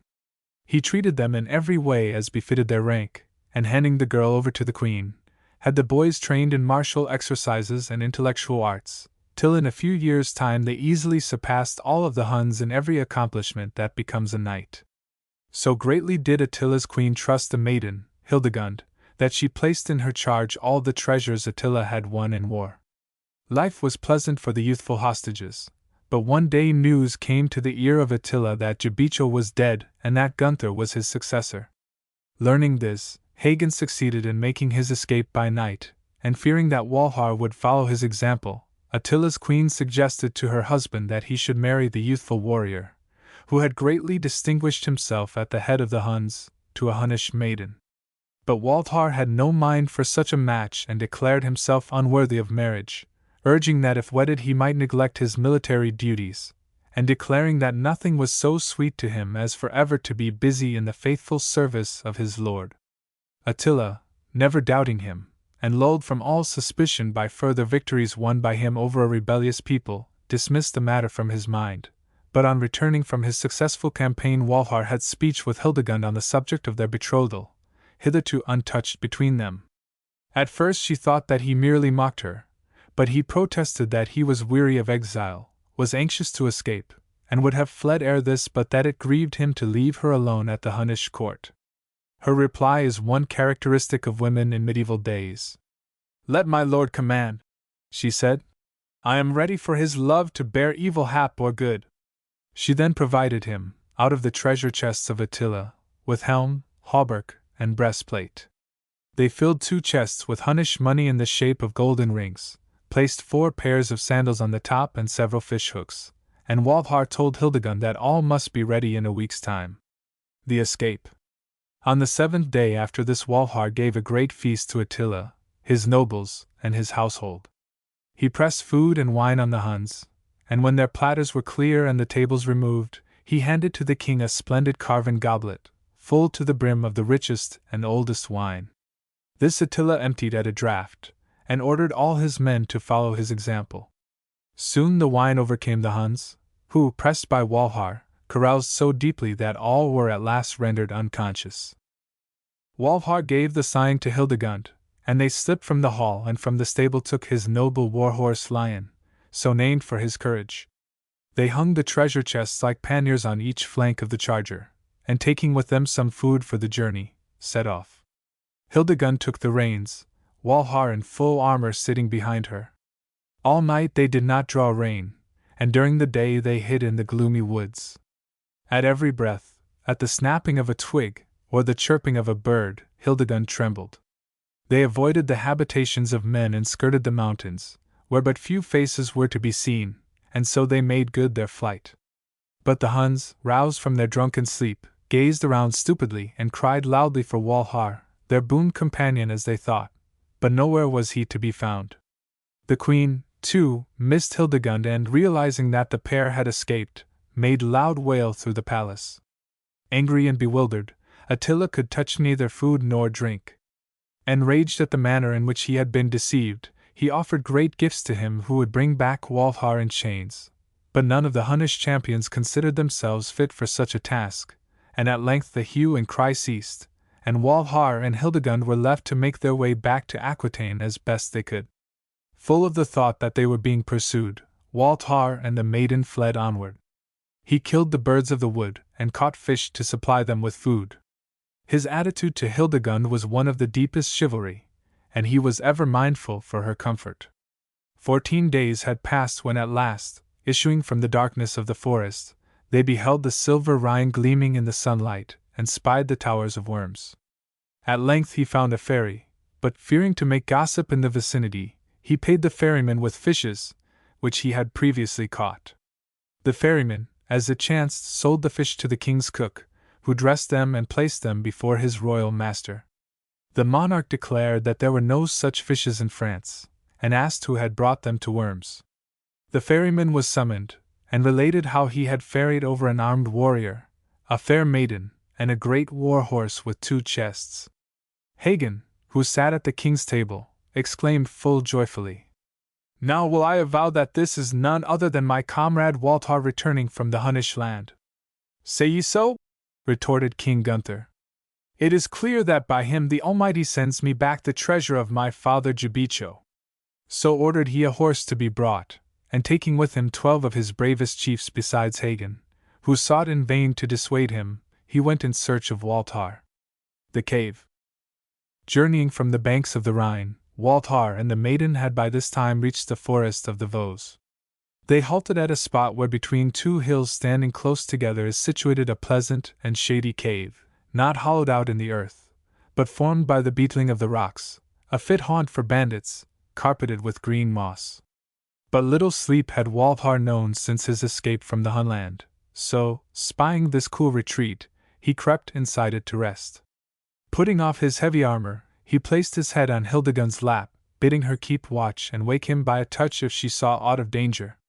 But the covetous Gunther had seen his tracks in the dust, and ever urging on his companions soon came near the cave where Walthar reposed. Hagen warned him of Walthar's powers as a champion, and told him that he was too great a warrior to permit himself to be despoiled easily. Hildegund, noticing their approach, gently aroused Walthar, who put on his armor. At first she thought the approaching band were Huns pursuing them, and implored him to slay her, but Walthar smilingly bade her be of good cheer, as he had recognized Hagen's helm. He was evidently aware, however, of the purpose for which he had been followed, and going to the mouth of the cave, he addressed the assembled warriors, telling them that no Frank should ever return to say that he had taken aught of his treasure unpunished. Hagen advised a parley in case Walthar should be ready to give up the treasure without bloodshed, and Camillo, the prefect of Metz, was sent to him for this purpose.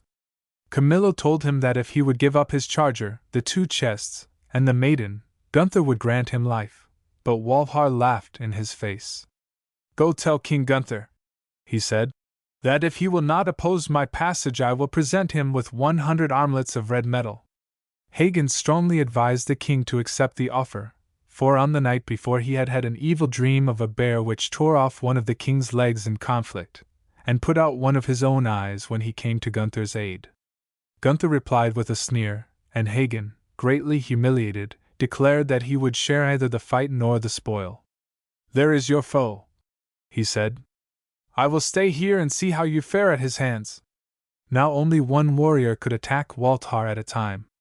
It is needless to go into details of his several conflicts, which are varied with very considerable skill and fancy, but all of which end in his triumph. The 6th champion he had to meet was Patavrid, sister's son to Hagen, who vainly endeavored to restrain him, but who also was worsted, and after the fall of the next warrior the Franks themselves urged Gunther to end the combat, but he, furious at his want of success, only drove them to it the more vehemently. At last 4 of them made a combined attack on Walthar, but because of the narrowness of the path they could not come at him with any better success than could one single warrior, and they too were put out of the fight. Then Gunther was left alone and, fleeing to Hagen, besought him to come to his aid. Long did Hagen resist his entreaties, but at last he was moved by Gunther's description of the manner in which his kinsfolk had been slain by Walthar. Hagen's advice was to lure Walthar into the open, when both should attack him, so Hagen and the king departed and selected a spot for an ambush, letting their horses go loose. Uncertain of what had passed between Hagen and the king, Walthar decided upon remaining in the cave till the morning, so after placing bushes around the mouth of the cave to guard against a surprise, he gave thanks to heaven for his victory. Rising from his knees, he bound together the 6 horses which remained, then, loosing his armor, comforted Hildegund as best he might and refreshed himself with food, after which he lay down upon his shield and requested the maiden to watch during his sleep. Although she was tired herself, Hildegund kept awake by singing in a low tone. After his first sleep Walhar rose refreshed, and bidding Hildegund rest herself, he stood leaning upon his spear, keeping guard at the cave mouth. When morning had come he loaded 4 of the horses with spoils taken from the dead warriors, and placing Hildegund on the 5th, mounted the 6th himself. Then with great caution he sent forward first of all the 4 laden horses, then the maiden, and closed the rear with the horse bearing the 2 treasure chests. For about a mile they proceeded thus, when, looking backward, Hildegund espied 2 men riding down the hill toward them and called to Walhar to flee. But that he would not do, saying, "If honor falls, shame shall attend my last hour." He bade her take the reins of Lion, his good charger, which carried the gold, and seek refuge in the neighboring wood, while he ascended the hill to await his enemies. Gunther advanced, hurling insulting epithets at the champion, who ignored him, but turned to Hagen, appealing to their old friendship and to the recollections of the many hours of childhood they had spent together. He had thought that Hagen would have been the first to welcome him, would have compelled him to accept his hospitality, and would have escorted him peacefully to his father's kingdom. If he would break his fealty to Gunther, said Walhar, he should depart rich, his shield full of red gold. Irritated at such an offer, Hagen replied that he would not be deluded, and that for Walthar's slaying of his kinsman he must have vengeance. So saying, he hurled his spear at Walthar, which the latter avoided. Gunther then cast a shaft which was equally harmless. Then, drawing their swords and covering themselves with their shields, the Franks sought to close with the Aquitanian, who kept them at bay with his spear. As their shorter swords could not reach past Walthar's mighty shaft, Gunther attempted to recover the spear which he had cast and which lay before the hero's feet, and told Hagen to go in front. But as he was about to pick it up from the ground, Walhar perceived his device and, placing his foot upon it, flung Gunther on his knees, and would have slain him had not Hagen, rushing to his aid, managed to cover him with his shield. The struggle continued. The hot sunshine came down, and the champions were bathed in sweat. Walhar, tired of the strife, took the offensive, and springing at Hagen, with a great stroke of his spear carried away a part of his armor. Then with a marvelous blow of his sword he smote off the king's leg as far as the thigh. He would have dispatched him with a second blow, but Hagen threw himself over Gunther's body and received the sword stroke on his own head. So well tempered was his helm that the blade flew in flinders, shivered to the handle. Instantly Walhar looked about him for another weapon, but quick as thought Hagen seized the opportunity, and cut off his right hand.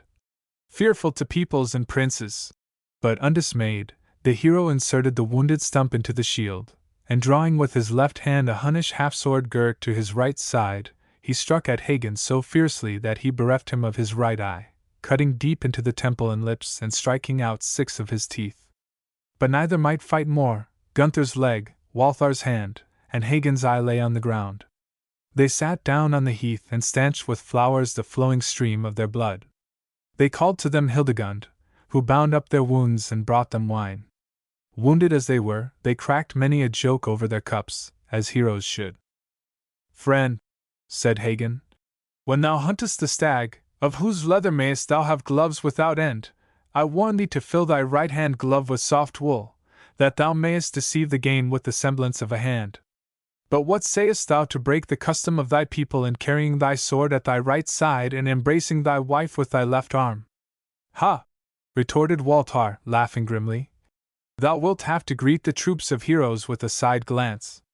When thou gettest thee home, make thee a larded broth of milk and flour, which will both nourish and cure thee."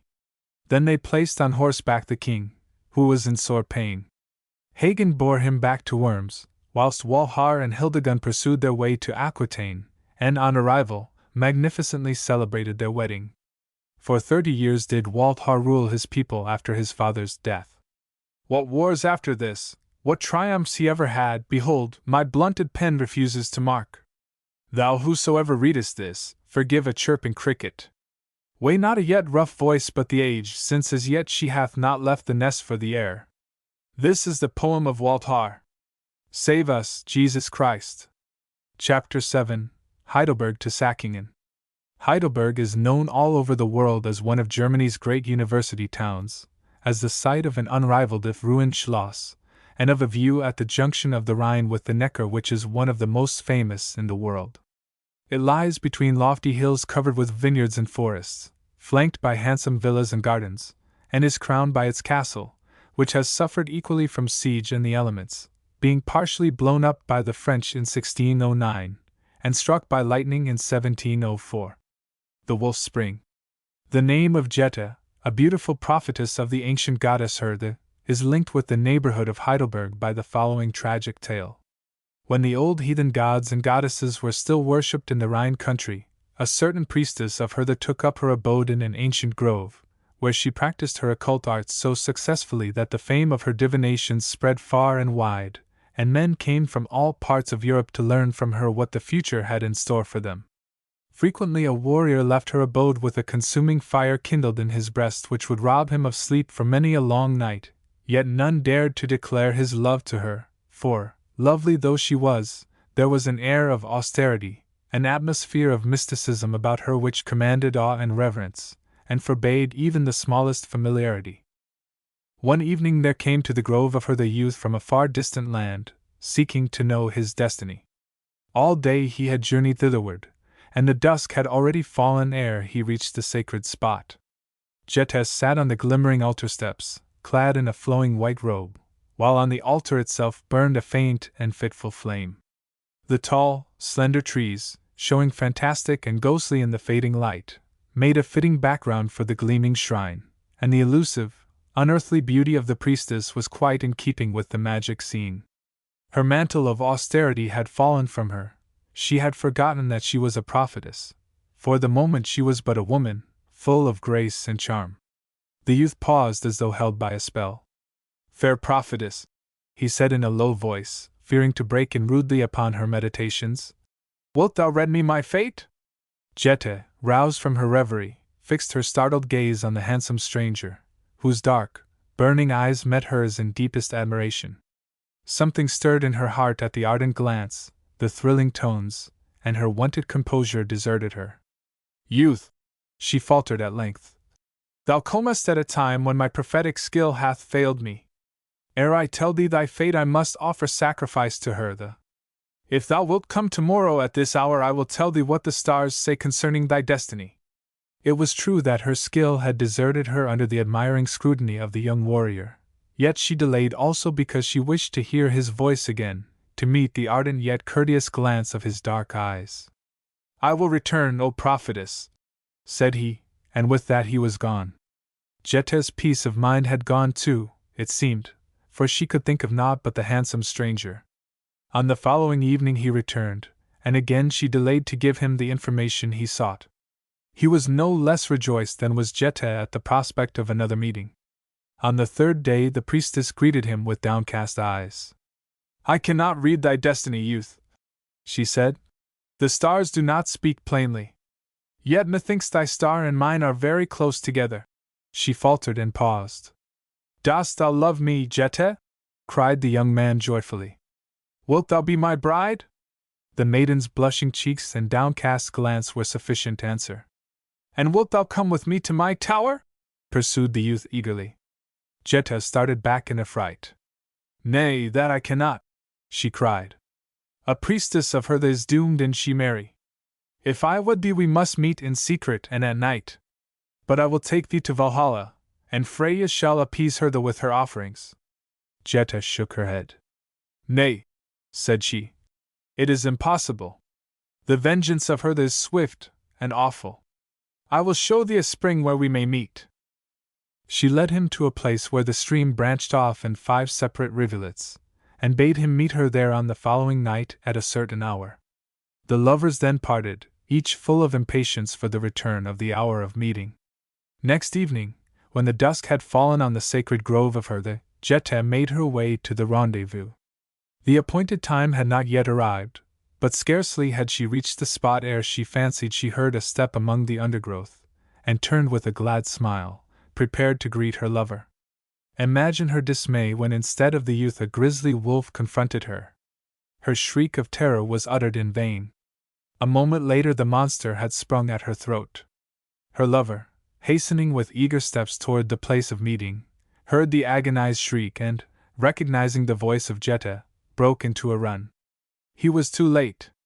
The monster wolf stood over the lifeless body of his beloved, and though in his despairing fury the youth slew the huge brute, the retribution of her was complete.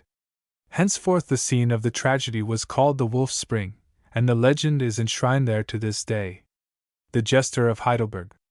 Considering the wide fame of Rhenish vintages, it is perhaps not surprising that wine should enter as largely into the Rhine legends as the barley brie is supposed to enter into Scottish anecdote. In truth, there runs through these traditions a stream of Rhenish which plays almost as important a part in them as the Rhine itself. We are told that the Emperor Wenzel sold his crown for a quantity of wine. In the tale connected with Thann, in Alsace, mortar is mixed with wine instead of water, because of the scarcity of the latter commodity during the building of a steeple, while in the legends of the Devil's Vineyard and the Cooper of Auerbach, the vintage of Rhineland provides the main interest of the plot. The following quaint little story, attaching to the castle of Heidelberg, is a Rhenish tale in every sense of the word. In the days when the Schloss Heidelberg was in its most flourishing state, the lord of the castle numbered among his retainers a jester, small of stature and ugly of feature, whose quips and drolleries provided endless amusement for himself and his guests. Prominent among the jester's characteristics was a weakness for getting tipsy. He was possessed of an unquenchable thirst, which he never lost an opportunity of satisfying. Knowing his peculiarity, some youthful pages in the train of the nobleman were minded to have some amusement at his expense, and they therefore led him to a cellar in which stood a large vat filled with fragrant wine. And there for a time they left him. The jester was delighted at the propinquity of his favorite beverage, and decided that he would always remain in the cellar, regaling himself with the vintage. His thirst increased at the prospect, so he produced a gimlet, bored a hole in the vat, and drank till at length he could drink no more. Then the fumes of the wine overcame him, and he sank down in a drunken stupor. Meanwhile the merry little stream flowed from the vat, covered the floor of the cellar, and rose ever higher. The pages waited at the top of the stairs, listening for the bursts of merriment which were the usual accompaniments of the jester's drinking bouts. But all was silent as the grave. At last they grew uneasy and crept below in a huddled group. The fool lay quite still, submerged beneath the flood. He had been drowned in the wine.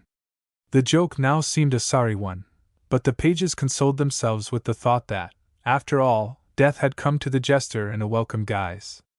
The passing bells. There is a legend connected with the town of Speyer in which poetic justice is meted out to the principal characters, although not until after they have died. The tale concerns itself with the fate of the unfortunate monarch Henry IV. History relates that Henry was entirely unfit to wear the ermine, but weak as he was, and ignominious as was his reign, it was a bitter blow that his own son was foremost among his enemies. At first the younger Henry conspired against his father in secret. Outwardly he was a model of filial affection, so that he readily prevailed upon the weak monarch to appoint him as his successor. After that, however, he openly joined himself to his father's foes, and when the Pope excommunicated the monarch, gradually the emperor's following went over to the side of his son, who then caused himself to be invested with imperial honors. The deposed sovereign, deprived of power and supporters, was compelled to go into exile. Even his personal freedom was secured only as the price of his renunciation of the crown. Broken and humiliated, feeling intensely the disgrace of his position, he determined to undertake a pilgrimage to Liege, accompanied only by his servant Kurt, who alone of all his train had remained faithful to him. The pilgrimage was successfully accomplished, but ere he could enter upon the return journey the wretched emperor died, in want and misery, utterly neglected by his kindred. Even after death the Pope's ban was effective, so that his corpse was not allowed interment for several years. During that period the faithful Kurt kept guard unceasingly over his master's coffin, and would not suffer himself to be drawn therefrom. At length, however, Henry V, under pressure from his princes and nobles, gave orders that his father's remains be conveyed to Speyer and there interred in the royal vault with such honors as befitted the obsequies of a monarch. The messengers found old Kurt still holding his vigil beside the emperor's body, and in recognition of his faithfulness he was permitted to follow the funeral cortege to Speyer. There were in the town certain good and pious folk who were touched by the servant's devotion, and by these he was kindly treated. But all their kindness and attention could not repair the havoc which his weary vigil and long privations had wrought on his health, and a few months later he followed his master to the grave. Strange to relate, as he expired all the bells of Speyer tolled out a funeral peal such as was accorded to an emperor, and that without being touched by human hands. Meanwhile Henry V also lay dying. All the luxury of his palace could not soothe his last moments, though he was surrounded by courtiers who assumed sorrow and walked softly, and though all his kindred were around him, he saw ever before him the image of his dead father, pointing at him with a grim, accusing finger. Stricken with terror and remorse, and tortured by disease, he longed for death to end his torments, and at last it came. Again the passing bell was tolled by invisible hands, but not this time the peal which announced the passing of an emperor. The citizens heard the awful sound which told that a criminal had paid the law's last penalty, and asked one another what poor wretch had been executed. Awe and astonishment seized upon everyone when it was known that the emperor had died, for they knew then that it was no earthly hand that had rung his death knell. Legends of Windeck. Concerning the neighborhood of Windeck, some 8 miles from Baden, several interesting tales are current. The castle itself has long enjoyed the reputation of being haunted by the ghost of a beautiful girl, though when or wherefore this originated tradition does not relate. We are told that a young huntsman, whom the chase had driven thitherward, saw the spectre and was so stricken with her charms that day after day he visited the castle, hoping to see her once more. But being disappointed, he at length took up his solitary abode in the deserted fortress, renouncing his former pursuits and ceasing from all communication with his friends. One day he was found dead in his bed with so peaceful an expression of countenance that those who saw him could not doubt that his end had been a pleasant one.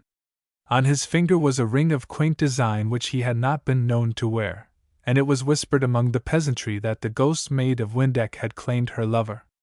The Hennegraben. Hard by the Schloss Windeck lay a deep trench, known as the Hennegraben, of which traces may still be found. It is rendered immortal by reason of the following romantic legend, which tells of its magical origin.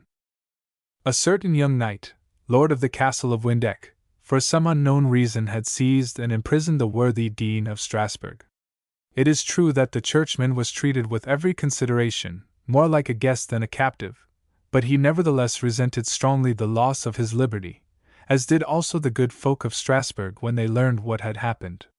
2 of the Dean's young kinsfolk resolved to journey to Windeck and beg that their uncle might be set free. On their way thither they had to pass through a forest, where they met an old woman. "Whither away, my pretty boys?" said she. "Will you not tell an old gossip your destination?" The elder of the 2 replied courteously that they were on their way to Windeck, where their uncle was imprisoned. "Perchance," he added timidly, "the Lord may accept us as hostages till the ransom be paid." "Perchance," mimicked the old woman. "Aye, perchance. Think you the knight of Windeck will take such lads as you are for hostages?" And in truth they were not an imposing couple, the elder a slim, fragile youth, whose eyes were already tearful at the prospect of confronting his uncle's captor, while the younger was a mere boy, sanguine and adventuresome as children often are. "I will challenge this knight," said the boy seriously. "I will draw a sword for my uncle, for I also am a knight." "Hush, Kuno," said his brother, smiling in spite of himself at the boy's ardor. "We must not talk of fighting. We must entreat the knight to let our uncle go free. What would you have, Emma? Entreat? Nay, that we shall not." He stopped awkwardly, and his sister's rising color showed plainly her embarrassment at having her sex thus suddenly revealed. The old woman looked at her kindly. "I knew from the first that thou wert a maid disguise," she said. "Go, and God speed you. Tell the knight of Windeck that the people of Strasbourg mean to attack his castle on the morrow, and that his only means of resisting them is to dig a deep trench across the one possible approach. But stay, there is no time for that. I will give you something wherewith to dig the trench." She whistled shrilly, and in answer to her call a grey hen fluttered toward her. This she gave to the young people. "When the moon rises," she said. Take the hen and place it where you wish the trench to be. Then, with a few words to the hen in a strange tongue, she bade the brother and sister farewell and went on her way. The two continued their journey, and upon arriving at Windeck they were agreeably surprised in the lord of the castle, for he was young and handsome and very courteous, not at all the ogre they had imagined. In faltering tones Emma told him their mission, conveyed to him the old witch's warning, and presented the grey hen. When he heard that they proposed to gain their uncle's freedom by themselves taking his place, the knight regarded his visitors with mingled feelings of pity and astonishment. The gentle, appealing glance of the elder, no less than the naive candor of the younger, appealed to his sympathies. In a very short time Kuno, who had quite forgotten to challenge his host, was on the best of terms with him. Meanwhile the dean, very impatient and incensed, paced his small chamber like a caged lion, or bemoaned his lost liberty and meditated on the chances of escape. He was roused from a reverie by the sound of familiar voices outside his cell, and a moment later the door was flung open and Kuno entered unceremoniously. "You are free, uncle, you are free! Emma and I have come to save you!" Once more Emma flushed crimson at the revelation of her sex.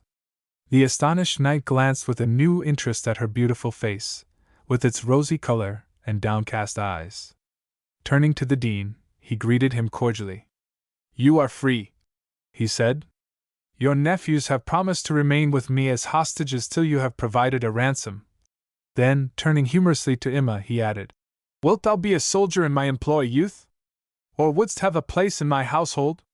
Emma vouchsafed no other reply than a deepening of her color. She must, however, have found words to utter when, later, the gallant knight begged her seriously to remain at Windeck as his wife, for ere nightfall the old dean, grumbling and somewhat reluctant, was called upon to consent to his niece's betrothal. This he did at length, when Emma had joined her entreaties to those of her lover. That night the grey hen was placed as the witch had advised, and it was as she had said. With the dawn the Strasburgers arrived before the castle, to find a newly made trench filled with the castle troopers.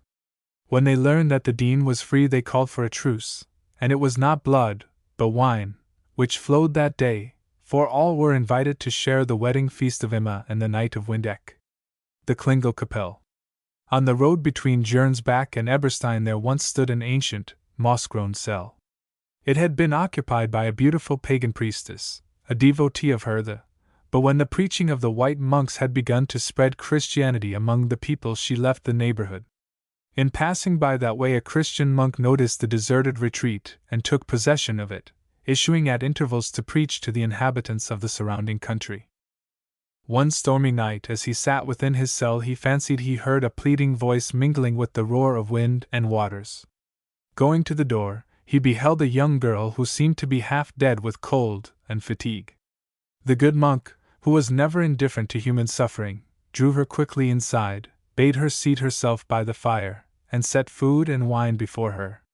When she had recovered a little from the effects of the storm, the hermit questioned her with regard to her presence in such a lonely spot, and at such an unseasonable hour. The maid replied that she had once dwelt in just such a pleasant and peaceful cell as that in which she now reposed, but that cruel persecution had driven her from her retreat. "Then you, too, are a hermit?" said the young monk inquiringly, looking down at his fair guest. The wine had brought some color to her pale cheeks, and he could see that she was beautiful, with a beauty beyond that of any maiden he had ever seen. "Yes," she replied, "I am a priestess of Hertha. This cell in which I beg for shelter was once my own. It was those of your religion who drove me from it." "You are not a Christian?" asked the monk, startled in spite of himself by the passionate tones in which she spoke. The maiden laughed. "Am I not as beautiful as your Christian maids?" said she. "Am I not human even as they are?" She moved about the cell as she spoke, and picked up a piece of embroidery. "See, this is my handiwork. Is it less beautiful because it is not the work of a Christian? Why should we suffer persecution at your hands?" The young monk endeavored to show that she was unjust in her estimate of his religion. Gravely he told her the story of Christianity, but his thoughts were of her weird beauty, and he spake less earnestly than was usual. And the maid, with an appearance of childlike innocence, waited until he had finished his recital. She saw that she had him completely in her power, and pressed her advantage to the uttermost. She drew closer to him, raised his hand, and pressed it to her lips. The monk surrendered himself to her caresses, and when at length she begged him to break the symbol of his religion, he was too much fascinated to refuse. He raised the cross and would have dashed it to the ground, but at that very moment he heard high above the storm the sound of a bell. Contrite and ashamed, he fell on his knees and prayed for pardon. When he looked up again, the girl had disappeared. The hermit found the warning bell suspended on a bough outside his cell. How it came there he never knew, but he was sure that it had been sent to rescue him from the wiles of Satan, and he treasured it as a sacred relic. Many came from far and near to see the wonder, and on the site of the cell the monk founded a chapel which became known as the Klingelkapelle, or Tinkling Chapel. The Wafer Nymph of Stauffenberg. A charming story is linked with the castle of Stauffenberg. One day, while its owner was out hunting, he lost his way in the forest. The day was hot, and the hunter was well nigh overcome with thirst and fatigue when he entered a pleasant glade in which a spring of limpid water bubbled and sparkled. Having quenched his thirst, he seated himself on a mossy bank to rest before proceeding homeward. Suddenly he saw at a little distance a damsel of unique and marvelous beauty, braiding her wet hair by the side of the spring. He watched her for a time in silence, then, conscious that the damsel had observed his scrutiny, he hastened to her side and courteously begged her permission to remain a little longer in the glade. "You are the lord of these domains," she replied graciously. "It is I who am grateful to you for suffering me to dwell here." The young knight protested eagerly that she honored the forest with her presence, and indeed, he had already begun to wish that she might dwell not only in the forest but in the Schloss itself as his wife and its mistress, for he had fallen in love with her at first sight. Indeed, so ardent was his passion that he could not conceal his infatuation. He told her of his love and begged that she would give him a little hope. The maid's hesitation only drove him to urge his suit with increasing ardor. "I will say either yes nor no," she replied, smiling. "Meet me tomorrow at this hour, and you shall have your answer." The knight parted reluctantly from the fair lady and promised to return on the following day. When the appointed time arrived, he was already at the tryst, eagerly awaiting the approach of his beloved. When at length she came, he renewed his pleadings with even greater ardor, and to his unbounded delight the answer was favorable. "I am a water nymph," said the lady, "the spirit of the stream from which you drank yesterday. You saw me then for the first time, but I have often seen you in the forest, and I have long loved you." The knight was more than ever enchanted by this naive confession, and begged that their wedding should not be long delayed. "There is one condition," said the nymph. "If you marry me, you must remain forever faithful. Otherwise you must suffer death, and I eternal unhappiness." The knight laughed at the bare idea of his proving unfaithful to his beloved, and his vows were sincere. Shortly afterward they were married, and none supposed the beautiful being to be aught but a very attractive woman. In time there was born to them a little son. The knight adored both wife and child, and for some years lived a life of ideal domestic happiness. But there came a time when another interest entered into his life.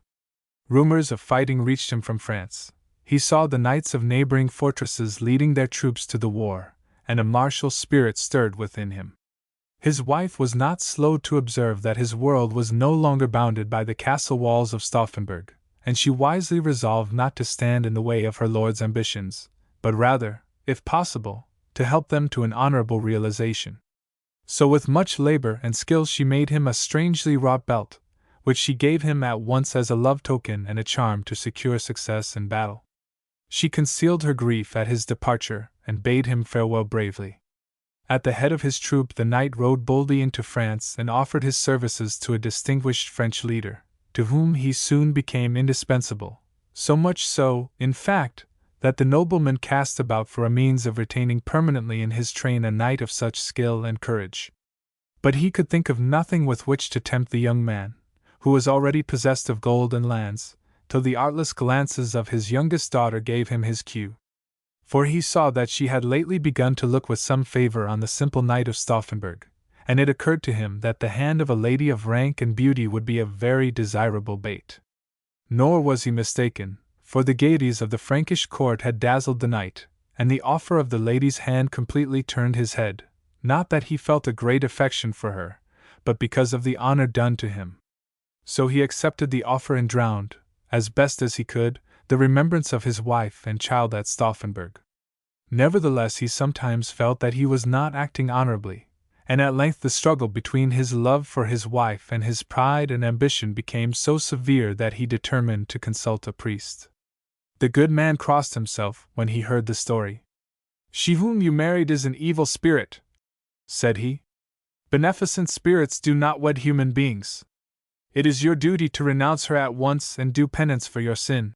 Though he hardly found it possible to believe the priest's assertion, the knight strove to persuade himself that it was true, and that he was really acting virtuously in renouncing the water nymph and marrying again. So he performed the penances prescribed by the priest, and allowed the wedding preparations to proceed. When the day of his wedding arrived, however, he was strangely perturbed and pale. The rejoicings of the people, the gay processions, even the beautiful bride, seemed to have no interest for him. When the hand of the lady was placed in his, he could not repress an exclamation. It was cold to the touch, like the hand of a corpse. On returning, the wedding procession was obliged to cross a bridge, and as they approached it, a great storm arose, so that the waters of the stream washed over the feet of the bridegroom's horse, making it prance and rear. The knight was stricken with deadly terror, for he knew that the doom of which the water nymph had spoken was about to overtake him. Without a word, he plunged into the torrent, and was never more seen. At the very hour of this tragedy, a great storm raged round the castle of Stauffenberg, and when it abated, the mother and child had disappeared forever. Yet even now, on a stormy night, she can still be heard among the treetops weeping passionately, and the sound is accompanied by the whimpering of a child. Trifles and Richard Coeur-de-Lion. As a troop of horsemen rode through and Weiler toward the castle of Trifles, in which Richard Coeur-de-Lion was imprisoned by the Archduke of Austria, his deadly enemy, the plaintive notes of a familiar lay fell on their ears. The singer was a young shepherd, and one of the knights, a troubadour, asked him to repeat his ditty. The youth complied, and the knight accompanied him as he sang, their voices blending tunefully together. Giving him generous largesse, the knight asked the minstrel who had taught him that song. The shepherd replied that he had heard it sung in the castle of Trifles. At this intelligence the stranger appeared highly gratified, and turning to his companions, ejaculated, "The king is found!" It was evident to the shepherd that the newcomers were friends of Richard, and he warned them earnestly that danger lay before them. Only by guile could they hope to succor their king. The warning was heeded, and the tuneful knight rode forward alone, disguised in a minstrel's tunic, in which he was welcomed at the castle. His courtly bearing soon won him the favor of the castellan's pretty niece, who persuaded her uncle to listen to his songs. During one of their stolen interviews, the girl betrayed the place where the King of England was imprisoned, and that night, from beneath the window, the minstrel heard his king's well-remembered voice breathing a prayer for freedom. His hopes being thus confirmed, he took his harp and played the melody which he himself had composed for Richard. The king immediately joined in the familiar lay. When its strains had ended, "Blondel!" cried the captive excitedly. The minstrel cautiously replied by singing another song, telling how he was pledged to liberate his master. But suspicion was aroused, and Blondel was requested to depart on the following day. Deeming it prudent to make no demur, he mounted his horse, after having arranged with the castellan's niece to return secretly at nightfall. He rode no further than an inn near Anweiler, which commanded a view of the castle. There his host informed him that the emperor was presently to be crowned at Frankfurt, and that on the evening of that day the garrison would celebrate the event by drinking his health. The minstrel said that he would certainly join the company, ordered wine for the occasion, and promised to pay the reckoning. He then withdrew to seek his comrades. At dusk he returned stealthily to the castle, and at his signal the maid appeared at a little postern and admitted him. On the day of the emperor's coronation, stealthy forms crept among the trees near by the castle, and concealed themselves in the thick foliage of the underbrush. The garrison, gaily dressed, quitted the keep, the drawbridge was lowered, and the men were soon quaffing the choice wine which the stranger had ordered.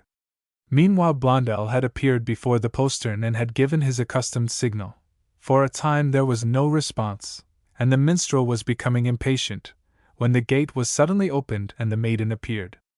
The minstrel now told the girl his reason for coming hither, how he hoped to liberate the captive monarch. As a reward for her connivance he promised to take her with him to England. Then he beckoned to his friends. There was a sudden rush, and armed forms thronged the postern. The frightened maid, dreading lest violence should overtake her uncle, shrieked loudly, but her cries were unheeded, and the English knights pressed into the courtyard. The assailants met with little resistance, seized the keys, threw open the prison door, and liberated their king. The castellan protested loudly, and threatened Richard with mighty words, but all to no purpose. When the garrison returned they were powerless to render aid, for the castellan was threatened with death should his followers attack the castle. In the end a truce was made, and the English were allowed to retire unmolested with their king. Although urged by him, the maid refused to accompany Blondel, so, giving her a gold ring as a memento, he parted from her. Returning again many years afterward, the minstrel once more heard the same song which the king had sung to his harp in the castle of Trifles. Entering the inn, he recognized in the landlord the one-time shepherd boy. From him he learnt that the castellan had perished by an unknown hand, and that his pretty niece, having, as she thought, plumbed the depths of masculine deceit, had entered the nunnery of Eberstein at Baden, Thann in Alsace. Thann is known to legend by two things, a steeple and a field. The steeple was built in a season of great drought. Water had failed everywhere. There was only the thinnest trickle from the springs and fountains with which the people might allay their thirst. Yet, strangely, the vineyards had yielded a wonderful harvest of luscious grapes, and the wine was so abundant that the supply of casks and vessels was insufficient for the demand. Therefore did it happen that the mortar used for building the steeple was mixed with wine, wherefore the lime was changed to must. And it is said that even to this day, when the vines are in blossom, a delicate fragrance steals from the old steeple and on the stones a purple dew is seen, while some declare that there is a deeper tone in the harmony of the bells. The lying field. The field is a terrible place, barren and desolate, for it is avoided as a spot accursed. No living thing moves upon it. The earth is streaked with patches of dark moss and drifts of ghastly skulls, like a scattered harvest of death. Once, says the legend, a wayfarer, surprised by the swift fallen night, lost himself on the plain. As he stumbled in the darkness, he heard the clocks of the town near by strike the hour of midnight. At this the stillness about the wanderer was broken. Under his feet the earth seemed to tremble, there was a rattling of weapons, and there sounded the tramp of armed men and the tumult of battle. Suddenly the shape of a man in armor appeared before him, terrific and menacing. "What do you seek here, in a field that has been accursed through many centuries?" he asked. "Do you not know that this is a place of terror and death? Are you a stranger that you stand on the place where a king, Louis the Pious, betrayed by his own sons, was handed over to his enemies, his crown torn from his head by his own troops? And he who would have died gladly in battle suffered the shame and dishonor that were worse than death. He lifted up his hands to heaven and cried with bitterness, 'There is no such thing on earth as faith and loyalty. Accursed be sons and warriors, accursed be this field whereon such deeds have been done, accursed be they forever!' The spectre paused, and his words echoed across the field like the cry of a lost soul. Again he spoke to the trembling wanderer. 'And that curse has endured through the centuries. Under this plain in mile-wide graves we faithless warriors lie, our bones knowing no repose, and never will that curse of our betrayed king be lifted from us or this place.' The spectral warrior sank into the gloomy earth. The tumult of fighting died away. The wayfarer, seized with terror, stumbled blindly on in the night. Strasbourg. Strasbourg, the capital of Alsace-Lorraine, is only 2 miles west of the Rhine. The city is of considerable antiquity, and boasts a cathedral of great beauty, in which the work of 4 centuries is displayed to wonderful advantage. By the light of the stained glass windows the famous astronomical clock in the south transept can be descried, still containing some fragments of the horologe constructed by the mathematician Conrad das Apodius in 1574. This, however, does not tally with the well-known legend of the clock, which now follows. The Clockmaker of Strasbourg. There dwelt in the town of Strasbourg an old clockmaker. So wrapped up was he in his art that he seemed to live in a world of his own, quite indifferent to the customs and practices of ordinary life. He forgot his meals, forgot his sleep, cared nothing for his clothes, and would have been in evil case indeed had not his daughter Goethe tended him with filial affection. In his absent-minded fashion he was really very fond of Goethe, fonder even than he was of his clocks, and that is saying not a little. The neighbors, busy, energetic folk who performed their daily tasks and drank wine with their friends, scoffed at the dreamy, unpractical old fellow and derided his occupation as the idle pastime of a mind not too well balanced. But the clockmaker, finding in his workroom all that he needed of excitement, of joy and sorrow, of elation and despondency, did not miss the pleasures of social life, nor did he heed the idle gossip of which he was the subject. It need hardly be said that such a man had but few acquaintances, yet a few he had, and among them one who is worthy of a special note, a wealthy citizen who aspired to a position of civic honor in Strasbourg. In appearance he was lean, old, and ugly, with hatchet-shaped face and cunning, malevolent eyes, and when he pressed his hateful attentions on the fair Goethe she turned from him in disgust. One day this creature called on the clockmaker, announced that he had been made a magistrate, and demanded the hand of Goethe, hinting that it would go ill with the master should he refuse. The clockmaker was taken completely by surprise, but he offered his congratulations and called the girl to speak for herself as to her hand.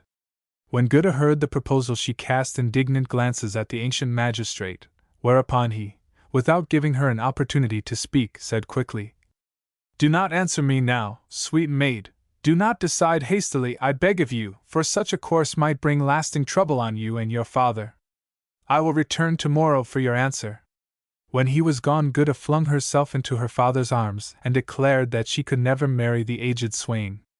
"My dear," said the clockmaker soothingly, "you shall do as you please.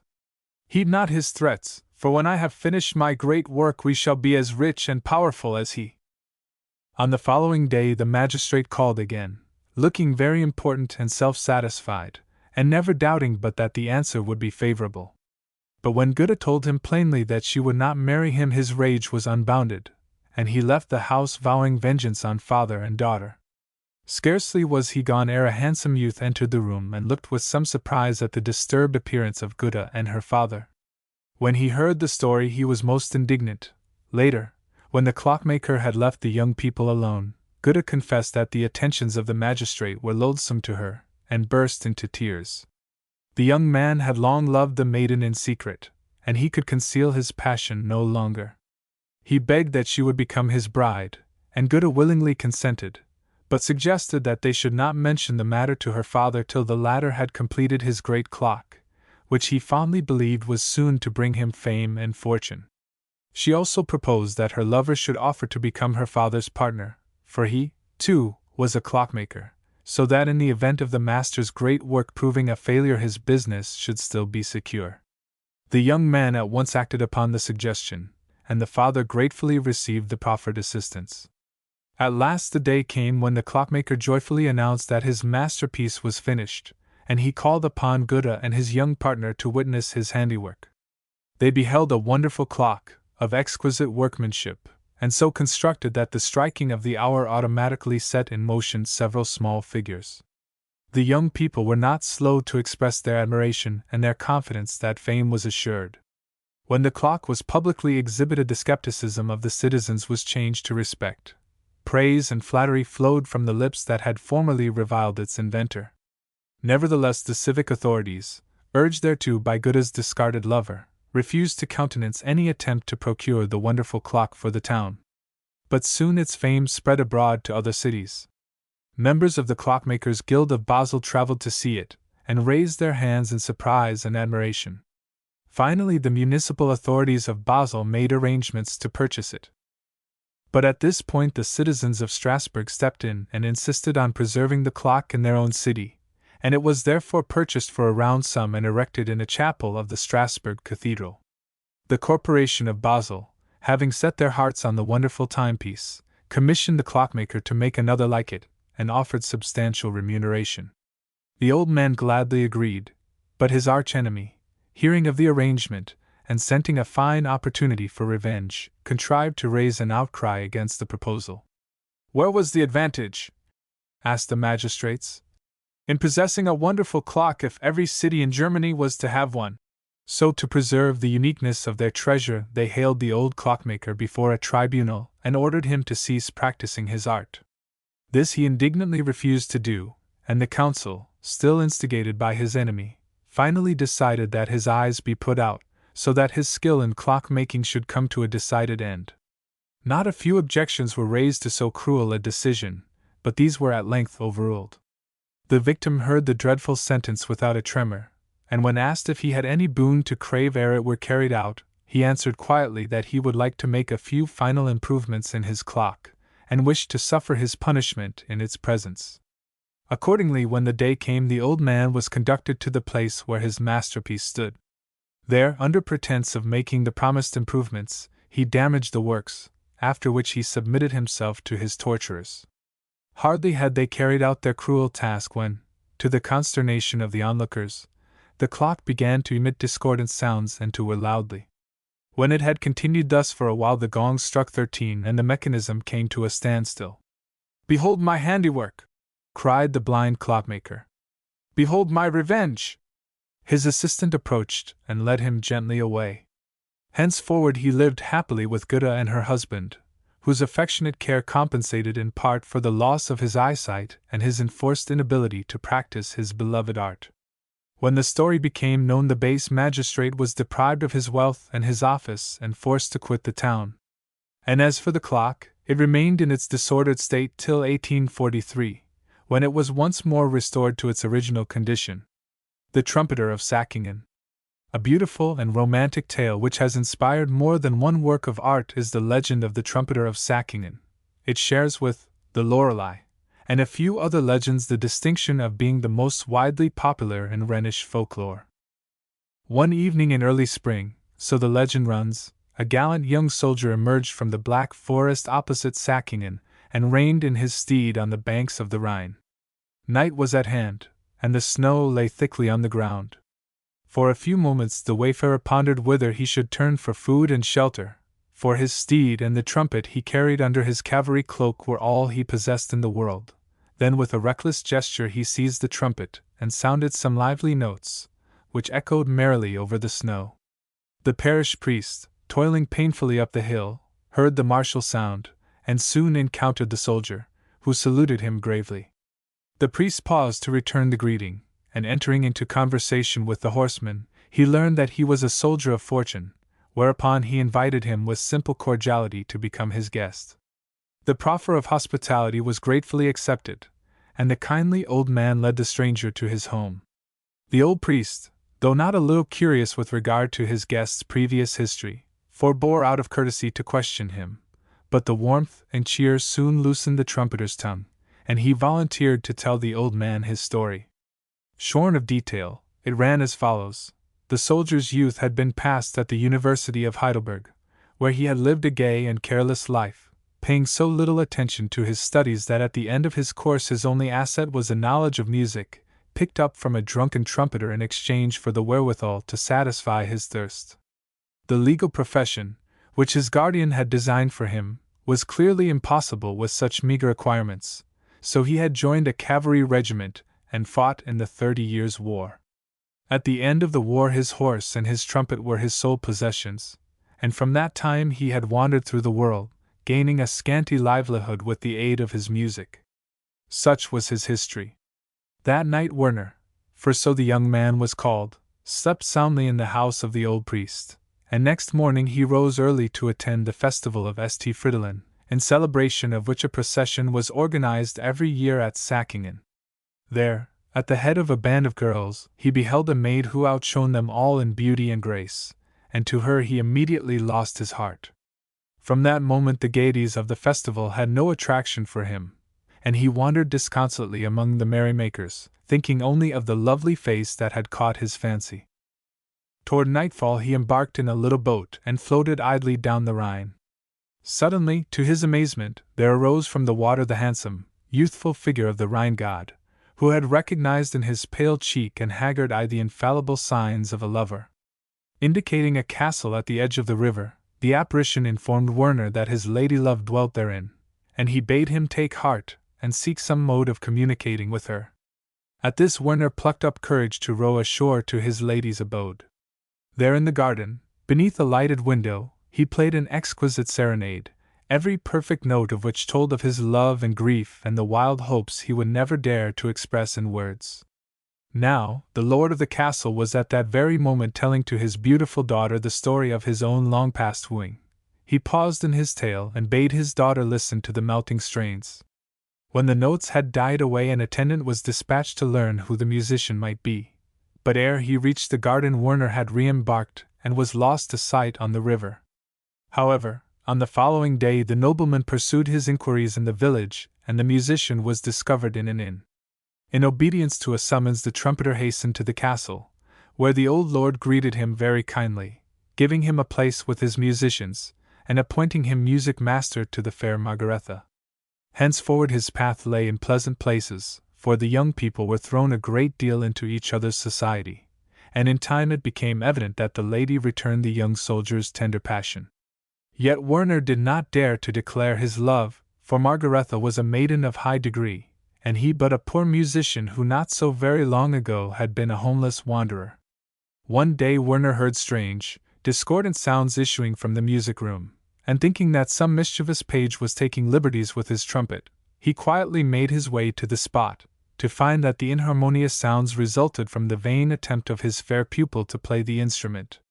When the girl observed that her endeavors had been overheard, she joined her merriment with that of her teacher, and Werner then and there taught her a bugle call. A few weeks later the nobleman, hearing of a rising of the peasants, hastened to Säckingen to restore order, leaving his daughter and Werner to guard the castle. That night an attempt was made upon the stronghold.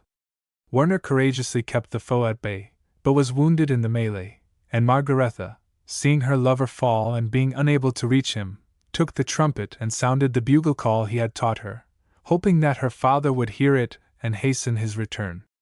And sure enough, that was what happened. The nobleman returned with all speed to the assistance of the little garrison, and the remnant of the assailants were routed. Werner, who was happily not wounded seriously, now received every attention. Her lover's peril had taught Margaretha beyond a doubt where her affections lay, and she showed such unfeigned delight at his recovery that he forgot the difference in their rank and told her of his love. There on the terrace they plighted their troth, and vowed to remain true to each other, whatever might befall. Werner now ventured to seek the nobleman that he might acquaint him of the circumstances and beg for his daughter's hand. But ere he could prefer his request, the old man proceeded to tell him that he had but just received a letter from an old friend desiring that his son should marry Margaretha.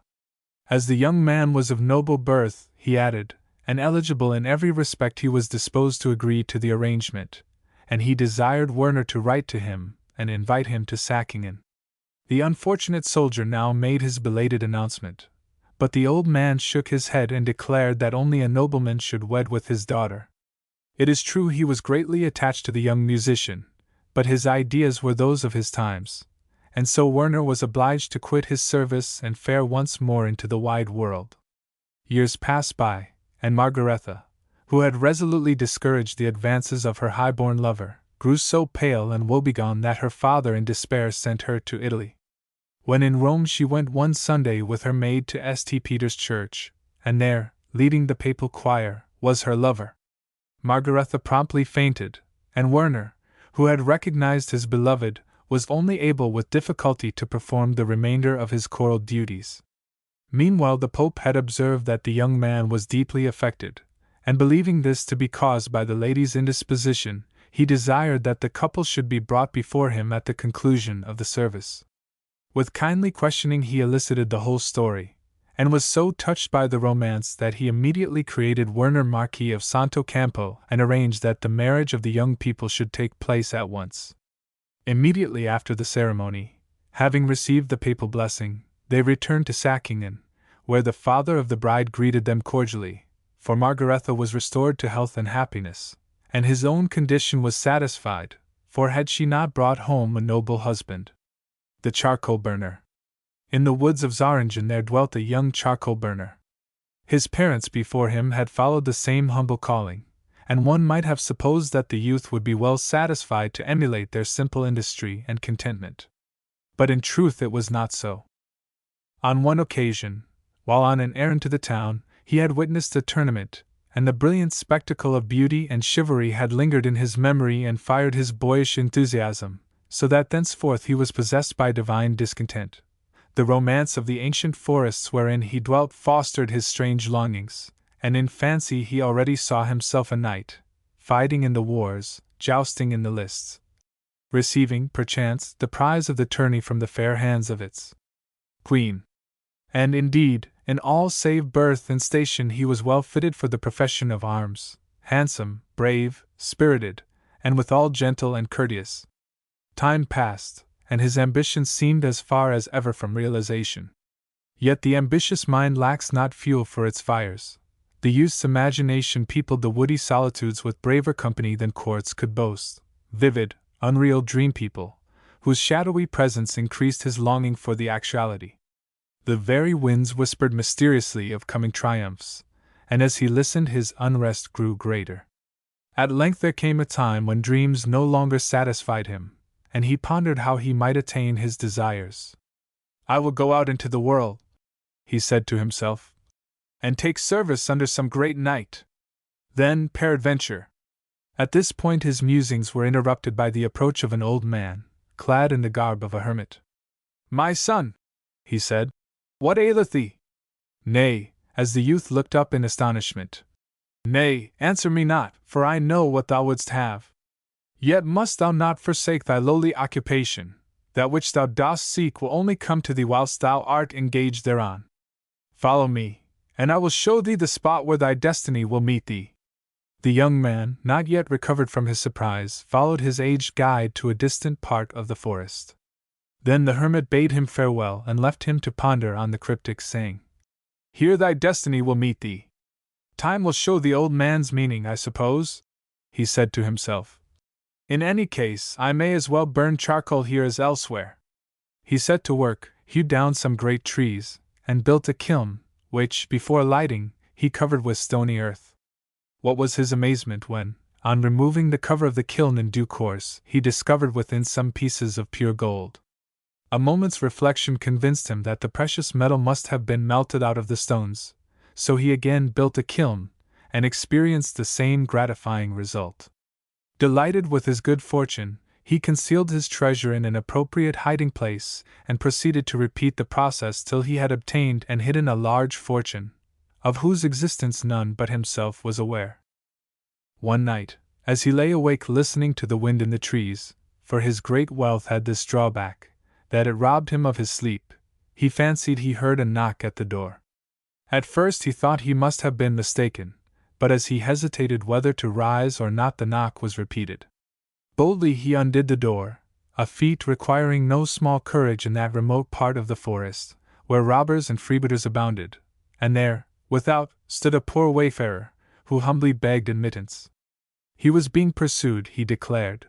Would the charcoal burner shelter him for a few days? Touched by the suppliant's plight, and moved by feelings worthy of his chivalrous ideals, the youth readily extended the hospitality of his poor home, and for some time the stranger sojourned there in peace. He did not offer to reveal his identity, nor was he questioned on that point. But one morning he declared his intention of taking his departure. "My friend," he said warmly, "I know not how I may thank you for your brave loyalty. The time has come when you must know whom you have served so faithfully. Behold your unfortunate emperor, overcome in battle, deprived of friends and followers and fortune." At these astounding words the young charcoal burner sank on his knees before the emperor.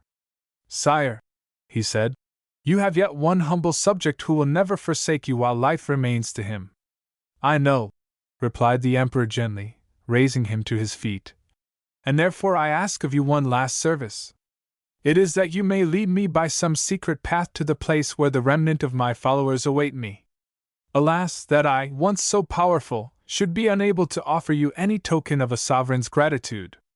"Sire," ventured the youth, "methinks I may be privileged to render yet one more service to your majesty."